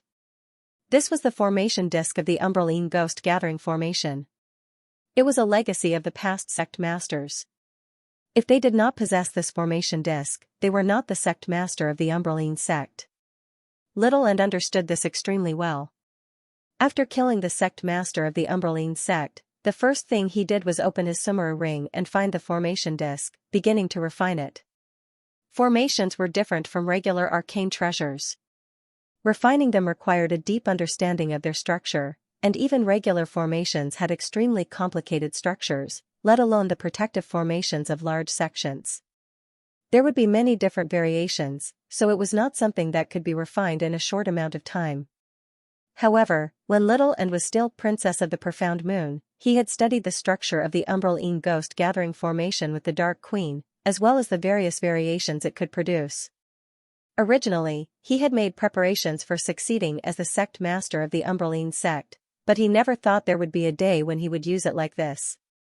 Now that he thought about it, he might have died because of this. Sects and clans worked together, but they also had conflicts. What sects feared the most was being infiltrated and controlled by clans, but they could not turn down outstanding disciples from clans, especially from a large clan like the Xianxia estate. However, how to ensure their independence was a major issue. Of the three great sects of the Green Province, the Chan Monastery of Devanaga was a holy land of Buddhism. The Buddhist Dharma was supreme, and their faith was greater than everything else. They were least afraid of being infiltrated and controlled, so they were the closest to the Xianxia estate. They shared both honor and disgrace. Instead, the Xianxia estate had to worry about being too deeply influenced by Buddhist ideologies. The Sword Collection Palace was a system of its own, placing great importance on the friendship of fellow disciples. In particular, the Sword Collection Peak's legacy of the Path of the Sword ensured the loyalty of its disciples. It was also independent of the king's estate. Instead, the Umberline sect that seemed to do whatever they wanted was the easiest to control, as demonic cultivators had neither faith nor friendship. They did not have much loyalty to the sect. They only cared about their own cultivation and strength, so internal strife was the most intense. It wasn't easy to ensure that it wouldn't split. If two successive generations of the sect masters of the mysterious dark sect had the surname Ji, and both of them were the closest people to Chu Lai King, and both of them had the absolute support of the Ji clan, then the mysterious dark sect would never be an independent sect again. In the past, the master of the Umberline sect had eliminated Princess Profound Moon and restrained the Dark Queen's cultivation, immediately suppressing the royal forces in the sect. It was rather like a hero who had cut his losses, but it was not for the greater good of the sect. Otherwise, if the Dark Queen had undergone the third heavenly tribulation a few decades earlier and had the support of the King Chu's estate, he would have been forced to abdicate and become a great elder. Little and had vaguely guessed this possibility. Therefore, when the lord of the mysterious dark sect expressed his intention to abdicate, she became suspicious and decided to annihilate the mysterious dark sect. As for whether she was wrong or not, it did not matter at all. The increase in cultivation was always true. To quote what Xianxia had once said, "I'd rather betray the world than let the world betray me." The path of white bone and great beauty had never been a path of kindness. Instead, it was an extremely vicious path, a demon among demons. However, reality had proven that interacting with people of the demonic path, striking first and gaining the upper hand was always a good idea. As for destroying the master of the Umberline sect's soul, it was not to vent her anger, but to remove the final obstruction to refining the formation disk. However, just that alone was still not enough. If she wanted to gain complete control over the Profoundine Ghost Gathering formation, she could only take the risk and enter the center of the black vortex. As a result, she stepped into the black vortex resolutely. In the blink of an eye, her flesh and blood were stripped away by the Yin wind, revealing her shiny, white bones that trembled violently. She seemed like she was about to shatter. At the same time, the samadhi flames of white bone that surged like the ocean all surged into the black vortex. The world was gloomy, and the night was long. All the disciples of the Umberline sect looked up, still shaken. Just now, the sea of white flames was like a nightmare. Was it time to wake up from the dream? The pale white flames in little An's eye sockets remained calm. Suddenly, a streak of golden light flashed through them, and the black formation disk in little An's hand suddenly lit up with pale white flames. The ghostly face gradually twisted and changed, turning into a skull. A pale white flame also lit up outside the black vortex. Boom! The samadhi flames of white bone spewed out from the center of the vortex, dyeing the black vortex a pale white color. It began to spin in the opposite direction, and the samadhi flames of white bone rapidly condensed. It was like a sun, its light illuminating thousands of kilometers away. Countless disciples of the Umberline sect who were looking up were instantly blinded. The pale white light clearly did not have a hint of warmth, yet they felt an indescribable heat from the depths of their souls. They flailed their limbs madly, wanting to scream, yet they could not make a sound. They were surrounded by a deep, deathly silence. Their souls began to burn, turning into samadhi flames of white bone that surged out from their orifices. It enveloped their entire bodies, burning them into thousands of white torches. Little An stood at the center of the vortex, his pure white jaw opening and closing. "All Ghost Kings, heed my command."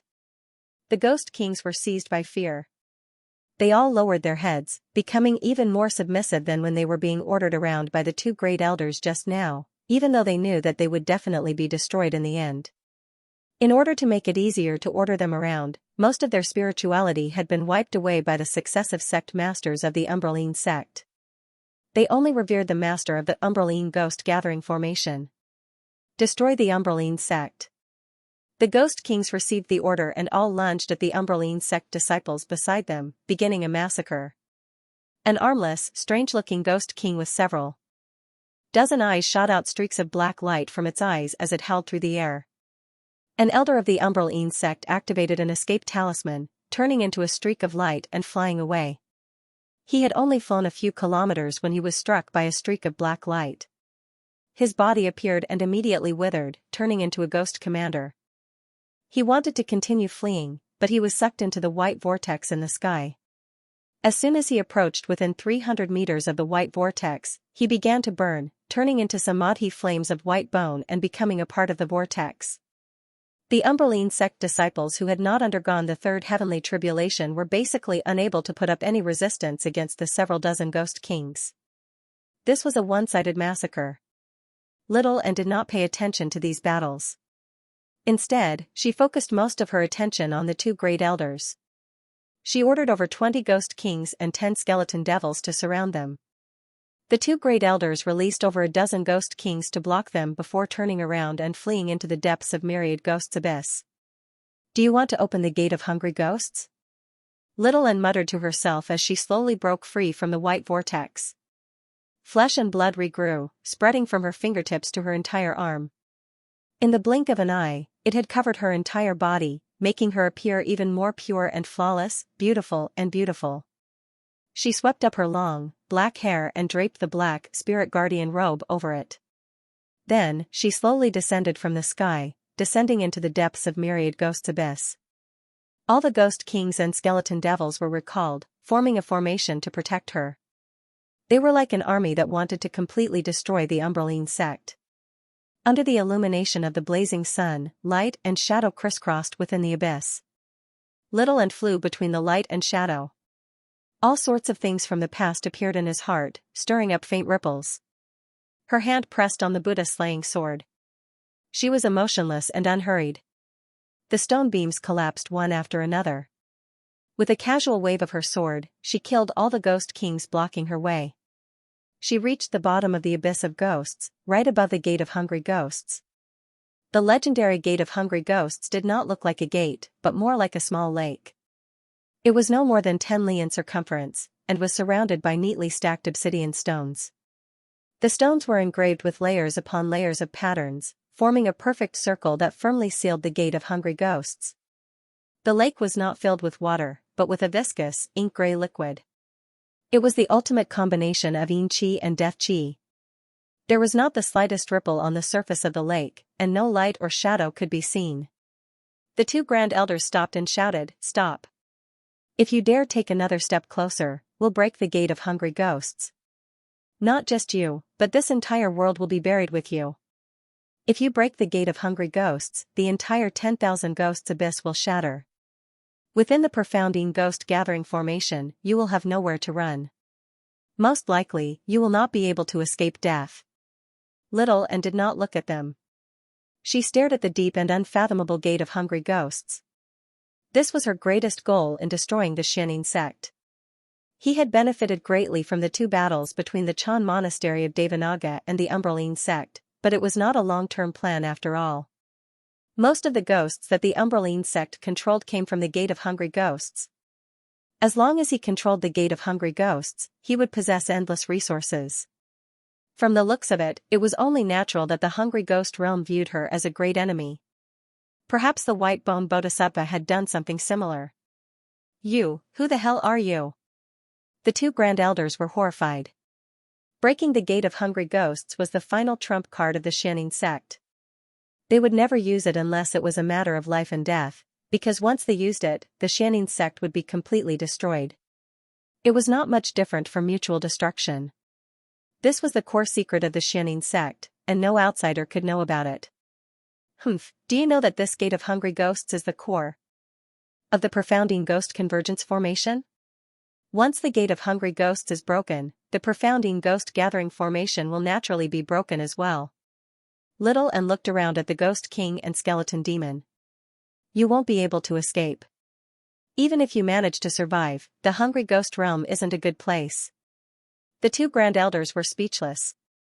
In the 6 paths of reincarnation, the hungry ghost realm was one of the 3 evil realms. Devouring each other was no less tragic than the Azura realm, but it was not like the Azura realm, where one could revive. Unless it was absolutely necessary, they were not willing to throw themselves into it. After all, they were still humans. From beginning to end. She seemed to have calculated everything, which was even more terrifying than the white flames. Thinking back, just now, if she hadn't called back the Ghost King and skeletal monsters she had been chasing, they would have been forced into a desperate situation and would have had no choice but to risk breaking through the gate of hungry ghosts. So this was also within her expectations. She felt a chill run down her spine. Little and said, "Leave, I'll let you live. Why should we believe you, unless you completely shut down the profounding ghost-gathering formation?" "All right." Little and sank into her thoughts for a while. She nodded slightly and took out the formation disc. With a gentle press, the rapidly spinning disc slowly came to a stop. The sun in the sky slowly sank, devouring and incinerating all the Ghost Kings before merging with her body, enveloping her in the extremely bright samadhi flames of white bone. Immediately, the profounding ghost-gathering formation stopped operating, and the night sky became unprecedentedly clear. A bright moon hung high in the sky, and countless stars filled the sky. The two grand elders exchanged glances.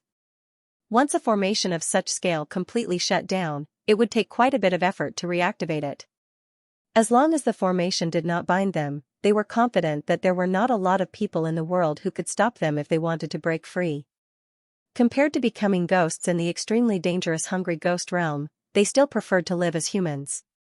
As a result, they used the special technique of the Umbraline sect, the ghost shadow evasion, at the same time, flying towards two ends of the myriad ghosts' abyss, one to the left and one to the right.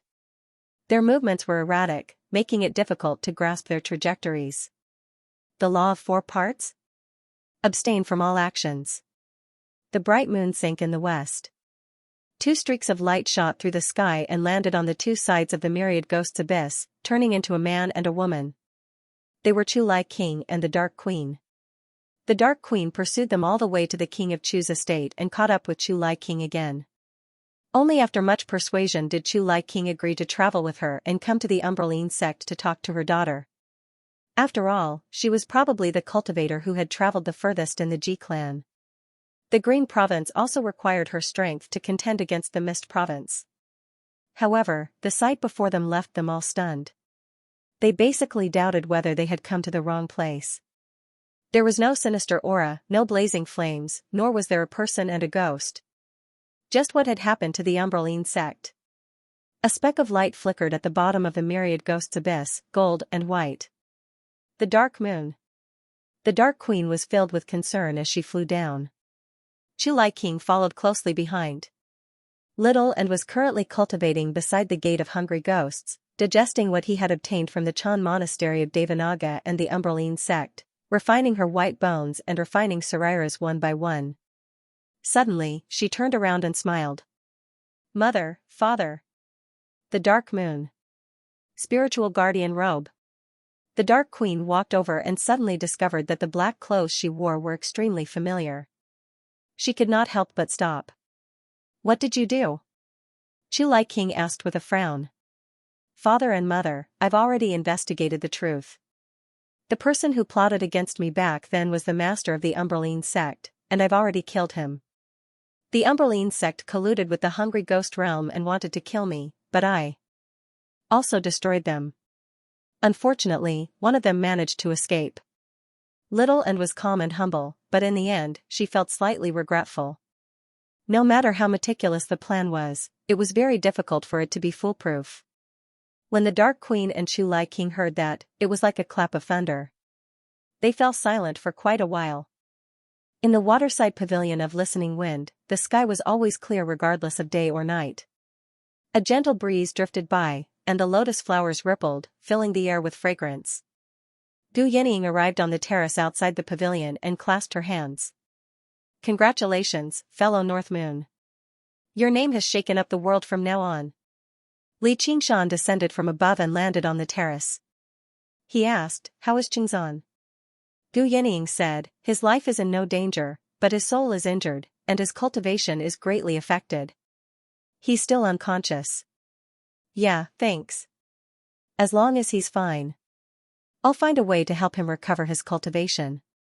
The injuries to his soul are a little troublesome, but it's not impossible to treat." Li Qingshan arrived in the pavilion quickly and saw Hua Sengzan lying quietly on the bed. His breathing was weak, but it was extremely steady, which made him stop worrying. Then he saw how he gripped the hilt of a sword firmly in his hand. He could not help but frown. Gu Yening said, "He's already condensed a sword embryo, becoming one with the sword. The sword may have been destroyed, but its effects can't be completely erased. I don't dare to remove the hilt recklessly either. I plan on waiting for him to wake up." Li Qingshan took out the soul-switching sword and drew the edge, reflecting his face. He said in thought, "Just what is the Sword Collection Palace planning?" He had once used a soaring dragon sword from the Sword Collection Palace. He had used it until it shattered, but he did not notice any problems. Why would it have such a great effect on Hua Sengzan? With various doubts, he suddenly made up his mind. He would refine the soul-switching sword. Gu Yening could tell what he was planning, so she advised, "You better be careful. If a mere sword can distort my mind, then my decades of cultivation will be in vain." Li Qingshan said proudly. Decades. Gu Yening couldn't help but sigh. Most ordinary cultivators couldn't even survive one heavenly tribulation, but he had already reached this step. There was an inexplicable sense of urgency. "How is it? Regret it?" Li Qingshan said with a smile. "A little." Gu Yening smiled slightly. "There's still time." Li Qingshan said and pulled out the soul-transforming sword with a clang. He held the sword hilt with both hands, closed his eyes, and sent his divine sense into it. The sword's edge lit up. Gu Yening looked at him with a strange expression, from top to bottom, not letting go of any detail, as if she wanted to see through him. She had watched him walk step by step to where he was today. He wasn't a shrewd person, and was even simpler and more straightforward than the average person, but there was always a thick layer of fog that she couldn't see clearly. After a moment, he retracted his gaze, opened his folding fan, and gently waved it. He couldn't help but laugh. Could it be that he really regretted it? The fighting demon heart flashed with a bloody light, and rolling demonic aura surged into the soul-transforming sword. Strands of demonic aura seeped into the sword's edge, and after a while, it was dyed with a layer of demonic light. The refining process was very smooth. He didn't know if it was because his cultivation was much higher than when he refined the flying dragon sword, or because the soul-transforming sword chose him, but there were no abnormalities. Li Qingshan opened his eyes, a little puzzled. "That's it? Huh?" Gu Yening put away her folding fan, a look of surprise on her face. "What's wrong? Is there a problem?" Li Qingshan asked. "Are you using demonic aura?" Gu Yening said. "Yes, is there a problem? Why else would I use demonic aura?" Although he was originally human and looked no different from a human, he was no longer human. He was half demon, half demon. In comparison, demons were more similar to humans, so they naturally used demonic aura to refine human artifacts. This was what he did when he refined the flying dragon sword. The famed swords of the hidden sword peak are all prepared for sword cultivators. How could they be easily refined by demonic energy? Gu Yening exclaimed. This is probably because it's easy to be bad, but hard to be good. I once obtained a flying dragon sword, and I refined it into the demon dragon sword. Li Qingshan had been cultivating since he was young, and he had been advancing bravely and diligently. He had ignored all sorts of conventions and common sense regarding the path of cultivation. He had never taken it to heart. Soaring Dragon Elder really died because of you. Gu Yening's eyes flashed. In the past, the Wyvern Elder was an outstanding talent among the Golden Elixir adepts, but he had mysteriously fallen on the Ice Sword Cliff. In fact, it could not even be considered as a death, but as if he had been directly erased. That's the beginning of my enmity with the Sword Collection Palace. Li Qingshan smiled. He had thought about it many times. If this had not happened, would Brother Nyo have left so early? Let me think. I get it now. A gleam of light flashed through Gu Yening's eyes. She arrived beside Hua Sengzan and gently tapped his dantian, where the sword embryo was. A strand of hot air seeped in, wrapping around the sword embryo. Hua Sengzan suddenly revealed a pained expression. His body began to tremble violently, and in the blink of an eye, his clothes were drenched in sweat. A while later, Gu Yening let go and frowned. The scorching wind hell won't do. Looks like I'll have to get my disciple over. What do you understand? Li Qingshan asked. Even if it's an arcane artifact, converting it into a demon artifact is difficult, let alone an arcane treasure. Let alone a famed sword specially prepared for sword cultivators like the soul-switching sword. Gu Yening flicked the edge of the soul-switching sword gently. Unless it's a demon sword in the first place. A demon sword. Li Qingshan raised the soul-switching sword in his hand. Right now, the soul-switching sword was indeed a demon sword. Gu Yening said, then everything makes sense. When cultivators refine demon artifacts or demon treasures, they have to cleanse the demon qi from them first, or they'll be contaminated by the demon qi and even develop demonic thoughts. On Great Buddha Mountain. Little Hua's behavior doesn't seem like he's under someone's control. Instead, he seems like he's fighting against the demonic thoughts in his heart. There were many types of demonic thoughts. They could be bloodthirsty and aggressive, or they could be stubborn and curious. However, most demon folk would invert right and wrong and go against good and evil. They would never sacrifice themselves for their friends. As a matter of fact, they did not even have the concept of friends. When Hua Sengzan framed Li Qingshan in the Grand Hall, his thoughts were sharp, his words were sharp, and his acting was top-notch.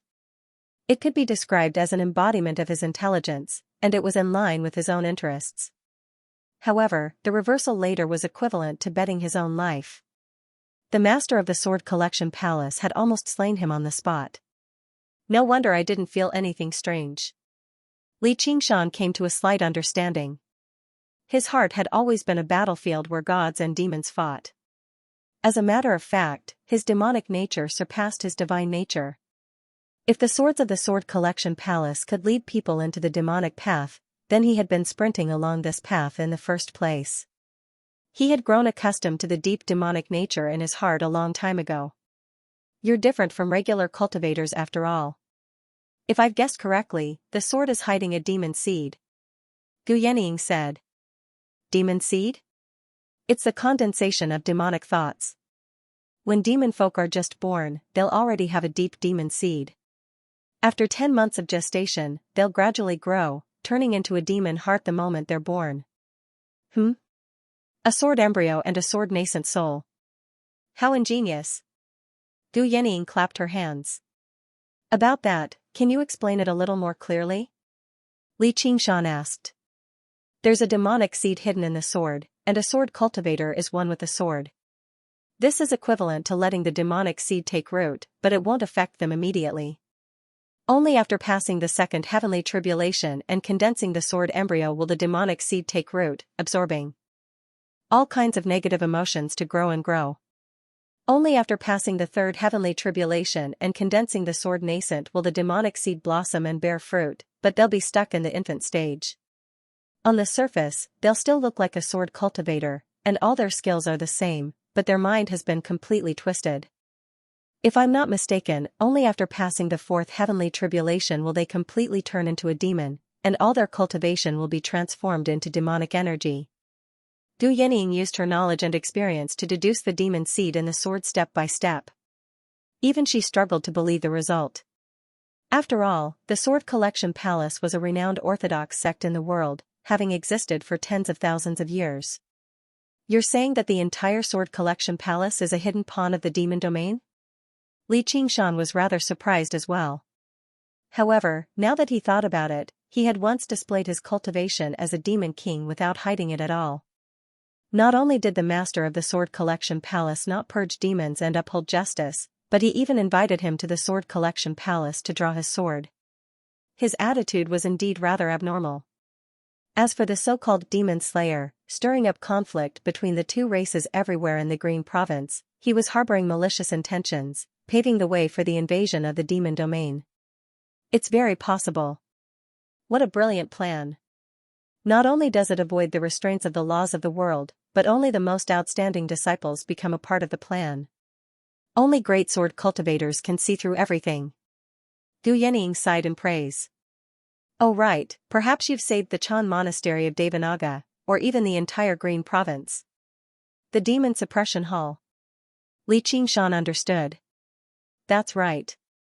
The Demon Suppression Hall is one of the few great demon caverns in the world. If it's suddenly destroyed, the consequences will be unthinkable. Probably all the cultivators on Great Buddha Mountain will be wiped out in one fell swoop. However, 3 great sword cultivators working together still seem a little lacking. Perhaps they're still hiding something. Even Gu Yenying had no idea that the soaring Locust King had been lying in ambush for a very long time in the underground cavern below Great Buddha Mountain. Li Qingshan laughed aloud. His laughter rumbled, and the sea of flowers rose and fell. So I'm a hero. The only person he felt sorry for during the Battle of Great Buddha Mountain was the unraging monk. If Gu Yenying's guess was correct, then he was completely capable of arriving before the demon suppression hall, rubbing the unraging monk's big, bald head, and saying, "Master, you didn't trust me wrong." As a matter of fact, even Chu Lai King would have to admit honestly that he had slaughtered his wife and son. He had really done too well. He felt extremely delighted inside. Suddenly, he opened his arms and embraced Gu Yenying. "Thank you." Immediately, a scorching pain that penetrated deep into his soul spread through his entire body. He did not let go either. Gu Yenying was taken aback. She patted his back with a smile. "All right, don't take advantage of me. Doesn't it hurt?" Li Qingshan snickered and let go of her. His emotions fluctuated slightly, as well as a hint of disappointment. Even after so many years, she was still the same person. However, he was no longer the Li Qingshan of the past. He cast aside his distracting thoughts very soon and said sincerely, "I owe you another one." If he had to think about it, he probably would never have thought of the Sword Collection Palace. It was not that he was not clever enough, but that he was not knowledgeable enough. It was quite funny now that he thought about it. He had even seen the 12 demon gods of the demon domain before, and who knew how many demon kings he had killed, yet he basically knew nothing about the demon domain. Thinking up to there, he could not help but miss the Banyan Tree King. If he were here, he would definitely be able to give him an answer sooner. He secretly made up his mind, Xianxia has probably digested the fruit of wisdom already. Once I bring the core over, I'll plant it in a potted plant as well. Gu Yenying said, "There's no need to be so polite. I'll just treat it as one time." "Alright, I'll definitely help you out if you need anything." Li Qingshan then asked, "You just want to purge the demon seed in Qingzhan's sword embryo now?" The illustrations of the infernal realm do indeed have this effect. Gu Yenying nodded. The existence of the infernal realm was to punish various sins, and there was no one in the world who was more sinful than demon folk. However, my scorching wind hell is too powerful. I'm afraid it'll hurt little Hua, and the ladle of wind is unpredictable, so it's not suitable for something like that. Instead, my disciple's venomous snake is a little more nimble. I've already summoned her. Unlike regular techniques, the pain from practicing the illustrations of the infernal realm was uncontrollable. Even the tiniest wisp of hot wind was a form of torture from hell. It was not something Hua Sengzan could endure at his realm of cultivation. "Qian Rongji." Li Qingshan frowned. "You still remember her?" Gu Yenying smiled. "I don't understand. Why did you accept her as your disciple? Don't you think she's very similar to us?" "How are we similar?" Li Qingshan raised an eyebrow. "Stubborn. Even in the cultivation community, such stubbornness is very rare. I think very highly of her. Be careful of being devoured by her. She definitely hates you." "She hates everyone," Li Qingshan warned. "Looks like you think very highly of her too. It'd be boring otherwise." The two of them chatted idly as they waited for Qian Rongji's arrival. Li Qingshan became slightly doubtful again. The Sword Collection Palace should know very well that the demon seed is useless against a demon king. Qingzhan already knew I was a demon, yet he still desperately tried to stop me from refining the soul-switching sword. Does he not trust me that much? All of this could only be answered when Hua Sengzan woke up. "Where do you plan on going next?" Gu Yenying asked. "I'll help the Golden Cicada Spirit King ascend first and destroy the Soaring Locust King along the way.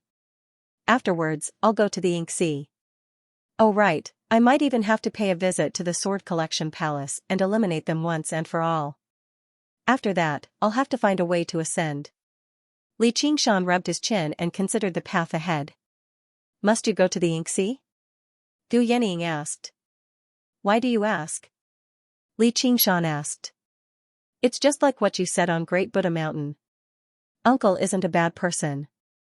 Gu Yenying sighed. She had stayed in the Green Province for many years. The Dragon King of the Sea was proud and aloof, but he had always treated her well. If Li Qingshan went to the Ink Sea, there would definitely be a battle to the death.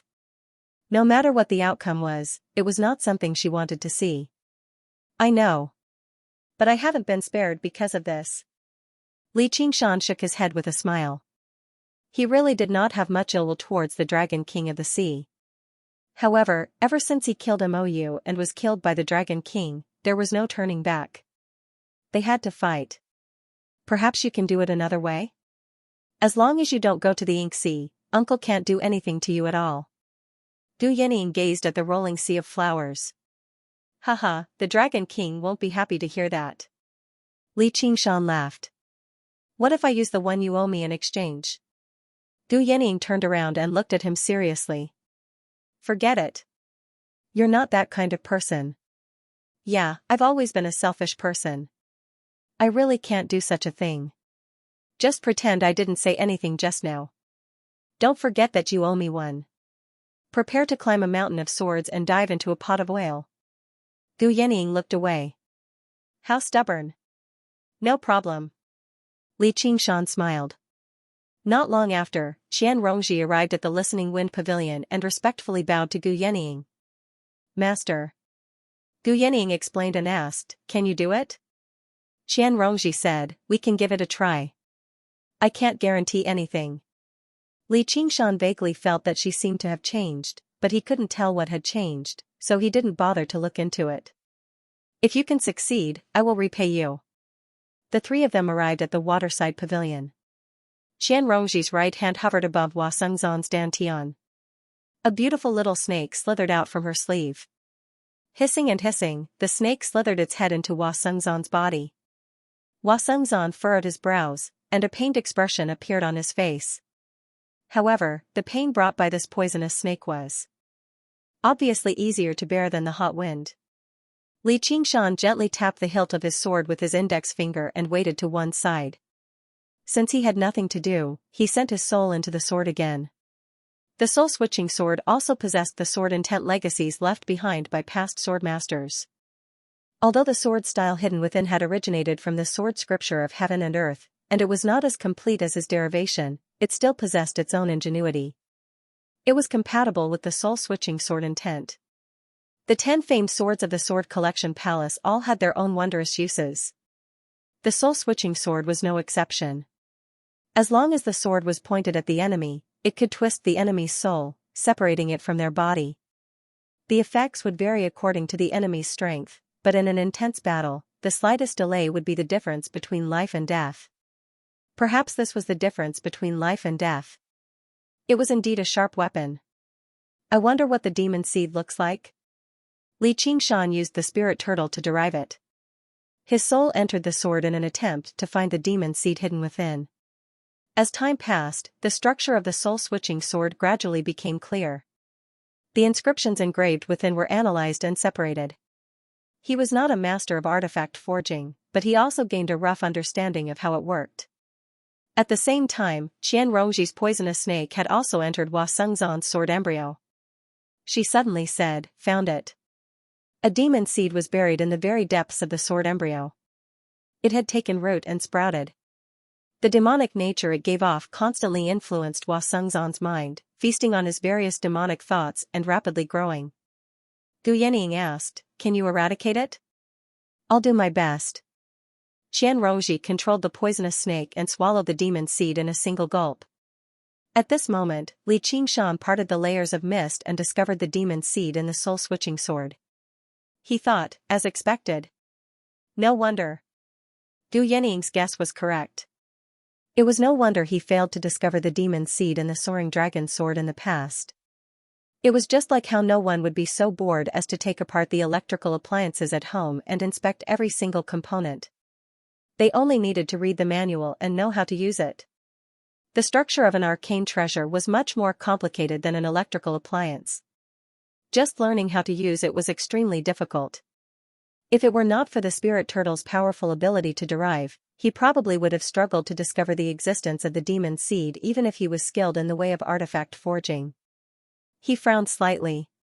The demon seed was not particularly powerful, but the demonic nature it contained was extremely pure. The demon seeds condensed by demon folk in the demon domain when they were first born definitely could not reach a level like this. Even demon kings were nothing more than this. Just who was behind this scheme? At this moment, the demon seed trembled and suddenly erupted. The twisted, vicious demonic thoughts surged and immediately filled Li Qingshan's mind, accompanied by a strange laughter filled with malice. Who are you? Li Qingshan shivered inside. The soul-switching sword clearly did not have a sword soul. I am your master. That voice declared, still laughing non-stop. Bullshit. Li Qingshan barked. How dare you ruin master's plans? Do you know there's a price to pay? So it's all you're doing. Don't let me see you again. You don't believe me? I'll prove it to you. Before he had even finished speaking, the soul-switching sword thrummed. The crescent mark on the hilt began to revolve, shining with rings of clear light. Li Qingshan suddenly felt himself being pushed backwards, floating up. Lowering his head, he saw another him drawing the soul-switching sword and swinging it at Hua Sengzan on the sickbed. Qingshan. Gu Yenying said. This had happened far too suddenly, and Li Qingshan had struck out extremely swiftly as well. She was unable to save him in time. Spirit turtle suppresses the seas. Li Qingshan bellowed out and suppressed the clear light from the soul-switching sword. He immediately regained control over his body, and the sword stopped above Hua Sengzan's head, still thrumming. He said to Gu Yenying, looks like the swords of the Sword Collection Palace aren't just about the demon seed. The unconscious Hua Sengzan suddenly sat up. With a strange, twisted smile on his face, he collided with the sword. Li Qingshan casually sheathed the sword and pressed down on Hua Sengzan's head. Suppress. You will regret this.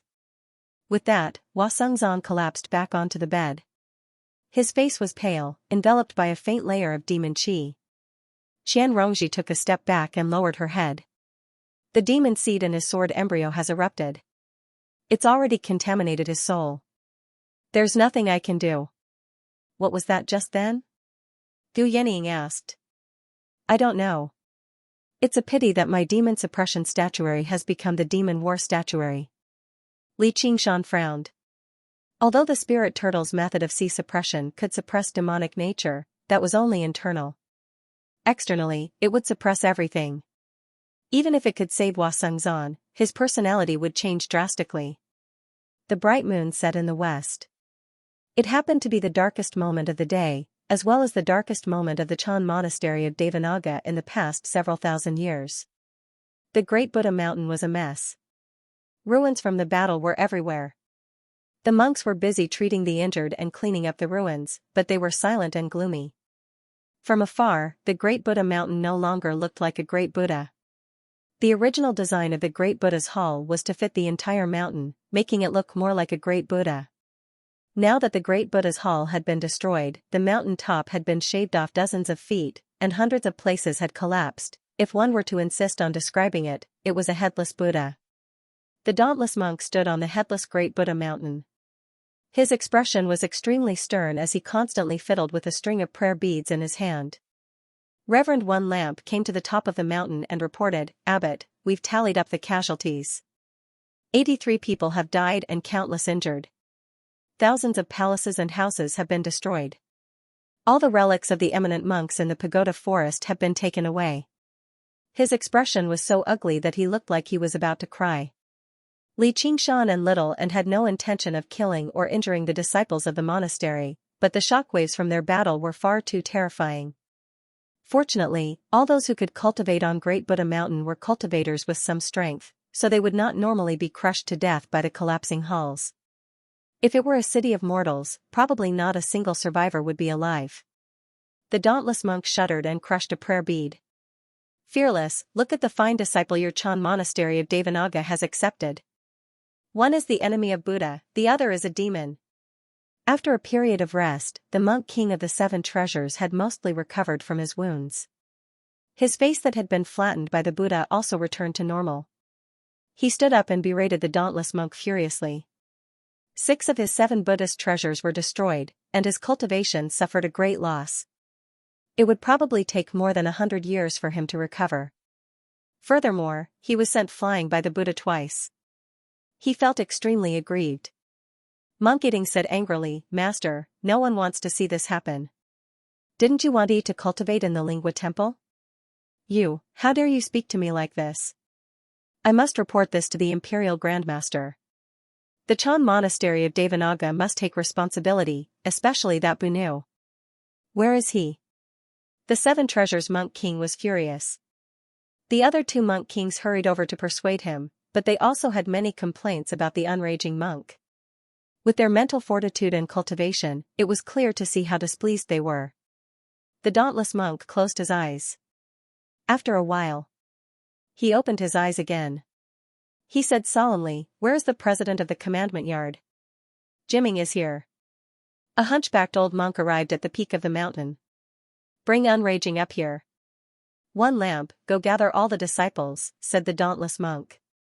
The 2 of them accepted the order and left.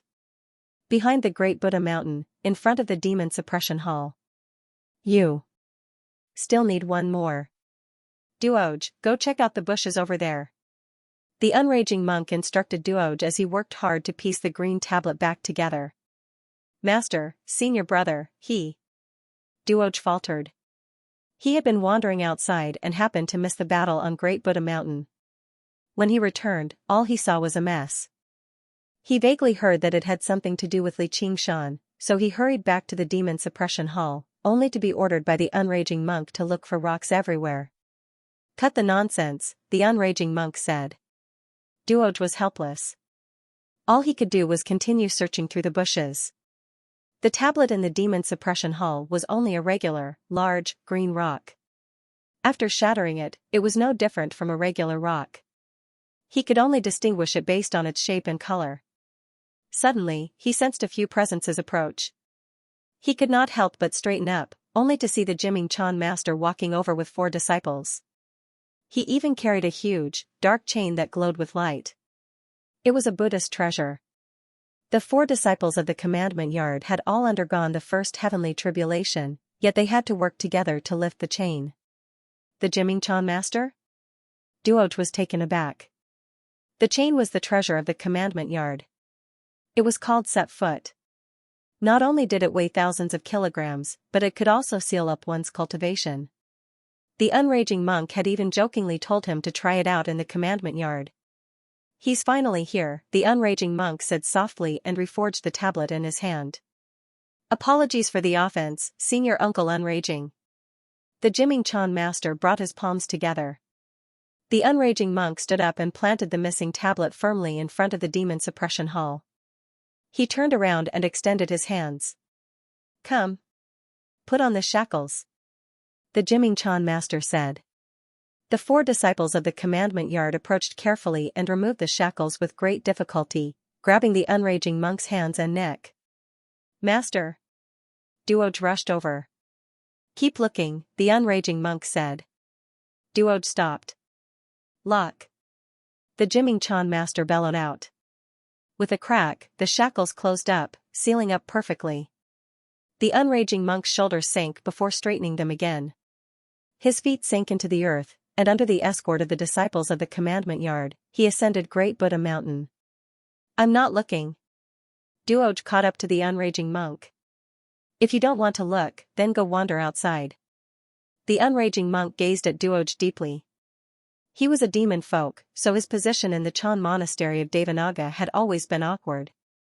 Now that something like this had happened, he would definitely be viewed as an enemy by the monks if he remained on Great Buddha Mountain. "I'm not going," Duoj said. "Sigh, all of them are so disobedient. If I had known this earlier, I would have just been drinking and eating meat obediently. Why did I have to take in disciples for no reason?" The unraging monk smiled bitterly. Figures flickered on Great Buddha Mountain. Basically all the disciples had been gathered, amounting to several thousand people. The 4 monk kings stood in the center, where the grand hall originally stood. Beside them were the head monks and elders of the various courtyards. They were all stern. Suddenly, the clanking of shackles rang out in the distance, accompanied by heavy footsteps. The unraging monk walked over step by step, shackled and chained. He left behind a string of deep footprints on the stone steps behind him. Duoj followed closely behind. The crowd parted to form a path, gazing at the unraging monk with various expressions. Pity, fury, and disgust. Perhaps they did not know what the enemy of Buddha was, but the demonic god that had once stood on Great Buddha Mountain, over 700 meters tall, had left them with an indelible impression. It was that demon who had caused great harm to the Chan monastery of Devanaga. That was his disciple. The entire time, he had always been an anomaly in the Chan monastery of Devanaga. He ignored the rules of etiquette, ate meat, and drank alcohol. He spent more time with demon folk than with monks. In the end, it seemed only logical that he would cause such a disaster. As a matter of fact, some people even speculated maliciously that he had probably already fallen into the demonic path. Otherwise, why would he ignore all the outstanding disciples in the monastery and insist on taking in demon folk as disciples? The unraging monk made his way through the crowd calmly. Behind him, Duoj was stopped by 4 disciples of the monastic discipline courtyard. He called out, "Master, go." The unraging monk turned around and said. Duoj did not move at all. A large circle of people stood around him. The monks all maintained their distance from him. "Abbot, I brought the unraging here," said the Anilam Chan master. "You're in charge of the monastic discipline courtyard." "What commandments did he break today?" the dauntless monk asked. "He failed to recognize people, sympathized with demons, failed to protect the monastery, and avoided battle." "What are his punishments?" "Caning. Imprisonment." The unraging monk did not answer. He only nodded slightly towards the dauntless monk. He could argue for Li Qingshan's sake, but someone had to be responsible for all of this. "All right. Monastic commandment yard, execute." The dauntless monk ordered sternly as his brows furrowed. If it were not for the fact that he was the abbot of the Chan monastery of Devanaga, he would rather receive the punishment himself. "This disciple understands." Jiming took out a dark, heavy staff. His hunched figure seemed rather out of place compared to the huge staff, but his sternness was exactly the same. He arrived behind the unraging monk and said sternly, "Please bend over, senior uncle." The chains rattled, and the unraging monk collapsed on the ground. The surrounding monks fell into an uproar. This was a monk king after all. No matter how unbridled he was still someone they had to look up to. How could he be humiliated like this? Even those who were resentful and dissatisfied suddenly felt uneasy. The presidents and elders of the academies felt even more emotional, and they all closed their eyes. The staff was raised high and was about to fall. "Wait." Seven Treasure Monk King suddenly stopped him. "What does senior brother Seven Treasures want?" the dauntless monk asked. Even though Bunu has violated the precepts, as a monk king, ordinary monks do not have the qualifications to carry out the punishment, and it is also not allowed for fellow disciples to carry out the punishment. "There is a suspicion of favoritism," said the Seven Treasure Monk King. "Where are we supposed to find a great lawyer to carry out the punishment at a time like this?" The dauntless monk frowned. Monk kings had an extremely high status in the Buddhist sect. If they violated the precepts, they would usually have a lawyer from the Vinaya school to judge them. After going through a set of extremely solemn and complicated procedures, the monk king would personally execute them to ensure the fairness of the law and the severity of the punishment. However, the dauntless monk was in a hurry to quell everyone's anger and pacify them, yet he also wanted to minimize the effects to protect the reputation of the Chan monastery of Devanaga and the unraging monk. It was impossible for him to go through this process. "Even though I am not a disciple of the discipline school, I come from Lingua Temple, so I have the responsibility of supervising all monks under the heavens. I can carry out the punishment in your place." Seven Treasure Monk King took a step forward and said in an unquestionable manner. "The seventh treasure." The dauntless monk frowned firmly as he was secretly furious. Seven Treasures had always loathed his junior brother, and right now he was filled with resentment. If he was the one carrying out the punishment, Not only would his junior brother suffer great humiliation, his life would also be in danger. Junior brother 7 treasures, this is a matter of our Chan monastery of Devanaga, so let's leave it to the disciplinary courtyard to carry out the punishment. Thank you, junior brother. The other 2 monk kings tried to persuade him as well. Even though they resented the unraging monk, they were still fellow disciples who had known each other for so many years after all. Now that the unraging monk had shouldered all the blame and received such a severe punishment, they all believed it to be enough. Senior brothers and junior brothers, what are you worried about? Are you afraid that I'll be too heavy-handed? That's right, I won't hold back. Otherwise, where would the dignity of the Buddhist precepts be?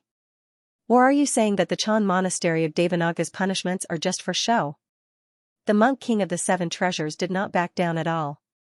There was a hint of malice in his dignified manner. Please carry out the punishment, senior brother 7 treasures. The unraging monk who had remained silent for a very long time suddenly said. The dauntless monk let out a long sigh. 7 treasures monk king snatched the punishment staff from Jiming Chan master's hand and asked, how many times? 3,000, said Zen master Annihilation. In Buddhism, there was a saying, 3,000 worlds, so the highest number of caning punishments was 3,000. Further up were even more severe punishments, such as crippling their cultivation, expelling them from Buddhism, or even directly killing them. Buddhism had always been benevolent. Monks who violated the precepts would rarely be sentenced to death. Most of them would die to the punishment of caning. Even if the person being caned was already on the brink of death, they would never stop. You're already extraordinarily benevolent. The monk king of the 7 treasures weighed the punishment staff in his hand and said coldly, junior brother unraging, I've already said that I won't hold back. I've said it before, I won't hold back. Whether you live or die will depend on the will of Buddha. Amitabha. The unraging monk brought his palms together and called out the Buddha's name softly. He smiled. Then I'll thank you first, senior brother, for sending me to paradise sooner. Once I get before the Buddha, I'll definitely put in a good word for you, senior brother. Humph, you're still so stubborn even now. You really don't know how to repent. The monk king of the 7 treasures was furious. He swung the punishment staff and produced a ring of light in the air, illuminating the entire mountain. He unleashed his full strength and struck down viciously. Master! Duoj cried out. Bald donkey, why don't you try hitting him? A voice suddenly rang out from the horizon. The monk king of the 7 treasures was alarmed. He forcefully halted the punishment staff and brought it back to his chest.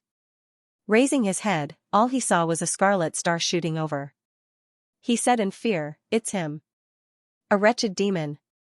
When the dauntless monk heard the familiar voice, he became even more alarmed. This wretched demon had actually returned. Right now, the Chan monastery of Devanaga was completely powerless to put up a fight. Xianxia descended from above, landing in the empty space surrounded by monks. He withdrew his phoenix wings, and his scarlet eyes turned pitch black again, revealing his human appearance. First senior brother. Duoj said in pleasant surprise. There was a whoosh beside him, and the monks all retreated, their faces filled with fear. The circle formed by thousands of people instantly expanded. Ouch! Arg! Cries of surprise rang out.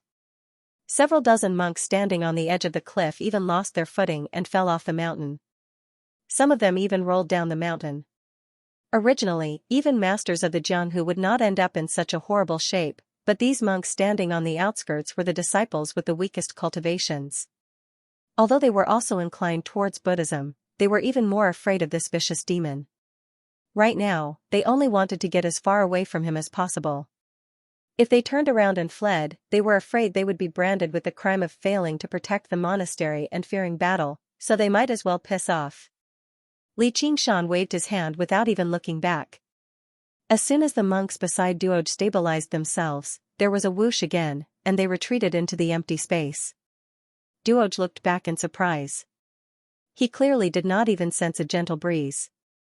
He basically thought this first senior brother had learned some kind of divine skill that could make people retreat invisibly. Xianxia pointed at the monk king of the 7 treasures. Bald donkey, if you touch a single hair on him, I'll chop off your bald head and kick it around like a ball.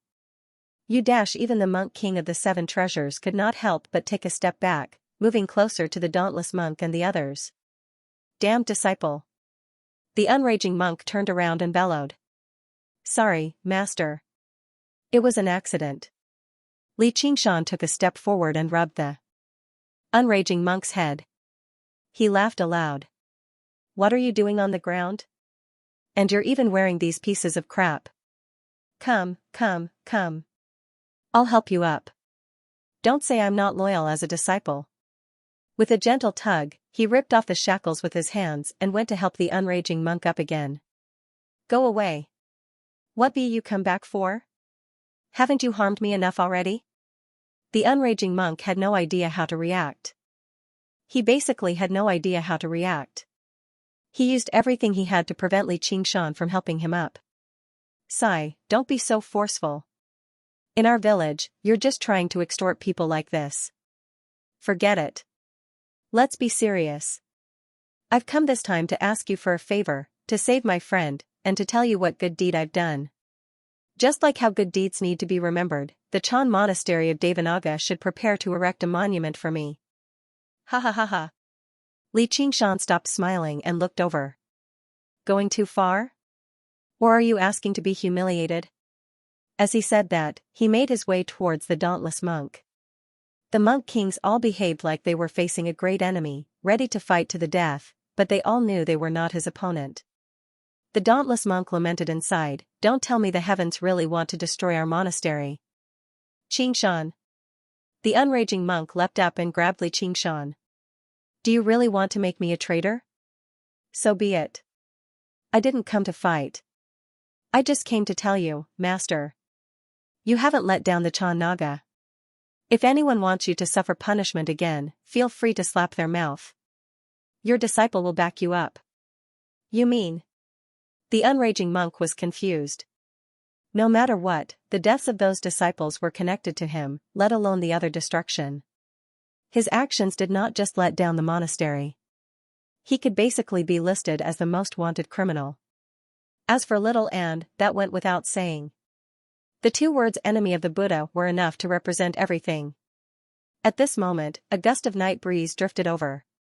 Masters, you probably still don't understand why Xianxia went as far as to expose his identity in the Grand Hall and put himself in danger just to kill the mean concubine. That's the reason. Please save him, unraging master. Gu Yenying descended from above with Hua Sengzan, placing Hua Sengzan before the unraging monk. Demodification. The unraging monk was surprised.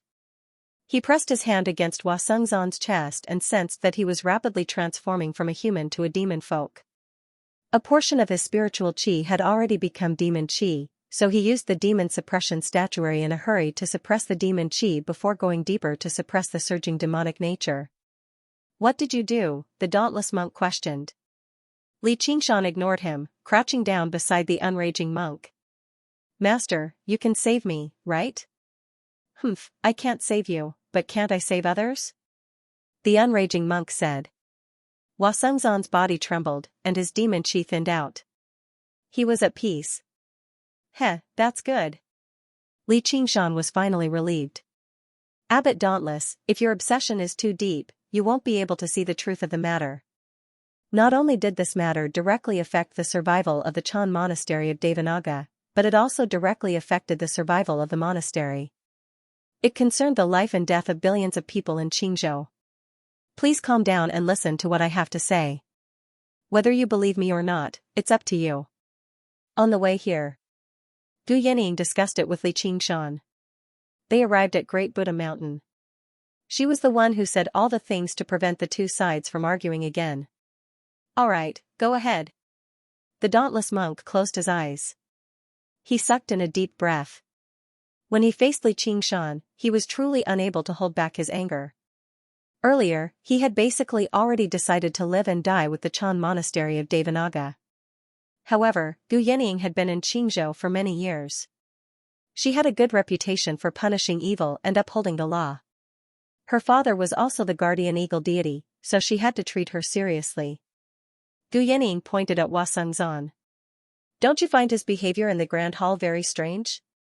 She paused and gave everyone time to think and recall before saying, I discovered a demon seed in his sword embryo. What do you mean? The dauntless monk frowned. Please take a look, abbot. Gu Yenying was in no hurry to explain. She took out the soul-switching sword and passed it to the dauntless monk.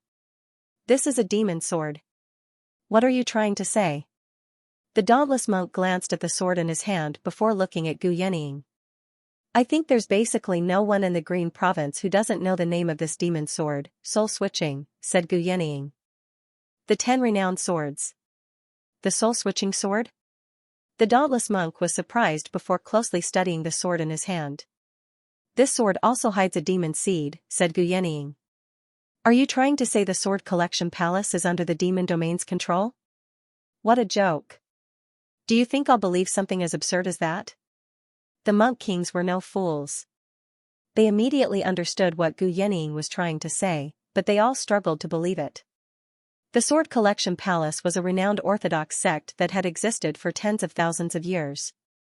They had many disciples. If they really were colluding with the demon domain, how could they not give themselves away after all these years? Whether it's absurd or not, you might as well listen to me. As a result, Gu Yenying analyzed the demon embryo and sword embryo one by one. The expressions of the monk kings flickered as they listened. They would be surprised and doubtful at times, frowning in thought at other times. As a result, it's very likely that the 3 of them from the Sword Collection Palace have come to destroy the Demon Suppression Hall and turn Great Buddha Mountain into a nest of demons, wiping out the entire cultivation community of the Green Province in one fell swoop. Gu Yenying's final conclusion was even more deafening. It left everyone speechless. All of this is just your guess. The dauntless monk frowned slightly. He wavered slightly inside. Refining the 10 renowned swords into demon swords was anything but simple. Thinking back, the master of the Sword Collection Palace's attitude towards Hua Sengzan also seemed like he wanted to silence him. It's just a guess. Though, if you're talking about a witness, there's one right before you. It just depends on whether you believe it or not. Gu Yenying glanced at Li Qingshan beside her. The dauntless monk said furiously, this wretched demon is full of lies. Senior brother, just listen to what he has to say. Everything that has to do with the demon domain is no small matter. The unraging monk was stern. Having watched over the demon suppression hall all year round, he understood the horrors of the demon domain the best. He knew even more about the terrifying consequences once the demon suppression hall was destroyed. And, when he helped Hua Sengzan suppress his demonic nature, he had discovered how heavy his demonic nature was. It was definitely not something that could be resolved overnight. Then he said to Li Qingshan, damned disciple, it's fine if you lie to me normally, but you mustn't lie about this, or, Sai, you better give your master some face. Li Qingshan smiled. Do you think there's still a need for me to lie right now, master? Even if I go and destroy the demon suppression tower right now, is there anyone here who can stop me? Don't joke around like that. The unraging monk shot him a glance. But let me make it clear first. Even if the people of the Sword Collection Palace have nothing to do with the demon domain, I have a clear conscience. Everyone knows that I've been a guest elder of the Sword Collection Palace since a very long time ago. A few days ago, I went to the Sword Collection Palace to draw my sword, but I ran into some accidents along the way. Li Qingshan recounted his experiences in the Sword Collection Palace, all the way until he arrived at Great Buddha Mountain. In the end, that bitch constantly sent me messages to provoke me. I don't care if you can tolerate it or not, but I can't, so I just let her have her way. I see. Well done. If you can tolerate even that, then you're not human. The unraging monk praised, I don't care if other people believe me or not. I believe you anyway. Ha ha ha ha, damned disciple, I haven't misjudged you. His laughter reverberated through Great Buddha Mountain, filled with delight. The monks all looked at one another. In the blink of an eye, the vicious and domineering demon king had become a great hero who was loyal and compassionate. This change was just far too exaggerated. Even if the dauntless monk wanted to believe it, he found it reasonable. It explained everything that had happened in the Grand Hall very well. Suddenly, he thought of something and took out a sumaru ring from his sleeve. It was the master of the Sword Collection Palace's sumaru ring. Back then, Li Qingshan had killed the master of the sword collection palace in a single stroke before going to save little Anne. He had no time to care about these minor details, so he left the Sumera ring on Great Buddha Mountain. The dauntless monk originally wanted to return it to the sword collection palace, but he suddenly remembered there was not a single Xiaoji's horn that could be identified. Li Qingshan, once I take out the Xiaoji's horn, are you bold enough to repeat what you said just now? Senior brother, what's wrong? The unraging monk asked. The other monk kings also looked over with questioning gazes. The dauntless monk was taken aback for a while. He took out the Xiaoji's horn first, but he did not let Li Qingshan repeat what he had said. Instead, he took out a deep violet jade slip. The demon chi on it was thick, pure, and transparent. You could tell with a single glance that it did not originate from the 9 provinces. Afterwards, he took out a small, black ball. The landmine ball. No wonder. Dauntless abbot, there's probably more than one in there. Du Yenying recognized the black ball with a single glance. It was the supreme treasure of the school of Moism, the landmine ball. Only great grandmasters of the school of Moism could refine it.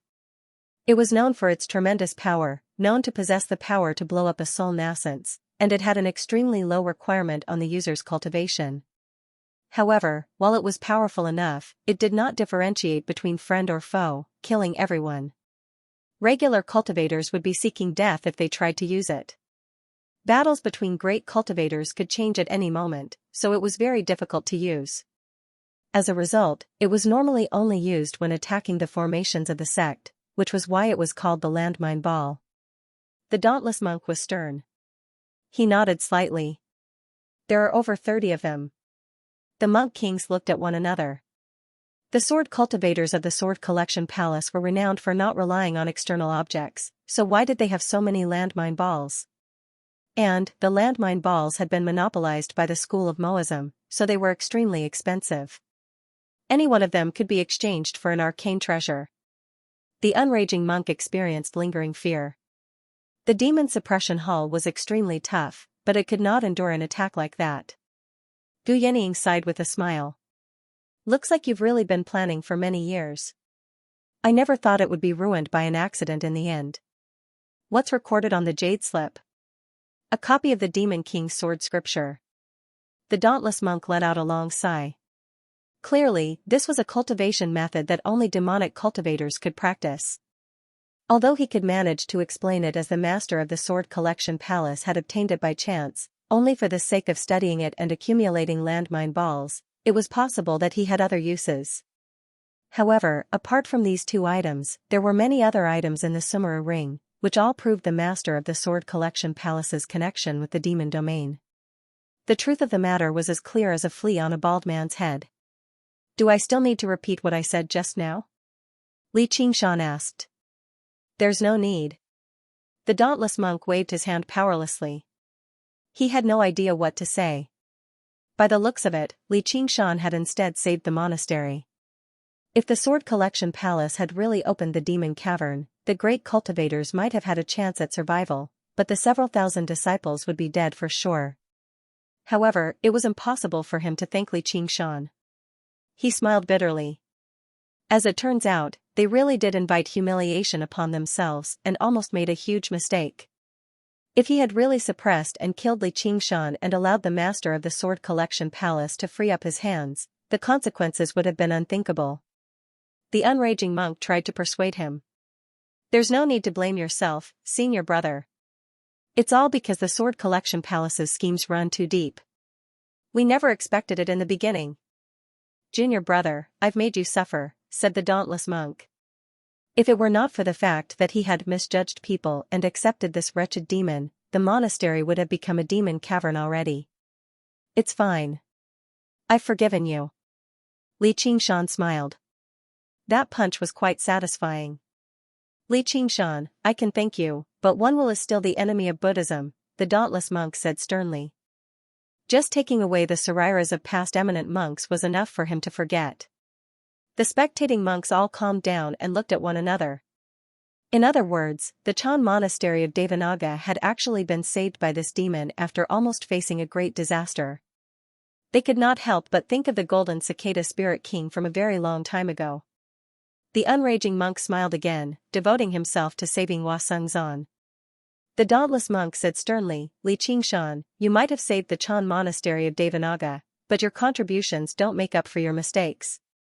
You'll have to take responsibility for the various damages, let alone the fact that you've concealed your identity as a demon and deceived your master and ancestors.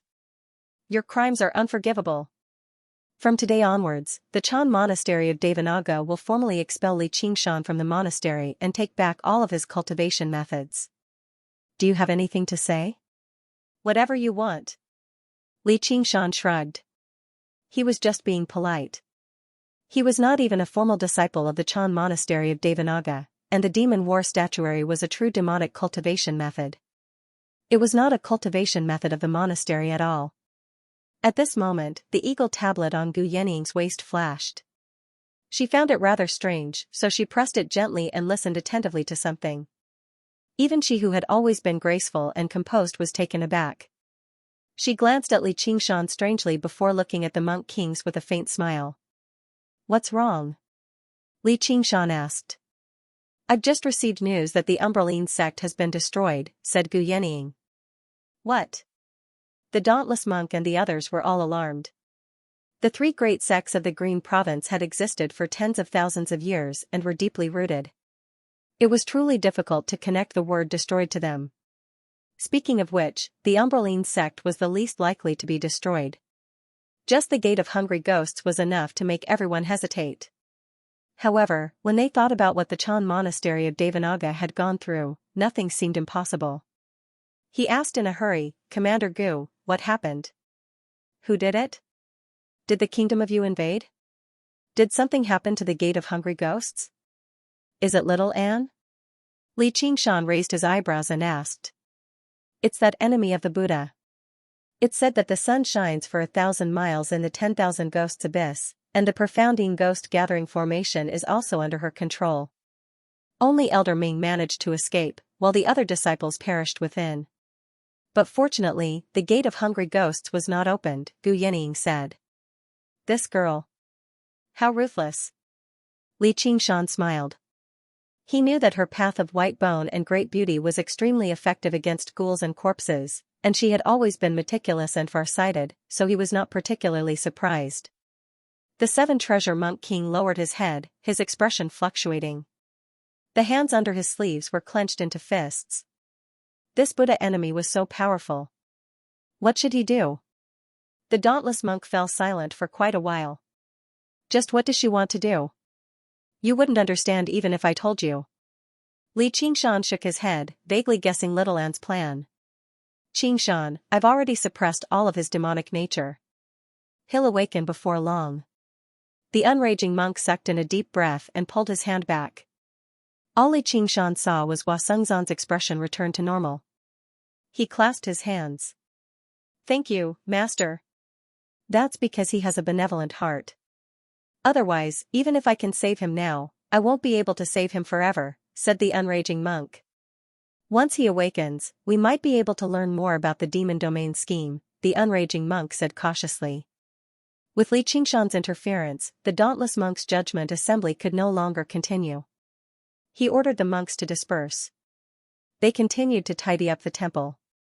The seven-treasure monk king also used this opportunity to bid farewell. He secretly glanced at Li Qingshan, but he said nothing more. Li Qingshan waited for Xianxia to awaken. Since he had nothing to do, he strolled around the top of the mountain, wandering around with his hands behind his back. He did not seem like he had been expelled at all. He seemed more like he was in his own backyard. He was probably the first demon to do that. After exposing himself, the golden cicada spirit king was forced to leave. Although the dauntless monk found him to be an eyesore, he was helpless against the circumstances. Fighting him right now was definitely not a wise decision, and he had just saved the Chan monastery of Devanaga for the sake of the monastery's legacy and development. All he could do was endure this. Sigh, it's a pity that Great Buddha Mountain doesn't have a head anymore. Li Qingshan sighed. He was basically touching on a sore spot. The dauntless monk immediately glared at him viciously. He had touched on the sore spot in his heart. The unraging monk said in exasperation, "If you have nothing to do, then come over and wait. What are you wandering around for? It's not like I'm to blame." The mountain was clearly flattened by the golden seal. "Speaking of which, I've even avenged you." "Whatever, for the sake of my master, I'll give you one." Li Qingshan flew up and arrived among the mountains. He looked around and saw a small mountain. "All right, this one." He descended from above and landed before the small mountain. Suddenly, he turned into a demonic god and embraced the small mountain, bellowing out, "Rise!" The small mountain trembled, and thousands of trees swayed violently. Rocks tumbled down, slowly uprooting themselves from the ground. The stream between the mountains flowed down like a waterfall.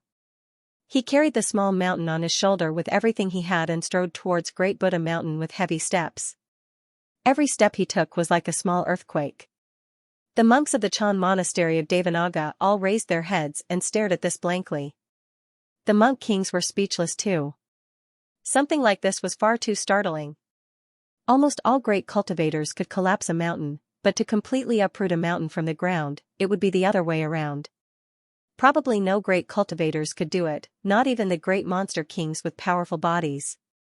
The mountain was only a small mountain, only a few dozen meters tall, but it weighed over 1,000,000 tons at the very least. If it was completely composed of rock, then it was possible for it to exceed 10 million tons. Arcane treasures like the King of Chu's golden seal also resembled a mountain when enlarged, but their actual weight was actually much smaller. Moving such a colossal object had already completely exceeded the strength of a great cultivator. Only the legendary mountain-moving power could move it. Actually, Li Qingshan did not primarily rely on his own strength. Instead, he used his innate ability to turn gravity into repulsion, negating most of the mountain's original weight. It was equivalent to borrowing the power of the earth. This was the inspiration he had obtained when he fended off the King of Chu's golden seal.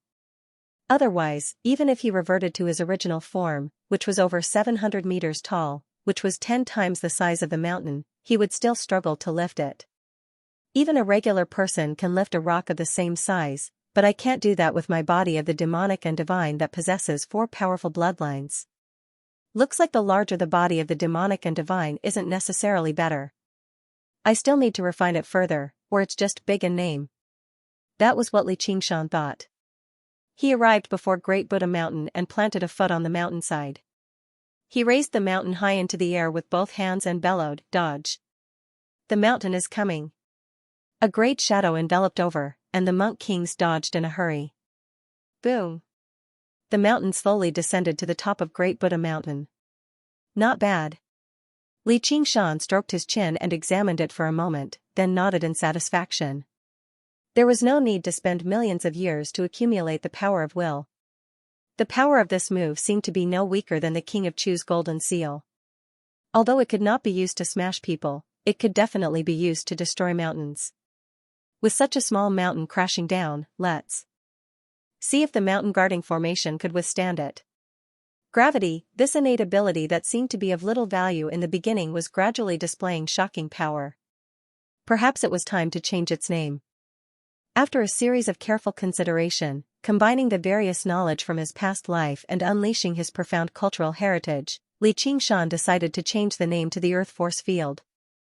Yeah, I've only changed a single word, but it makes the entire ability seem much more imposing. I really am a genius at naming things. Li Qingshan, the dauntless monk, roared furiously at the sky. As it turned out, although Li Qingshan had pressed down on the head of Great Buddha Mountain, the violent tremor had collapsed countless structures. Compared to that, the few halls he had flattened were nothing. And the unfurled Earth Force Field made all of the ruins and remains fly into the air. There were even several hundred monks floating in the air, waving their arms and legs about as they cried out, "There's no need to thank me. It was something that happened in passing."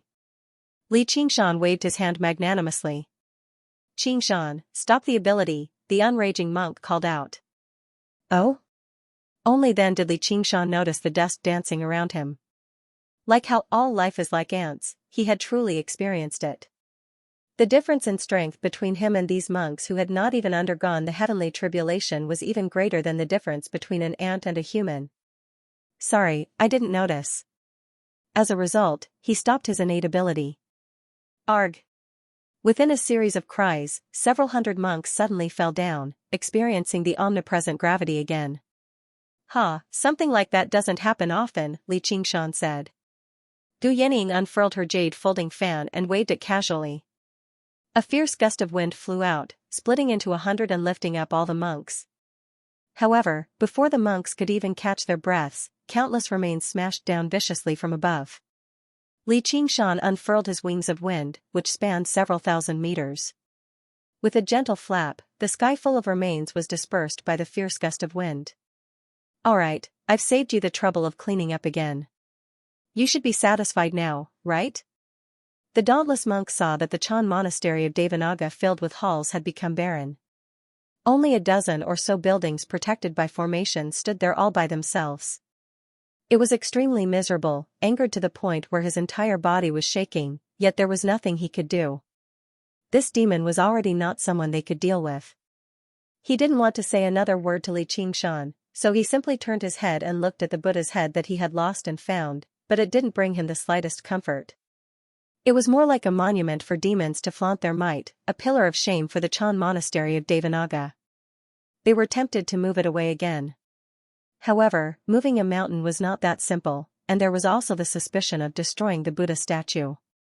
His priority right now was to rebuild the monastery, so he could only think about this in the future. Forget it. Help Buddha to the end. Li Qingshan, who couldn't stop doing good deeds, happily hummed a little tune. He stretched out his hands and pinched the top of the mountain. After a while, a face gradually appeared. However, the distorted facial features made it seem like he was blaspheming Buddha. He didn't do it on purpose. He had already tried very hard. After molding it, he also felt a little strange, so he reshaped it a few more times, but it was always not very successful. He was quite open-minded. At the very least, it had to be more similar than before. The Great Buddha Mountain of the past was just a cut image. However, he failed to realize that the monastery had never actually planned on turning Great Buddha Mountain into a Buddha statue in the first place. Otherwise, they would have built a grand hall on the top of the mountain and countless monks walking about. There were also countless monks walking around. Wouldn't that be blasphemy? Ba. Li Qingshan brought his palms together and bowed towards the strange-looking Great Buddha Mountain. However, it was more like a child playing with piss, piling up mud into a grave, and then bawling at it. The dauntless monk closed his eyes. He did not even have the strength to be angry anymore. The unraging monk shook his head with a smile. He had never been bound by conventional etiquette. He knew that Li Qingshan had no ill intentions. He had saved the Chan monastery of Devanaga from the bottom of his heart, so wasn't that an act of kindness? Demon folk were not complacent over doing good deeds. This bow was almost like a joke. However, it was not necessarily the first step to paying respects to the Buddha. After moving Hua Sengzan to Great Buddha Mountain, he asked the two other monk kings to treat him. The two monk kings hated him to the core, so neither of them were willing to help. One of them made an excuse, saying he wanted to treat the monks, while the other directly refused. The unraging monk said sternly, "This child has something to do with the invasion of the demon domain. It's not the time to act on impulse." The two monk kings exchanged glances and sighed. Only then did they take action. Hua Sengzan was enveloped in faint, golden light. Buddhist cultivation methods were skilled in healing. Before long, he slowly roused and glanced around in a daze, only to see a few shiny bald heads. He was surprised. Why have I returned to the Chan monastery of Devanaga again? Qingzan, you're awake. Li Qingshan reverted to human form and rushed over, helping Hua Sengzan up. Qingshan, you're fine. That's fantastic. Hua Sengzan smiled weakly before asking, is this Great Buddha Mountain? That's right. The masters have already understood the Sword Collection Palace's scheme. They understand that I've saved the Chan monastery of Devanaga, so they've already buried the hatchet with me, Li Qingshan said rather proudly. The corner of the dauntless monk's eye twitched, but he did not retort. Really? That's fantastic. Hua Sengzan observed his expression and knew that the matter was not as simple as Li Qingshan made it out to be, but he did not expose him. He asked in surprise, "You saved the Chan monastery of Devanaga?" "Yeah. Fellow Hua, you've been in the Sword Collection Palace for all these years. Do you know the exact details of the Sword Collection Palace's collusion with the demon domain?" the unraging monk asked. "The Sword Collection Palace is colluding with the demon domain? Oh, I see. They'd probably come for the demon suppression hall this time." Hua Sengzan was taken aback before guessing the reason. He said apologetically, "Apologies, unraging master. A secret like that isn't something a regular elder like me can come into contact with. It's just that after undergoing the second heavenly tribulation, evil thoughts gradually began to sprout in my mind, lingering around me, which was why I discovered there was something wrong with the sword. However, I've already sunk into it. It's all thanks to you, Qingshan, who forced me to make a choice." "Haha, I've always done good deeds in secret," Li Qingshan said. "Yeah, that's not surprising." The unraging monk was rather disappointed, but it was within his expectations. Probably only great sword cultivators who had undergone the third heavenly tribulation could learn about a secret like that. However, at that level of cultivation, they had probably completely fallen into the demonic path already, unable to turn back. Though, the root of all the problems might be in the Sword Collection Peak, Hua Sengzan changed the topic. "The Sword Collection Peak? What do you mean?" the unraging monk asked in a hurry.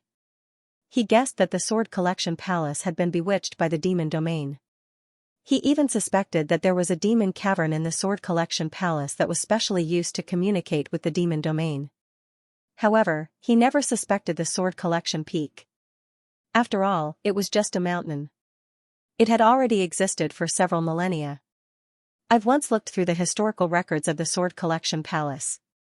The Sword Collection Palace wasn't called the Sword Collection Palace in the beginning, nor did it have such a great organization. It only began to rise up after the seventh palace master, Sikong Hidden Sword. The dauntless monk interrupted, "That's no secret. Sikong Hidden Sword was known as the Sword of the Nine Provinces. In the past, and even now, he's worshipped by all the sword cultivators in the world." He changed the name of the Divine Sword Palace to the Sword Collection Palace. As a matter of fact, you can say that he was the first palace master of the Sword Collection Palace. Li Qingshan shook his head gently. This name change sure was tasteless. The Sword Collection Peak also appeared at that time? Du Yening sank into her thoughts. That's right. Even many renowned and treasured swords appeared in that generation, establishing the foundation of the Sword Collection Palace.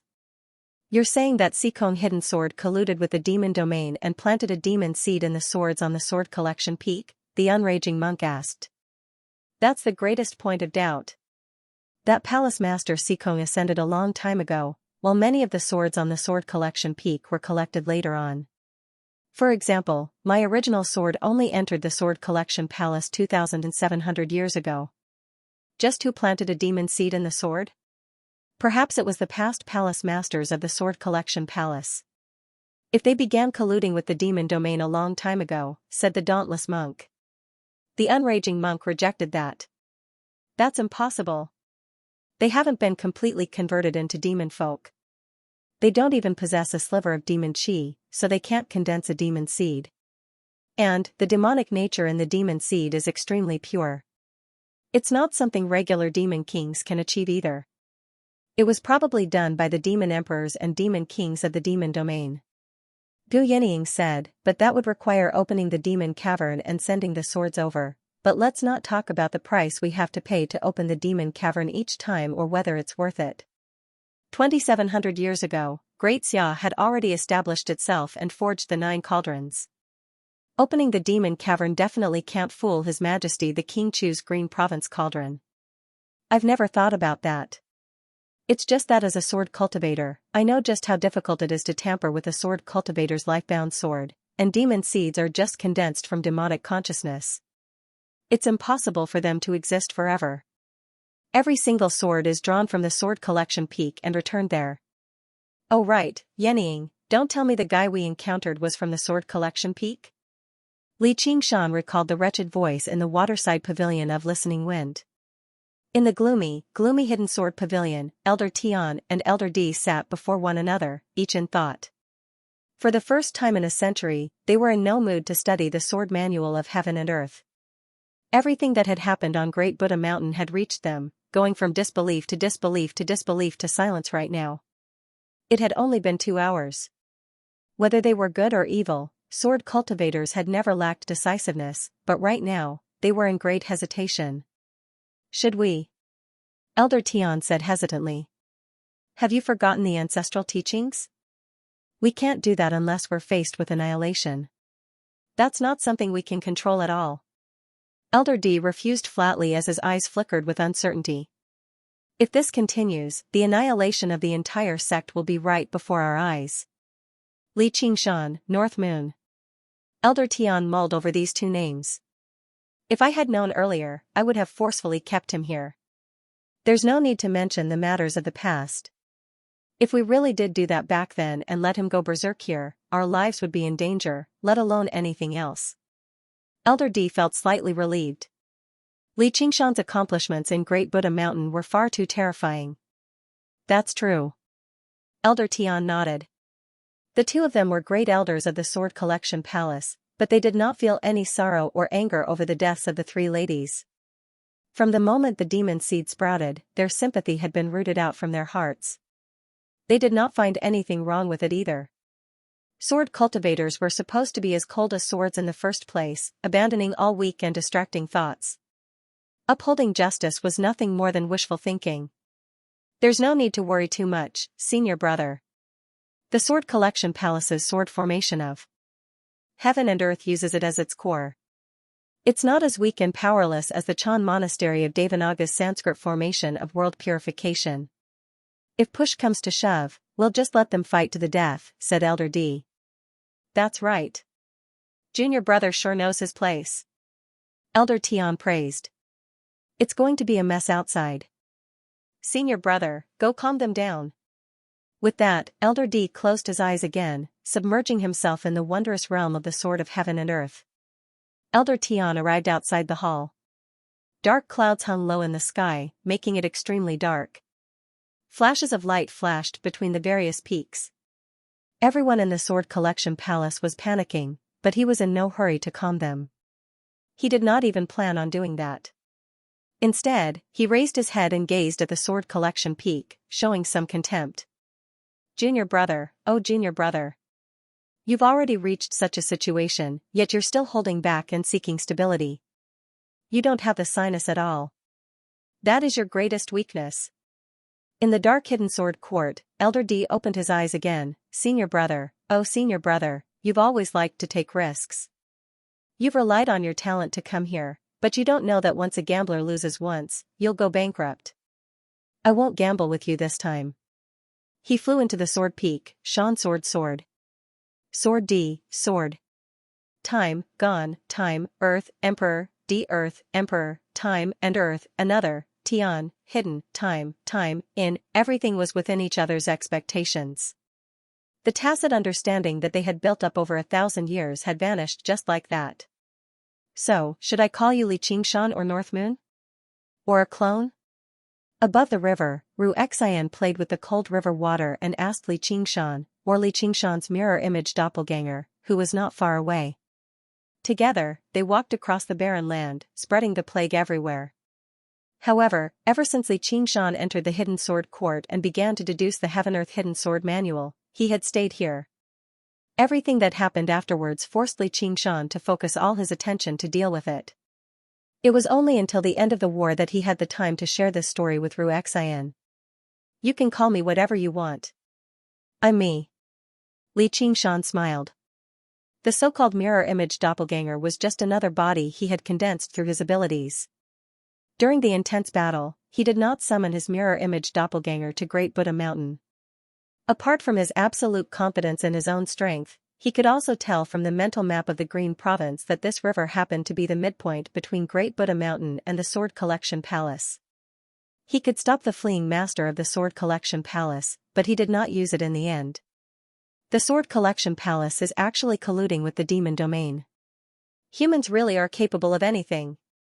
Fortunately, you've forsaken the darkness for the light, or I wouldn't even be bold enough to talk to you. Xian patted her chest. This has nothing to do with race. It's not like you have the right to criticize me, said Li Qingshan. The Sword Collection Palace wanted to rope him in because they saw he was a demon, while the Chan Monastery of Devanaga wanted to expel him because they knew he was a demon, but they had no idea he only stood on their side. Really? Oh right, when do you plan on attacking the Sword Collection Palace? Xian asked. Sometime later. Li Qingshan gazed in the direction of the Sword Collection Palace. Although he was very curious about what was hidden on the Sword Collection Peak, he could already vaguely sense that the Phoenix's scripture of Nerva was close to breaking through to the 5th layer after undergoing rebirth again. Moreover, he still had some matters to deal with, so he was in no hurry. He turned around and asked, should we continue? There's no need. Let the plague spread itself. Xian said lazily. They had already covered a large enough area. All they needed to do now was wait for the plague to spread across the entire Green Province. Why didn't you say so earlier?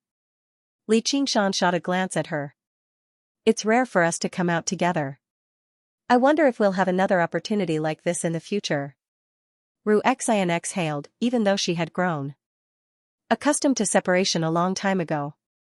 Li Qingshan's heart softened, but he was unable to give her some kind of guarantee that they would never separate. He arrived beside her in a flash and grabbed her hand. He smiled. Why don't we keep some memories together? You better clear up your other debts first. Xian patted his cheek with a smile. Sigh, I don't itch when I'm covered in lice, and I don't worry when I'm in too many debts. Li Qingshan lay down on the sandy island. I don't want to be an insect. Speaking of which, that huge insect still hasn't appeared. I haven't even seen a clone lately. Xian lay down beside him. Her plague was extremely effective. Wherever it passed by, hundreds of millions of locusts would die. In particular, the young insect eggs buried underground were completely defenseless. If this continued, the soaring locust king would lose its foundation before long. With me here, it's basically suicide unless it comes in person. However, that insect has been suppressed for several thousand years, so it's very cautious now. It's probably unwilling to take this risk, but it's hard to say in the future. Li Qingshan thought. The cultivation community of the Green Province had suffered a heavy blow, so the soaring locust king no longer had to fear any ambushes or traps. It would not be strange even if it appeared now. At this moment, he heard a strange hum. So fast.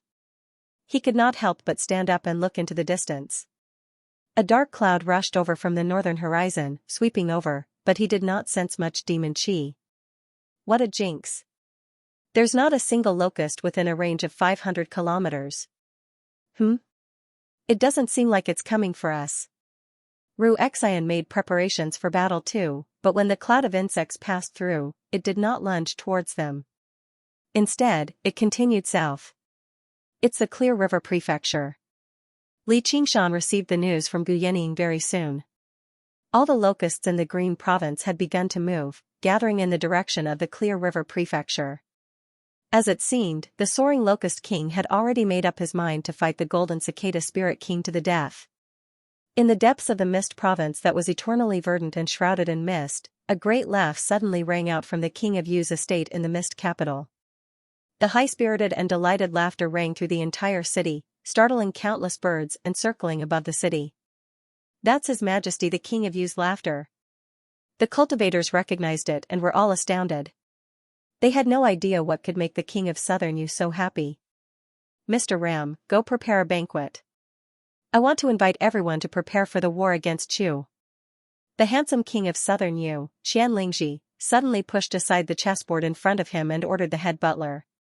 Yes, Your Majesty. Mr. Ram bowed and backed away with a smile. Normally, he would enjoy being called Mr. Ram very much, but right now, he was still shocked by the news he had just received.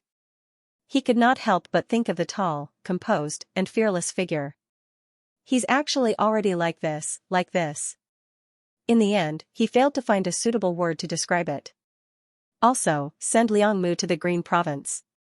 I want to prepare a great gift for him. What a king of savages! The king of Southern Yu ordered again as he paced back and forth excitedly under the apricot tree. The information he had received was only a few words, but when he imagined the battle on Great Buddha Mountain, he could not help but feel his blood boil with excitement. All the great cultivators and grandmasters of the Green Province's cultivation community had gathered together, including Chu Lai King, but they were actually not his opponent. He killed great cultivators like he was butchering dogs. The Chan Monastery of Devanaga could not stop him, the Sword Collection Palace could not oppose him, and even the King of Chu's golden seal had shattered. How brutal was he?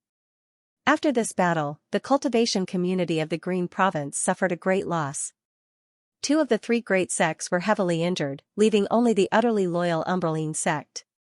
Basically all the grandmasters of the academy had been wiped out. For the first time in several millennia, the kingdom of Chu was much weaker than the kingdom of Yu. Sending Li Qingshan back to the Green Province was basically the best decision he had ever made in his life. The locust plague of the Green Province had yet to subside, while the demon plague of the Mist Province had been suppressed by the Banyan Tree King and the King of Southern Yu together. They had already sealed up all of the demon caverns, so they were no longer a worry.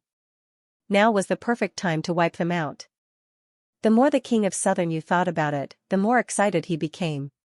He had already begun considering the glory of offering sacrifices to his ancestors after he destroyed the kingdom of Chu. He saw the tiny banyan tree potted in front of the chessboard. It used a simple branch to rearrange the chessboard. "Sir," the King of Buddha said. "Your Majesty is in such high spirits, so it's best if I say as little as I can to dampen your spirits." The great Banyan Tree King's laughter drifted away. "If I've overlooked anything in my thoughts, then please guide me, Tree Goddess." The King of Southern Yu bowed deeply. King said. King of Chu King in, King. King of Chu, in Lian in, King of King in. King in, Chu King of Chu. Haven't we already fallen out? They heard that she was labeled as the enemy of Buddha. And you've directly attacked the fierce King of Chu. That's very befitting of a descendant of our kingdom of Yu, said the King of Southern Yu. After all, they are connected by blood. It's not that easy to sever them. And she's the only direct successor of the fierce King of Chu now, said the great Banyan Tree King. That's what Chu Lai King thinks too, which is why he suffered the defeat of Great Buddha Mountain, the Banyan Tree King said. The fierce King of Chu thinks the same as well, which is why Great Buddha Mountain was defeated. If Princess Darkmoon wants to stop you, why would the North Moon Demon King just ignore it? That's what Chu Lai King thinks too, which is why Great Buddha Mountain suffered defeat. Princess Darkmoon wants to stop you, so how can the North Moon Demon King just ignore it? What news? The Umbraline sect has been destroyed. Of the Xianming elders, only Elder Ming managed to escape, the Banyan Tree King said. Who did it? The King of Southern Yu shivered inside. The Umbraline sect had deep roots, and they controlled the Gate of Hungry Ghosts, yet they had been destroyed. She alone, the Banyan Tree King said. This? The King of Southern Yu fell silent. His expression changed for a while before suddenly making up his mind. No matter what, we have to conquer Chu. The temptation was far too great. Even if he only had a 30% chance of success, he would do it. If I still don't have the courage to take this gamble, then what kind of man are you? Fellow, don't you want to extend your influence to the Green Province? I can take the Green Province cauldron for you. Don't even think about dragging me down with you. And, someone said the same thing to me before, but they promised 9 cauldrons. The Banyan Tree King smiled. Li Qingshan? The King of Southern Yu was stunned. Who else could it be? The Banyan Tree King said. That's all there is to it. The King of Southern Yu sighed emotionally. If someone else had made a promise like that, he probably would have laughed at the Banyan Tree King's stupidity. The other 8 cauldrons were fine, but the Dragon Province cauldron would be difficult to take even with the strength of the 8 provinces. However, if that person was Li Qingshan, then he could only envy the Banyan Tree King's fortune. When he thought up to there, he suddenly found it funny. When Li Qingshan claimed to be friends with the Banyan Tree King in the past, everyone thought he was trying to climb up to a higher branch. Who would have thought that after so long, the situation would completely turn around? Instead, the banyan tree king would rely on him to accomplish his great deeds. Perhaps before long, he would stand at the apex of the 9 provinces. If he really wants to stop me, I'll have a proper talk with him. Before the king of Southern Yu left the courtyard, he said to the banyan tree king. A wise decision. In the Shadow Palace, the Shadow Queen, Yi Weiyang, lay on the obsidian throne and sighed with a smile. Sigh, what a good man. He's worth it for me to bear a child for him. What a pity, what a pity. Liusu. When will the child in Liubua's stomach be born? Because it's not a pure night roamer bloodline, it's very difficult to estimate the gestation period. However, the child's vitality is extremely vigorous.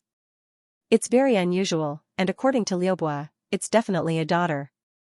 Yi Liusu recalled Yi Liubua's happy expression and felt extremely comforted, as well as a sliver of pity.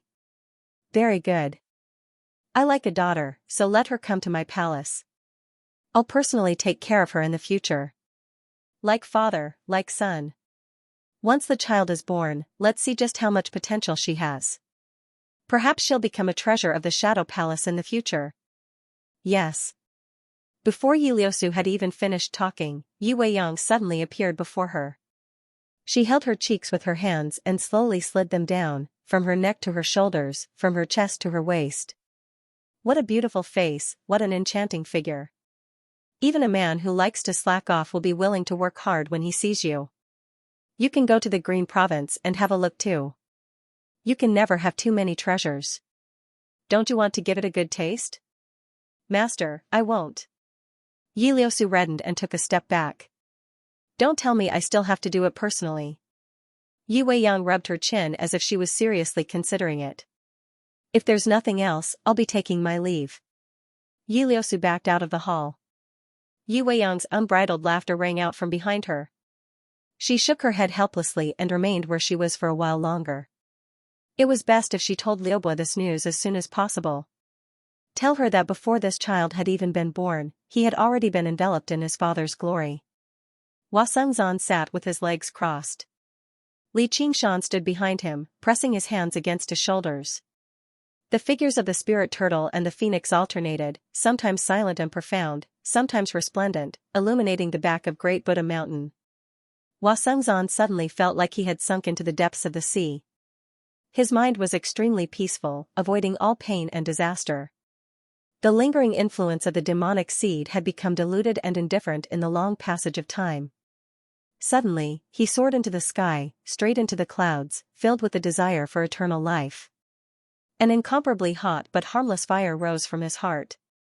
As the blood flowed through his body, all kinds of injuries were healed. The unraging monk, Du Yenying, and Duoj watched on in the surroundings. They were all amazed inside. Li Qingshan's eyes were as deep and silent as the depths of the sea. His bearing was noble and unapproachable, as if he had become a different person, or in other words, a god. The phoenix and the spirit turtle were all natural gods, completely dispelling the mundane world. They presented a life form that completely differed from regular humans and demons. If it weren't for the disturbance from the deep demonic consciousness, this is what he should be like. The unraging monk sighed inside. For the first time in his life, he felt that having some demonic consciousness was not a bad thing. At the very least, it would make him seem a little more human. Although all cultivators pursued the inhuman for their entire lives, they could not help but feel reluctant to part with the word human before they truly became immortals or Buddhas. Gradually, the silent water and scorching fire merged together. As Li Qingshan treated Hua Sengzan's wounds, he also practiced his various powers. The spirit turtle's method of sea suppression had the wondrous effect of stabilizing the soul, but if he only used this power, Hua Sengzan's emotions would definitely change drastically. He might even become lost in the deep sea forever, just like how the power of Ruin's End affected Gong Yuan. As a result, he used the phoenix's scripture of Nerva to neutralize it, stimulating his rising passion so that he could break free from the deep sea and heal his wounds at the same time. Just like that, 3 days and 3 nights passed. Li Qingshan exhaled and pulled back his hands. He completely familiarized himself with the brand new power, establishing a foundation for breaking through to the 5th layer of the phoenix's scripture of Nerva. Hua Qingzhan slowly opened his eyes as well. At first, he was rather lost, as if he had split into two. One was sleeping in the deep sea, while the other was soaring through the sky. Only after quite a while did the two perspectives gradually overlap, returning to the vision of Hua Qingzhan. However, he gained a brand new understanding of the world. Although his cultivation did not recover immediately, his mind became calm and clear, and his body was full of vitality. With this as the foundation, recovering his cultivation was only a matter of time, and he would be able to reach the next level. Influenced by the divine attributes of the phoenix and the spirit turtle, he possessed an otherworldly bearing despite his extraordinary handsomeness in the first place.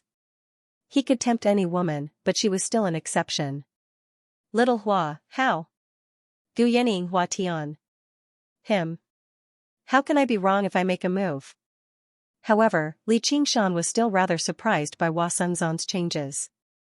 After all, although the divine surnames of the phoenix and the spirit turtle contradicted each other, they were still divine surnames after all. There was no ox demon or tiger demon to balance them out. I've never felt so good. Qingshan, your world is even more fascinating than I imagined. Hua Sengzhan turned around and smiled. Actually, this isn't the most fascinating part. Li Qingshan relaxed and snickered. His expression had already returned to normal. His eyes were black and bright, but they did not seem deep. His bearing was no longer noble either. Is that so? Hua Sengzhan was rather curious. However, it's best if you don't try the other part. Li Qingshan patted his shoulder. No matter how great the influence of the divine surname was, it could not be too bad. However, the demonic surname was different. Whether it was stubborn, or bloodthirsty, none of them were good words. Hua Sengzhan bowed and thanked him. Li Qingshan held his arm. Speaking of which, I haven't had the time to thank you either. If you hadn't saved me back then, even exposing your identity, I would have died a long time ago. What I said in the Grand Hall has already filled me with regret. If you refuse to accept it, I really won't be able to stop worrying. That's just the influence of the demonic seed. What's there to feel regret about? Li Qingshan was unconvinced. The growth of the demonic seed is also because of my evil thoughts. Hua Sengzhan shook his head. Yeah. If you can think like that, then you're not afraid of falling into the demonic path again. A single thought of Buddhism and demonic demons. If you're an eminent monk of great virtue, your evil thoughts won't grow. Even if there's a demonic seed in your heart, it'll gradually wither away. I can see that you're very intelligent, so why don't you shave your hair and become a monk? You can join my Chan monastery of Devanaga, the unraging monk suddenly said. This? Hua Sengzhan was mildly surprised. Thank you for your favor, unraging master, but I've already embarked on the path of the sword, so I'll pass. Oh right, speaking of the path of the sword, I'll pass this to you too. Li Qingshan pressed his hand against Hua Sengzhan's head and passed on the various variations of the sword scripture of heaven and earth to him. Only after quite a while did Hua Sengzhan return to his senses from the various variations of the sword style, but he still felt like his head was splitting. He smiled bitterly. Can't you at least give me some time to prepare myself? Haha, who's afraid of choking when eating delicacies? As for your cultivation, I think it's best if you recover it yourself. Of course. Can you send me off again? Where? The Clear River Prefecture. Now's not a good time. The soaring locust king has gathered all the insects there. It's a frightening sight. At this moment, Li Qingshan watched over the Clear River Prefecture with his clone, protecting Ru Xian as she continued to spread the plague among the insects. However, it was not as effective as it was against regular locusts. Under the control of a powerful demon chi, the swarm of insects that blotted out the sky gathered as a single entity. They were like dark clouds that never dispersed all year round, producing a rhythmic sound that was deafening like endless rolling thunder. Under the effects of the plague, tens of thousands of locusts died at every single moment. Even they constantly devoured one another to maintain their existence. However, compared to their colossal numbers, it was not a loss at all. Even Li Qingshan, who had been used to seeing large things, felt slightly shocked. He frowned over the soaring locust king's determination. It's exactly because of this that I have to go back. All of my family is there. Oh right, Xianxia, she's still waiting for you. I know. It's time for me to go back. Li Qingshan nodded. Qingshan, it's all up to you, the unraging monk said. Leave it to me. Li Qingshan said confidently. Master, you have to be careful too. The soaring locust king's hatred for you is probably no less than the golden cicada spirit king's. Perhaps he's already colluding with the demon domain in an attempt to destroy the demon suppression hall. Putting on such a great show of force regardless of the price might just be a diversion. The great master of the School of Agriculture's whereabouts are still unknown right now. This is rather strange, Gu Yening said. Thank you for your warning, Commander Gu. I had the same concerns as well, so I've already reported it to Senior Brother the Abbot. Before everything settles down, I will never take a single step away from Great Buddha Mountain. If the soaring locust king is bold enough to come alone, he won't be able to do much either. The three of them bid farewell to the unraging monk. Li Qingshan and Hua Sengzan hurried off to the Clear River Prefecture, while Gu Yening returned to the waterside pavilion of Listening Wind. She had no intention of interfering with this battle. Li Qingshan arrived in Han Qiongji's dwelling, but he did not see any trace of Han Qiongji. All he saw was a letter on the table. Opening it, there was only a single sentence on the white paper. You bastard Li Qingshan, I'm not going to wait anymore. Li Qingshan raised his head slightly, and the tip of his nose twitched gently. The familiar fragrance filled his lungs, and an image formed from the smell appeared before him. It included his figure, except it was extremely faint. Vaguely, he saw her hesitate a few times in front of the table before writing down that sentence. Afterwards, she walked out the door and vanished into the dwelling, but she left behind a long trail of aura behind her. As a result, he smiled and pursued her. Han Qiongji stood on the top of the building, gripping the railing with both hands as she overlooked the entire Han estate. The clansmen were packing up their belongings. Even the most composed of them would be rather hurried. Not a single person who had personally witnessed the terrifying sight of the swarm of insects could remain fearless. Perhaps she could be considered an exception, but it was not because of courage. Instead, it was because her mind was occupied by a multitude of thoughts. The hot wind ruffled her red clothes. Time had already left some traces on her face, making her seem much more mature. Her eyes flickered with the light of wisdom, which made her entire bearing undergo a slight change. Xianxia, it's time to set off. Han Anjuan's voice rang out from behind. We really are weak. Han Qiongji sighed. The soaring locust king gathered the swarm of insects, but it did not launch an attack. Instead, it scattered most of the insects into the underground caverns that were as dense as a spider's web. According to her knowledge, it was searching for the golden cicada spirit king's traces. However, the various clans were all preparing for a great migration. They were in a hurry to leave the Clear River Prefecture, like children frightened by shadows. The enemy is powerful, so we should take the initiative to retreat and conserve our strength. Han Anjuan paused. We will return. We will become even stronger. I must have seemed very foolish back then. I knew we weren't on the same path, but I never thought our paths would be so different. However, I don't regret it. Han Qiongji leapt off the tall building.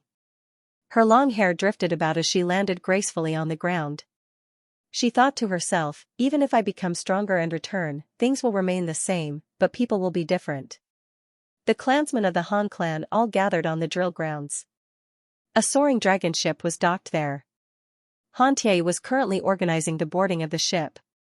Han Anjuan and Han Qiongji arrived at the drill ground together.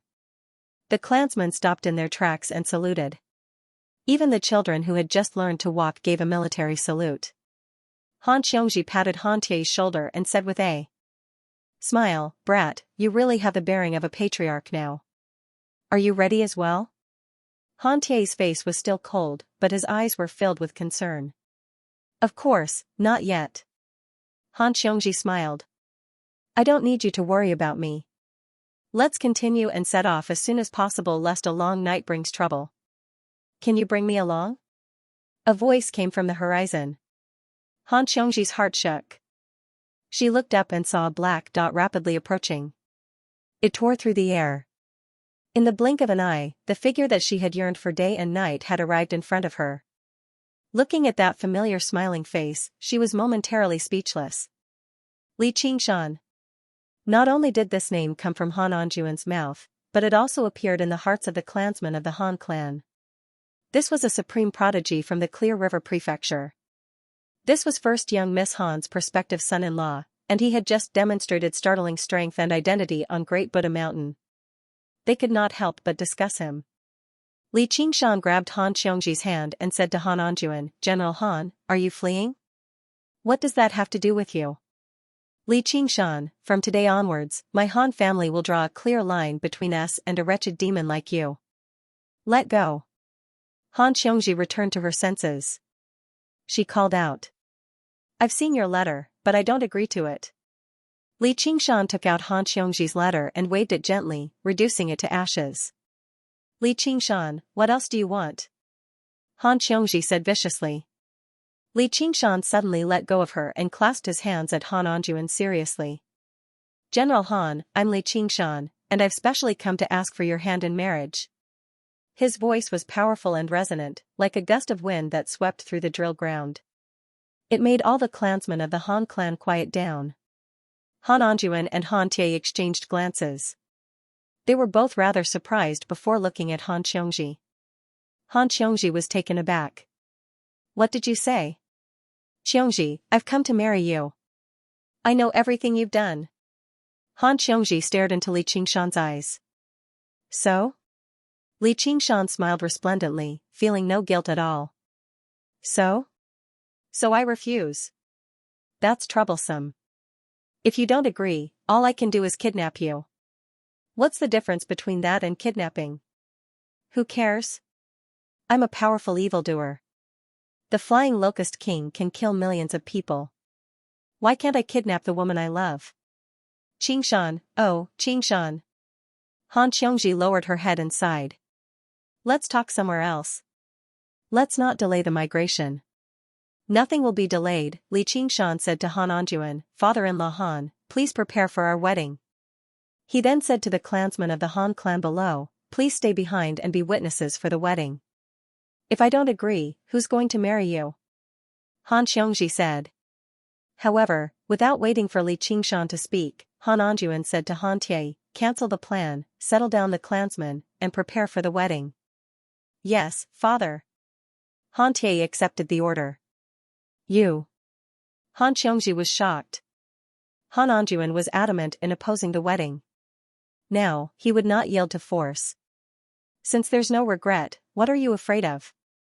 Han Anjuan said. Han Xiongji was speechless. All along, the person who looked forward to this wedding the most was her. Until now, it was still the same. Thousands of miles away, Elder Tian stood on top of the hidden sword peak, looking down at the blue mountains that were like the sea. He felt a sense of joy as if the entire world was in his hands. After several days of negotiations, he smiled. There was finally a result. The complete hidden sword manual of heaven and earth appeared in his mind. This was something that the previous palace masters could not do. They could only go to the hidden sword court or the sword catacomb to comprehend it themselves. And he obtained it from the hidden sword peak. At the end of the day, it was just a sword. No matter how powerful it was, it needed a person to wield it. He waved his sleeves and stretched out his fingers, covering the hidden sword peak. Now, tell me your name. My name is Abandoned Xian. A cold voice came from the hidden sword peak, but it contained a deep and perverse aura. If Li Qingshan heard it, he would immediately recognize it. This was the voice he had heard through the soul-shifting sword. Abandoned Xian, a good name. You really were sealed in the sword. Catacomb by the Five Absolutes Immortal. Elder Tian smiled, his heart burning.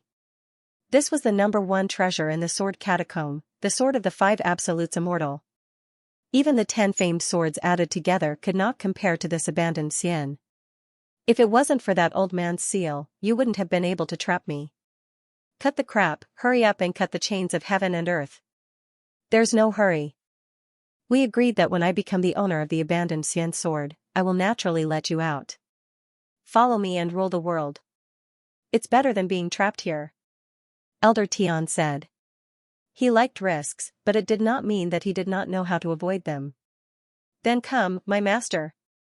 Golden cicada, come out. Golden cicada, do you know how many people I've eaten? Where's your merciful heart?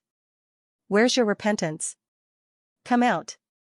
In the pitch-black underground cave, the swarm of locusts whizzed past, setting off a mournful howl. It was like a gale on an icy plain.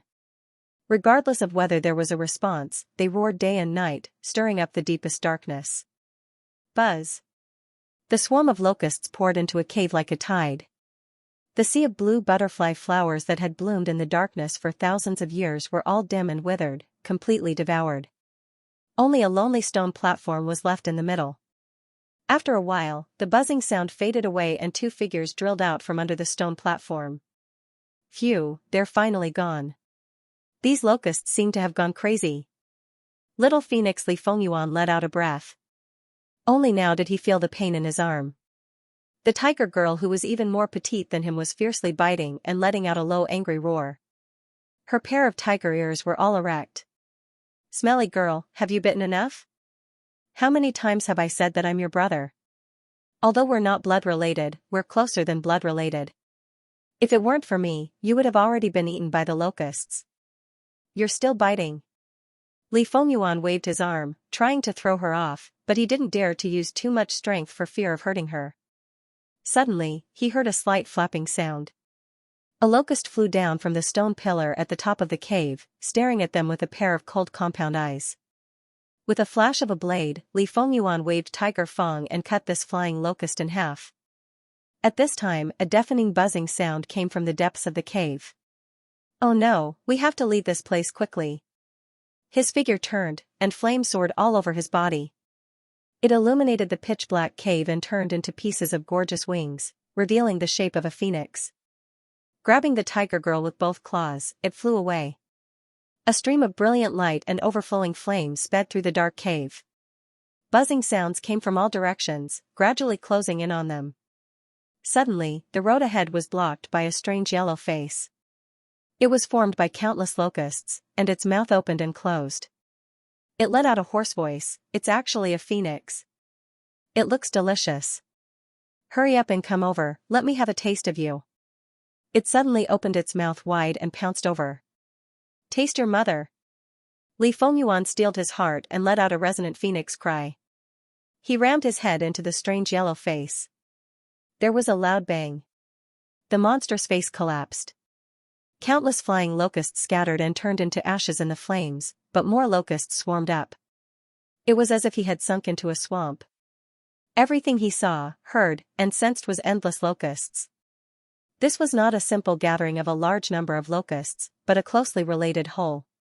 The power of billions of locusts stacked on top of each other, causing a terrifying qualitative change. Li Fengyuan couldn't move an inch, and the flames on his body gradually weakened. He tightly protected the tiger girl in his arms, but he heard the hoarse voice say, "So hot. It's hot." This was not a cry of pain. It was more like a gluttonous diner tasting a scalding hot delicacy, chewing it carefully and eagerly. Ah, give me back my saber. The tigress girl struggled with all her might. You want to use it to cut me again? Ouch. Li Fengyuan felt an extremely slight pain on his arm. A flying locust broke through the barrier of flames and ruthlessly bit him. Although it immediately turned into ashes, he felt a fatal threat. He thought, looks like I have no choice but to ask for help. He took out the jade talisman given by Li Qingshan and forcefully crushed it. Pa! A thunderous crack tore apart countless flying locusts. So fast? Li Fengyuan said in surprise. A long black whip that resembled a poisonous dragon passed through the swarm of insects and wrapped around them. It pulled back, but the swarm tightly wrapped around them and refused to let go. The tiger girl snatched the tiger fang and forcefully slashed forward. A half-moon-shaped bloody light whizzed out and broke through the layers of swarm. Li Fengyuan also flapped his wings with all his might. His vision suddenly widened. The other end of the long whip was in the hands of a silver-colored woman. She was tall and graceful, but her expression was extremely cold. Mother! The tiger girl blurted out. So it's not father, it's mother. Whatever, I'll lend you a hand. Li Fengyuan threw a fiery red parasol fruit into his mouth and the flames on his body reignited. Helicoverpa glanced at him and waved the long whip with all her might. After the tiger girl swung the knife, her face turned pale. The madness in her eyes became more and more intense. Just when she was about to swing the knife a second time, it was snatched away by Helicoverpa. Li Fengyuan's strength was comparable to that of a demon king. After joining forces with the powerful carapaced demon king Helicoverpa, they barely resisted the fierce attacks of the swarm of insects. However, it was difficult for them to break out of the encirclement. Under the siege of the swarm of insects, they almost didn't dare to use any of their supernatural powers. Once their demonic chi was exhausted, they would be completely devoured. The swarm of insects seemed to be endless, and they gradually fell into a desperate situation. Why isn't father here yet? Li Fengyuan was anxious, but at the moment of life and death, he stimulated the hidden power in his body bit by bit. Shock of the Ox Demon. At the moment of life and death, an incomparably calm voice suddenly came from the top of the cave through the layers of soil and stones, followed by a loud bang. Boom! The solid and heavy soil and stones shook and split, collapsing and pouring down, burying them together with the swarm of insects. Earth Force Field. Father! Li Fengyuan's heart was filled with joy. Suddenly, he felt his body become light, and the soil and stones around him flew up together. Bright sunlight rushed into his eyes, and in the blink of an eye, he had already left the underground cave. He saw the scenery on the ground, and the figure standing in the sky. Father, you're too slow. Li Fengyuan shouted. I've been here for a long time. Otherwise, do you think you can play hide and seek for so long? Li Qingshan's mirror image had been wandering in the underground cave, secretly casting its supernatural powers several times to help Li Fengyuan and the tiger girl avoid the detection of the soaring locust king. What, then why didn't you make a move earlier? If I had made a move earlier, you wouldn't have had the chance to show off. Li Qingshan stared at the cylindrical hole below. The swarm of insects did not chase after them, but instead scattered back into the underground cave. He thought to himself, how patient. This is too much patience. These days, he had been looking for the soaring locust king's main body. Otherwise, in such a vast underground cave, it would take too much effort to kill all the locusts, and it would be difficult to complete before the golden cicada spirit king ascended. As long as the main body of the soaring locust king appeared, the Han residence was less than 1,000 miles away, and his main body would be able to arrive in an instant to execute the decapitation plan. However, the cautiousness of the soaring locust king exceeded his expectations. Even with so many insects surrounding them, the main body did not appear, and not even a trace of its aura was leaked. But thinking about it, it was to be expected. Although the golden cicada spirit king was focused on cultivation and preparing for ascension, it was not absolutely impossible for him to make a move. Once the main body of the soaring locust king appeared, it might not be the opponent of the golden cicada spirit king, and with his help, the soaring locust king would definitely lose.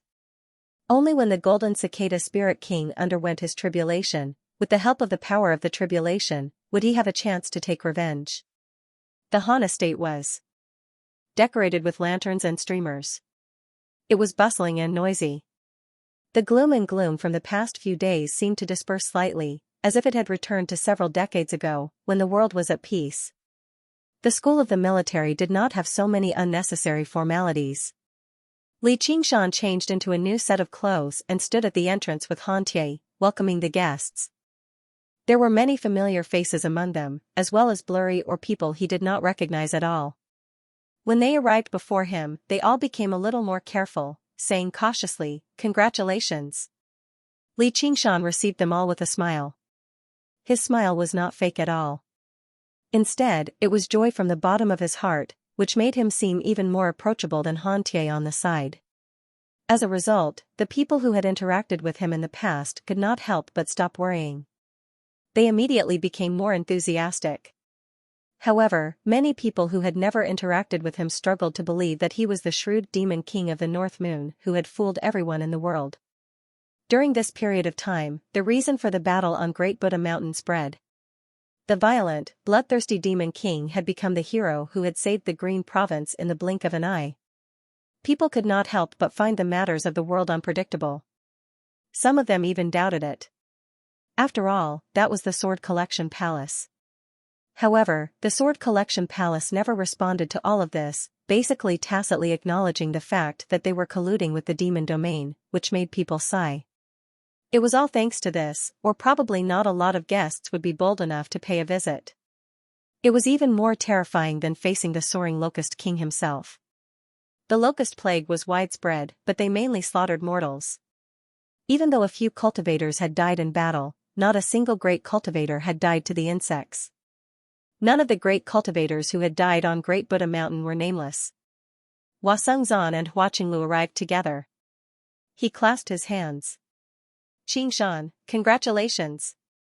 Qingzan, I heard that the Hua family has relocated. I thought you wouldn't be coming. How can I not come to your wedding?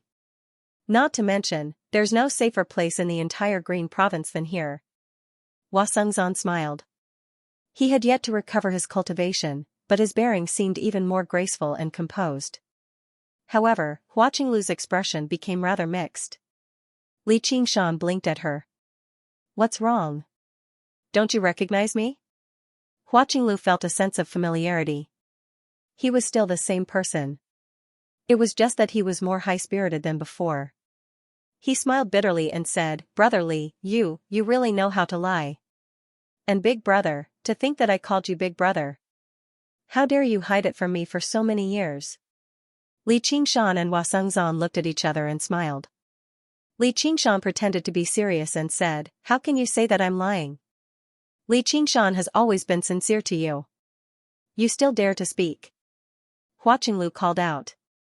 Han Tie coughed heavily. Li Qingshan chuckled, all right. Hurry up and go in. There are more people coming from behind. Hua Qinglu stepped through the door and turned around again. Brother Li, I really am happy for you and Sister Han. Li Qingshan nodded. Hua Qinglu gazed at the side of his angular face and thought about how he protected her behind him when they first met. She suddenly felt a sliver of melancholy, but it was only melancholy. She was no longer the little girl from back then. Two streaks of light descended from the sky. Yu Wuyang and Jin Fugue arrived at the entrance. They looked at the happy Li Qingshan with different expressions.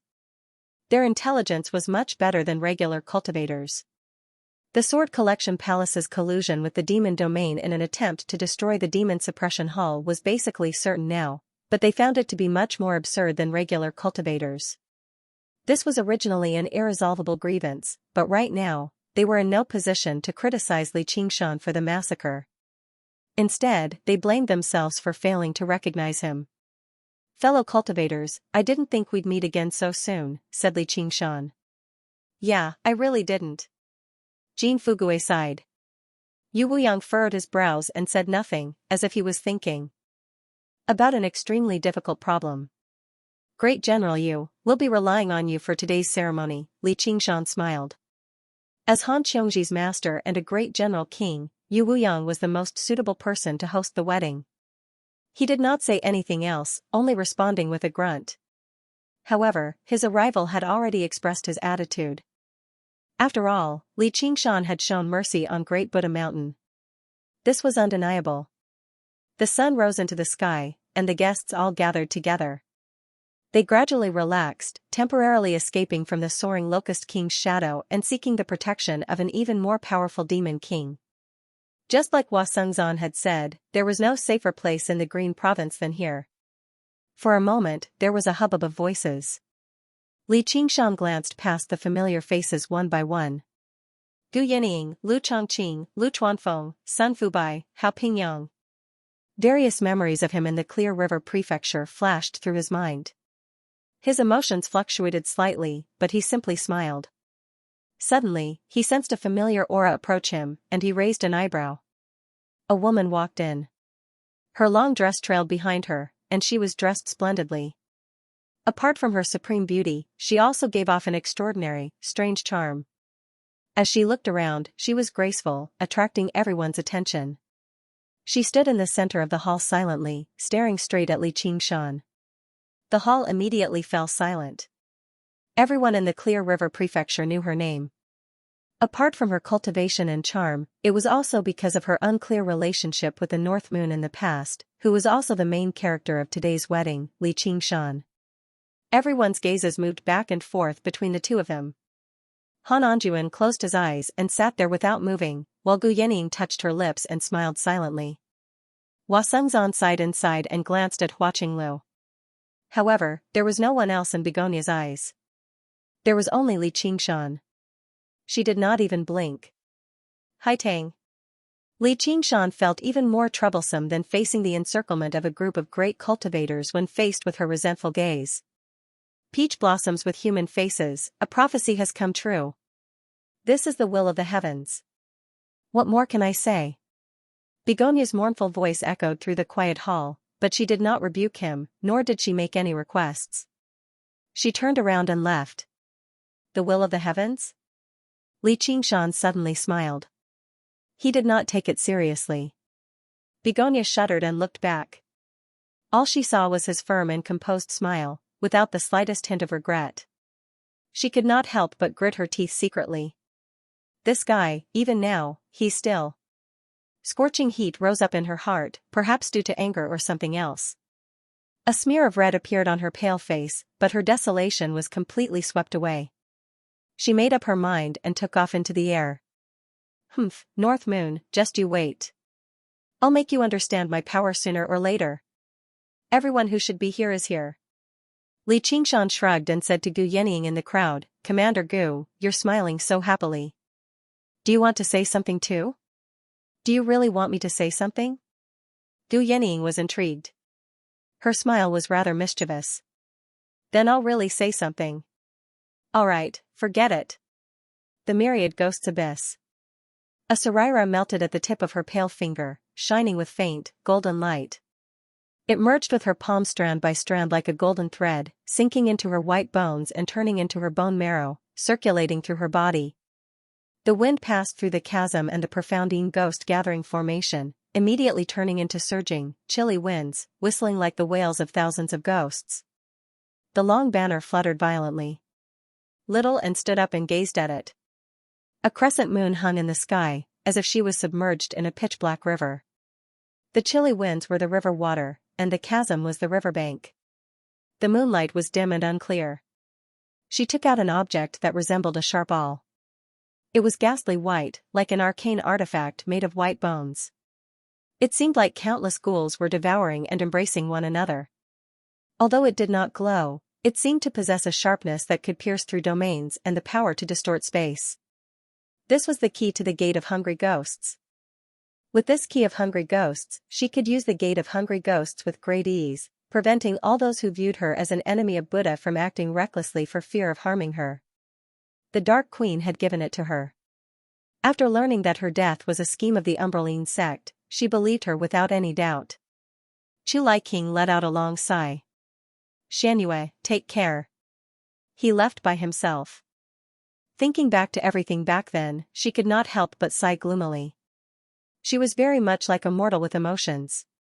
She refined the many sarairas she had obtained from Great Buddha Mountain, injecting new power into the path of white bone and great beauty.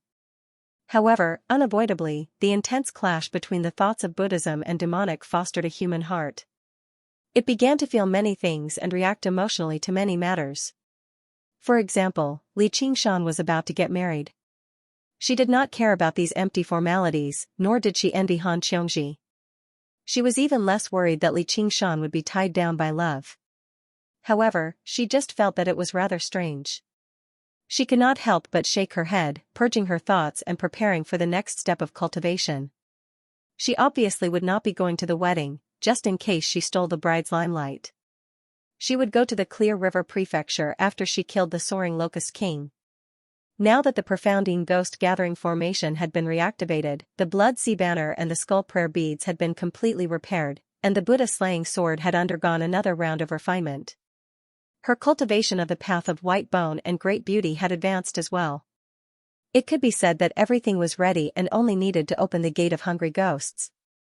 However, before that, she needed to refine a new white bone treasure, the Chaotic Soul Bell. thousands of miles of yellow sand. A lonely city. The sandstorm swept across. It covered the stars and the moon. This was the border between the Azure Province and the Scarlet Province. Storms raged on endlessly all year round, sometimes even causing astral winds in the sky to turn into terrifying tornadoes. It sucked in the sand like a yellow dragon, destroying everything in its path. Only powerful cultivators could survive here. This isolated city was where the Sand Boat sect was located. The Sand Boat sect leader had gone through the second heavenly tribulation and condensed a gold core with the help of the white camel technique. He was quite famous in the Red Prefecture. However, at this moment, the Sand Boat sect was silent. The disciples were nowhere to be seen. The great formation that had protected the sect for thousands of years had been broken. Camels carved from white stones were silently being battered by the sandstorm. Shrill cries rang out from the violent sand hall. Those were not human cries. Deep blue will-o'-the-wisps flickered within the wide-open gate. All of the disciples had gathered in the hall, but they had all been turned into withered corpses. Their souls were being tormented in the will-o'-the-wisps. The Sand Boat sect leader was among them as well.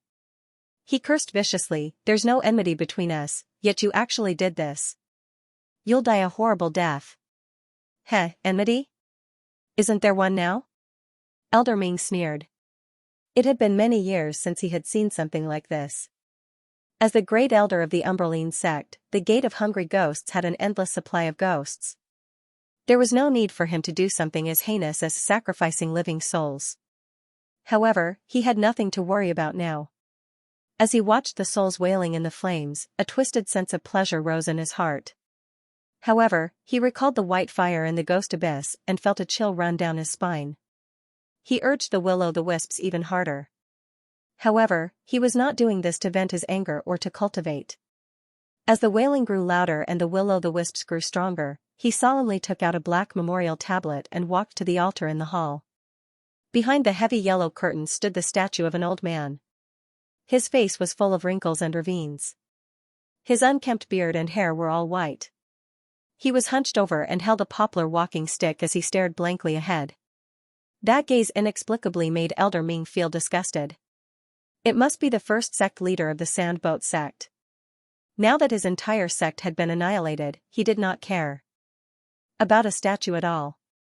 With a wave of his sleeve, the statue flew out and crashed into the wall, shattering into pieces. Then, he respectfully placed the black memorial tablet in his hand onto it. There was a row of small golden words written on it, "Third sect leader of the Umbraline sect, Li Musi." Before the successive sect leaders and great elders of the Umbraline sect entered the hungry ghost realm, no matter if they ascended or turned into a ghost, they would leave behind such a memorial tablet. There was a bit of spirituality stored in it, and it was kept in the ancestral spirit hall of the Umbraline sect. Elder Ming was responsible for guarding the ancestral spirit hall. When needed, he was responsible for presiding over the ceremony, sacrificing living souls, and summoning the ancestral spirits. However, the spirituality of most of the memorial tablets would be extinguished very quickly. Some would even be extinguished after just a few days of worship. These great cultivators who ran amok in the 9 provinces could not escape the fate of being devoured in the hungry ghost realm. It was truly frightening. Therefore, unless it was absolutely necessary, Elder Ming would never enter the hungry ghost realm. If he wanted to enter, he would use the method of ascending to enter, just like this Li Musi. The howling of the sandstorm became louder and louder. Elder Ming straightened his expression and knelt down to pay his respects. He muttered an incantation, which cleverly merged with the wailing of the souls, gradually repelling the sound of the sandstorm outside the hall. Then, he sent living souls into the memorial tablets one after another. Suddenly, an even darker shadow rose from the black memorial tablets. It was distorted, like a person, yet not a person. In an instant, it filled the entire hall. Disciple greets sect leader. Elder Ming kowtowed deeply, feeling a bone-deep chill. "What did you call me for? Did you find that white-boned successor?" The voice seemed to come from the depths of the cave, echoing in the darkness. Disciple was just about to report this matter. Elder Ming narrated everything that happened in the Xianxia sect in full detail.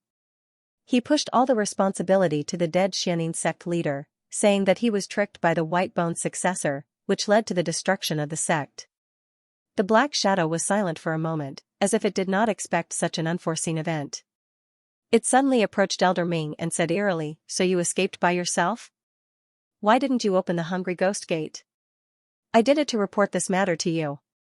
That white flame is no small matter. 1,000,000 ghost soldiers were ignited in an instant, and even dozens of ghost kings were not its match. If I opened the Hungry Ghost Gate rashly, I'm afraid it would provide her with food, which would be even more difficult to deal with." Elder Ming lowered his body even more. "I know you're afraid of death, but I forgive you. When we reach the Hungry Ghost Realm, I'll reward you. If your soul hasn't been destroyed. Long time no see. Old hunchback, you're not dead yet." The black shadow withdrew back into the memorial tablet, and its voice gradually became faintly discernible. It contained malicious mockery, but the last sentence was not said to Elder Ming. Elder Ming was stunned, and suddenly turned his head. A hunchbacked old man was standing outside the door with a cane, his eyes staring blankly ahead. If it was not for the faintly discernible demonic aura, he would almost suspect that this was still a statue. "You are." A name suddenly appeared in Elder Ming's mind, White Camel Sand King. One of the 10 demon kings, the king of the Scarlet Province's demon race. Unlike the Banyan Tree King and the Dragon King of the Sea, who stayed in a stable place, the White Camel Sand King roamed the Scarlet Province's vast sea of sand all year round. His whereabouts were a mystery, and very few people had seen him. Legend had it that he would transform into a white camel and guide the lost in the sandstorm. He would even guide the sandstorm to avoid the oases where living beings gathered. He was regarded as an auspicious symbol, and there were even fewer people who had seen his human form. Elder Ming had only heard of the name White Camel Sand King. Without hesitation, he transformed into layers of ghostly shadows and flew away. All the ghost kings in his hands had been lost in the battle with the Xianxia sect, and he was in his weakest state. Besides, even if his strength was undamaged, it would be difficult for him to contend against the 10 demon kings, but he was still confident that he could escape. The White Camel Sand King did not move. He lightly tapped the poplar cane in his hand, and the sandstorm instantly became 10 times stronger, 100 times stronger, sweeping thousands of miles and devouring everything. On the other side of the Hungry Ghost Gate, boundless black shadows descended. Countless corpse kings and ghost kings prostrated themselves on the ground, and there were even a few corpse emperors and ghost emperors among them. They all retracted their aura and went forward, shouting, "Welcome, Emperor Li." With Yu Wuyang's voice, Han Xianxia strode out from the back of the hall. She didn't look shy at all. She was not wearing a phoenix coronet, but a military uniform with a fiery red soft armor on the outside. She was holding a 3-foot-long saber in her hand. She looked so heroic that she didn't look like a bride attending a wedding, but more like a soldier about to set foot on the battlefield. She opened her arms and asked Li Qingshan, "What do you think?" "Beautiful." Li Qingshan said sincerely. "What about Sect Master Qiu?" Han Xianxia asked again. "Beautiful." Li Qingshan insisted. He couldn't hesitate at this time. "What about Commander Gu?" Han Xianxia smiled at Gu Yenying, and Gu Yenying also smiled back. "Beautiful." Li Qingshan rolled his eyes. "What about Ru Xian?" Han Xianxia continued to ask. "Beautiful." Li Qingshan agreed. He didn't know if he should be happy that Ru Xian didn't come to the wedding. "What about little Anne?" Han Xianxia thought for a while and asked again. "She counts as well?" Li Qingshan was surprised. "What do you think?" Han Xianxia didn't give up. The crowd burst into laughter. Although cultivators didn't care about etiquette, it was rare to see such a scene. Li Qingshan also smiled helplessly. "You are the most beautiful today. You are playing tricks." Han Xianxia blushed, and Li Qingshan felt a surge of warmth in his chest. He couldn't help but take her hand. "Master." Han Xianxia nodded to Yu Wuyang. Yu Wuyang's expression didn't change, and he didn't say a word. "First bow to heaven and earth." Li Qingshan straightened his face and bowed. Cultivators also needed to respect heaven and earth. Only by stepping on the earth could they reach the 9th heaven. "Second bow to your parents." Li Qingshan bowed deeply in the direction of the Crouching Ox village again. That was the place he had sworn he would never return to, and it was also the place that often made him think about it. It was the origin of everything. Bow to each other. The two of them turned around and looked at each other. Memories of the past appeared in their minds. The various feelings in their hearts were difficult to distinguish. They were both enveloped in joy and were about to bow down. Boom! Thunder suddenly boomed. The distant voice seemed to come from another world. It was already very light, but it was still enough to shake people's hearts. It was like the first sound of heaven and earth, destroying everything and giving birth to everything. Tribulation thunder. Li Qingshan suddenly turned around.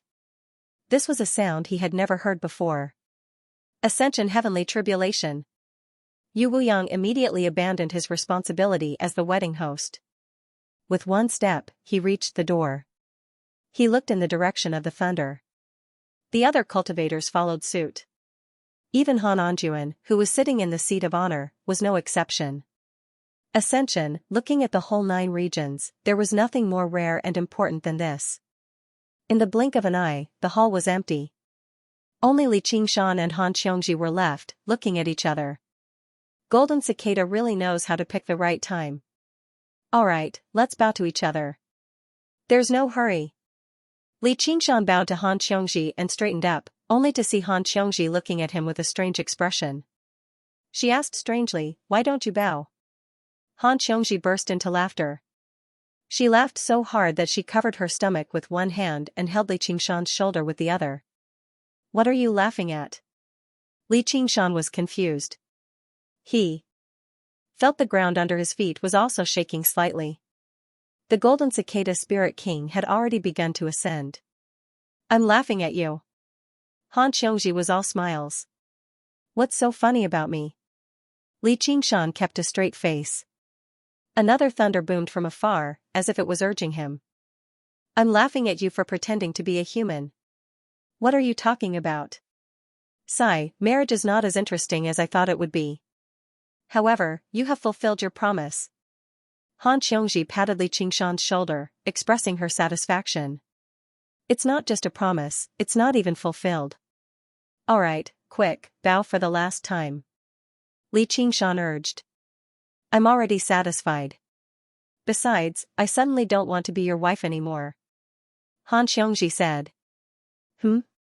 Although I'm not the most beautiful woman, don't think that your charm is that strong. I'm going back on my word. I'm going to break off the engagement. Han Xiongji announced loudly. Everyone outside the door turned around in surprise. They didn't understand what was going on. Some of them were worried that Li Qingshan would go crazy and were ready to slip away. Han Anjuan looked relieved, Gu Yening smiled faintly, and Hua Sengzan sighed in his heart, Qiongji, Qiongji. Qiongji. Li Qingshan frowned slightly and held Han Xiongji's hand tightly. At the same time, thunder boomed, as if it was urging him. Don't look like that. Smile. Han Xiongji leaned her head on Li Qingshan's chest, and tears welled up in her eyes. Li Qingshan closed his eyes and opened them again. Alright, I understand. However, when he let go of her hand, Han Xiongji suddenly grabbed his hand and said, Be careful. Then she slowly let go of his hand. Li Qingshan took a step back and looked at her deeply, imprinting her image in his heart. Then he turned around, spread his wings, and flew away. Gu Yening, Jing Fugue, and Yu Wuyang followed closely behind him. Han Xiongji watched them disappear into the sky and said to the crowd, I'm sorry that you came here for nothing. But I won't return the gifts. Don't worry, there won't be a second time. The crowd looked at each other and didn't know what to say. Han Anjuan said, You did well. I'm going to cultivate. Han Xiongji grinned and wanted to smile, but she looked sad. She walked out of the hall and returned to the attic. She looked at the sky and said in her heart, although it's just an empty title, once the marriage is signed, it will be a shackle for both of us. It's not what you like, and it's not what I want. Go where you want to go, do what you want to do. Dark clouds gathered on the horizon, and thunder flashed. The thunder boomed louder and louder, and it was getting closer and closer. Li Qingshan spread his wings and flew as fast as he could. In the blink of an eye, he had arrived in front of the clouds. The tribulation clouds covered the sky, forming many rings, covering thousands of miles. Thunder and lightning were brewing in the clouds, emitting terrifying power. But this was just the beginning. Below the center of the tribulation clouds, there was a mountain that was thousands of meters tall. Thunder and lightning were striking the top of the mountain. Instead of saying it was thunder and lightning, it was more accurate to say that the thunder and lightning were unintentionally released by the tribulation clouds. The thunder and lightning easily cut off tens of thousands of tons of rocks, but the mountain was still rising, reaching into the sky. The moment the peak touched the clouds. Boom! There was a flash of lightning, and the world shook. Xianxia shuddered as well. All he saw was the lofty mountain collapse in a single moment. Scorching magma and flames surged out from the depths of the earth. There was a speck of golden light among it. It was a curled-up infant, shining with resplendent golden light. Suddenly, it opened its eyes. Its dark golden pupils were pure and deep. It suddenly opened its mouth, but what it produced was not a cry, but a mighty dragon's roar. The dragon's cry was endless, growing louder and louder. Although it was formless and traceless, Xianxia seemed to see a golden dragon rampaging through the sea of thunder, interrupting the majestic laws of the heavens. In that instant, there was an illusion of tranquility. Xianxia could not help but hold his breath. He had once seen this situation when the king of Mirage Sea ascended. The heavenly tribulation of ascension was not just this, or in other words, the true heavenly tribulation of ascension had just begun. At the center of the ring-shaped tribulation cloud, a white pillar of light descended from the sky, bombarding the golden cicada spirit king. Boom! Xianxia narrowed his eyes. Just now, he could see clearly that the white pillar of light was the amalgamation of thousands of bolts of lightning, and that boom was the amalgamation of thousands of bolts of lightning. It shook the air violently, shaking the mind. That terrifying power shocked even him. It was as if the heavens had been angered. The golden cicada spirit king, who was curled up like a baby, gradually put his palms together. With a dignified expression, he continued to chant the chant of Devanaga, but only he could hear it. However, that speck of golden light was never extinguished by the lightning.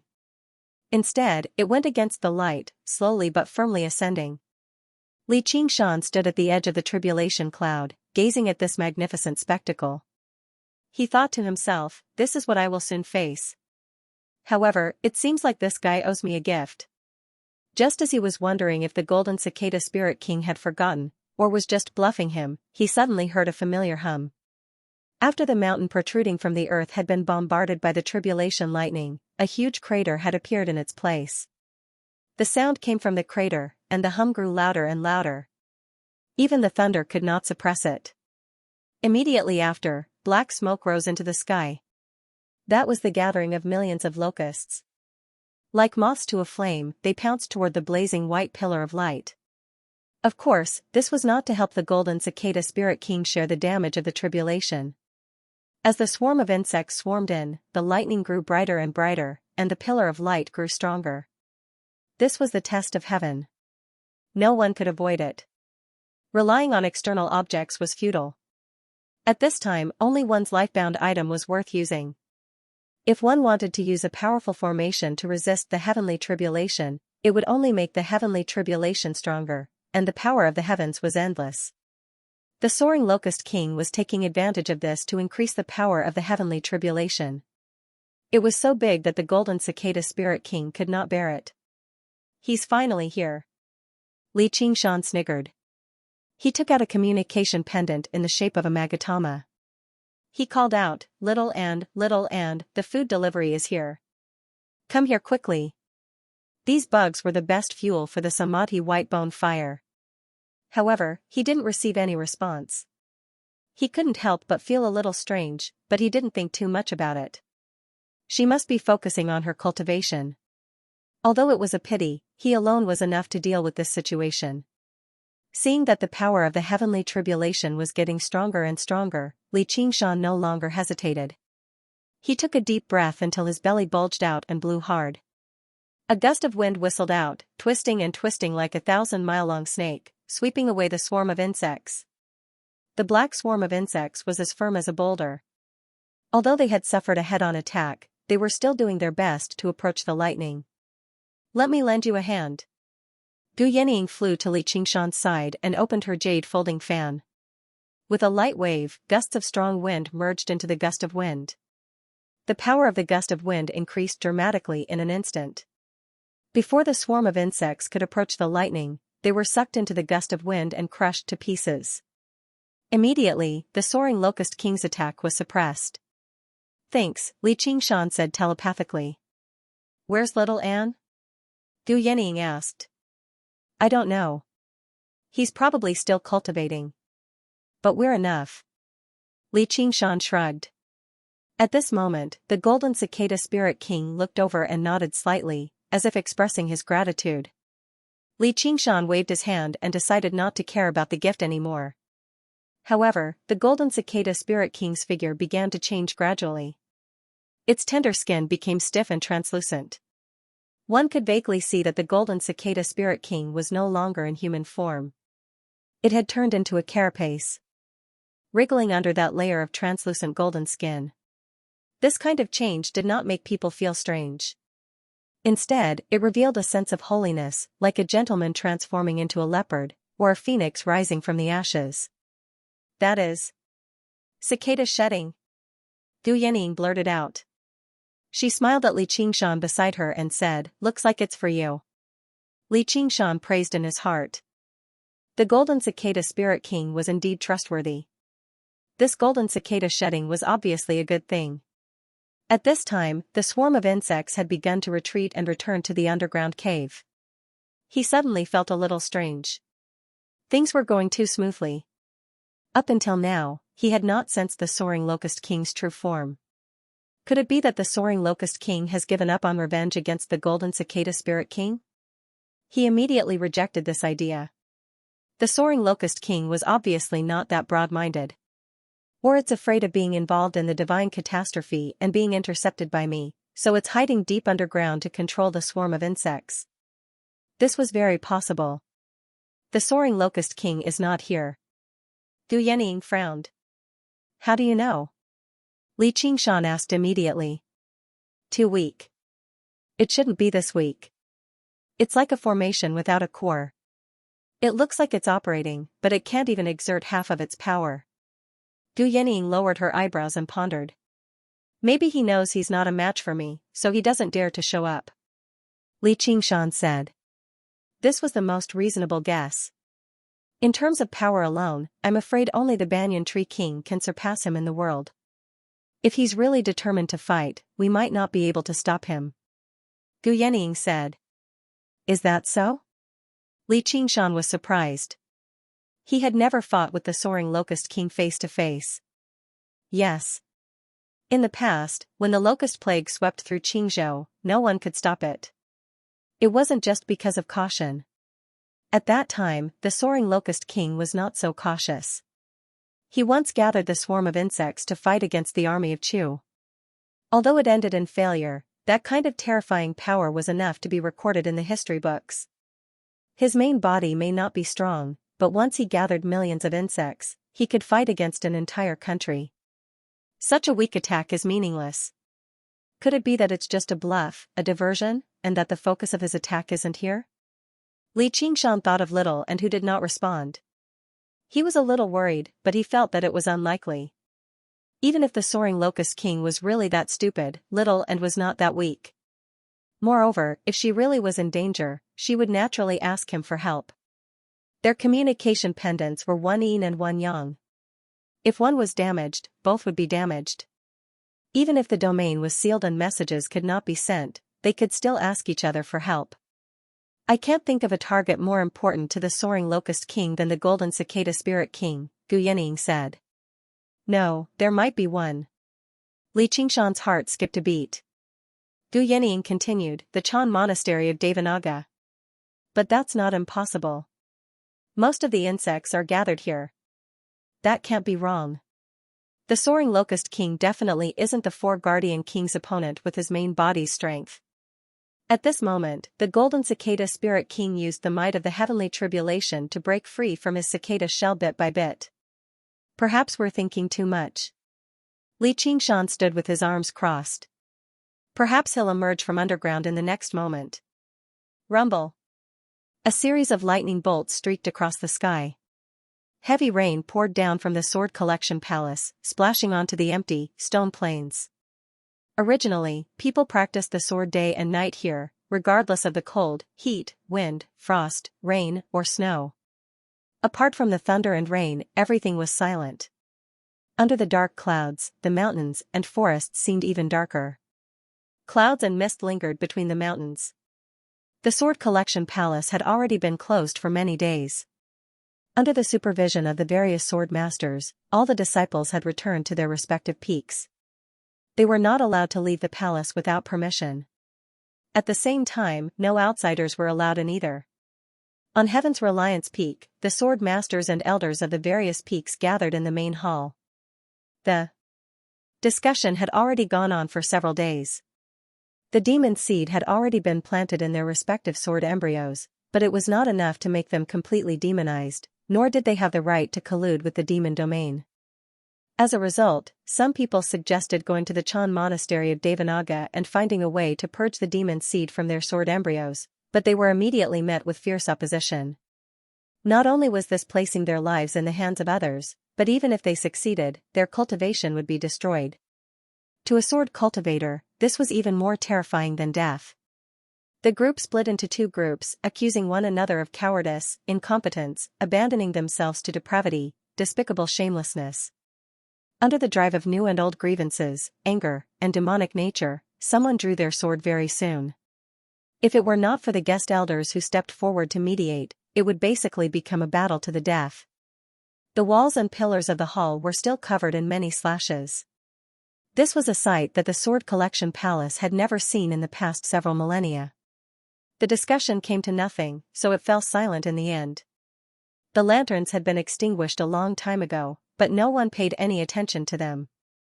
Only bolts of lightning would illuminate the hall from time to time, but they could not illuminate everyone's sunken faces. A disheveled, unkempt Taoist priest arrived under the eaves outside the hall. He picked up the gourd of alcohol and took a random sip, gazing at the silver snakes dancing in the dark clouds. He sighed, it's been many years since I've seen such restless lightning. It's an ominous sign. I wonder how Zijian is doing. He touched the lightning slaughter sword on his waist and thought, he's fine. The other guest elders emerged from the hall as well, exchanging glances with one another. They were all rather glad that none of them had drawn their swords from the Sword Collection Peak. Some of them were not even sword cultivators, so they did not have to worry about the demonic seed's invasion.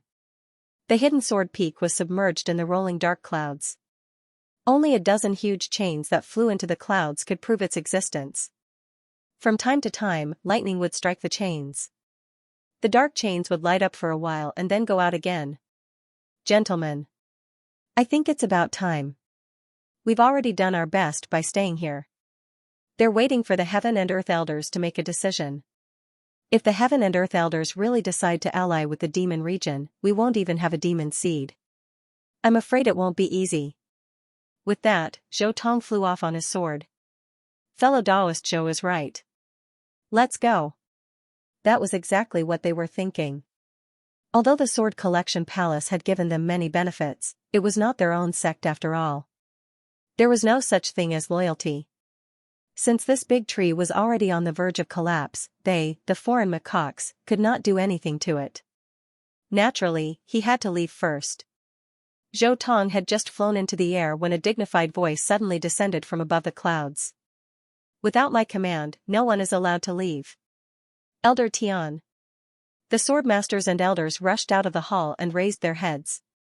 Through the drifting dark clouds, they saw Elder Tian standing on the hidden sword peak. His eyes flickered with unprecedented light. Zhou Tong felt a tremendous, sharp pressure suddenly fall from the sky, landing heavily on the rock plateau. He could not help but tighten his grip on the lightning slaughter sword and grit his teeth. Looks like the rumors are true. The Sword Collection Palace really is working together with the bastards of the demon region. Whether it's the demon region or the 9 provinces, the only thing we pursue is strength. Only strength can allow us to transcend freely. Without strength, no matter how much good we do, we'll still be like ants. We'll already be lucky to live for 100 years. Elder Tian's voice seemed to resound through the hidden sword peak. It was even louder than thunder. The chains trembled with it, producing a great clatter that mixed with the thunder. It was difficult to tell them apart. Many of the sword masters and elders agreed. The words righteousness and evil were far too abstract. Only strength was real. Even the group who had firmly opposed it in the beginning began to waver under Elder Tian's dignified declaration. Zhou Tong laughed aloud. He called out against the rain, "Those who triumph over others are powerful, and those who triumph over themselves are powerful. Elder Tian, you've wasted 1,000 years of cultivation, yet you can't even understand something as simple as that. If you lose your heart, what's the use of strength?" Elder Tian said, "Zhou Tong, is this the same as Taoism again? Now, I'll show you what's the use of strength. You're a guest elder of the Sword Collection Palace, yet you refuse to follow the ways of the Sword Collection Palace. You can go die." Bang! Zhou Tong was slammed heavily against the stone platform by an invisible force. "Elder Zhou! Fellow Zhou!" The guest elders paled in fright. "Let's go. I don't know what he's doing on the hidden sword peak. He can't use his full strength right now. It'll be too late once he manages to free himself," Zhou Tong said with difficulty. "Killing you is as easy as flipping my hand. However, the Sword Collection Palace is about to welcome its greatest glory in history. I hope you can witness this with me," Elder Tian said. After so many days of hard work, he was only a step away from refining the Forsaken Immortal Sword. Very soon, he would become the master of the Forsaken Immortal Sword, as well as the master of the Sword Collection Palace. He urged the Forsaken Immortal Sword's soul inside, "Hurry up. Help me refine the Forsaken Immortal Sword, and I'll release you afterwards. You sure know how to dream. Do you really think you're worthy of being my master?" "No, I don't have a master," the Forsaken Immortal Sword soul said. "What did you say? Do you want to be chained here forever? If you don't help me refine the Forsaken Immortal Sword, I'll never release you." Elder Tian was both surprised and furious as he threatened sternly. "Hee, you're just the final obstacle. Now, my servants, cut off all your chains, and I'll grant you even greater power."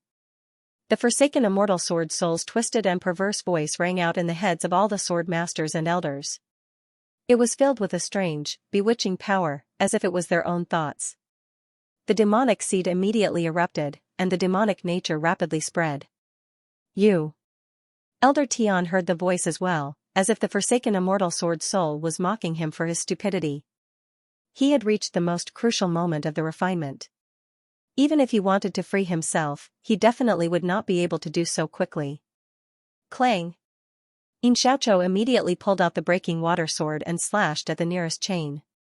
The sword masters and elders all acted as if they were possessed. Sparks flew everywhere, resonating with the lightning.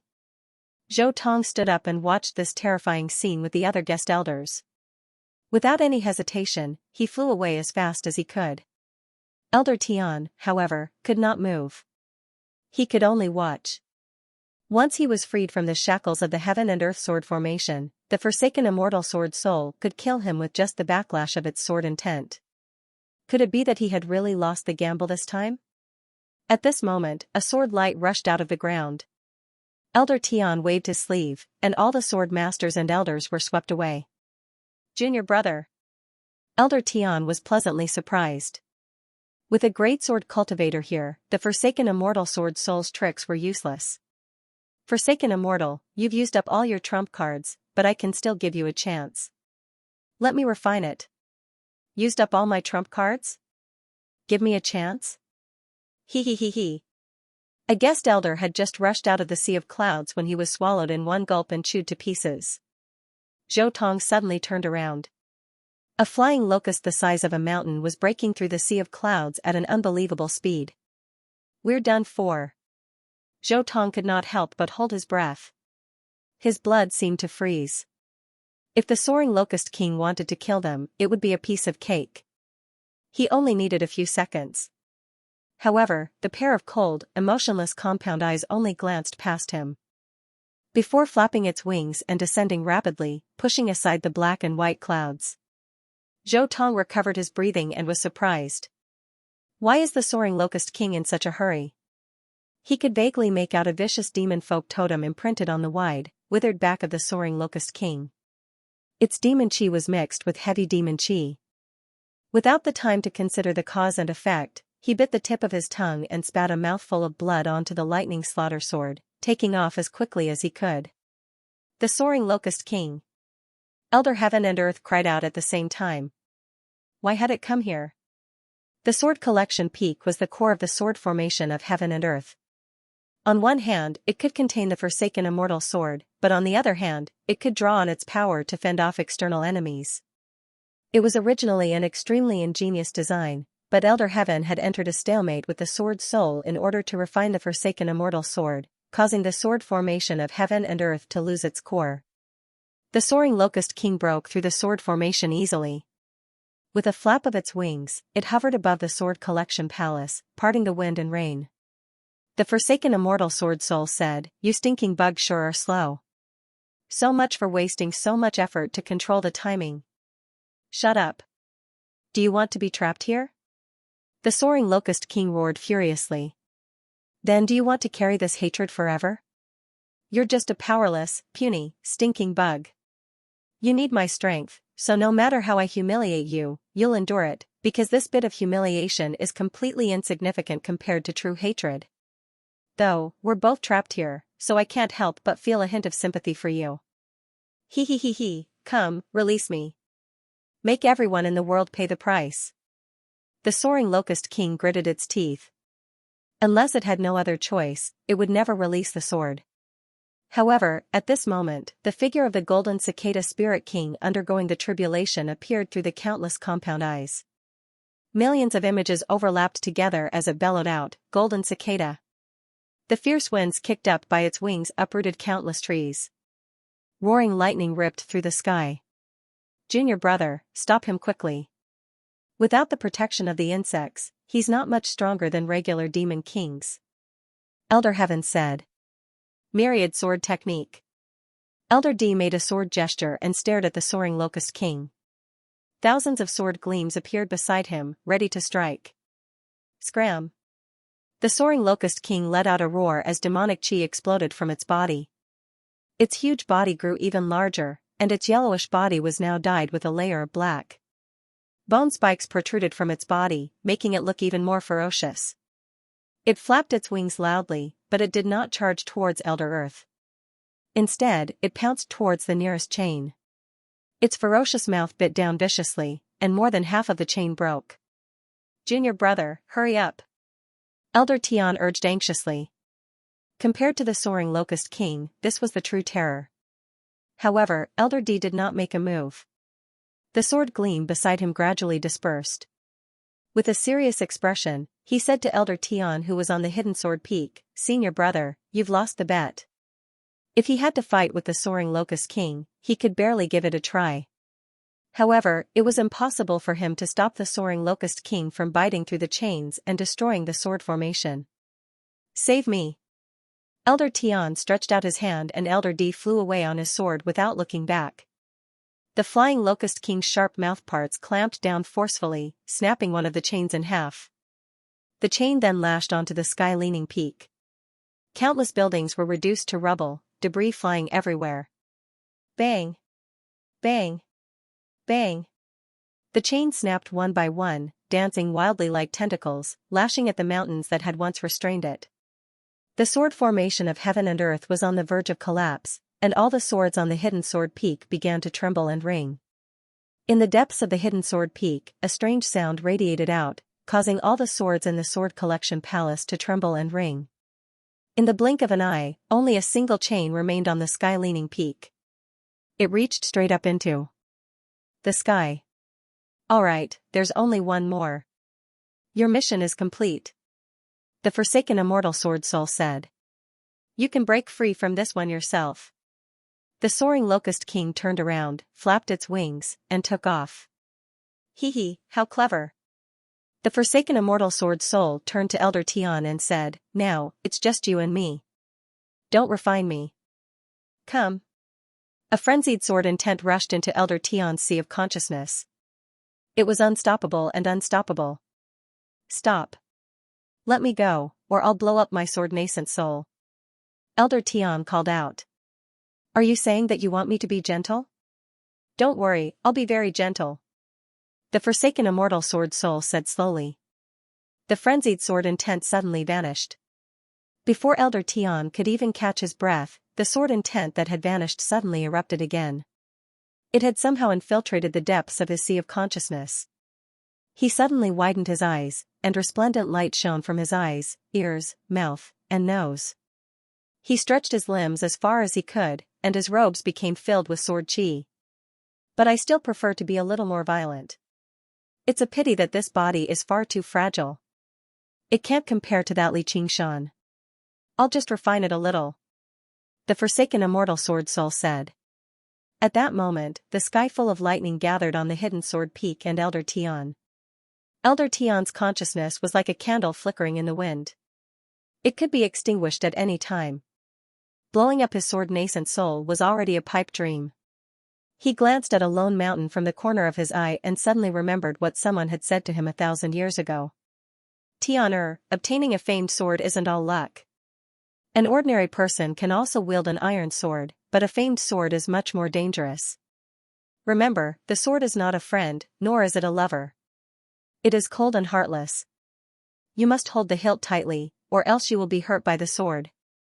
That was his first master, who had taught him the most basic of swordsmanship.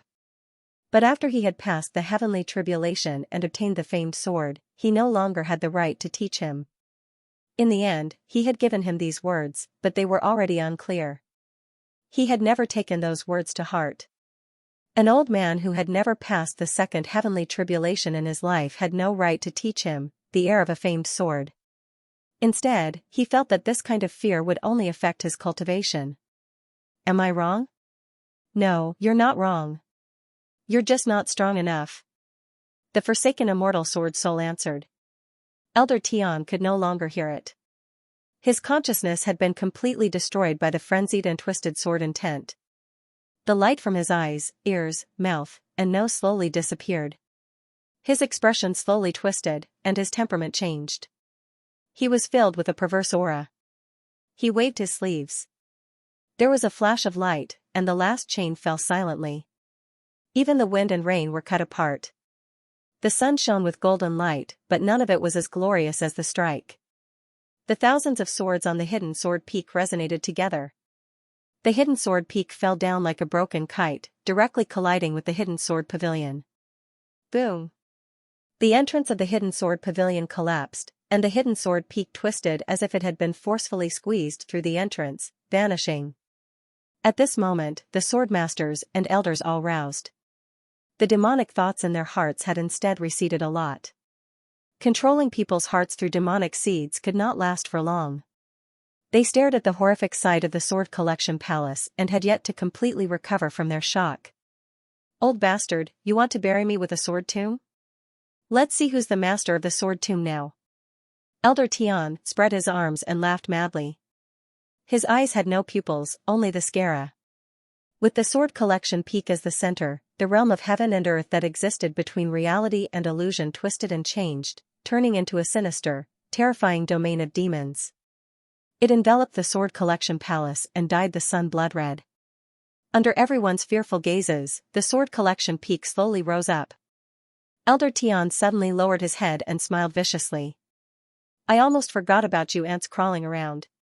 I've already waited several thousand years for this day. His old face became even more vicious.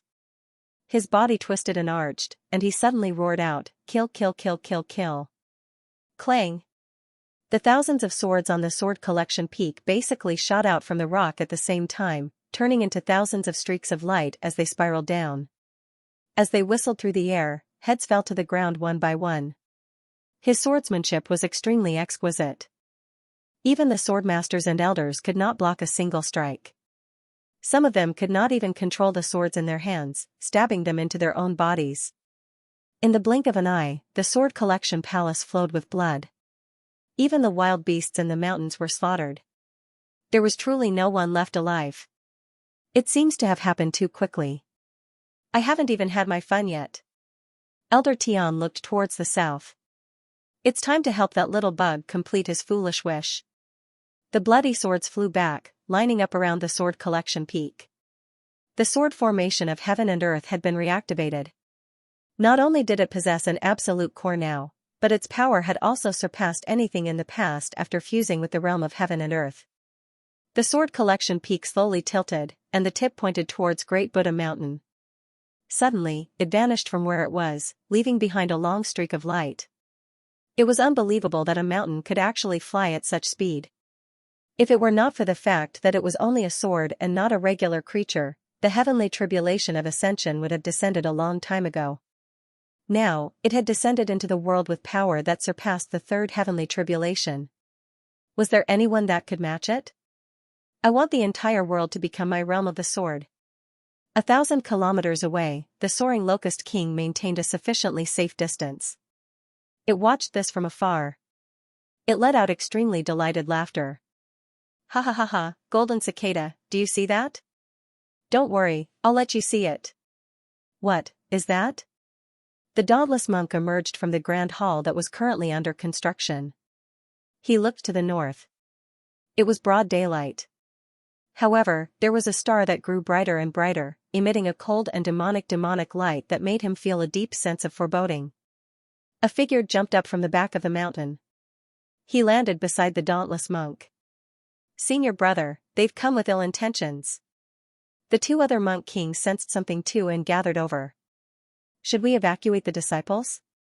No, it's too late. Activate the spell formation and prepare to face the enemy. So fast. What is that? A monk king formed a seal with both hands and pointed at his temples at the same time. 2 golden rays shot out from his eyes as he used the heavenly eye to see the devil star clearly. He was stunned. That seems to be Hidden Sword Peak. What? The dauntless monk was in disbelief. A few days ago, Xianxia had carried an entire mountain, which had already left everyone extremely shocked. The sword collection peak was not small either, so how could he fly through the air with such speed? Elder Tian from the sword collection palace is up there. Impossible. He can't possibly have such magic power. Don't worry about it so much. Guardian King subdues demons. The 4 Guardian Kings fell into a formation together, and a furious Guardian King rose up from the ground, standing on Great Buddha Mountain. He swung his Vajra pestle and received the devil star that grew closer and closer. The sword collection peak whistled through the air. Just when everyone thought it was going to collide with Great Buddha Mountain, it stopped without any prior signs, which made it seem even more strange. Finally, there are a few decent fellows worth killing. Elder Tian tilted his head and smiled at the furious Guardian King. His body seemed extremely uncoordinated, like a marionette on strings. You're not Elder Tian. Who are you? The dauntless monk asked in surprise. Whether it was the ever-changing sword realm of heaven and earth or the thousands of actual swords, they both allowed him to directly sense the enemy's strength. Who am I? Who am I? Who am I? Elder Tian's expression changed several times, making various twisted and exaggerated expressions. Suddenly, he let out a vicious laugh. Dead people don't need to know. In the vast ink sea, there was only one small island. There were mountains, rivers, trees, flowers, birds, fish, and insects on it, but they were all ink black, wavering between reality and illusion. They would even alternate with one another from time to time. In a small, thatched hut on the island, Chu Danqing faced the space before him, focusing on painting. Beside him was the Dragon King of the Sea who stood with his hands behind his back. When Chu Danqing stopped, the birds at the tip of the brush came to life and flew out the window. There were only a few strokes, extremely simple, but also extremely vivid. The Dragon King of the Sea nodded. Not bad. Thank you for your praise, Master. Chu Danqing said. A pair of dragon's eyes suddenly condensed in the Dragon King of the Sea's hollow eyes. He raised his head and gazed into the distance, frowning deeply. Master, what's wrong? Chu Danqing asked. It's broken free, the Dragon King of the Sea said. Who is it? A demon sword. The ink sea suddenly surged. Great waves rose like mountains. With a mighty dragon's roar, an ink dragon rushed into the air. The world rumbled and flickered. Under the impact of the tribulation lightning, the golden cicada spirit king gradually broke free from his shell, reverting to the form of an infant. His eyes were slightly closed, and his expression was tranquil. Lines of Sanskrit floated over his body. Li Qingshan held his breath. The most crucial moment had finally arrived. Whether he could ascend successfully or not would depend on this moment. Golden cicada, are you leaving? The soaring locust king's voice rang out from the underground cavern, like the sounds of countless locusts flapping their wings had merged together. Golden cicada, oh golden cicada, I once trusted you so much. Just what has this betrayal gotten you? The position of abbot of the Chan monastery of Devanaga? He. Forceful attacks didn't work, so you've changed to bewitching him? Gu Yenying said. You really won't give up. Li Qingshan was unconvinced. With the golden cicada spirit king's willpower, how could a few words sway him? The golden cicada spirit king was completely unfazed. He brought his palms together solemnly, enduring the attacks of the tribulation lightning calmly. Everything you've done has come to nothing. You want to protect the people of the world, but I've devoured 10 times more mortals than last time. You want to save the Chan monastery of Devanaga. Very soon, there won't be a single living person left on Great Buddha Mountain, and the demon domain will invade the 9 provinces once more. And this time, no one will be able to stop them. The entire world will fall. If all living things don't demonify, they'll die. Where's your mercy? What the hell is he talking about?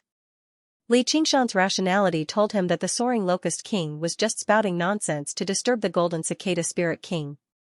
However, his instincts told him that the soaring locust king was serious. Qingshan, something's not right. Gu Yenying held a copper coin and divined urgently. Li Qingshan closed his eyes and powered the spirit turtle to sense around. Suddenly, he sensed that the people close to him were in great danger. Under the tribulation cloud, the swarm of insects surged out from the underground caves and spread out on the uneven ground, like an undulating sea of insects. Billions of locusts opened their wings at the same time, strangely reflecting a mountain peak that looked like a Buddha. The sun was shining brightly, but Great Buddha Mountain was shrouded in a huge shadow. Hidden Sword Peak. Li Qingshan's pupils shrank as he saw the source of the shadow. Oh no, his target is the Chan monastery of Devanaga. Gu Yenying frowned. Buzz. The Hidden Sword Peak let out a sword cry, and all the sword edges trembled with it, turning into tens of thousands of sword lights, whistling down like a meteor shower. The sound of Sanskrit rang out again, but without the accompaniment of the bell and drum, it seemed very weak and almost drowned out by the whistling sound. The formation can't hold on for much longer. Attack, the dauntless monk ordered. Good, the 3 monk kings said in unison. Bang! The glaring Vajra leaped up from Great Buddha Mountain, swung his Vajra against the rain of swords, and struck towards Hidden Sword Peak. Demon vanquishing Vajra. The tip of the pestle shone with an extremely bright light, like a golden star rising into the sky. However, to the dauntless monk's surprise, the whistling rain of swords did not stop their attacks. They swam around in the surroundings and formed a sword formation of heaven and earth, sealing up the entire mountain. Not only does he want to destroy the demon suppression hall, he also wants to kill us all? There's no difference. As long as the hall lives, I live. If the hall dies, I die, the unraging monk said firmly. Watching over the demon suppression hall was his mission. The other 3 monk kings had resolute expressions as well. Even if they had to put their lives on the line, they had to stop the invasion of the demon territory, and there was absolutely no reason for them to flee in the face of battle. Heaven and Earth Sword Chi. Elder Tian revealed a twisted, cold smile. He got into a stance and pointed at the Hidden Sword Peak below him. Charge! The Hidden Sword Peak suddenly emitted a magnificent streak of light. Li Qingshan basically treated it as tribulation lightning. He never expected the power of the Hidden Sword Peak to be so terrifying. It was definitely not something the Chan monastery of Devanaga could block. Do you see that? Golden Cicada, this is the fate of the Chan monastery of Devanaga. Very soon, the demon domain will descend once more. You can imagine the fate of the 9 provinces. Don't you have a merciful heart? If you want to ascend at this time, where can you escape to? The soaring locust king roared with laughter. The golden cicada spirit king glanced down. His ascension immediately came to a halt, and his mind trembled slightly. The Chan monastery of Devanaga held extraordinary significance to him. He had once comprehended his true self there. Set foot on the right path. The consequences of the destruction of the demon suppression hall were even more unimaginable. He couldn't help but look at Xianxia. Just focus on transcending the tribulation. Their plot will not succeed. Yenying, I'll leave this to you. Xianxia suddenly unfurled his phoenix wings and released a wave of air. He flew towards Great Buddha Mountain. He felt rather uneasy. He had a vast network of friends, but there were not a lot of people he was close to. The unraging monk was an extremely important one. He thought, Master, you have to hold on. But I also want to, forget it. Gu Yenying blew at the corner of her mouth, brushed away a few strands of hair in front of her forehead, and looked down at the swarm of insects. We can watch from here anyway. With a boom, the ground cracked, and soil and rock were thrown into the air. The image formed by the swarm of insects was ripped to pieces by the shockwave. Xianxia's mirror clone stood on the ground. His promise to the golden cicada spirit king was still valid. Fine. Gu Yenying closed her eyes. The golden cicada spirit king smiled and looked away. Ha ha ha ha, golden cicada, do you think he can stop the forsaken immortal sword? And right now, who's still going to stop me? The soaring locust king laughed madly. The voice was no longer the collective buzzing of the swarm of insects. Instead, it originated from even deeper underground. It was dry and hoarse, and a violent demon chi rushed into the air, mixed with gloomy demon chi. Gu Yenying shivered inside. The soaring locust king's original body had arrived. Everything he had done was for the golden cicada spirit king in the end. All the swarm of insects surged out from underground, but they did not rush up in a frenzy. Instead, they lined up and formed a formation, constantly changing. It was as if a chaotic army had a leader, and the atmosphere changed. The soaring locust king stepped on the insect cloud and slowly rose from underground, standing at the core of the formation. It was the absolute master of this army of locusts. A pair of cold compound eyes stared at the golden cicada spirit king in the sky, carrying with it a bone-deep hatred. Before he even made a move, he had already given Gu Yenying a huge pressure that she had never felt before. Xianxia is here. Xianxia urged his clone to step on the sea of insects, cutting through the waves and punching towards the soaring locust king. Layers of black shockwaves stacked up, giving people the illusion that it was moving slowly. Although the clone only had 30 to 40% of his original body's strength, the destructive power of this punch was already above that of a normal demon. King. He wanted to kill the general of the army and defeat this army of locusts. The soaring locust king waved his hand without turning back. A withered yellow hand formed by locusts rose from the sea of insects, slapping towards Xianxia. Boom! The fist and the palm collided, and a wave of air swept out. The withered yellow hand collapsed, and Xianxia's clone was also slapped away. He spread his wings and steadied himself, frowning. The soaring locust king's current strength is indeed as strong as Gu Yenying said. If his enemy was me, I could still deal with him, but to stop him from interfering with the golden cicada spirit king's tribulation is almost impossible. And this hatred is too great, there's no way to pull it back. What should I do? The soaring locust king ignored everyone else, only the golden cicada spirit king in his compound eyes. He clenched his claws tightly. Golden cicada, you will pay the most terrible price for everything you've done, including your life. Sigh. The golden cicada spirit king sighed, unable to refute. It was all karma. Subdue the demon. The 4 monk kings roared in unison. Vajra went against the flow, breaking through the whistling sword light, and the Vajra struck the hidden sword peak. At this moment, the mysterious figure of Elder Tian suddenly appeared. His left hand waved his big sleeve, and his right hand formed a sword with his fingers, lightly touching the forehead of the Vajra. Thump. Like a long, drawn-out chime, the Vajra remained still. Its body dimmed. After what seemed like a very, very long time, a crack extended from its forehead, spreading across its entire body. The crack shone with golden light. Boom! The Vajra shattered, and the formation collapsed. The 4 monk kings fell out of the sky, their faces filled with disbelief. They could accept defeat. Li Qingshan had just defeated them in an open battle not long ago, but a crushing defeat like this was far too quick and unbelievable. The Guardian King's formation of demon subduing was the most powerful formation of the Chan monastery of Devanaga. It was open and aboveboard, without any openings. Even Li Qingshan could only break through it with absolute strength.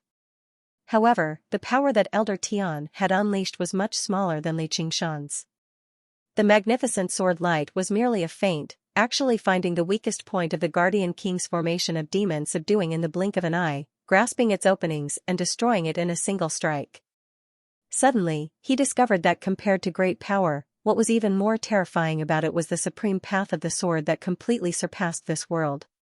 He, how dare you show off before me with tricks that are nothing more than acrobatics? You can all go die. Elder Tian stuck out his scarlet tongue and spread his fingers, swinging them down. End of chapter 11:10. Don't forget to subscribe, like, and share the video to support the channel.